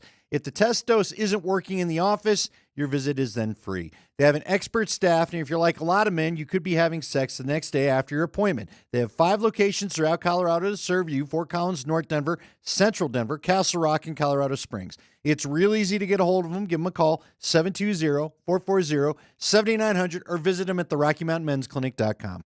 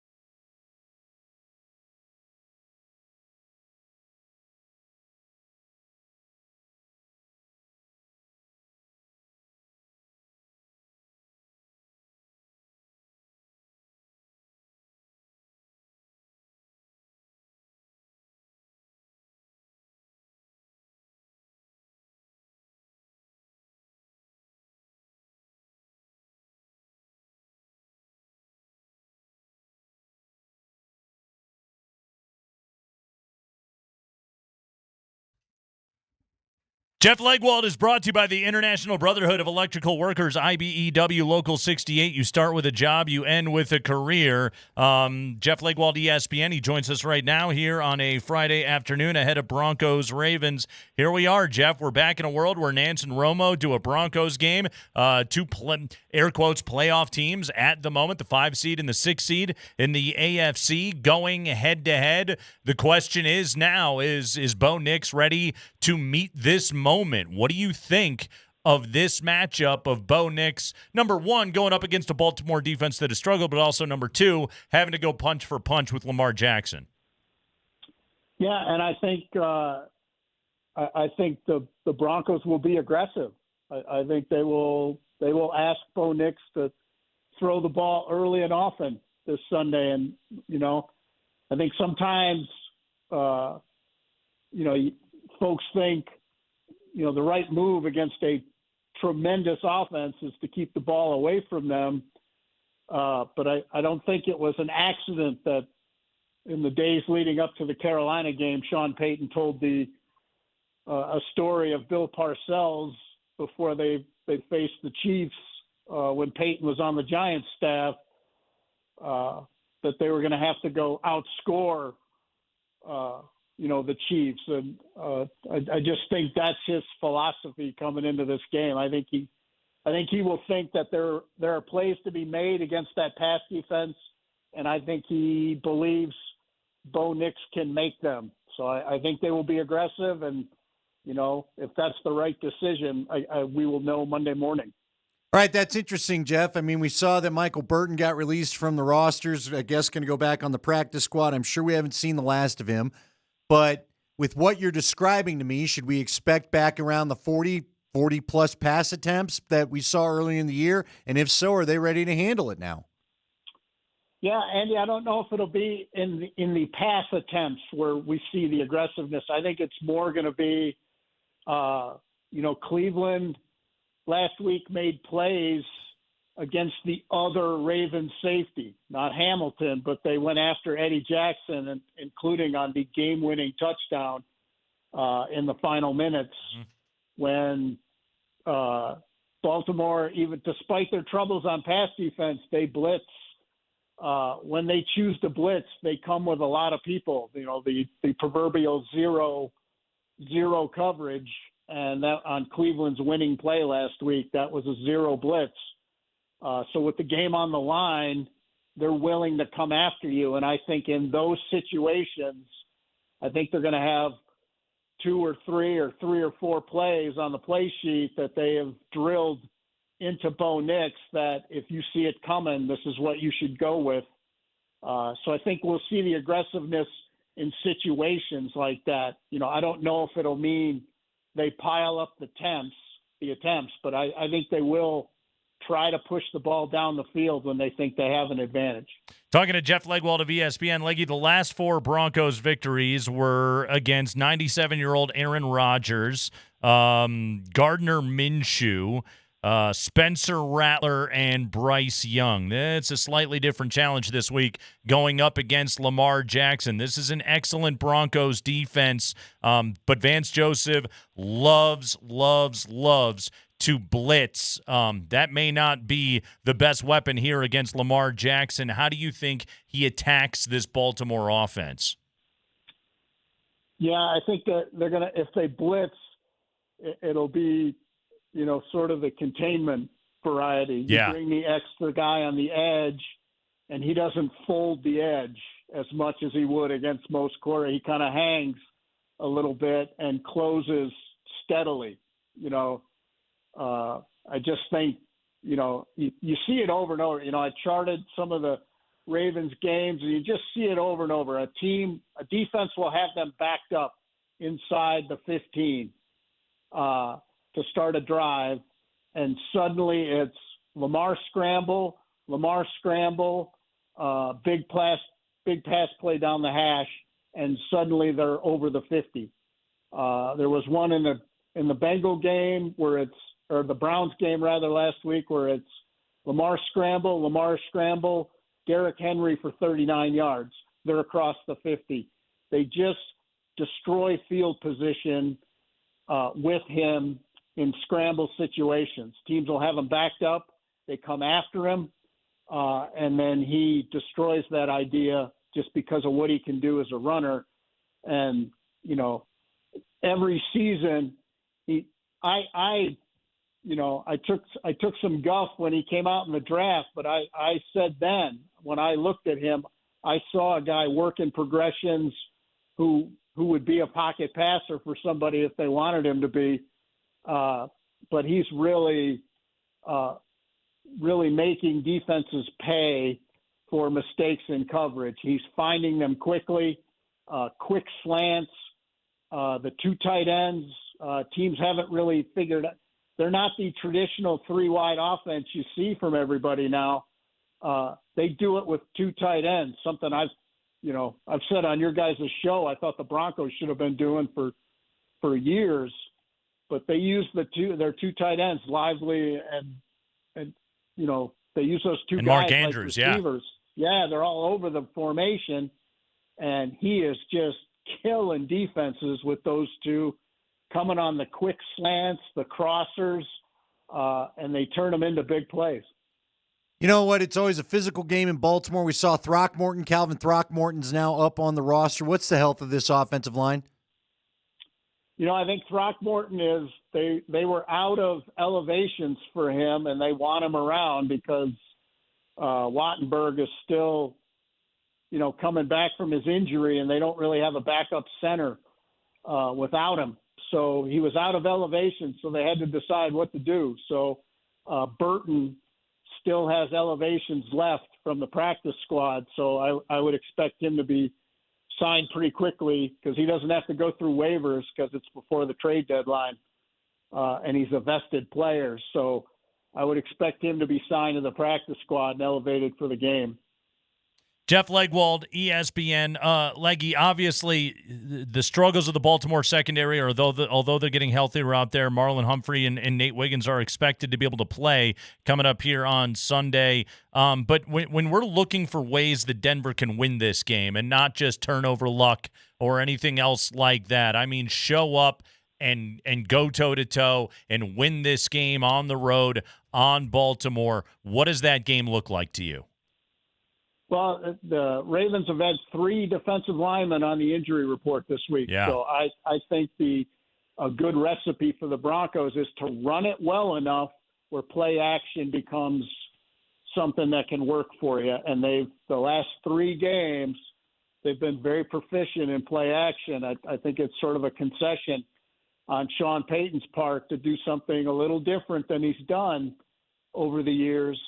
And I think if they're willing to do that, and then, you hit those big plays when you have a chance, I think that's the recipe. But, it's been sort of analytically proven that play action works pretty well, even if you're not running the ball well. But if they can get enough going to really make put stress on the Ravens linebackers and get them toward the line of scrimmage, even a yard or two, that even opens up things against the secondary that hasn't always shown they can close it off. And I think they will go after, like I said, Eddie Jackson, the other Ravens safety. I think we'll have a busy day. All right, let's have a little fun. Let's lighten the mood there, Leggy. It's a Friday. It's a Ska Friday. Once upon a time, your buddy John Elway kind of had a freak out because he got tired of people trying to sneak around and figure out what kind of Halloween candy he gave out. You ever done one of those stories? You ever tried to figure out what the Halloween candy of choice was by a given player? Do you know what Bo Nix gave out last night? I do not know if he actually gave any candy out last night. I'm not sure. Are the kids allowed to go in the gated community to go see Bo's house? I think a lot of kids try to get into the gated community. That's a longer driveway to go up. When I was a kid, we just went to the row houses. It was easy. You could hit them all in a hurry. So, but yeah, no, I would often just ask guys what they gave out. I've done that story for sure. What's the most interesting answer a guy's given you? Has anyone ever said anything other than candy? Did anyone go and give a couple of dollars out or something? Or a nice hoagie? A hoagie. I did have guys tell me they miscalculated and they ran out of candy, so they gave out coins, for the rest of the night. Coins and gold doubloons, like in that commercial? Yeah. I mean, what kind of coins are we talking about here? Yeah, no, Krugerrands. I have no idea what they gave out. Flat pennies? Yeah, railroad track pennies they flattened. I got a gross in my Topps card right here. You want a few of these, kids? Yeah. I'm out of those. Here's a 20. With the rookie, the Throckmorton here's my card. Yeah, back when they would pose them like in the throwing motion or jumping over a hurdle or something. Hell yeah, that's what we're talking about. All right, Jeff Legwold, everybody, ESPN. He joins us every Friday. Jeff Legwold, brought to you by the International Brotherhood of Electrical Workers, IBEW Local 68. You start with a job, you end with a career. Jeff, have a wonderful trip to lovely Maryland and enjoy what is supposed to be a slightly unseasonably warm day out there. Looking at about 60 degrees, so good conditions expectations for the Broncos to pull an upset? I think they'll take a 60-degree day there anytime you can get one. Seriously. Sure. Yeah, should be a good one. Jeff Legwold of ESPN. Casey Middlestad is now slated to join us around 4:30. It's going to happen. Don't you get nervous.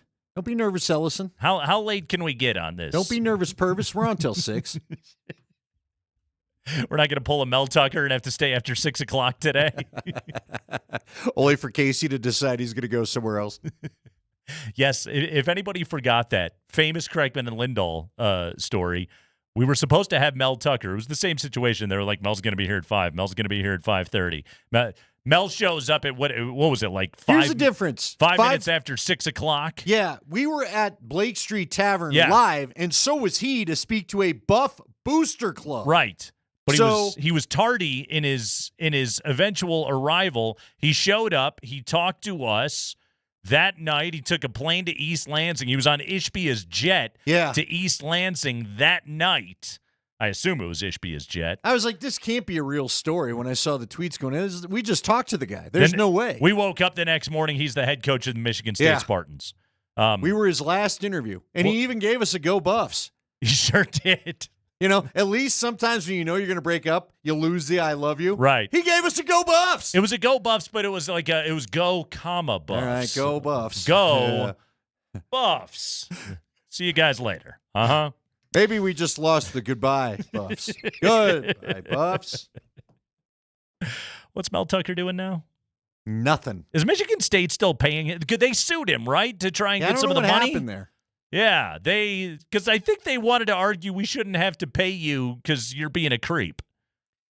I don't know. Rich guy versus coach. It was a large. Rich guy usually wins. That would have been a large buyout.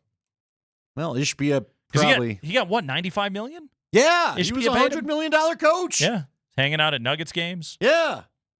Mm-hmm. And, having fun on the phone.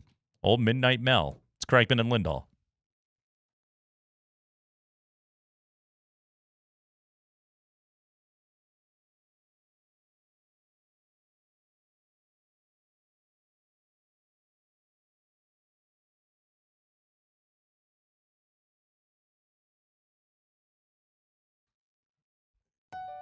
Guys, you know the weather is getting chillier. Have you had your furnace serviced? Are you sure that your heating system is ready to handle the rigors of a Colorado winter? Well, if you have concerns, you need to call my friends at Apple Air, Denver's HVAC experts that truly care. They care about you, and they will provide you top-notch HVAC service and plumbing for the lowest possible price. And they got some great specials right now. $750 off the purchase of a new high-efficient furnace and AC system. I took advantage of that special right there. Got some great savings on a fantastic new furnace for the Casa de Kreckman. Oh, the home is just as toasty as can be.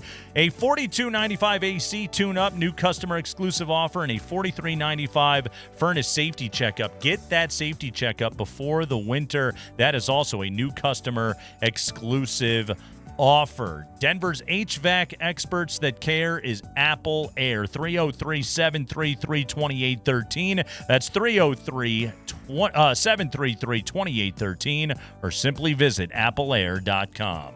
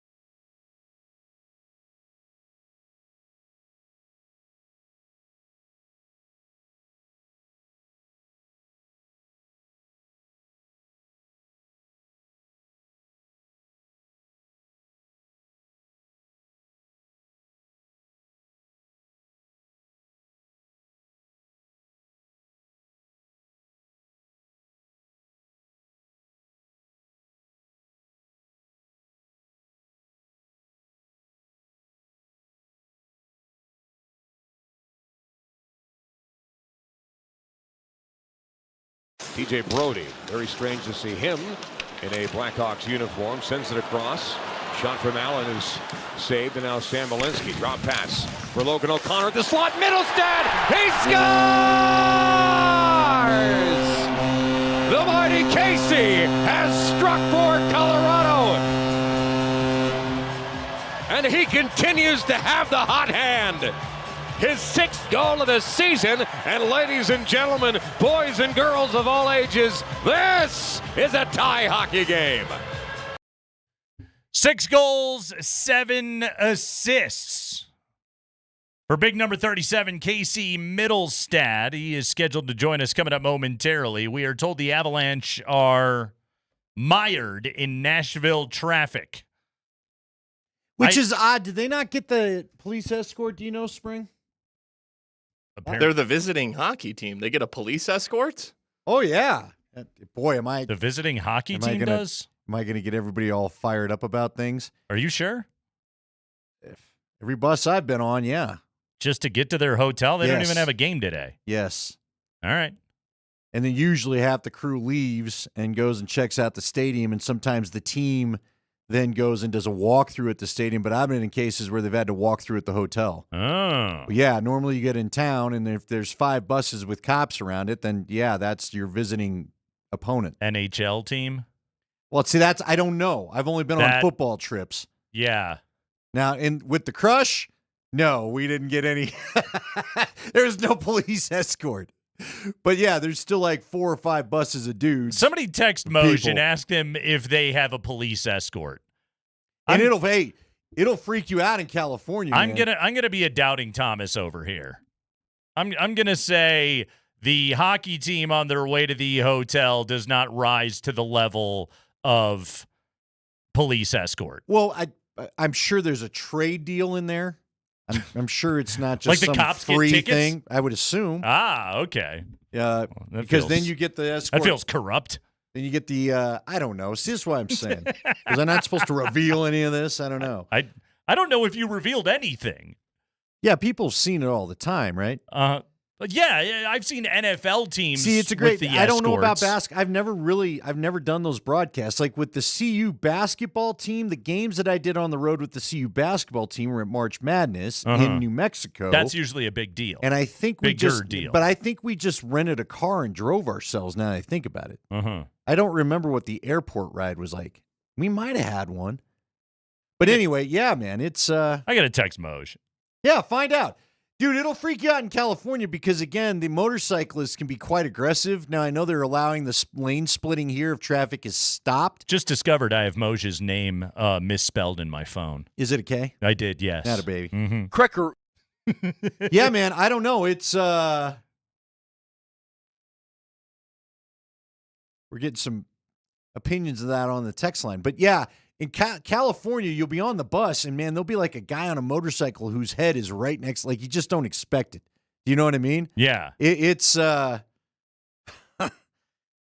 freak you out. I worry. As a guy that used to ride a motorcycle, the things some guys do on motorcycles in California, I guess it's the dad. I'm like, please don't they do go that. between You're going to lanes. get killed. Yeah, they go right You're between gonna get lanes. hit. Someone's not looking. I don't want to witness your life end. Didn't they change the law so you can do that here? You can do that here, but only if traffic stop. But Okay. be aware of it, folks. They are allowed to do it, so just keep an eye out.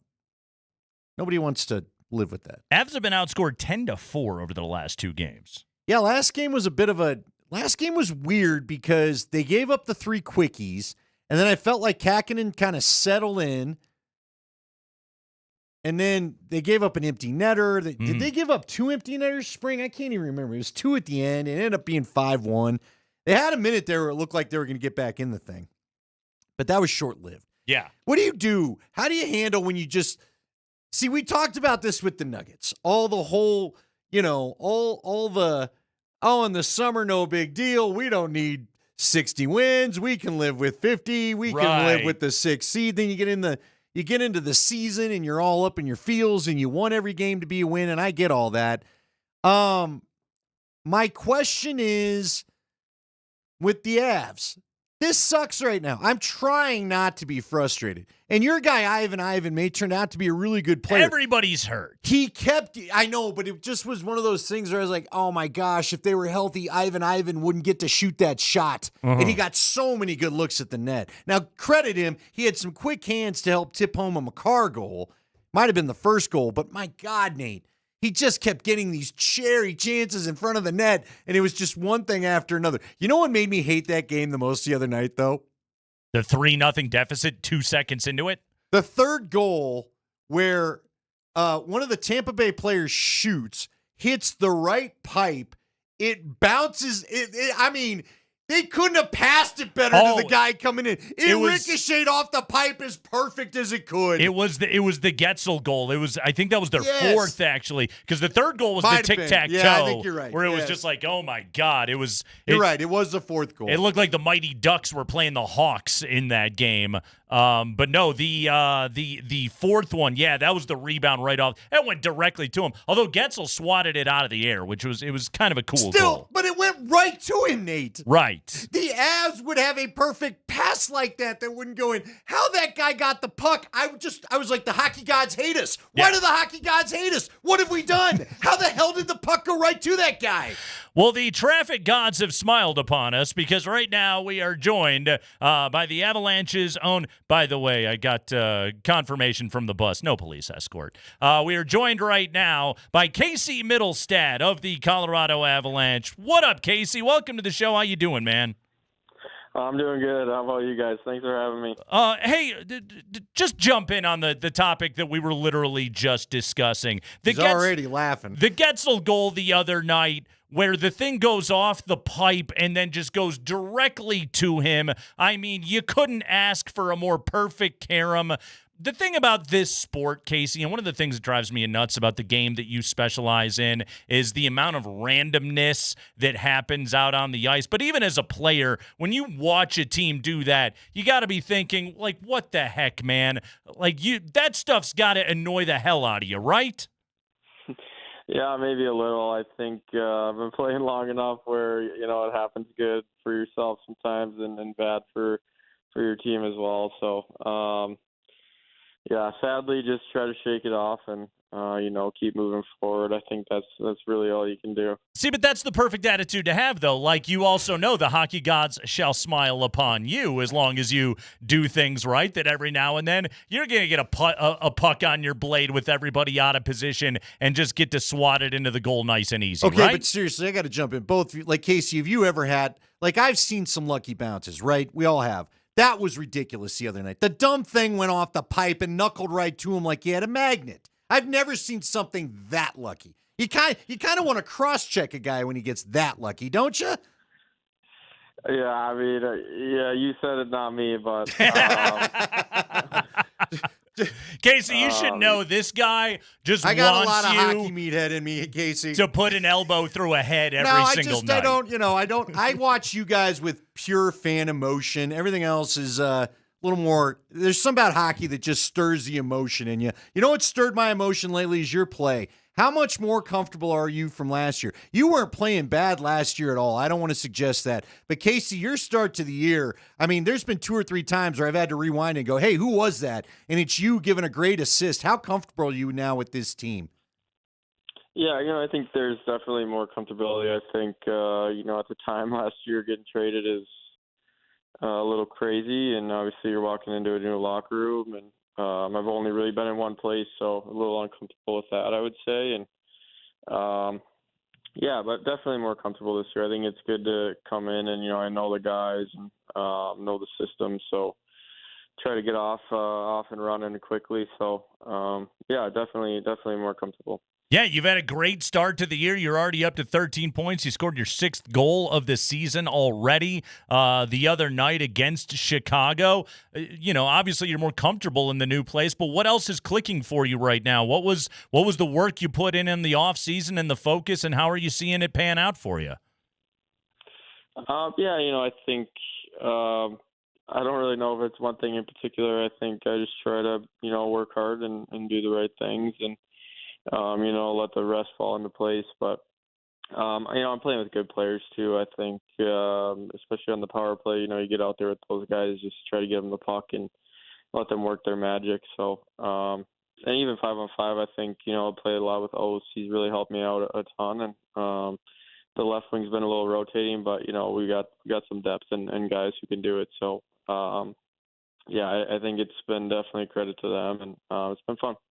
What was it like jumping in there and you got Nathan McKinnon and Cale Makar as teammates? Is there any little starstruck action? I mean, I know you're all professional hockey players. I'm sure you try to avoid that, but Nate's got a pretty good reputation in the league. Did you have to get over any of that kind of like, wow, that's Nate thing at all? I mean, it's definitely like you come into a new place and, they're the alphas in the room and, the best players on the team. So I'm trying to earn their respect and go from there. But I've gotten pretty lucky. I think they've both gone out of their way a lot to get to know me and welcome me in. And so it's been fun. I would say now they're both pretty good friends. And it's a little weird, but it happens fast. But here we are, and I've really enjoyed it. Well, you jump onto a team, you go directly to the playoffs. We know in Buffalo, you guys never saw the postseason. Then you get to Colorado, you get a chance to play in those huge high leverage games right away. Like Casey, that part of it, I have to assume as a player, you just more than anything enjoyed the opportunity to ply your craft in the games that mean the most. Yeah, I think for sure, like you said, I think there's been a few years in Buffalo, where we're kind of coming to the end and the games aren't meaning a ton. So for me, I was very excited and obviously just kind of rolling with the punches. It was a pretty crazy few months, but just trying to roll with the punches and have fun and play in those big games. It was a blast, and I think once you do it, you want to do it more for sure. So. I'm looking forward to doing it again. How have you guys dealt with the year emotionally? For fans, it's already been a roller coaster. It's kind of, this team is so good.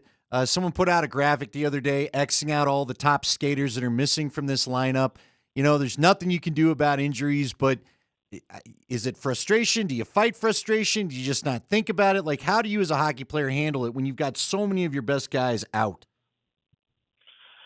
Yeah, to be honest, I think you just don't really think about it. I think go to the rink and just get yourself ready to play. I think especially on this team, it's been very good. We've got a ton of experience and guys who have been around for a while. So I think the highs aren't too high and the lows definitely aren't too low. I think just trying to stay somewhere in the middle there and, focus on the next game and try to pile some wins together.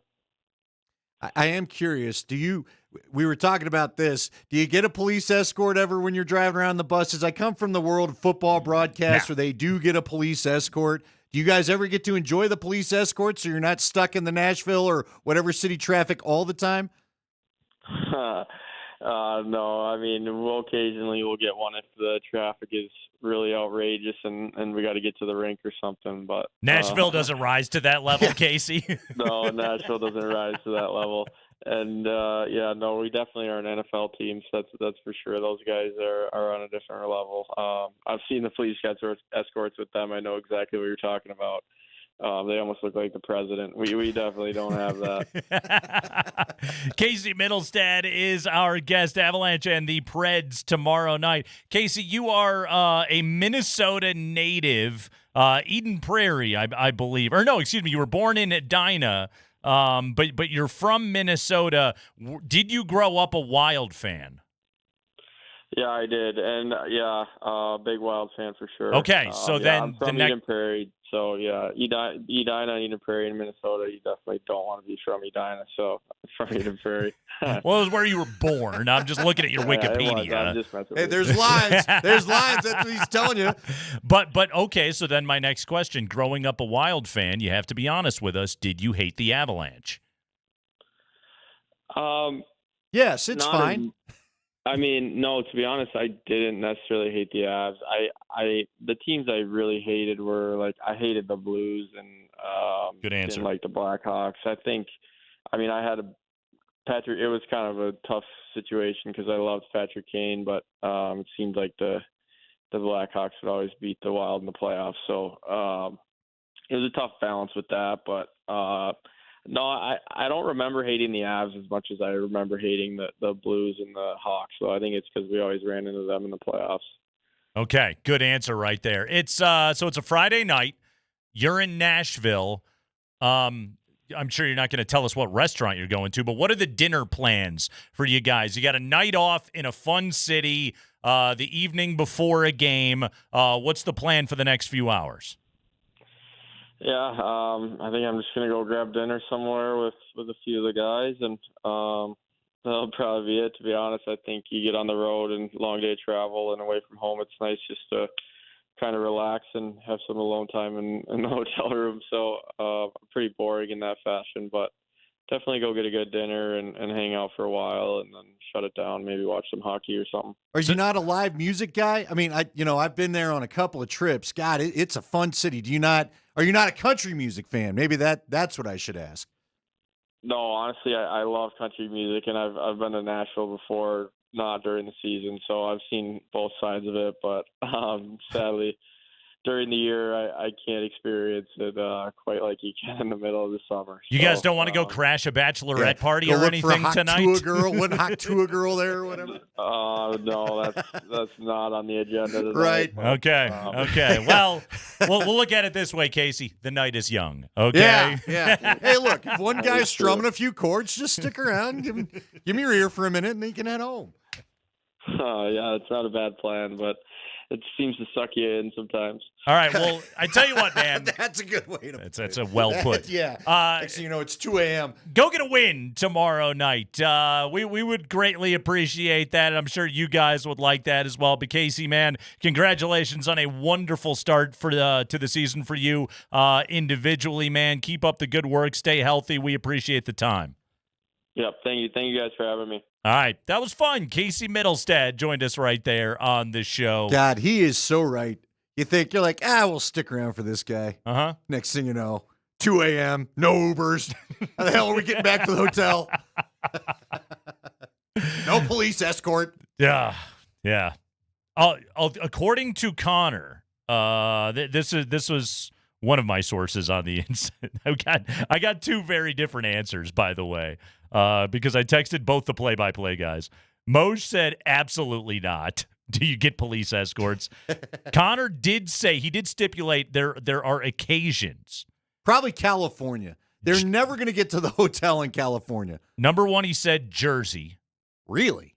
Okay. You ever driven in Jersey? No, thank God. Absolute hell. Number two, Fort Lauderdale.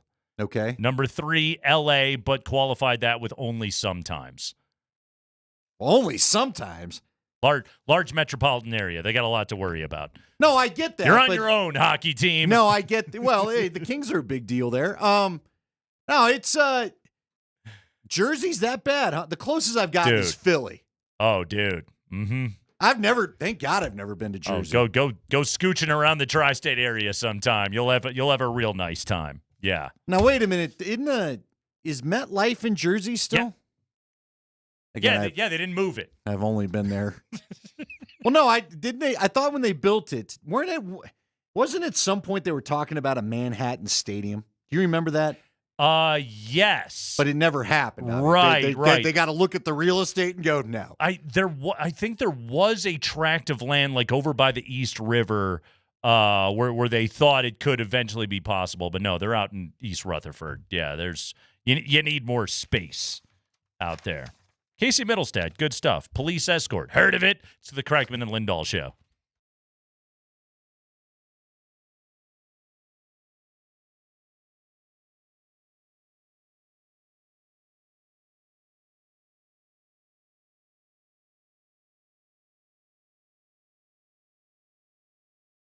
Hey guys, Andy Lindahl for Colorado Off-Road. Look, if you need truck or 4x4 accessories, now's the time to go and get a hold of my friend Jerry Jones, who owns and runs Colorado Off-Road. He and his wife Wendy will get you taken care of. Perfect time of year to start thinking about this stuff. Not only do you have the holidays coming up, but the cold weather. Apparently, if you listen to some of the meteorologists, next week could be active, could see some snow. You know winter's coming one way or another. There's nothing we can really do about it. And if you need a bed cover to keep the snow out of the bed of your truck, now's the time to go get it. Takes about 90 minutes for most of his bed covers, about 90 minutes to put one on. He told me in the past for most of the ones that he get, especially if it's not a power one. If you want to see a full lineup of demonstrations, he's got demonstration bed cover stands set up all out throughout his shop. You can see all the kinds from the roll-up type to the fold-up type to the power type. Step rails, remote starts. The remote starts are going to become a big thing because you're going to want to warm up the car as we get the colder and colder weather. He's got it all, including the floor mats and mud flaps, so you keep the gunk out of your car and off the side, and all sorts of fun stuff. He'll get you ready for winter. If you're a contractor, he can work with you on that. He can upfit your vehicles, and he does the plow service if you need it as well. That's Colorado Off-Road. Find him 3 blocks south of downtown Littleton on Prince Street. Find him on the web at cooffroad.com. Give him a call at 303-761-1264. Colorado grown, Colorado owned. It's Colorado Off-Road.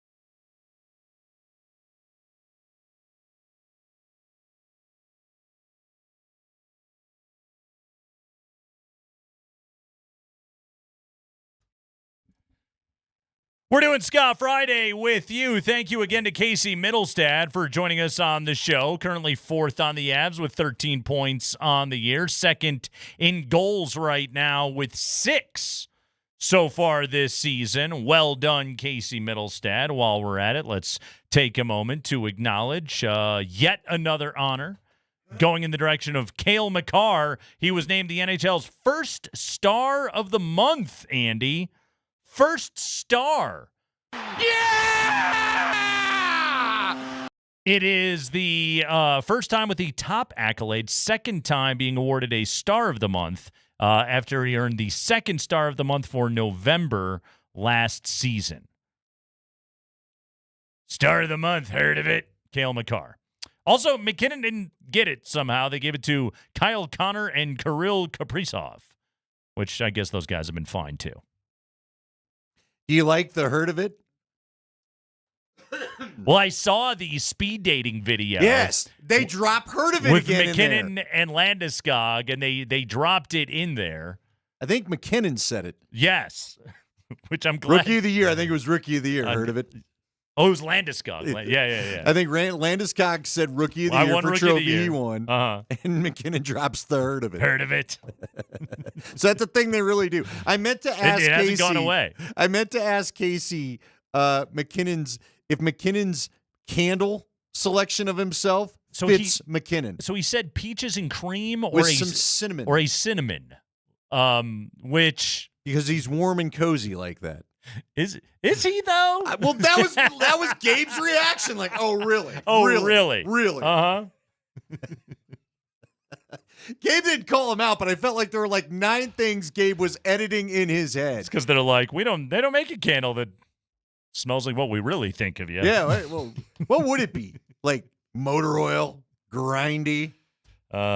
I'm not gonna say intensity. It's Craig Pitt and Lindahl. We're with you here on a Friday afternoon, getting you set for the Broncos and the Baltimore Ravens ahead on Sunday, plus the full NFL and college slate of games. The Buffs do not play, Andy. They do not play. The Buffs are on the bye here this week. However, that's not to say that there isn't Buffs news. Shedeur Sanders says a $10 million NIL deal will keep him in Boulder for another season. Why wouldn't it? 10 mil NIL. Shedeur would still have the eligibility. Would he stay another year in Boulder? If you could make $10 million for the year, what is Bo Nix pocketing this year, just to keep it easy and local? Ooh, good question. It wouldn't be like I think I want to say they earned something like 30 mil roughly on that rookie quarterback deal. Total, though, oh, right? wow. No. I overshot that. Excuse me. 4 years at 18.6. So technically 10 mil for a year would be more than probably what the rookie's salary for your first year would be, right? Yeah, pretty much without a doubt. I mean, if we're talking 18 at 4, that's 4 and some change, 4.5 a year. Mm-hmm. That can't be it, right? Then you have stats that's something that gets him up to 22. Now, maybe more fair. A lot of people do believe Shedeur would be one of the top 3, if not the top quarterback picked. Yeah. So what maybe do we need to look at a Caleb Williams deal, a Jaden Daniels deal? But Cam Ward, Shedeur Sanders, Jalen Milroe, Dylan Gabriel. These are the guys. These are the names. Yeah. And again, it's how you test and what people want. But my point being, there's a chance that 10 mil could be more than his rookie's salary. Right. So why would you say no to that? That's before we even begin to discuss he and his dad getting another year up there, and maybe there's maybe he gets a better shot at the Heisman. Maybe he, because it just doesn't feel like he's in the mix or he's going to join the mix for this thing. Yeah. And maybe he doesn't like the teams at the top that could draft him.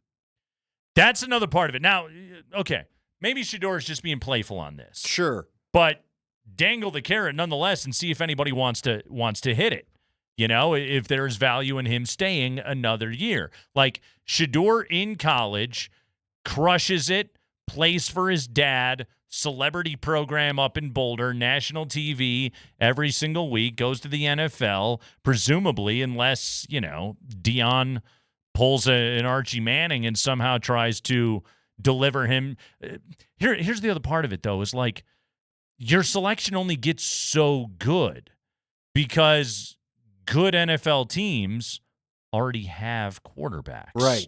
You know? So, Yes. like, you got to kind of take your pick of the litter of the lousy ones. Now, the one that sort of makes the most sense to me, and I'm talking fit here, and I'm not going to be the least bit surprised if the Sanders family tries to sort of gerrymander where Shedeur is going to land. It's Vegas. They desperately need a quarterback. There's massive glitz and glamour that comes with going to play for that franchise. Your buddy is Brady. He is a part owner of that franchise right now, that the Raiders would make an absolute ton of sense. Now, is he going to play for Antonio Pierce right now? That I don't know. I'm not sure of that part of it. The Raiders will be picking high enough in the draft, though, that if Dion and company wanted to tell everybody Shedeur ain't going to play in Carolina or anything else like that, that the Raiders could land him. Well, here's the thing for me. The Raiders are a good fit. He seems amicable to it. Mm-hmm. I can't remember he hasn't really put out a list a la Caleb Williams, right? But the rumor's been out there. If he doesn't like it, he'll either force a trade or. Let's put it this way. It will be out there eventually. They will say it, including Shedeur making an offhanded comment about, hey, $10 million and I might stay in Boulder. You're right. But here's the other thing is that, look, his dad's making a pretty good chunk of change to be the quarterback up there or to be the coach up there. Yep. So more family wealth. If he sticks around, does get the money, I mean, this could all play into everything, you know? Mm-hmm. So it's fascinating. I don't think this is the last time we're going to hear about this. I mean, again, you're going to get these guys that are really good.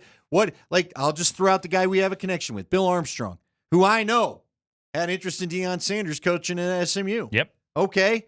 Well, if you got that donor, you don't think that the top three that are funding SMU, who's number 20 in the country, by the way, right now, and don't have a TV deal, you don't think they couldn't shave off $10 million? A guy's quoted in that article as saying, oh, it's $200 million. I'm not worried about it. You don't think one of them would write a $10 million check to keep a guy that's a potential Heisman Trophy candidate in your school? This is going to start happening more and more. I'm looking at the top 10 of the draft order right now. Carolina at number 1. You don't want to go there. I don't see him going there. Too big of a mess. New England at number 2, they got a quarterback. Tennessee at number 3. Interesting. But is it a big enough market? Giants at number 4. Now you're talking. Now you're speaking the Sanders language. Raiders at 5. Jacksonville at 6, they got a quarterback. Miami at 7, they got a quarterback. Kinda. They paid him. You're right. New Orleans at 8. Oh, no. Cleveland at 9. But wasn't that the thing? Wasn't Cleveland, when they had the higher pick, didn't that start the discussion of Deion is going to be right. he will go full Arch Manning and help get his child out of that situation? Jets at 10. They have a needed quarterback.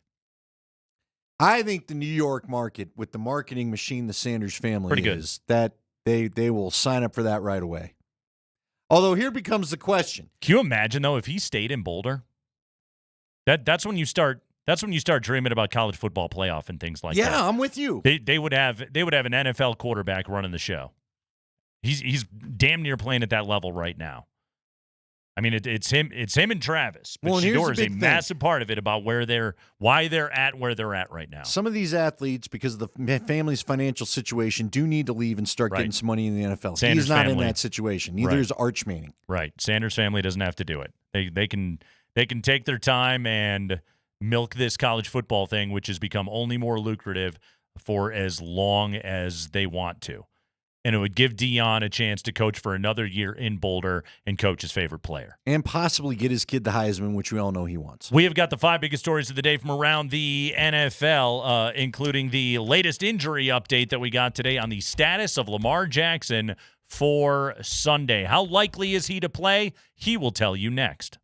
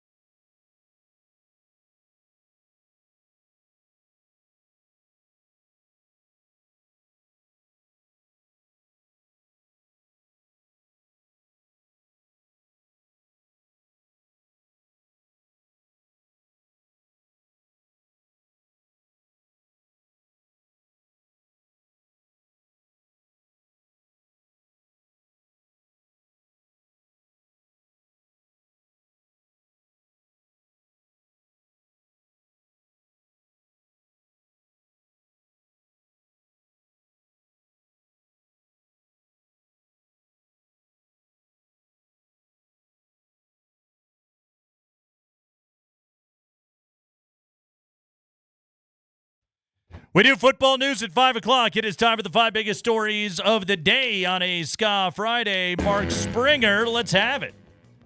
The High Five is brought to you by Bet365. Whatever the moment, it is never ordinary at Bet365. NFL news, here we go. We start with the Ravens and the Broncos. That game is Sunday morning. Lamar Jackson returned to practice today after missing the last 2 days of practice with knee and back injuries. He now has no injury designation on the Ravens injury report, and his back and his knee are miraculously fine. Yeah, a couple days rest will do that. It's a miracle. But for good measure, Ravens reporters after Ravens practice today asked Lamar, are you in fact playing on Sunday? So, big question. Do you feel like you're going to be able to play on Sunday? Yeah. 100%. Sorry, excuse me, Lamar. Was that ever in doubt for you, or you knew right away? No, that wasn't a doubt. Just resting my body. You know, it's a long season. That's all. Rest in the body. Long season. What we said yesterday. Franchise superstar quarterback, 2-time MVP. He'll let them know when I need to practice. Knows the game plan. Second year in Todd Monken's offense. All that good stuff.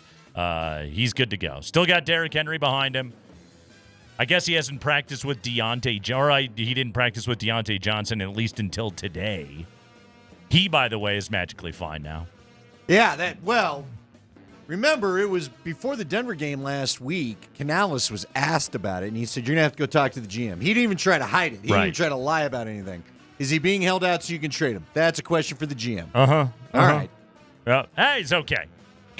Good to go. So he'll be playing for the Ravens this week. Their tight ends are very good. Their offense is historically great. Their defense is suspect. They've been known to lose focus late in games. Their fourth quarter point differential is maybe something the Broncos can take advantage of. But basically, Denver's going to have to play a fantastic game offensively if they're going to steal this one on the road and overcome and get an upset as a 9-point dog. Andy, I'm not going to say they don't have a chance in this game. The Broncos defense is too good. The Broncos defense is too good, and the Ravens secondary has been a problem. Okay? So put those things together. I'm gonna give the Broncos a puncher's chance in this game. I think they can hang in this thing for a little while, and this team has closed games really well this year. You think back to the Charger game, the Broncos were terrible the whole game, and then offensively, did the Chargers help a little bit? Sure, but the Broncos had a chance late in that game. The Chargers took their foot off the gas too much. The Ravens have been known to do that. There are ways the Broncos can get this. I'm not discounting them having a chance. This is 2 5-3 teams. This is Nance and Romo on the call. Broncos, I think, are showing up in this game. I hope so. Yeah. And I say that because this is traditionally a place, especially at the 11 o'clock time slot, they've not played well there. I don't know why. Just one of those places that always seems to get to some of the best Bronco teams that they've sent out there. Hopefully this will be different. This defense has more flaws in the secondary, and as you said, a propensity to give up big plays than any other Baltimore defense the Broncos have had the luxury of facing. So hopefully the Broncos can take advantage of it. And frankly, if they do, then yeah, they probably should win the game. But we'll see. This is also, it's going to be the best chance for the offense on the road to put up some big plays through the passing game. It's also going to be the toughest run game this defense has faced. So we'll see that if they hold up. By the way, betting note for this game, the Ravens this year are 7-1 to the over. 7-1 to the over. Total on this game is 46.5. Something for you all to consider. Go ahead, Spring. High five. All right, Sean Payton talked to the media today. Let's hear from Sean, but not really about the matchup with the Ravens, about some other recent moments in the NFL and if he uses them as teaching moments. Jaden Daniels had the big Hail Mary last weekend to beat the Bears. Last night we saw Malachi Corley, rookie receiver for the Jets, go full Deshaun Jackson and drop a ball before he crossed the plane of the end zone. Does Sean Payton use those as teaching moments for his team? I believe this is our friend Nick Kosmider asking Sean this today. Sean, we saw you from your very first OTAs drilling down, Hail Mary defense kind of early in that thing. But when there's something big that happens in the league, does it? So we show. I'm not going to use the term, but there was 3 or 4.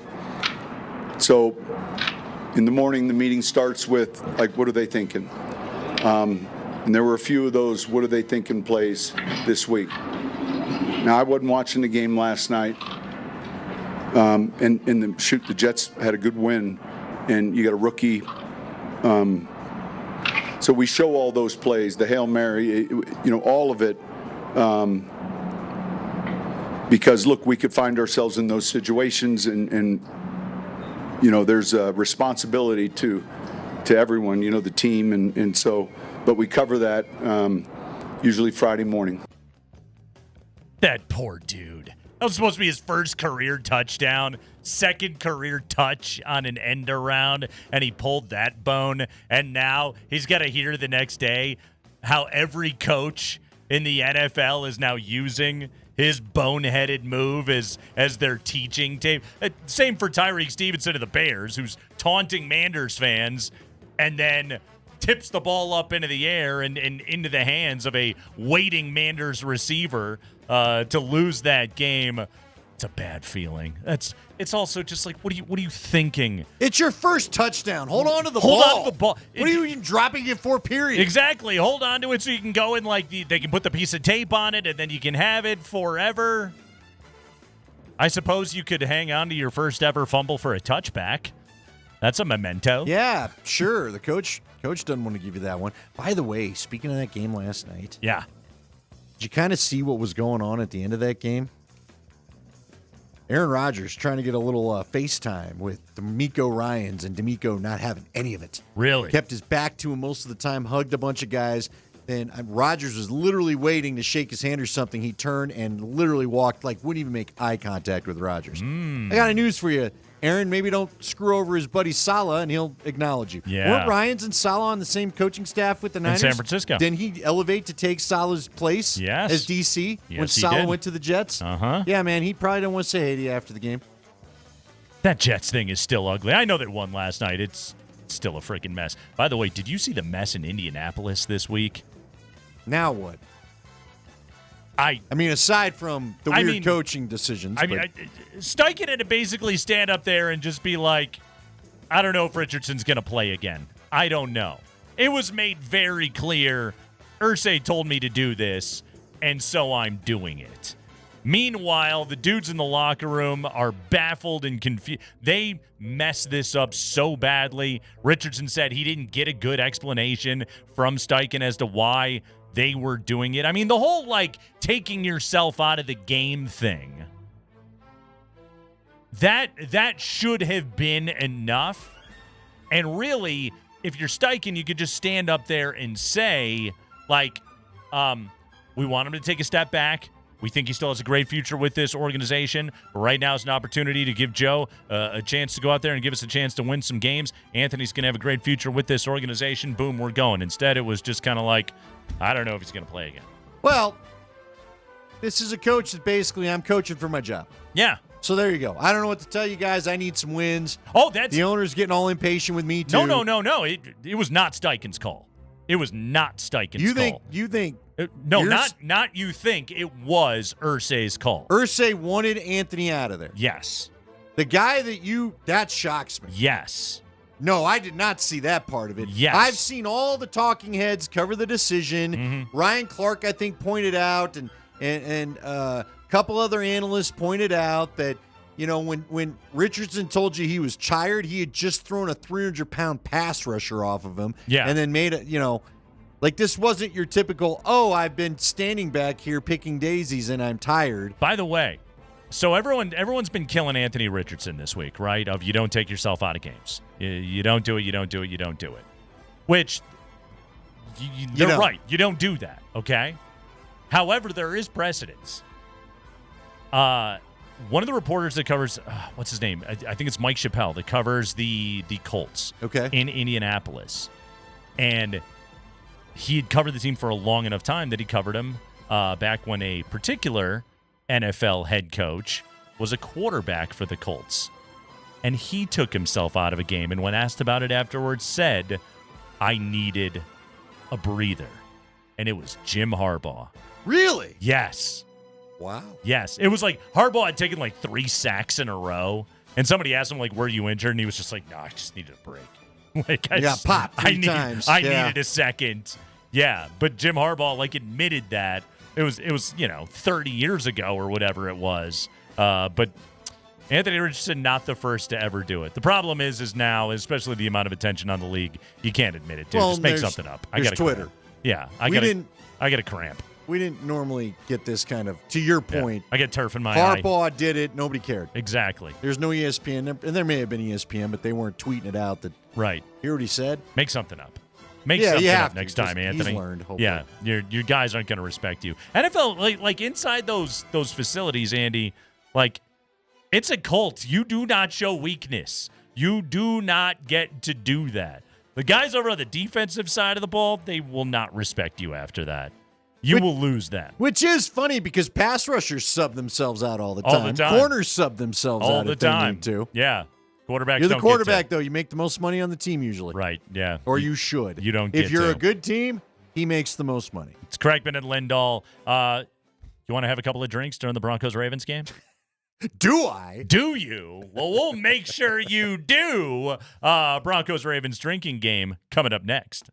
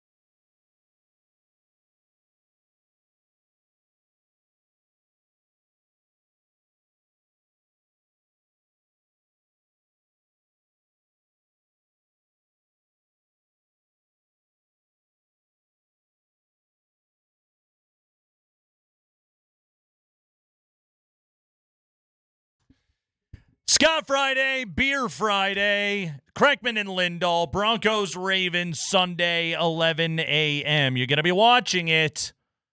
You might as well have a few refreshments. It's time to bring you the Kreckman and Lindahl Broncos, Ravens drinking game. We always throw in the caveat.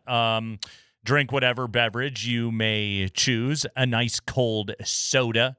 Maybe you're just a water guy looking to hydrate. Perhaps you like to snack. Have a wing, a chip with some dip. I'm personally a guacamole guy, but you go in whatever direction you like. Maybe a nice 7-layer dip. But enjoy yourself during Broncos-Ravens and always do so responsibly. It is time for the Broncos-Ravens drinking game Sunday at 11 a.m. Ravens a 9-point favorite, 46.5 is the total on this game. Actually, just check the app. Up to 9.5 as we sit here today. Andy, you ready? Here we go. We begin with some good Broncos news. Excellent Broncos defense. Lamar Jackson, known to take a hit or two. In fact, missed a couple of practices this week. If the Broncos land a good hit on Lamar Jackson, drink. And this is not just, not just they tackled him by the ankles while he does the Gumby softball or anything like that. I mean, there's a crunch of shoulder pads. Somebody actually puts a hit on Lamar Jackson. There it is. Got to sound like that. It's got to sound exactly like that. Uh-huh. Then we ain't doing it. And it doesn't have to be extreme. You don't have to knock the diarrhea out of Lamar Jackson or anything like that. It could cause the bubbling. Get him doing the trot. Maybe you get everything fired up in the old lower half. Somebody hit the guy, okay? Broncos get a good hit on Lamar Jackson, drink. If Derrick Henry trucks a Broncos DB, drink. It's going to happen. He does that. He gets into the second level. He gets real fast, and a lot of guys that weigh 185 start making business decisions real quickly. Do you kind of hope, a la the Ross Colton from earlier this week, you kind of hope that PS2 makes a business decision if necessary? I'm okay with that. I'm okay. Kind of like you to be around to cover other guys. Hey, let's not get the shoulder taken out by Derrick Henry. That's really got to be one of those where, it's okay for the coaching staff to go up to Surtain. Hell, I'd even include Riley Moss in this one and just be like, yeah. Make sure you guys survive. Jaquan McMillan, Macmillan. Guess what? Devon Key, you have to tackle him. I was going to say, we're running out of guys that can tackle him. That's the problem. Sternad, get all up in there. Yes, by all means. But the rest of you guys, we need you too much. If we're going to make the playoffs, you got to be able to cover the Chiefs next week, and they're no receivers. Although I guess they got DeAndre Hopkins now.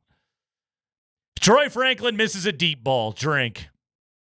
Oh, If Troy Franklin has a deep ball go directly through his hands and doesn't even touch it, doesn't make physical contact with it, cut him and drink. Let's celebrate the good rookie wide receiver, though. If Devon Valet makes a tough catch in traffic, drink.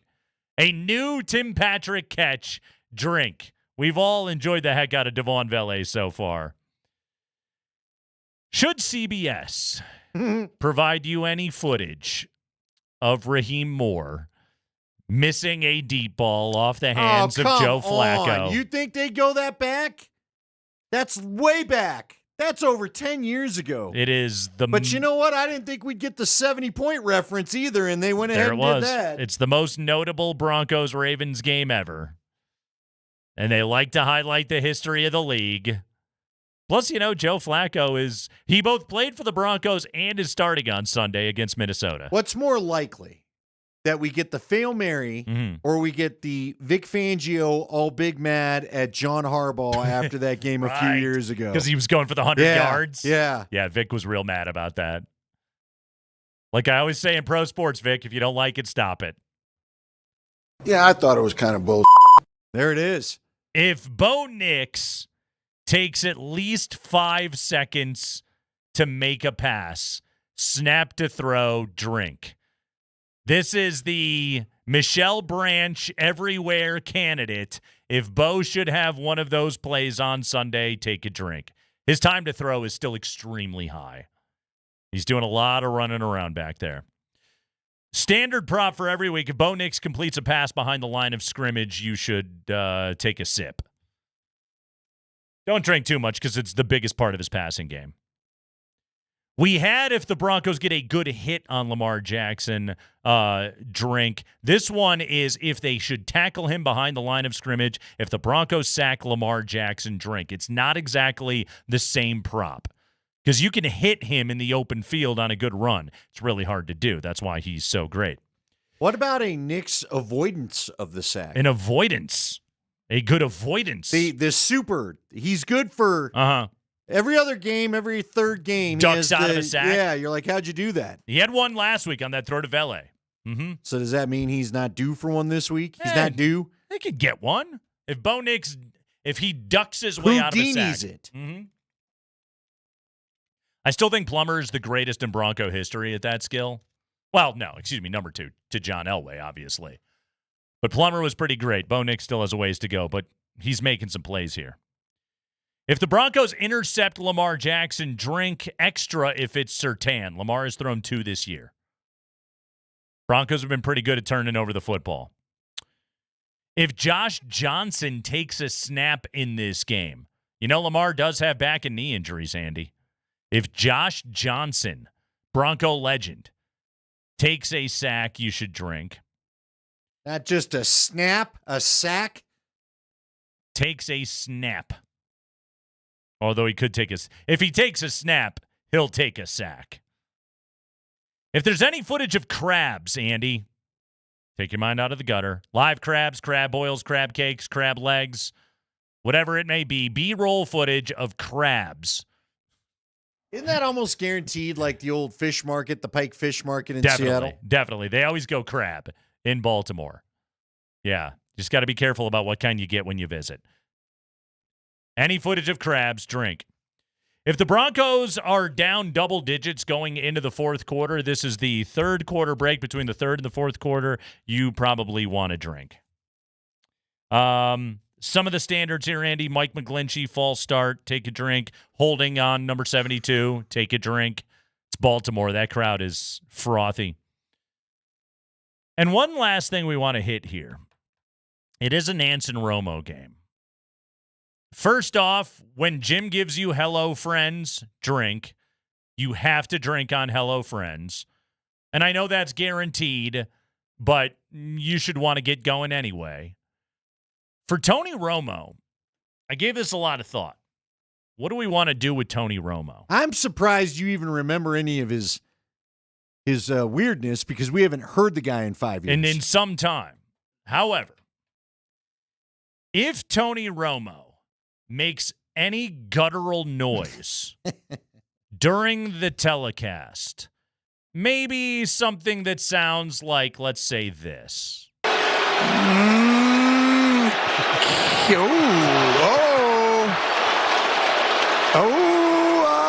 Never touched him. That's a catch. My God. Why doesn't Jim just tell him to shut up? That was too many. That was all during one play? That was one replay review. Holy cow. Give that to me one more time, Spring. Listen to the variety, the amount of different notes that Tony hits during this symphony of guttural sound.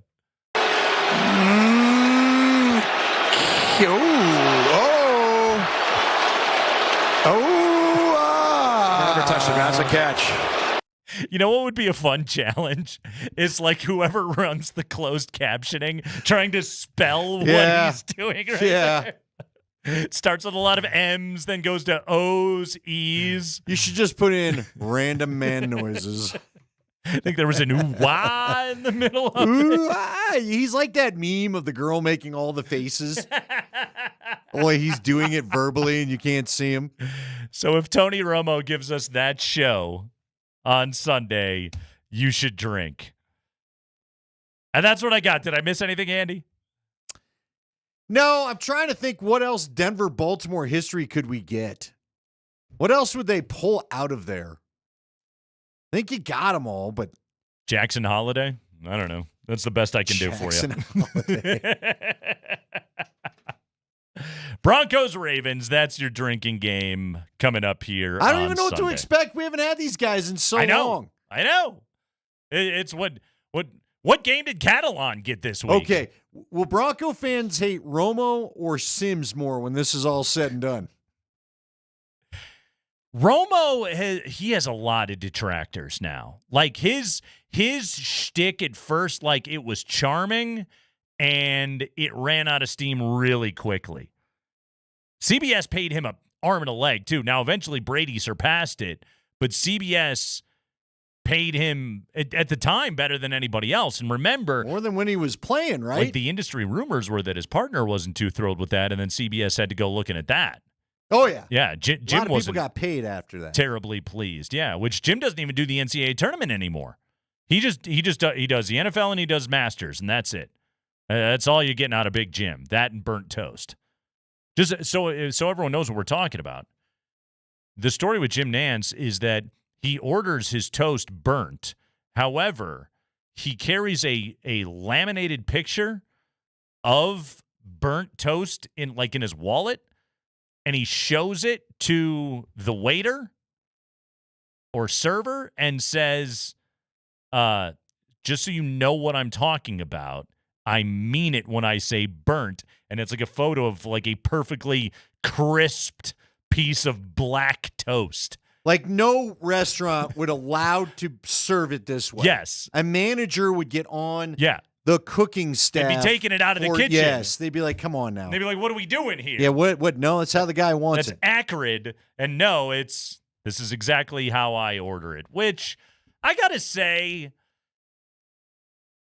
it's kind of doing everybody a favor. Like, how many pieces of toast did Nance send back in his life until he finally was just like, okay, I need a visual aid to show these people this is what I have to do. Do you buy that more than Al Michaels never having a vegetable? I believe in both. Nance and the burnt toast with Al Michaels, the rumor is that he's never had a vegetable. Now, he's had potatoes, but like he eats, if he orders a burger, it is there's no lettuce, there's no tomato, there's no onion, although he'll live longer without the onions. But there's nothing that goes, no vegetable is supposed to touch it. He claims he's never eaten a vegetable. All right.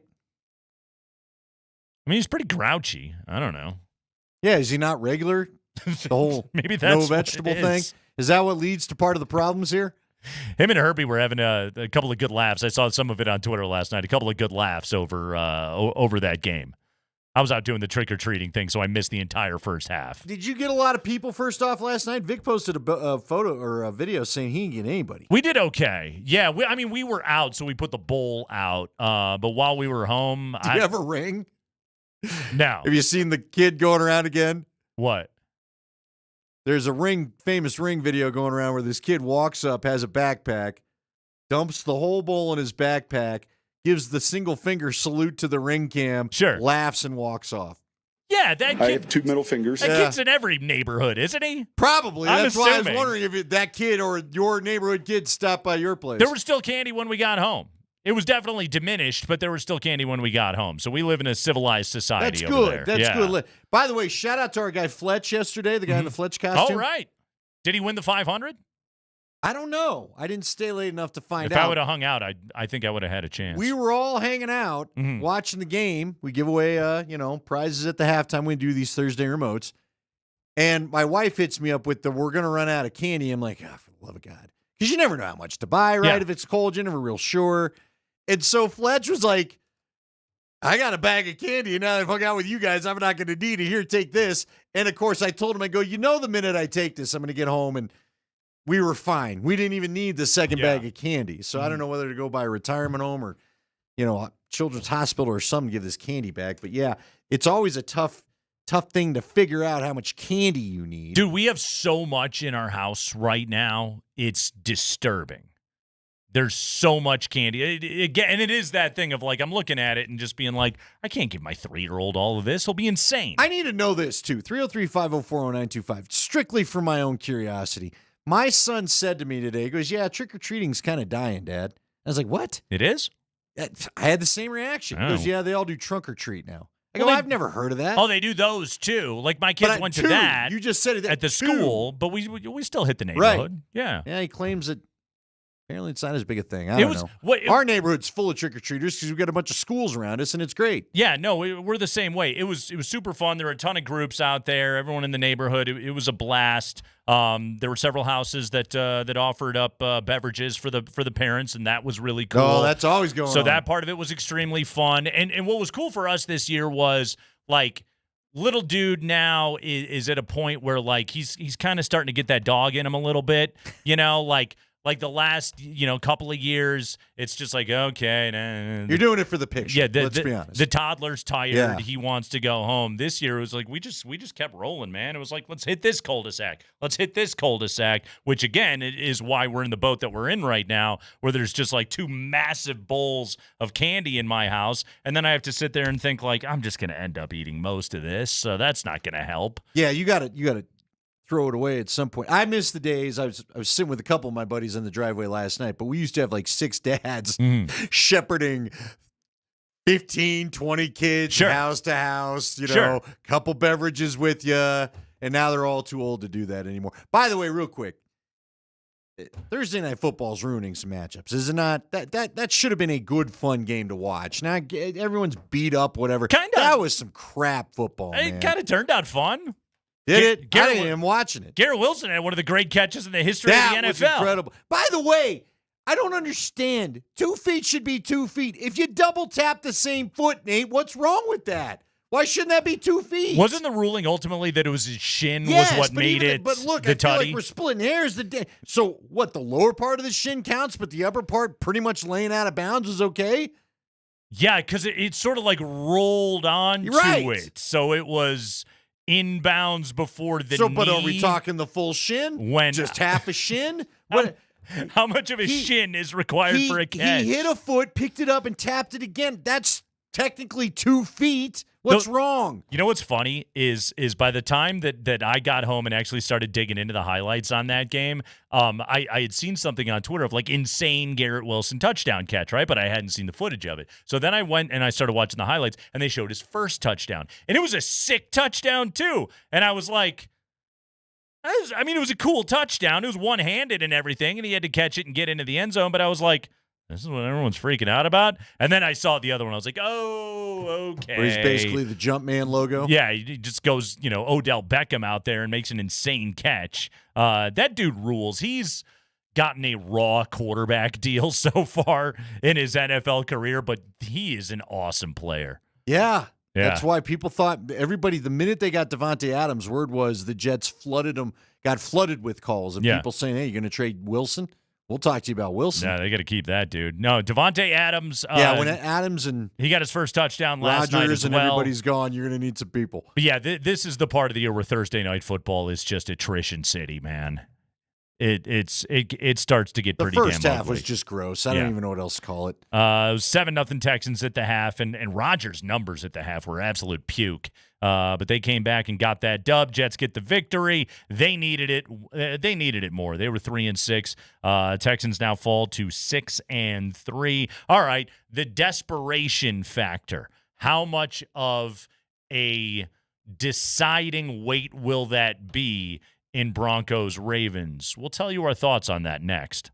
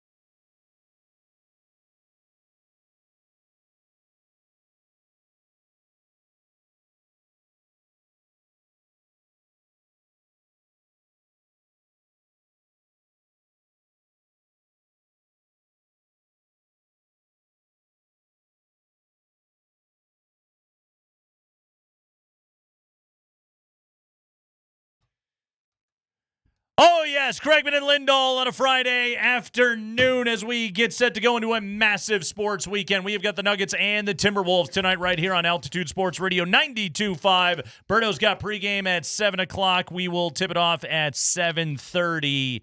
All right, Andy. They got 2 wins. They were both in overtime. They were against Toronto and the Nets, who aren't good.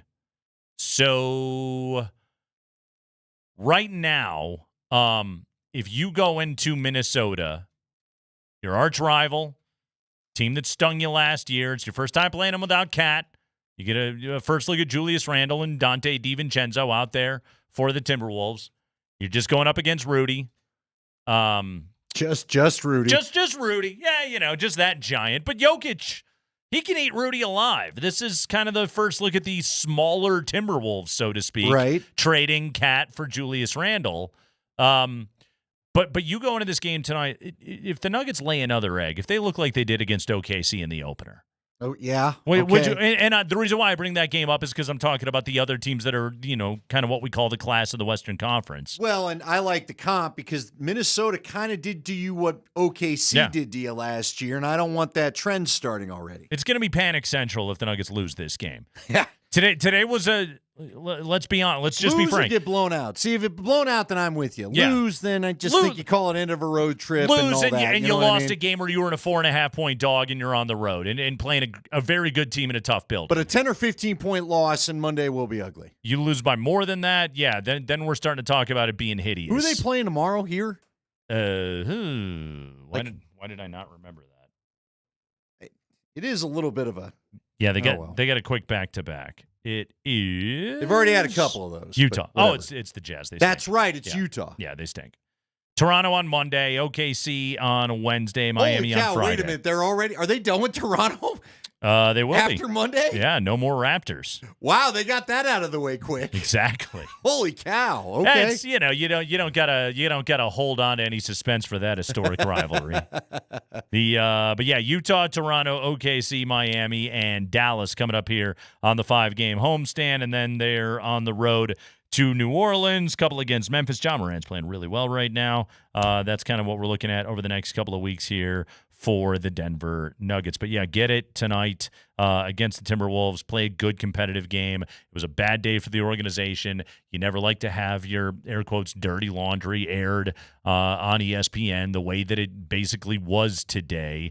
The putting the conflict in between front office and coaching in the spotlight the way that it went down.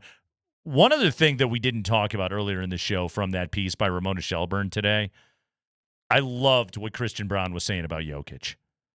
And I loved that a national reporter bothered to get those quotes to, I don't know if it's dispel the narrative, but just try and illuminate for people what he actually is in the meme world, where it's just like, oh, this guy doesn't care about basketball and just wants a horse, and to not even be in the United States. And Christian Braun is just like, you don't understand the dude that we see every single day. The guy that is outworking everybody, the guy that shows up in the best shape. There's a great quote from Jokic here talking about how he loved playing in the Olympics because he doesn't like having that much time off. He says he gets too loose. That I was really happy to read all that stuff. These are things that we know, but that everybody else is out of town stupid about. And it's good for people to get to know that, of just like, oh yeah, Jokic isn't just casually going through all of this. You don't win 3 MVPs by doing that in the first place, and yet somehow, and we know what it is. It's because he's white and slow. He's gotten that reputation. Yeah. Real quick, because I want to touch on this before we run out of time. I am glad people are learning about it. I'm glad Ramona took a deeper dive into his passion for things. And look, it's tough. You know why they don't do it more often? Because Jokic doesn't talk to many people. So at least she didn't just take the stop sign. He doesn't like doing the media. At least she went and talked to somebody else. What did you make of MPJ's comments about this will all get blown up if it doesn't work? I don't think he's wrong. You and I have talked about how we could see a new cast around him. Just the two guys I think they'd eye would be MPJ and Jamal, and they both have contracts that are going to make it not easy to blow it up with them.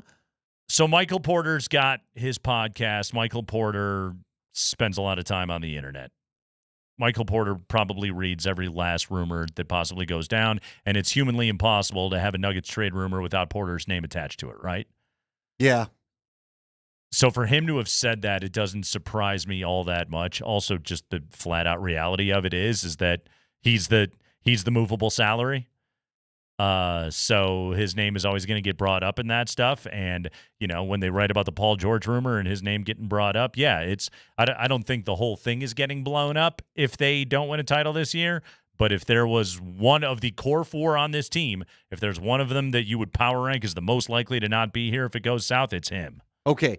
Do you also, again, there's bigger discussions to be had, but let's watch the play. There'll be a time for the discussion if, look, if he and Jamal don't play better or if it's not working the same way, those will be the two we talk about. Right. Calvin Booth possibly getting an extension. I was surprised by that. I am too. My question to you is, who do you think has the hammer? Calvin or Malone? Booth or Malone? Because if there is tension, how long do you make them work together? Right. They just gave Malone a new contract a year ago. Right. He's not going anywhere.